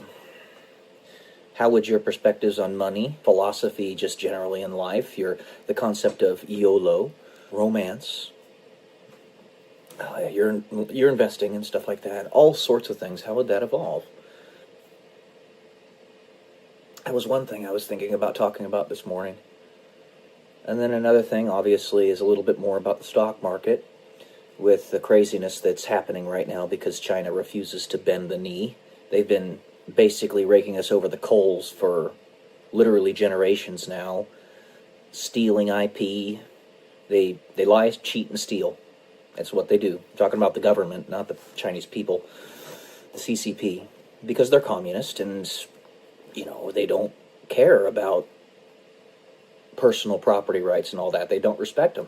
That's another thing I wanted to talk about. And then I also wanted to talk about technological advancement, how the very fact that I can even bring these ideas to you on this phone, instantaneously nearly, through thousands upon thousands of miles. You could be living in Australia, for instance, right now, and I can record a video and you can see it within a couple seconds.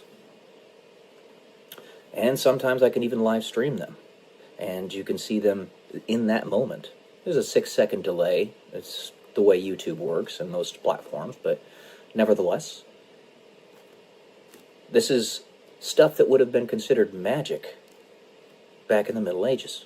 So, all these things tie together.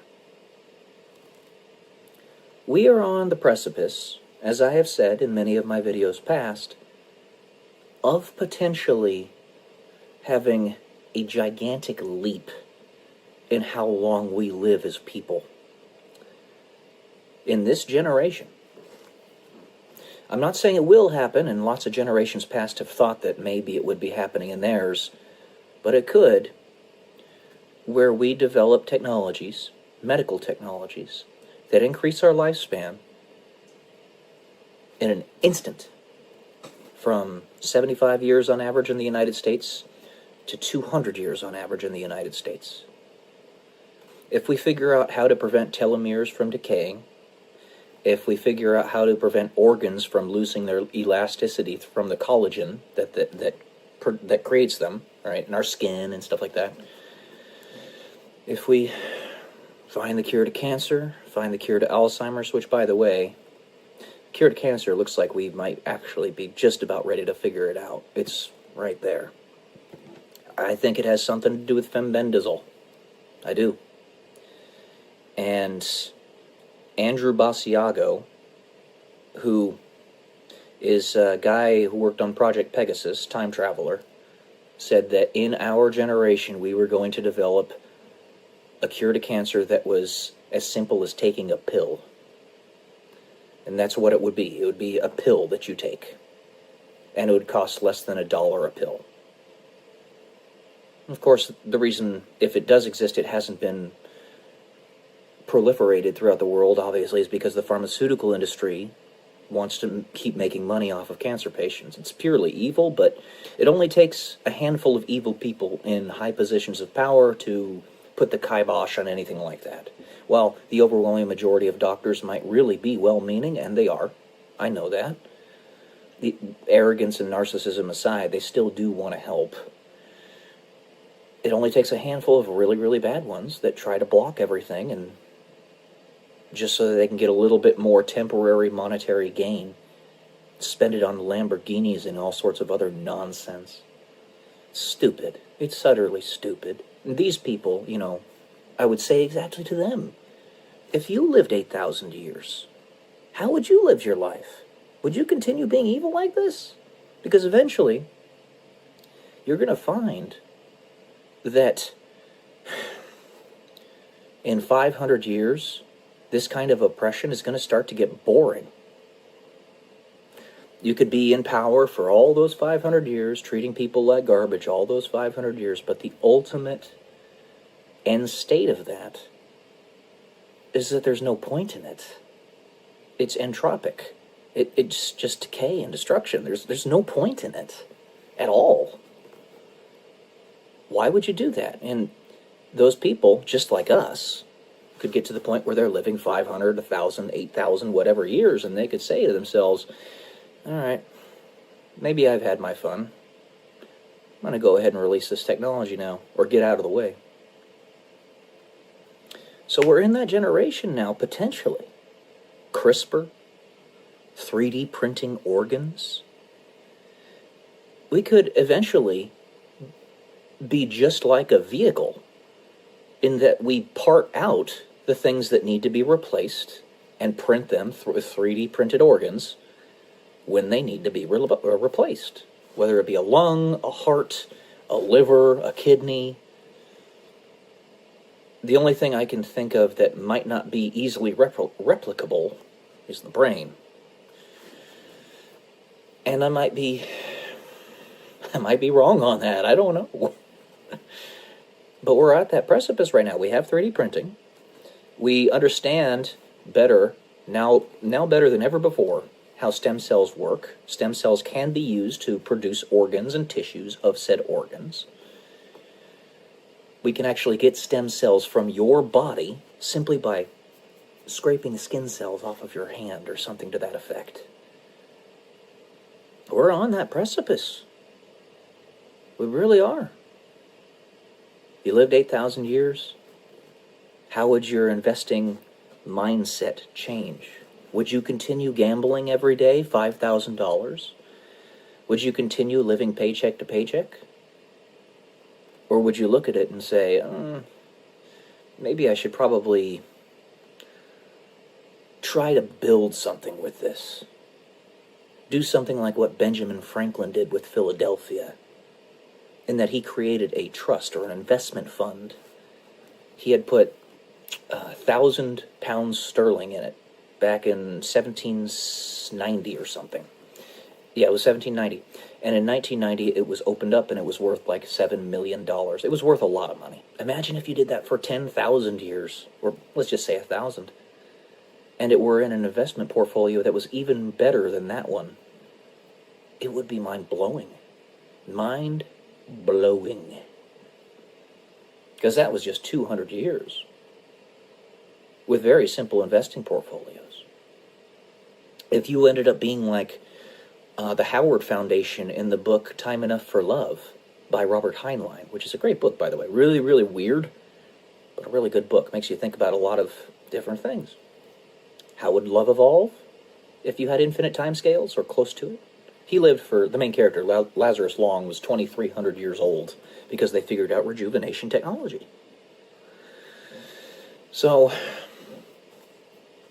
and he had the Howard Foundation that was, because he was wisely investing, and because it had been around for so long, that was basically like half of the economic value of Earth. Now, in that civilization, human beings had spread out across like 50 to 100 planets at that point. So it wasn't just Earth, it was everywhere else, frontiers and stuff. And there was even an explanation of one of the frontiers where he was actually like the first guy there, or among the very first, building that civilization on that planet. Well, you are a first mover, and you do something like Benjamin Franklin. You don't spend all your money, you just keep a little bit of it aside and have that utilized for a central government of some type that you're financing through capitalism. You're not stealing money from people, you're financing it through capitalism. Imagine what that'll be in 8,000 years. The whole of human history, recorded human history, is only about 10, 12,000 years. If you go all the way back to the cave paintings of pre-civilization, then you could say even 40,000. But even so, agricultural revolution, all that stuff, about 10,000 years. About the same amount of time that we've had dogs domesticated, because they're our buddies. So, I'm just saying, you're really gonna have to adjust your perspective. I was talking to myself, as one does, who's crazy. No, I'm just kidding. As anybody who does who's got thousands of thoughts going through their heads. About how I have crested my peak in life with seemingly being a failure to launch. We peak physically unless you continuously exercise and take care of yourself. You usually peak physically at about 24 years old. I'm trying to extend that out to maybe where I can get my peak at about 40 instead, which tends to happen with IFBB pros. But even so, 24 years, whatever. And I was thinking to myself, well, shoot. If I have crested my peak, how much more time do I have to build that same thing? And I am a person who I consider to have been fairly wise with my investing and my money, even with the things that have happened in my life. I mean, I've had to file for pseudo-bankruptcy. I have before. It wasn't full-blown. It was just me basically financing or financing my credit card debt. Lost $500,000 in Bitcoin a long time ago, a few years ago. But that was because I was being specifically attacked by demonic forces. I wouldn't have lost it in any other situation. But it could be written off, everything else, in my past. All 35 years of it's 36 years in about a month and a half. If it turns out that in a handful of years, our life expectancy increases to 200 years. If that ends up happening, then it doesn't matter how much crap I've dealt with in my past. I'm still going to have a lot more time to make things better than anybody has ever had in the history of the human race. And that's already pretty much the case even now, even without those giant jumps in medical technology, because we are living longer than we ever have. So, try to entertain these hypotheticals. You might get to the point in your life where you actually get to choose when you want to pass away, because you have such an indefinite lifespan.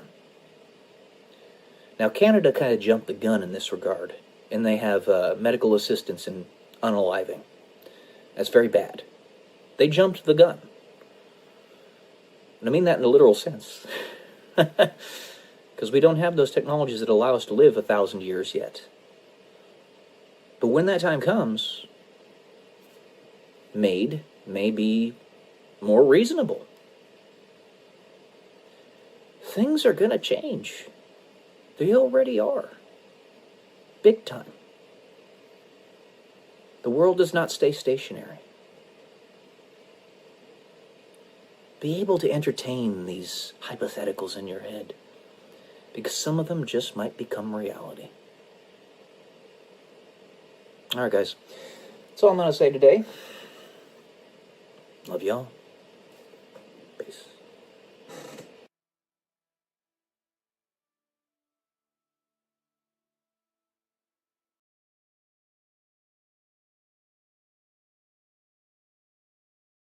Okay guys, we're going to do a pretty quick one today because I am heading out to the casino with my friend Boris. We're going up to the Atlantis, and it's a drive up there, so kind of early. But welcome to day 181 until I'm a YouTube millionaire. And really what I want to talk about here is you just got to make sure that, like I've said on many of my videos, carpe diem, you're taking advantage of life while you're living it. And while it might be sometimes exhausting to be sociable, especially for an introvert such as myself, sometimes you got to push yourself to do it. You just got to do it.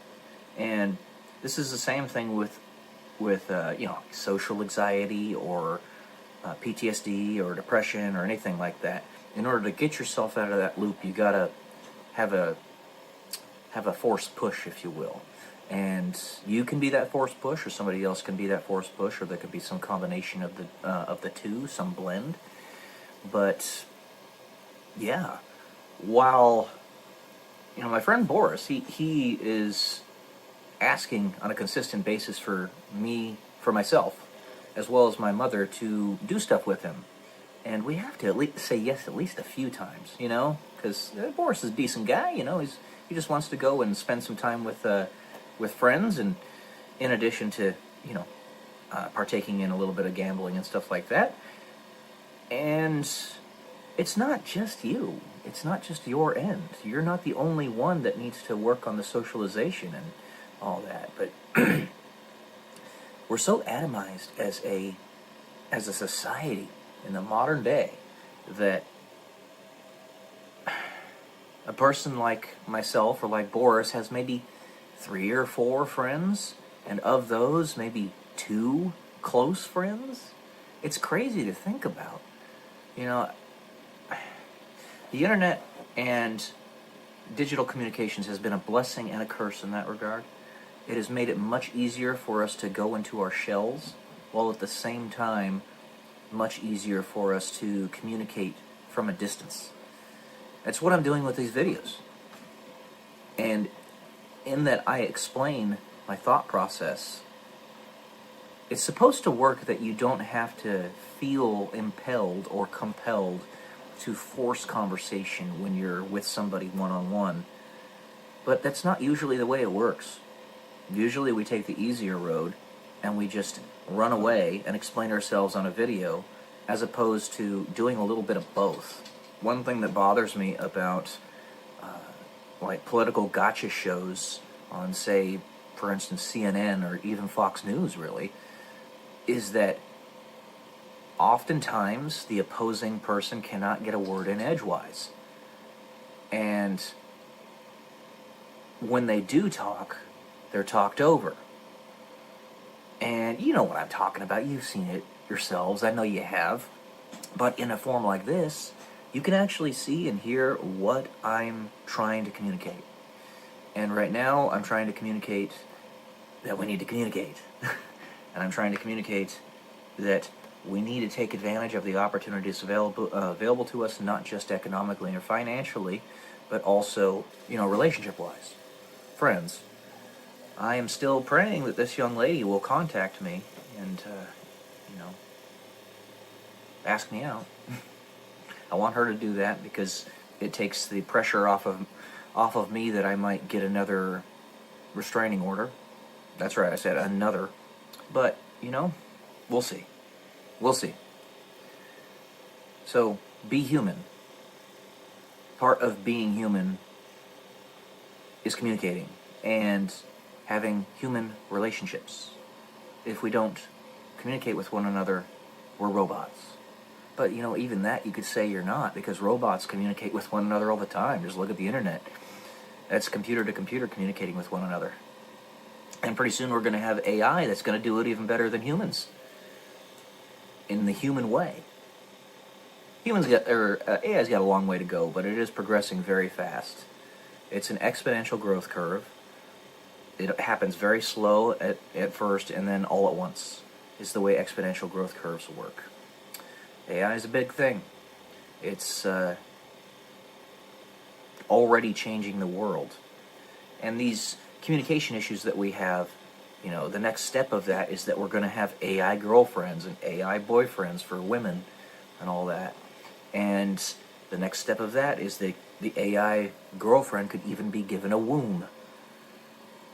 And you could have children with them. Like the robot could be given a womb. We can use stem cells to make one of those.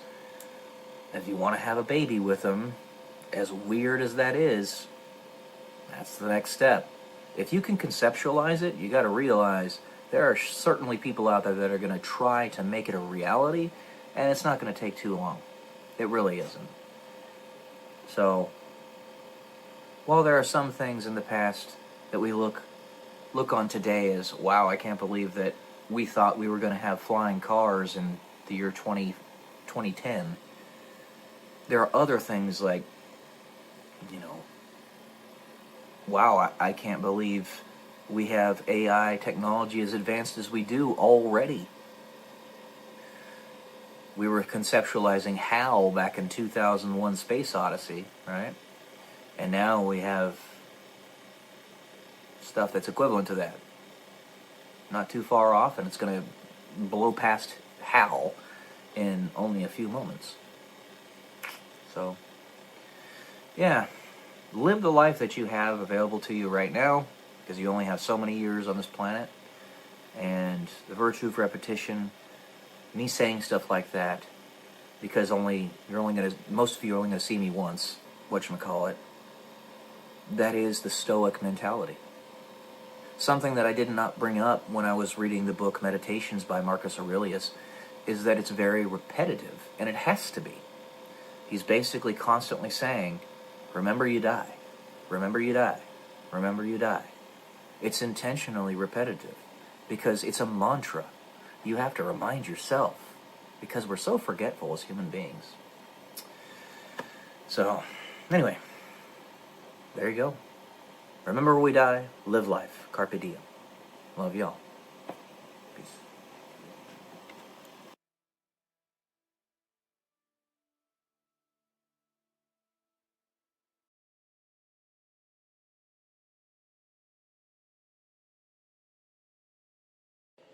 Good morning, guys. Welcome to day 121 until I'm a YouTube millionaire. I hope you're all having a great day. It's a little dreary and rainy here right now in Roseville, California on this fine Sunday.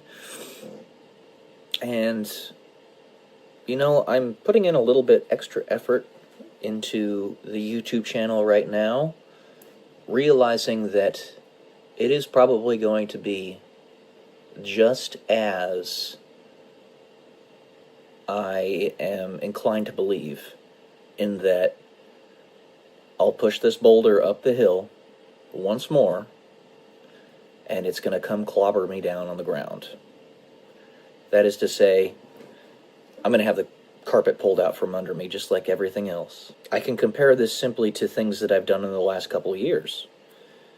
So far, my novel is, from what I can tell, not selling very well, even though I know it's a good book, because it's not being advertised properly by the company through which I went. Put a tremendous amount of effort and money into getting that book written and published, and the lackluster results are what I get. I tried to help my mother build her slot YouTube channel, one of the most popular niches that exist on YouTube.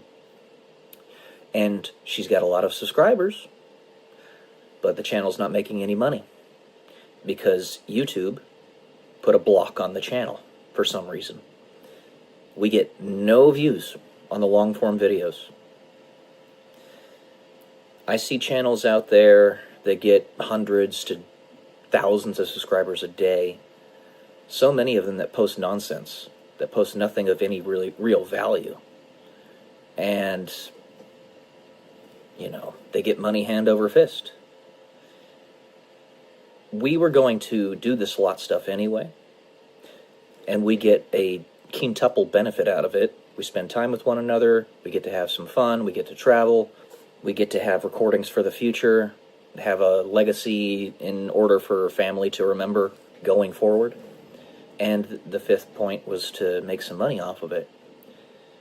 But there's no money coming out.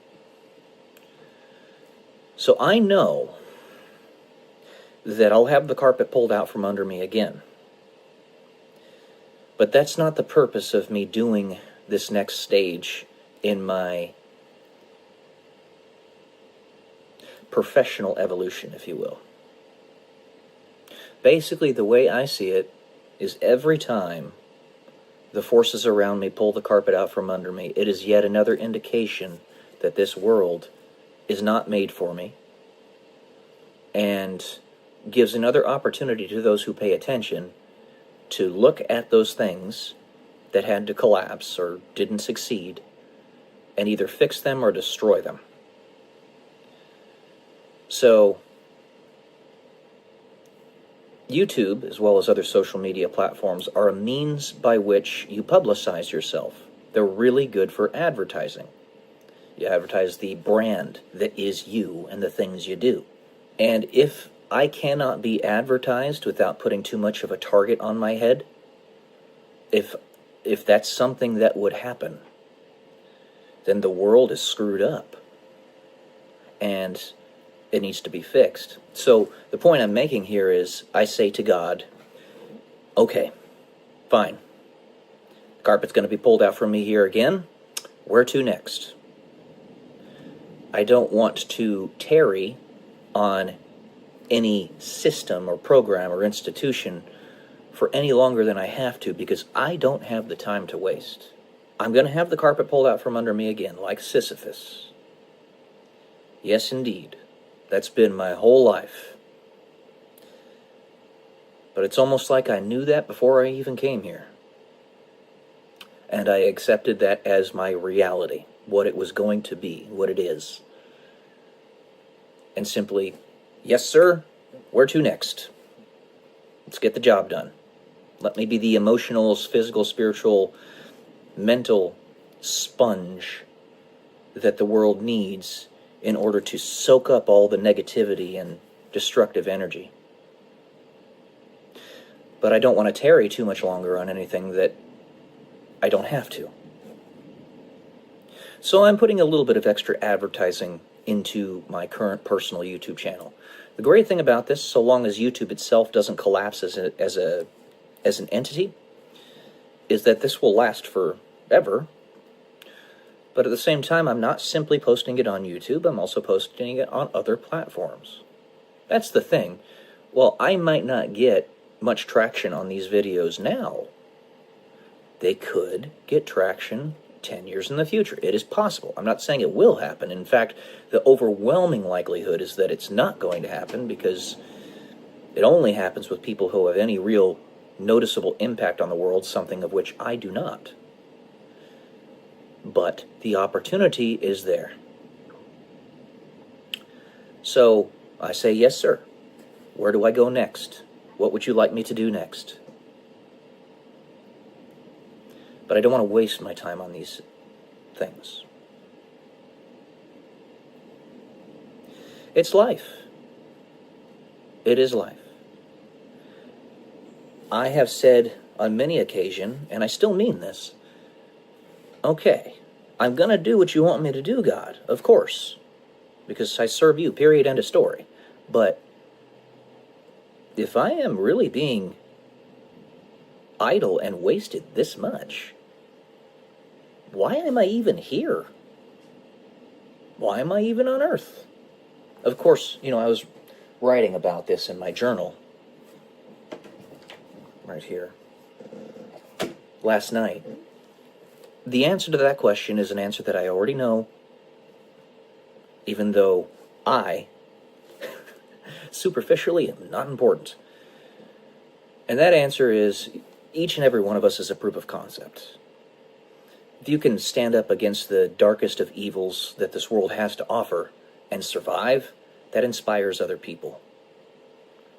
And one of those darkest evils that it has to provide is to put you in a state of mediocrity despite immense capacity. It's the way it works. And also, the longer you endure, like Atlas carrying the world on his back, the the more time you give the rest of the world to fix what's fucked up. which is a lot. My body is broken.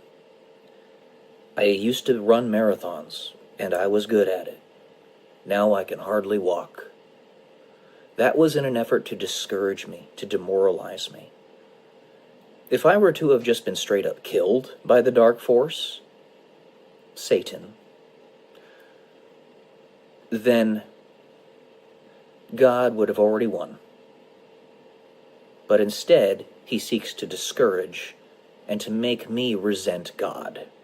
That's the purpose behind it all. Something which can never happen. It's not possible. And I made that abundantly clear that that is not possible. Because I know what God is, and I know what the evil of this world and the evil period is.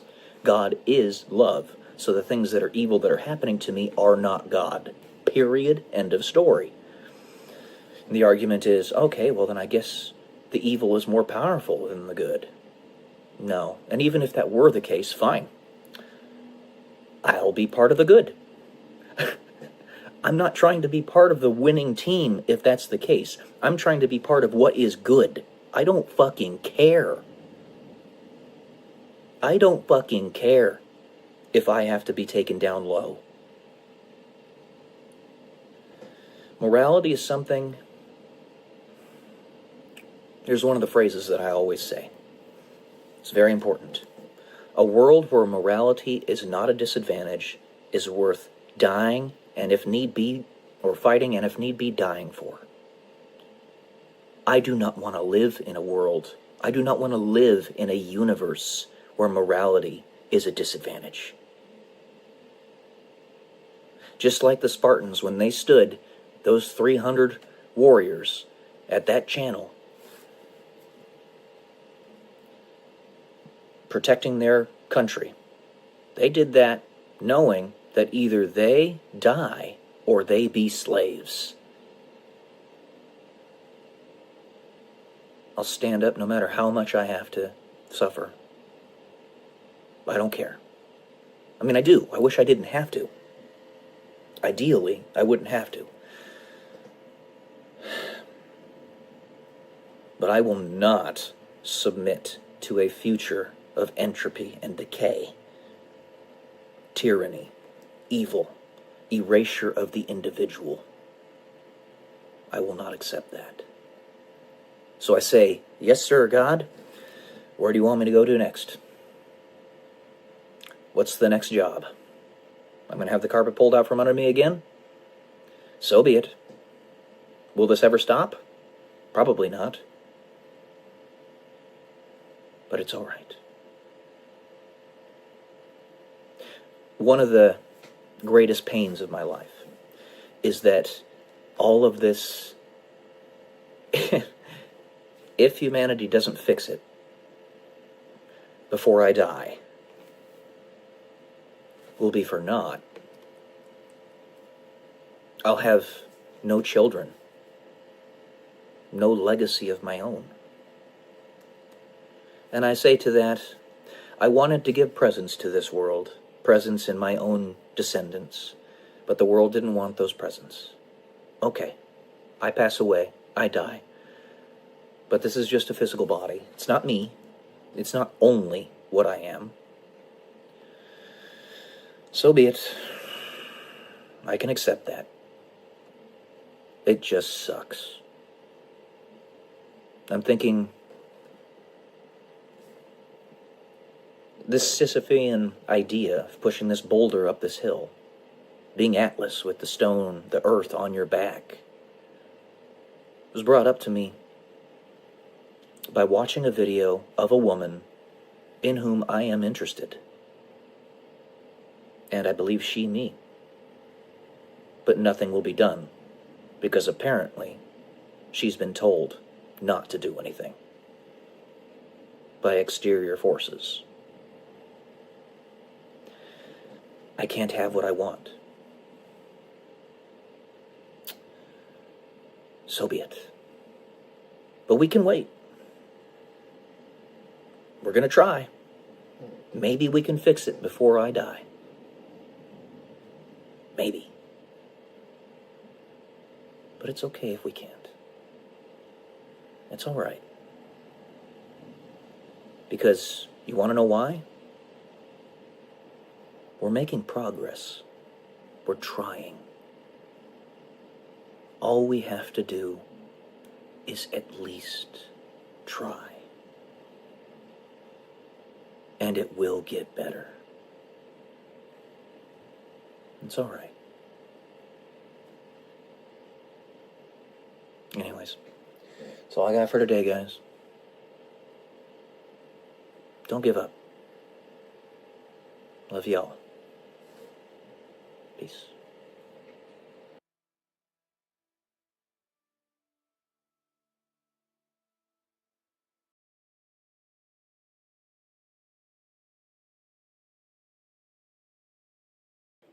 Good morning, guys. Welcome to day 129 until I'm a YouTube millionaire. Speaking of millionaires and becoming them, what would you do if you had $50,000 suddenly in your account? Where would you put that money? That is the opportunity that is at hand for us within the next few months. There's been a lot of hugabaloo, a lot of grumbling, primarily from boomers, about what's happening with the stock market right now. This is because we are doing something that is needed to be done for decades.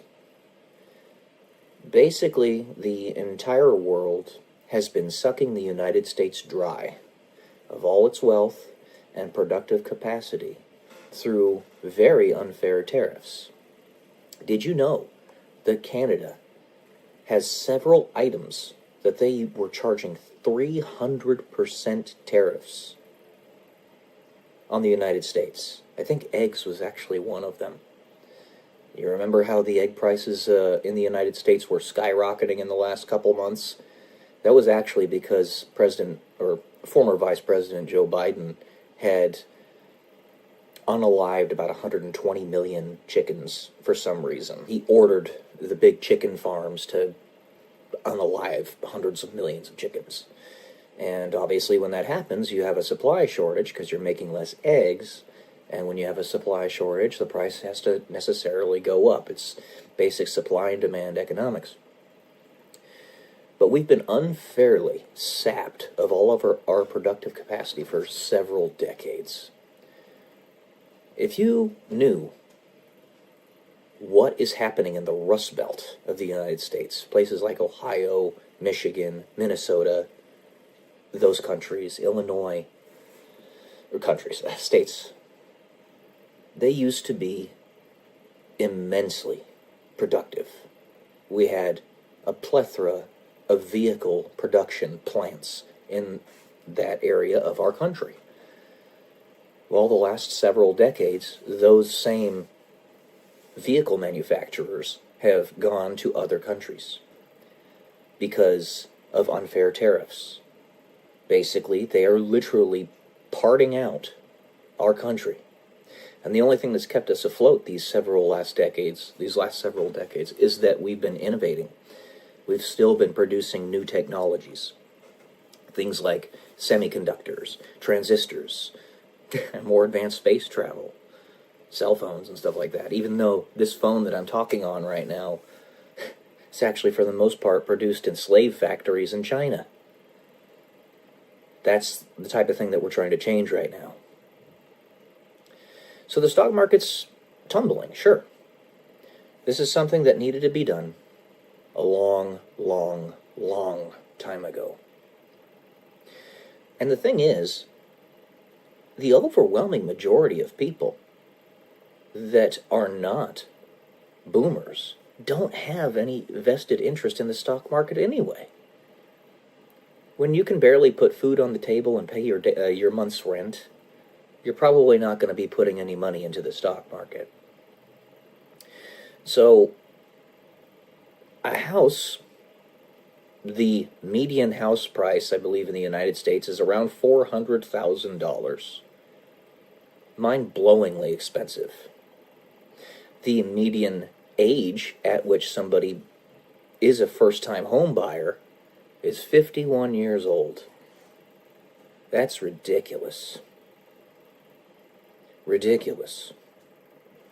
It was only a few decades ago that it was the mid-20s that somebody was going to buy their first home. About the age that I was when I bought my first home. So, we have an incredible opportunity that's been thrust upon us as we try one last time to wrestle back our country from the liberal economic order that's been desperately trying to destroy us for a really long time. We have a lot more to do, but what we're doing right now is the first steps. We need to get rid of the central banks, the IRS, all that stuff needs to be gone. But these are the first steps. The prices of a great many things are going to go down way, way lower than what they are right now. The artificially inflated home prices across the United States are going to deflate. One, because we don't have illegal immigrants buying a bunch of properties that they shouldn't be buying because they don't actually have residence in this country. And two, because what's happening in the stock market is going to be inherently deflationary for a whole host of different products, houses being one of them. Companies like BlackRock are not going to be able to buy homes 25% above listed value for cash and price you out of the market. They're no longer going to be able to do that. We're stripping them of their monopoly. So, prices of homes are going to go down, prices of stocks are going to dip dramatically, and guess what? This is your opportunity as Gen X and Millennials to step in and buy the dip in everything. So if the Doge dividend does happen, and you end up getting $2,000 to $5,000 or maybe even more from the United States government, from all the money that was saved, where would you put that money? Now, for most people, they're just going to, buy the necessities, pay for rent, buy food. A lot of people are going to be silly with the money and go gambling and go on pleasure junkets. But if you are wise, and this is contingent upon that very important critical aspect, then you'll buy the dip. This is your chance. We're trying to wrestle back our country from the enemy that's been trying to suffocate us for decades, probably centuries, maybe even longer than that.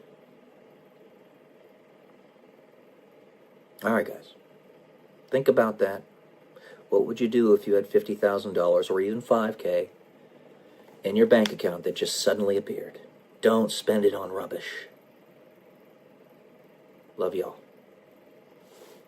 Peace.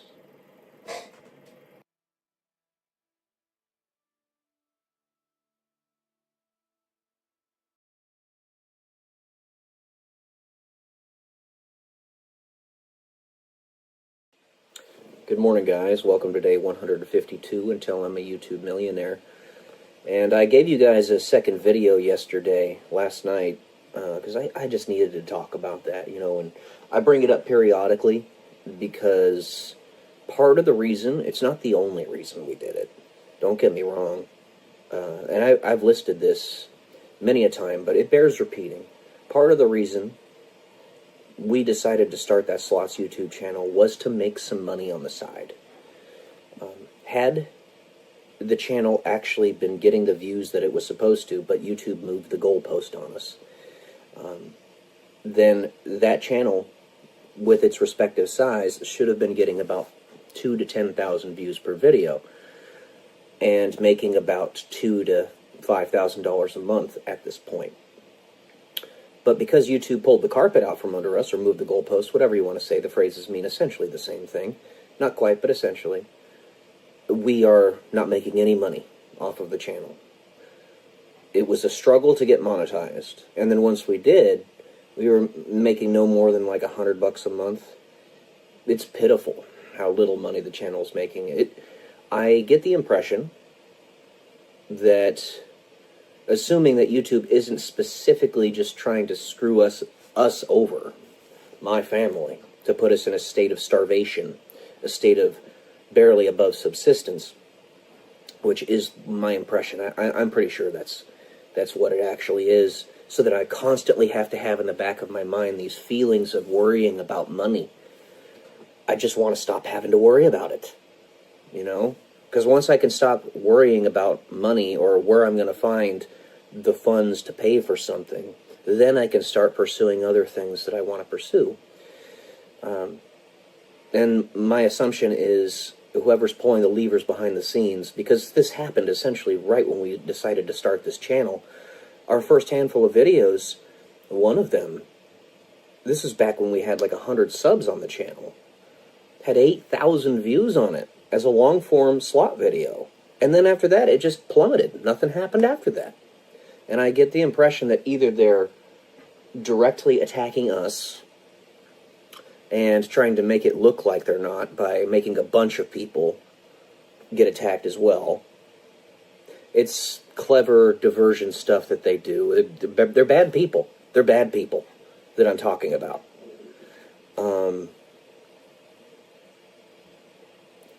Or, yeah, they're specifically attacking us. There was another one I was going to say.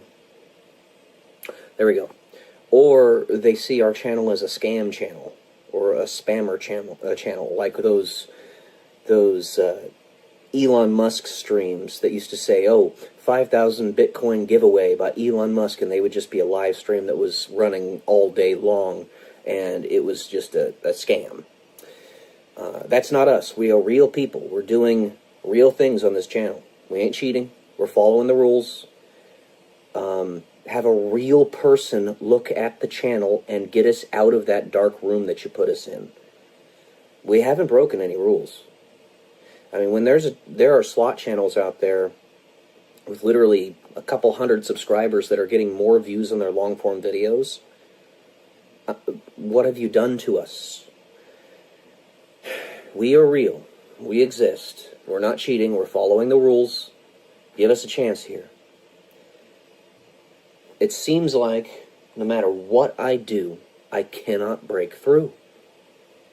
They won't listen to me. They won't answer me on support. It's just AI that talks to me.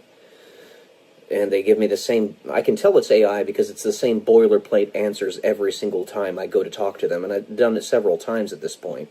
I'm not an idiot. I know it's fake. You know, I can't seem to break through. And then, you know, right when I start getting my real estate stuff going, guess what? Everybody and their mother decides to dive into the same system, the same location, and decides to start trying to sabotage me on various different platforms when it comes to YouTube, or not YouTube, real estate. Airbnb and Furnished Finder and stuff. It's just causing me so many issues that were not there before. Like little demons that are possessing people, and they don't realize they're being possessed. And they see me, and something is triggered in them to just switch to evil. I don't know what it is, but it's bad, and it's horrible. It is horrible. And if these people cannot be saved, if they literally are possessed by some exterior force that you and I can't fully comprehend outside of what we're taught in the Bible, then what do we do? Because people like you and me are forced to live on this planet with those people. We don't want to be around them. They're forcing us to be here, though, and they're taking advantage of us. Yeah. And I don't know. It seems to me like those entities, I'm convinced, are real. I'm convinced demons are a thing, of course, being a Christian like I am. I'm convinced possession is real. And I'm convinced that this is actually happening with a lot of people. I've seen it in my own life. I just don't know what we're supposed to do, because if they're here and they're going to do that to you, and they're going to act as a sleeper cell and just wake up as soon as they see you and turn into pure evil, then, I mean, what are we supposed to do? You got to take us away from here. We can't be associating with those creatures. They don't respect rules. They cheat you. They lie. They steal. And I'm not saying that everybody in the YouTube company, all 7,200 or 7,000 employees, are evil. I'm just saying that there's a sizable portion of them that are. And when they see somebody like me watch a video or whatnot, they get this impression in their mind like, I'm gonna fuck this guy over. Suddenly their minds just click into a different direction. I've seen it happen. Maybe not with YouTube support people and whatnot, but I've seen it happen with people. I am not kidding about that. There was this woman named Renee when I was in Omaha, Nebraska. She was a perfect example of it. She met me for the first time in a Unitarian Universalist church and gained 150 pounds and turned into a social justice warrior idiot immediately afterwards. Possession's a real thing. And every single time I try to break through, I am blockaded. And the whole legacy of my past up to, or with everything I was doing in the military, the fact that I was blockaded right when I was about to crest the hill. Right, I'm Sisyphus pushing the boulder up the hill. Right when I was about to crest it, they knocked my knees out from under me, and the rock ran me over, and I fell back down the hill. That's when they disqualified me as a pilot and tried to get me a dishonorable discharge. There's a long story behind that, but I'm telling you, these people are pure fucking evil. Pardon my language, but they are. They're not good people. And we still have to associate with them, so I don't know what we're supposed to do. And then I go through the rigmarole of publishing my first book, and this company just will not give me my sales numbers. I know I've sold more books than they're saying I have, just by looking at Amazon's constant restocking. I know I've sold more than what they're saying. And a bunch of other metrics that I've been keeping track of. I know that I'm selling more than what they're telling me. I can't seem to break through. I know this is a good book. This is the book I'm talking about, guys, in case you haven't already heard about it. Black and White, The Odyssey of Eden. Time Travel and the Apocalypse. You can find it anywhere you can buy books, including Amazon and audiobooks and Kindle and all that stuff. Many more to come after this one. I say that a lot. And it's true. I can't seem to break through. It's just, it is highly unfair. Highly unfair. And when you're following the rules and the enemies that you're playing that, with whom you're playing that game are not, then they're just using them to take advantage of you. To lie, cheat, and steal from you. Those are people, entities with whom you cannot associate. So I don't know what we're supposed to do. We can't be in the same world as people like that.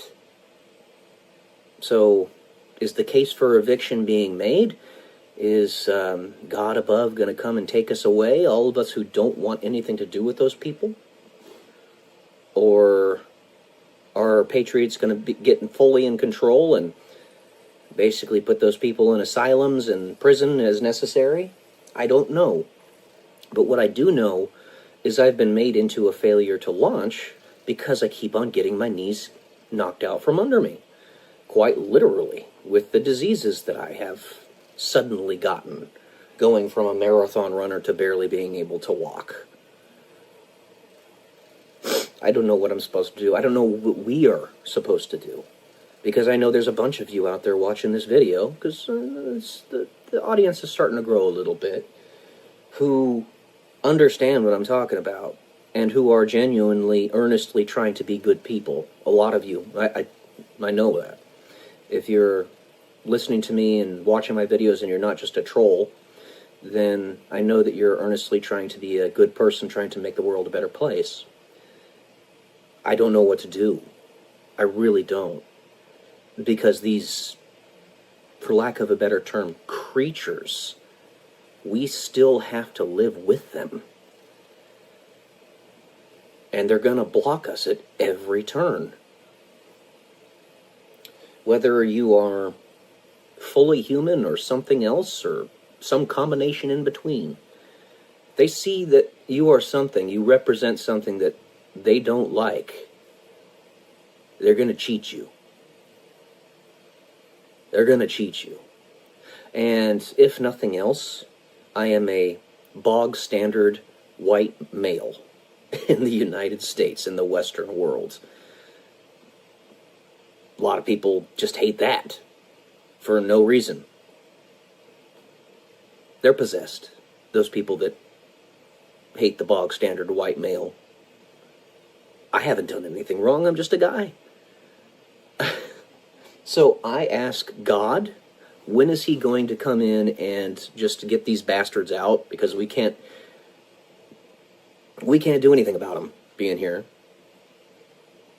And when am I going to be allowed to break through? When is the door or the way going to be opened for me where I can actually break through? Because right now I'm just on survival mode. I'm living off of disability, and I make a little pittance off of my real estate, and I don't even make that because it goes towards expenses. You know I'm capable. And I'm just sitting here, idle. I'm trying to do things that are of value.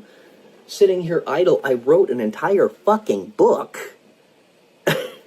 And I have a bunch more waiting to be published.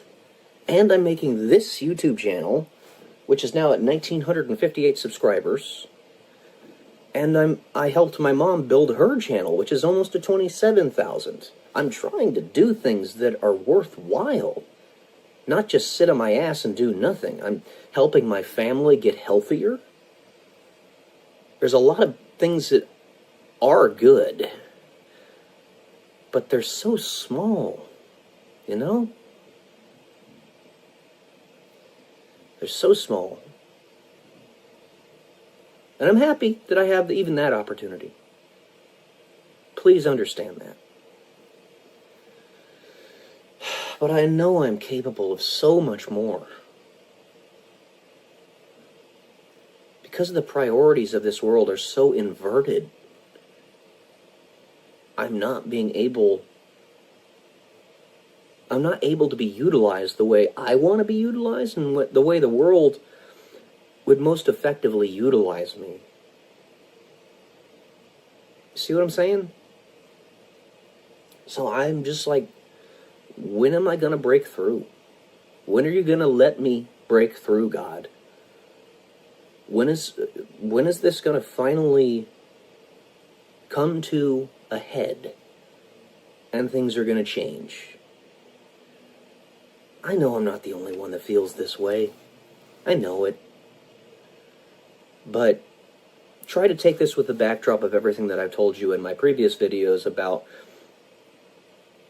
my capacities and my trainings and how little I seem to be doing with that. And it's not from choice. It's not my choice to sit idle. I don't want to. But here I am.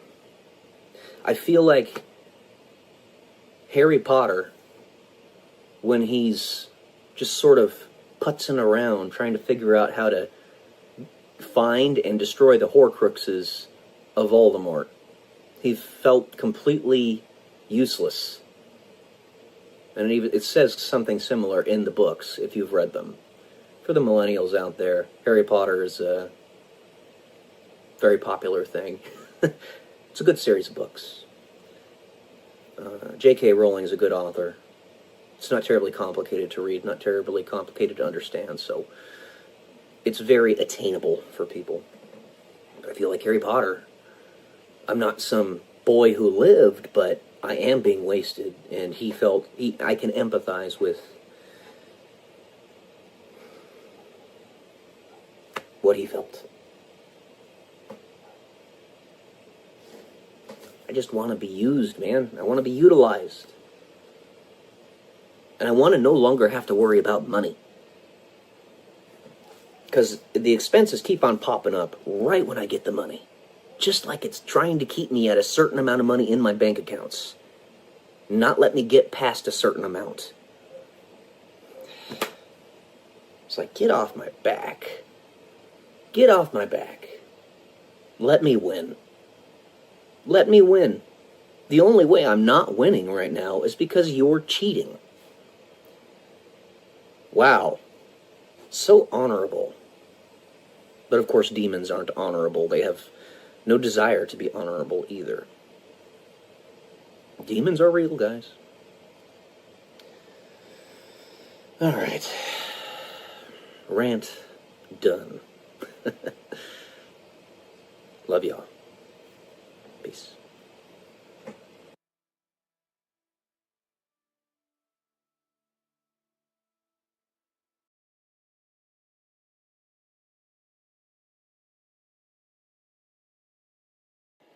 Good morning, guys. Welcome to day 122 until I'm a YouTube millionaire. And for this one, it's going to be a review of Letters from a Stoic by Lucius Seneca. Now, this book was written basically as a dialogue between Seneca, Lucius Seneca, and Lucilius, who was one of the children of the emperor at that time. Now, Lucius Seneca was born around 4 AD, so right around the time when Jesus was alive, and the emperor of his youth was Tiberius Caesar, for the Roman Empire. But Lucius Seneca was a Stoic, obviously, and his perspective, or his philosophy on life, which is basically... So the way I see it, there are two different types of philosophies in general.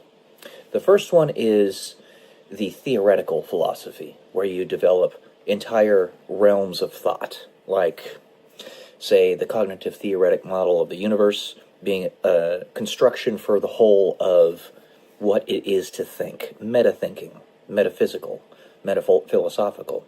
And you have Immanuel Kant's categorical imperative. You have I Think, Therefore I Am by René Descartes. People who create entire modalities of thought within the idea of philosophy. And then you have those who have a philosophy that is designed to help you live a better life. That's really what Stoicism is. It's the application, kind of the engineering side of philosophy. So you have the theoreticians, and then you have the engineers. Both are extremely important, and both have their place. Seneca would be a philosophical engineer, in my perspective. But his philosophical perspectives, nevertheless, were so difficult for the general public to accept at that time that he was actually banished to the island of Corsica, I believe it was, when he was in his 50s. Right around near the end of his life, and was brought back into the fold of the empire so that he could teach Lucilius, the soon-to-be emperor of the Roman Empire. And the way this book is written is a dialogue. It's basically them writing letters back to one another. You never get the letters of Lucilius, the ones he wrote to Seneca, but he writes back to Lucilius with the various ideas that he has, the various philosophical teachings. And it was actually designed intentionally, and they say so much in the book, to where it was not just meant to be for Lucilius. It was meant to be actually broadly publicized about the intelligentsia of the Roman Empire at that time, so that they could all read it as well, and get the full brunt of Seneca's philosophical teachings with respect to Stoicism. Basically, what you see me doing here with you, with all these videos, and my ability to talk to you directly, if you were to send letters or communications back to me, let's say it were a recorded telephone call or a recorded Skype, that's the equivalent of this. I'd have the Skype call recorded and posted to my YouTube channel for everybody to see. And any ideas that came about from that, everybody would be able to glean. It's a very good philosophical book. Lots of really good concepts in it. I have a bunch of notes written here. I'm going to go ahead and go through them. So, he brings up the point that you should not read a humongous amount of philosophical works or novels or poems or anything like that just to read them. And the idea he's coming about, or he's trying to present here, is that you, again, like I said, you don't want to read them just to read them. You want to read them to actually get a lowest common denominator truth out of them. Every work that comes from somebody of actual value, somebody who's actually trying to produce valuable works, like this one, like the cognitive theoretic model of the universe, like Immanuel Kant's philosophical writings, like Socrates, Aristotle. You don't have to accept whatever they say whole hog, and in fact you shouldn't. But you can find the kernels of truth within them. That's what Seneca's really getting at when he says don't read a bunch of stuff just to read it. So I disagree with the way he wrote it in the first part of essay number 1, but the general idea is there. He also says, I'm glad to learn in order that I may teach, which is the point of this all. Again, that's why I'm reading all these novels and these books, so that I can give you guys a basic general review of it, and you can decide whether or not you want to also glean those kernels of truth from those books as well. This is one of those books that you definitely should read. It is really good. He also disregards maxims in favor of looking at the whole philosopher. That is to say, don't just try to find the 5-word quips to give to somebody about somebody else's teachings if you don't really understand what they mean by it. There's a lot. He speaks of a lot of intelligentsia at the time that know these maxims as if they're wise, but in fact they just know those 5 words that a philosopher said, and that's it. So he's got a very good point there. It ties into having the whole picture approach.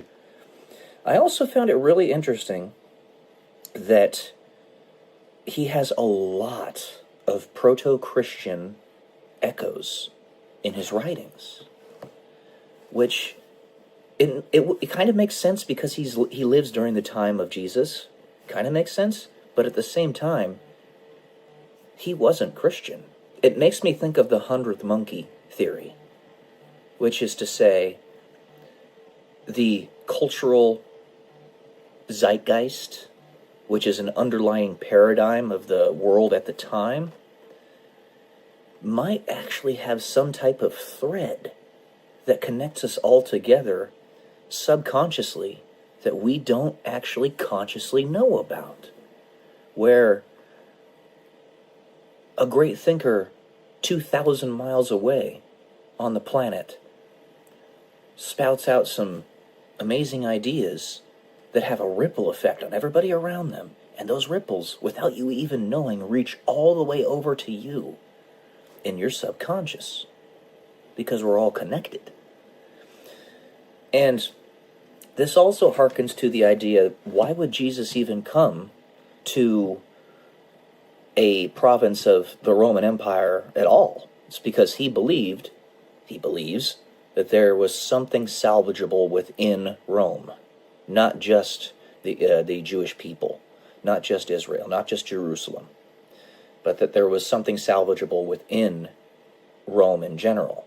Pontius Pilate, who had great respect for Jesus, had to do what he did, and Jesus told him that he was required to do it, partially so that Rome would stay stable, at least for a couple hundred more years. It eventually collapsed, sure, but the entirety of Roman civilization is kind of the thread of all civilization. And I think Jesus knows that. More than I think. I'm almost certain of it, which is why he decided to dive in to history at that point in time. The specific spot that he went, basically to be the center around which everything rotates. It was brilliant. And, tying into the fact that, or the idea that Rome is kind of the thread of all of human civilization, there are rhymes in this book from like Virgil and other great authors of the time, Homer, where the words still rhyme, even after they've been translated, rewritten, and all that stuff for thousands of years. They still rhyme. Not all of them, but some of them. And I think it's because when you look at a lot of Latin words,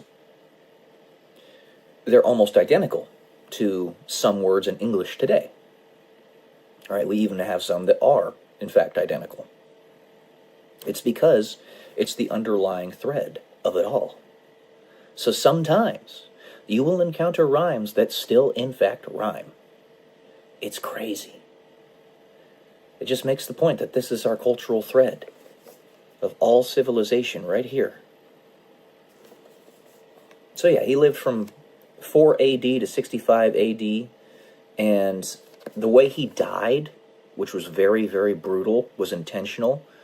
He actually made a scene of his own death because he was told to commit self-deletion when it came to the end, which was very popular in Rome at the time. When you fell out of favor with the emperor, they wouldn't unalive you themselves. They would tell you to commit self-deletion. And the way he did it was brutal, intentionally. When you read the letters, it's almost as if he was telling the emperor and the leadership that I want my life to end in a way that is memorable.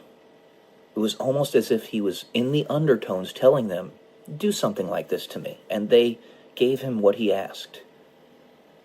That's something that you have to read the story or read the philosophical work in order to be able to glean it. Because it's an undertone.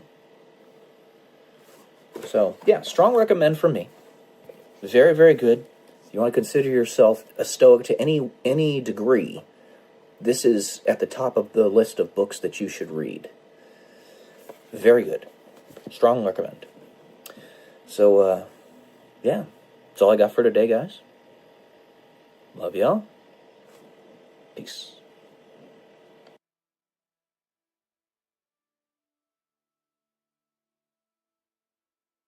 Why have I added Asmongold into my repertoire of people that I follow for news information? Welcome to day 173 until I am a YouTube millionaire.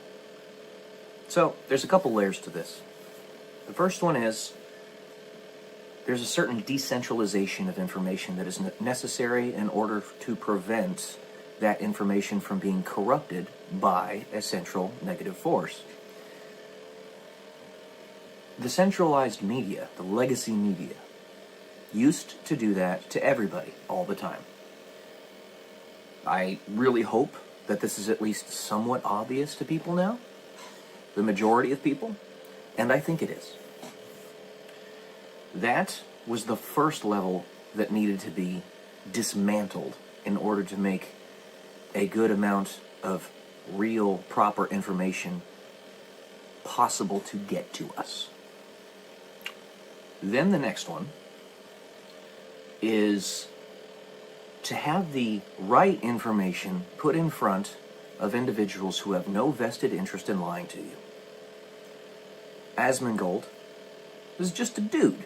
He's very rich because he hit the jackpot and was at the right place and the right time to become really big on very big social media platforms, primarily Twitch and YouTube. The guy makes on the order of $150,000 a month. He's very, very, very wealthy. But he's, other than that, just a pretty normal dude. He calls himself a degenerate, and I can see why and how he says that. He's not necessarily a faithful person. I do hope that that changes for him in the future, because he's definitely faithful adjacent in that he associates more with those who are faithful than those who are not. He has more in common with them. He has relatively liberal perspectives in terms of like wanting a universal basic income, abortion rights, stuff like that.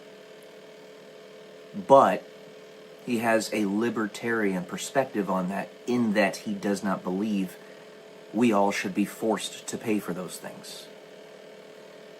That is, we can vote for it if the timeline bears out that we go in one of those directions. It's bearing out right now that we're going to get rid of Planned Parenthood in the very near future. Thank God. Thank God. And that we're removing abortion as something that's considered. That's a very good thing. Protect life. It is a man's duty to protect life, and I think he understands that on some level, even though he's decided to live as a degenerate, as he says himself on many occasions. So, you have to have somebody who does not have a vested interest in lying to you. It would be the case where he did if his advertising revenue, where he made his money, required him to lie. But that doesn't seem to be the case anymore. The YouTube ad companies are no longer falling in line with the social justice warrior wokeism cult that we've been trying to navigate for the past decade and a half. There's still some of it out there, but not nearly like it was. And then, in that he does not have that vested interest, he also will just make a video on a topic. And if there are one or two things that I'm missing about that topic because it wasn't put into the main news story, he has an aggregated, collected knowledge from his chats, the people who watch him, that he can fill in the blanks where I missed. Fill in what I'm not seeing. Even with that, look at what happened with Dan Bongino and Kash Patel, and that they're actually trying to convince people that Epstein did unalive himself. No, he didn't. But the point behind that is that they're trying to show you that what they saw was so unbelievably bad that even they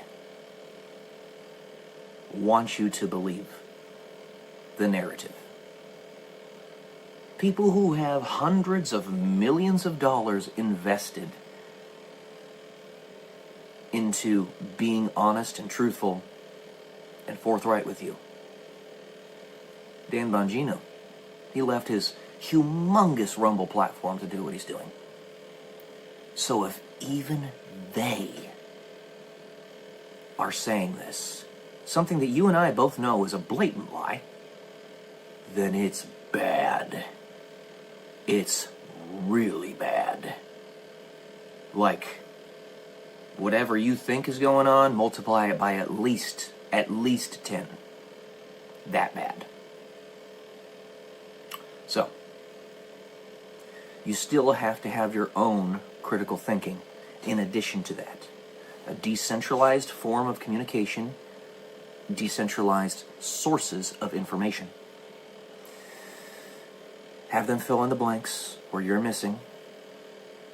Have many sources of information. And then think critically to yourself. In a world where we actually could trust each other perfectly or close to perfectly, a lot of this wouldn't be necessary. But because of those little gremlins that fill in the cracks. It is. So who of you out there actually believe that Epstein unalived himself? That committed self-deletion? Who among you believe that the number one, defendant, or not defendant, but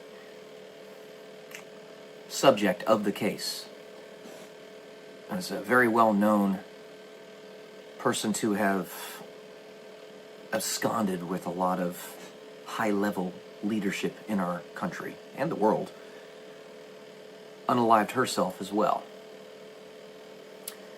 She even said that I would never do that, and if it ever does happen or look like it, I didn't do it.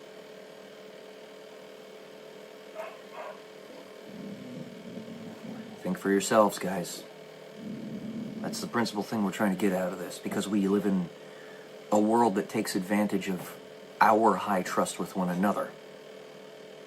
That's what the Dark Force does. Alright, that's it for today, guys. Love y'all. Peace.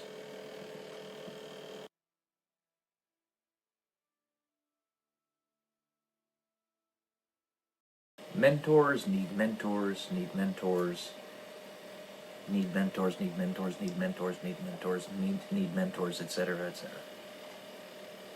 Welcome to day 174, until I am a YouTube millionaire. In case you didn't already know, that title to this video series is essentially a taunt to YouTube.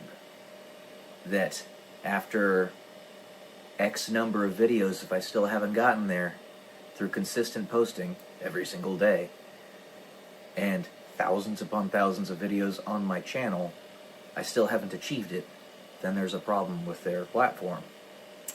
Because the primary thing that they encourage is consistency.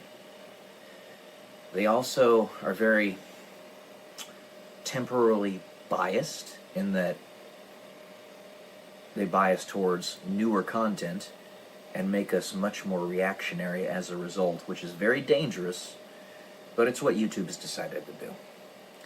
That is, most content is not evergreen, or is not allowed to be so. Nevertheless, what I'm trying to talk about here is mentors needing mentors. So I know I am truly honored, and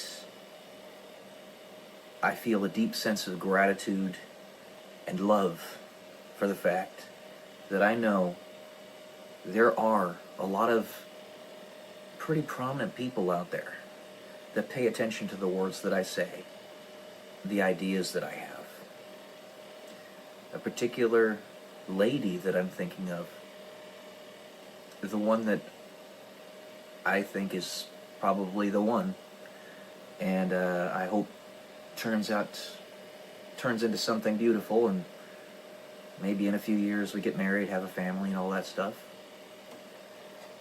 I can tell that I'm having a positive impact on her. And she's reaching tens of thousands of people a day, if not more. That's a big deal. That is a really big deal. Even on my own platform, the platform is starting to grow. I don't just post here. I also post on Rumble, Facebook, X, and other places. Spotify. I'll just name those for now. But I am, therefore, in some way, shape, or form, her mentor. Along with everybody else that follows my videos. However, mentors need mentors need mentors, like I was saying. Some of my mentors are people like Elliot Hulse, who's a Gen Xer. He's 46, and he has a channel that's literally called Wisdom. Elliot Hulse Wisdom. Because he's a wise guy, you know. He's got a lot of life experience. He's an erstwhile serial entrepreneur who does life coaching and strength coaching. He's one of my mentors. One of his mentors, just one of them, he's got a ton of them, just like I do, is a guy by the name of Tony Robbins. He's a financial guru, the guy with the big mouth. Tony Robbins. Tony Robbins, also, in some way, shape, or form, one of my mentors. I've read some of his greatest works, like Money Mastering the Game. It's a tome, it's a very big book, but a very good one. And the primary thing he tells you to do in that book, like the crux of it, is indexed universal life savings accounts. They're insurance, but they're really good. They're like le creme de la creme of investing portfolios that you can get.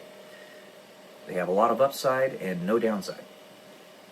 You can't find that almost anywhere. Well, there you go. So that's one of his mentors, and he has a ton of mentors. Like I was talking about in my previous video, Why Asmongold, you need to decentralize your information sources and think for yourself. A mentor, in order to be a proper mentor, does that. We all have biases. Every single one of us. We're all human. If we can mitigate those as much as possible by seeing from other people's perspectives, walking in their shoes even, we have the opportunity, then you become the best mentor possible. Me being 36 years old and having the background that I do, I have a very distinct and powerful empathy for those who have been working their asses off to try to make the world a better place, but keep on getting punched in the gut, blockaded, just like I have. Every turn, every way, everything that I've done, constantly blockaded. I told you about my mom's YouTube channel that has 27,000, almost 28,000 subscribers now, and she gets about 30 views every long-form video, because YouTube has blockaded the channel for some reason. I empathize. Even if it never stops, which I'm not going to assume that it does, because assuming makes asses out of people. I can use that pain as power to help others. Which is the only thing, like I was talking about before, in this life that matters. It's the only thing we get out of this. We don't survive. Nobody gets out of life alive. We don't take anything with us. We can leave a legacy that will help others react better through their course of living, through their relationships with others. Those are the presents that we leave people. If they're presents of like genetic legacy, children, things of that nature, fantastic. If you bring them up right, you teach them good morality, they're going to inspire others. Those are the proper presents to leave. If they're beautiful buildings and empires that show the strength and capacity of the human spirit, that inspires people. That is valuable. So while it might not last forever, it's ephemeral just like everything else here. It's worthwhile in that regard. There is value in trying to build that. Because the primary thing, and the only thing that matters that you build here, is the human soul. That's it. Whatever helps you do that is good. So Elliot Hulse is one of my mentors, even though I don't know him directly. I am truly grateful that I can be the mentor to all of you, and in particular, this is one woman I'm talking about, because I'm hoping that it can become something better. She has a very powerful mind, is very wise, and is a mentor to thousands upon thousands of people herself, who, if she's teaching them right, which I know she will, she's doing a fantastic job, then they too are going to realize that you don't get all your information from one person, because she's only 24. So, even, 24 years old, has a lot of life behind her, and she's an incredibly intelligent woman. She's a genius. So that means she processes it very well, especially if she reacts to it well. But she knows, even she is only one person. She's teaching them well, inspiring them well. They'll find the proper sources, the things that empower people. You know what doesn't empower people? Telling them that they're a virus on the planet. Telling them that they're worthless. Unless they're actually acting that out like George Soros is. He's a bane to human existence, and people like him. I don't want it to be that way, but it's the life that he has chosen. He has chosen it. So the way you're a mentor is you make the world a better place. You make people feel like they're home when they're with you, when they're listening to you, when they're talking to you. You be accessible. You be their friend, part of their extended family. You have a personal relationship with them, just like Jesus did and does. Jesus, another one of my mentors. And even Jesus has a mentor. His mentor being his dad. His dad being the other part of God, part of the Trinity. He's God, Jesus is God, God is God. And then the Holy Spirit, which is the communication between the two of them, is God as well. Mentors have mentors have mentors. And all mentors are meant to inspire. You feed people on not just bread alone. You fuel the fire that is in their hearts and show them that they can do it. I stated before on one of my videos in the past, I think it's a video where I say who I am, or introducing myself. I had certain experiences in my life. I only listed half a dozen there, but there were many more that would make a normal person unalive themselves. And I want to inspire you guys that you could get through that.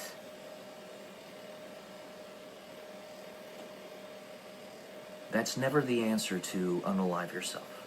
Never is. Never will be.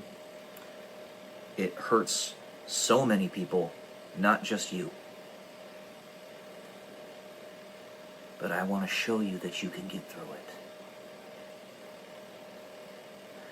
Because, like I say on this channel all the time, until death, all defeats are psychological. And if you're going to cause your own unaliving, then you've defeated yourself. But otherwise, the enemy can't beat you. And you yourself are becoming a mentor. That little fire in your heart that goes around and spreads that same inspiration to other people. Sometimes without even knowing it. Most of the time, without even knowing it. That powerful ripple that your mentors provide, you become a mini ripple yourself. And it's a beautiful thing. It is a beautiful thing. So, that's what I got for you today, guys. Mentors need mentors.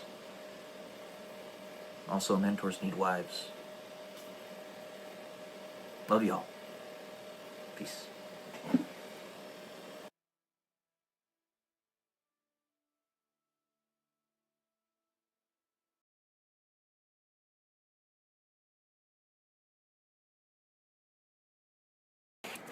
Hey guys, I wanted to show you a little bit of stuff going on around my house, specifically about my RV, because it's a little bit of a unfortunate bother right now. I made a video a little bit ago about whatchamacallit, RVs, right, and how you can turn them into Airbnbs if you do it properly, right? There's my dad, by the way. If you do it properly. And unfortunately, for my RV, which is about 30 years old, it was made in 96, what the guys did at the repair shop, they didn't seem to actually know what they were doing, and they screwed up my battery set. So this RV is a Fleetwood Storm, Southwind Storm. It has 3 batteries in the front. I'll show you. This is the RV right here. It's a little messy because I haven't done anything with it in a little bit. I've only taken it out 3 times. But if you look right here, there's the cabin battery. Sorry, a little out of focus. And then there's the 2 starter batteries right there. They screwed up how it's connected. So, yeah. The battery is always dead. To start the RV, that is. I have it connected up to wall power over here. And that keeps everything in the back end powered, thankfully. But, yeah. It's just a frustration. Because I do want to take this out without having to worry about anything, right? With my family. It cost me $10,000, you know? Luckily, I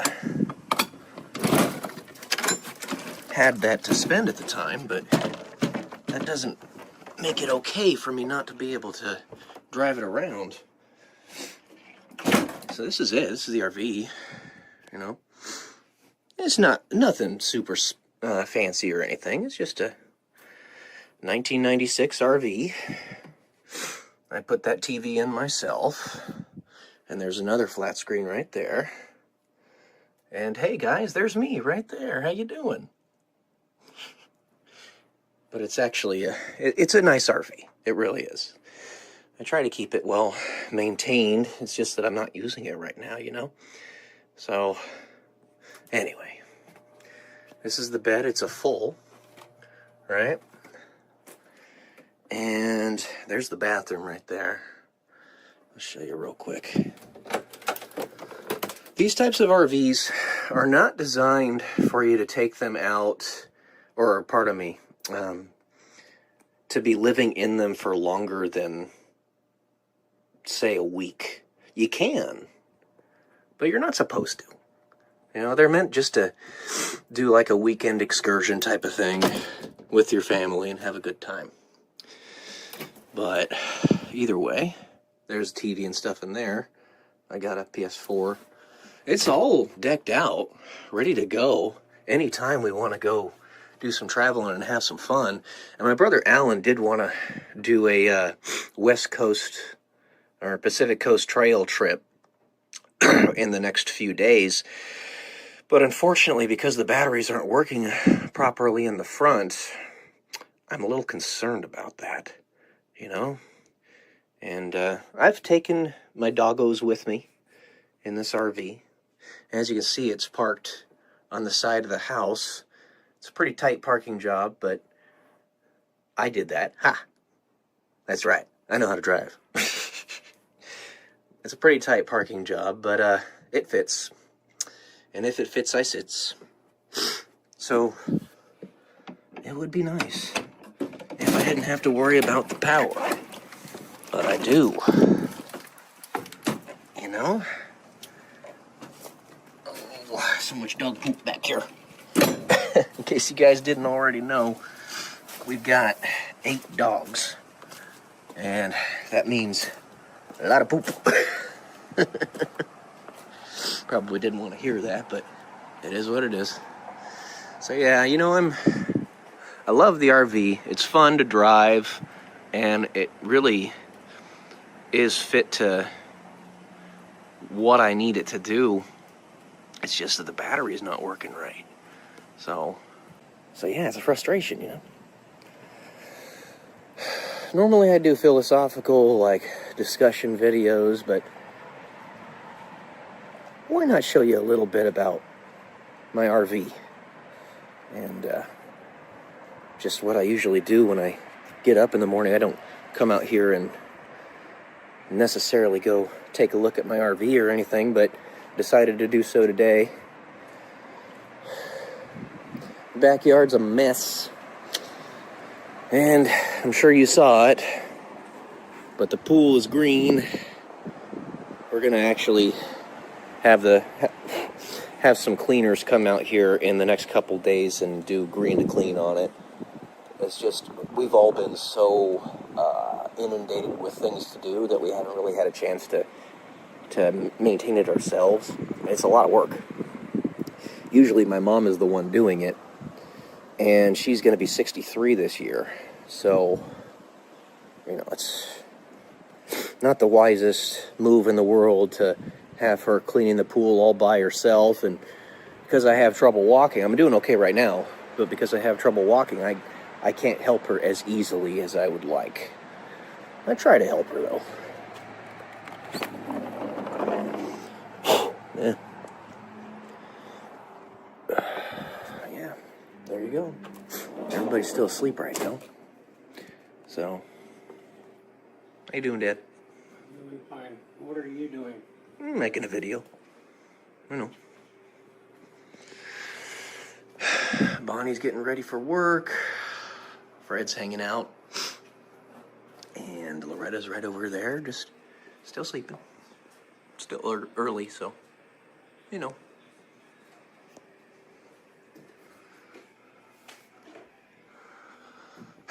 I live up here in my bedroom.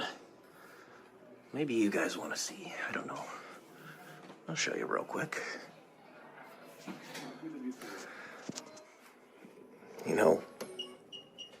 Crazy stuff happening in the world. So because of that, you kind of want to batten down the hatches. There's my doggos and my bed. Relax, guys, relax. And that means, close ranks, get your family close together, and take care of everybody. And I'm one of the best physically put together in my family, even though I'm damaged. So, also, no finance is better than anybody else in my family, so I help my family with their finances.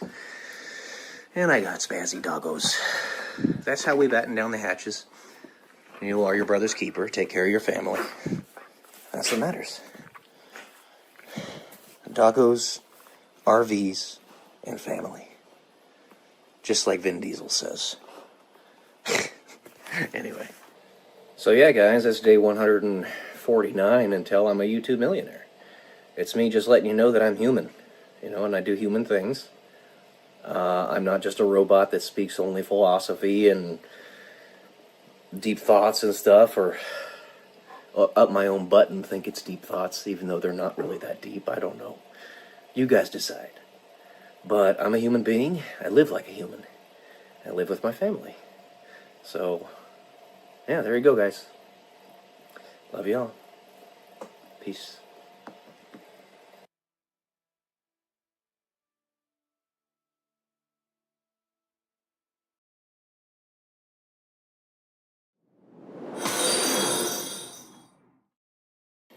Good morning, everyone. Welcome to day 127 until I'm a YouTube millionaire. And today I wanted to talk a little bit about resonant frequencies. So, every object in the universe has a resonant frequency. Now, what is a resonant frequency? A resonant frequency is the frequency at which that object vibrates. Every object in the universe, such as the human eye, the human body, the table, a cell phone, depends on the frame of reference, but everything is comprised of atoms and subatomic particles and fundamental particles, etc., etc., etc., all the way down to the Planck unit of time length. And it probably goes even farther than that, but we don't know how to get to that point. And at the very most fundamental of level, everything is just energy and frequency. The whole of existence. All of it.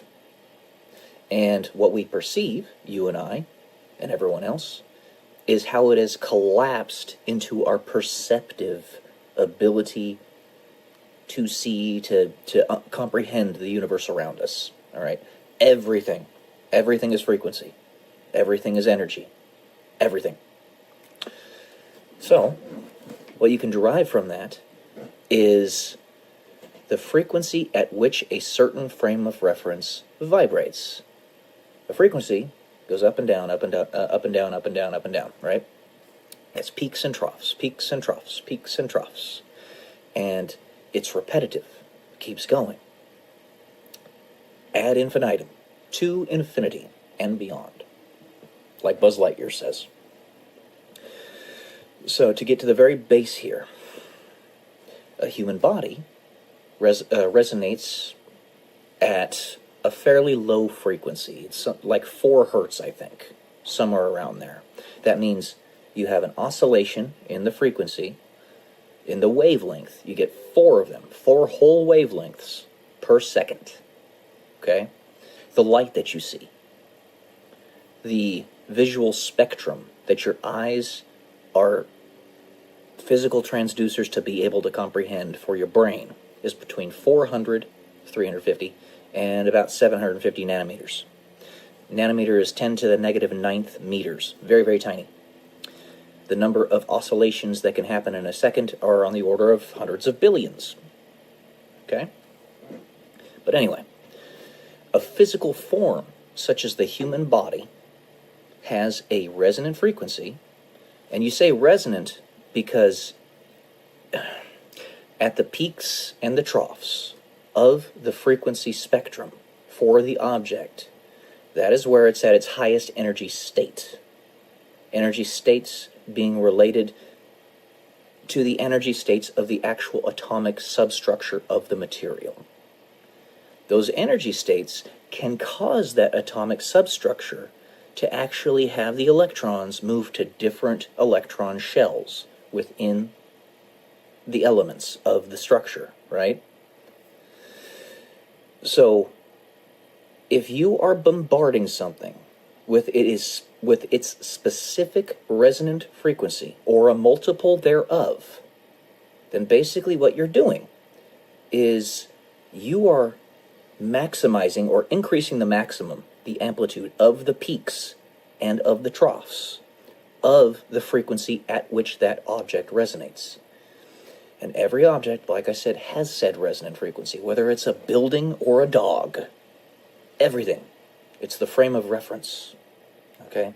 You find it specifically for that frame of reference, and if you bombard that object with its resonant frequency at a high enough amplitude for a long enough time, Nikola Tesla proved this actually many, many years ago when he was still alive. He had like a black box object under a building because he was trying to show people what he could do with resonant frequencies. It was an experiment. He was paid to do it, I think, because they wanted the building to come down anyway. You'll have to look this up. I don't remember the exact story, but I'll probably get like a little indicator on the video for you so you can see what I'm talking about. But he miscalculated the resonant frequency by just a hair. So since he did, it took a lot longer for it to happen, but it did happen. He bombarded that building with its resonant frequency, and over the course of a few hours, it finally ended up collapsing. You can do the same thing with a building, or with a body, or with a component of said body. Every object in the universe, depending on its frame of reference, has its own specific resonant frequency. For veins and arteries, it's about 1 hertz. The closer you get to a specific resonant frequency for a specific person's veins and arteries, the more pointed you can be with your attack on them. And by the way, that 1 hertz frequency that veins and arteries vibrate at, roughly, is such a long wavelength that it is not attenuated hardly at all through space. So it could be sent to Earth from Alpha Centauri or beyond, and it would get here with minimal attenuation. Going through the atmosphere, going through the void of space, going through nebulae, all of it, because it's such a low frequency. So, you have that, all right? If you find the specific resonant frequency, then you can be very, very targeted with the people you're trying to target. Very, very pointed. But then you also have things like gamma rays, or really, really high frequency stuff. The reason those ones are so obliterative, they're so destructive, is because they vibrate at such a high frequency that they essentially resonate with everything, or near enough. You'd have to be a very specific frequency to not be attacked and destroyed by a gamma ray. A gamma ray turns your DNA into jelly. I read a story, the criticality incident in Japan that happened back in 1996, I believe it was. There were 3 workers that got bombarded with the highest amount of gamma rays ever recorded. And one man was bombarded with 20,000 sieverts, I think it was, of gamma radiation over the course of a few seconds. And his body, his DNA turned into jelly. There was nothing left. It took him about 90 days to die because your cells have to recycle, and basically your whole body, all the cells within it, recycle in about 120 days. Odd to think about. Not all of them, but like your skin cells, your organs, stuff like that. Some of your bone cells, your nails, obviously. But when you get through that entire cycle, if you don't have DNA that is extant to replicate the same cells, they're not going to replicate. You're just going to decay and die. That's what happened to the guy. He survived for it was right around, I think it was like 90 or 100 days or something like that. It was a very gruesome death, too. So that's how gamma rays work. That's how they are so destructive. But every object in the universe has a resonant frequency. The lower you go, the more specific and targeted your attack can be. So, I don't have arteries. Or I do, but just enough to keep my hands and feet alive. But I don't have pulses in my wrists because I had that kind of attack conducted upon me. I wanted to give a little bit more detail on how resonant frequencies work so that you guys could see exactly what I'm talking about here. Doctors, I literally had hundreds of doctors take a look at me. No joke. I'm not exaggerating about that. They couldn't figure out what caused it, but they knew it happened. I had several angiograms done, and a bypass. On my legs, your legs normally have 3 arteries that reach down to your toes. And that gives you the sufficient blood flow that you need in order to have proper mobility and proper circulation and all that. My left leg had 1 feeble artery that was making it down to my foot, and my right leg had 2 feeble arteries. The doctors don't know what the hell happened, because I was a marathon runner before. And if anything, being a marathon runner should actually drastically improve your circulation. Didn't do that with me. They don't know what happened. I think I was attacked with a very specific resonant frequency. They discovered whatever mine was and obliterated those arteries. I remember I was getting ready to play basketball one day with with a group of my friends, my church mates, out in Ohio. And I looked at my right foot because I noticed it was really painful. It's like something had punched it. And there was a bruised line across my foot where the vein had literally disintegrated, or the artery. It was gone. I remember that artery being there. I remember it being, because I pay attention to my feet because I was a runner and all that, so I had to, because I had to make sure that I was keeping tabs on it and taking good care of myself. And I was appreciative of that artery there because it was so powerful and it was giving me good circulation. That day I went out there to play basketball with my friends. It turned black, and basically over the course of a few weeks it disintegrated. It was gone. This actually happened to me. I'm not exaggerating. But that's what resonant frequencies are. And it can be so specific that it can actually go inside your own personal body and attack a specific thing.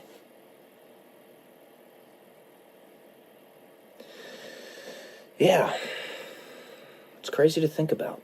But everything is frequency, everything is energy. We're all waves vibrating at different levels in whatever dimension. That's what it ultimately means. So, I'll talk more about this later, but I hope this gives a little bit of a better perspective on it. Anyway, alright guys, have a good Saturday. Love y'all. Peace.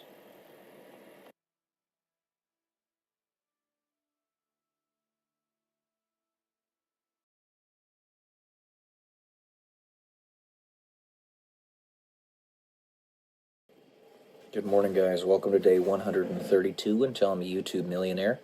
And for this one, I'm actually going to read directly out of my journal.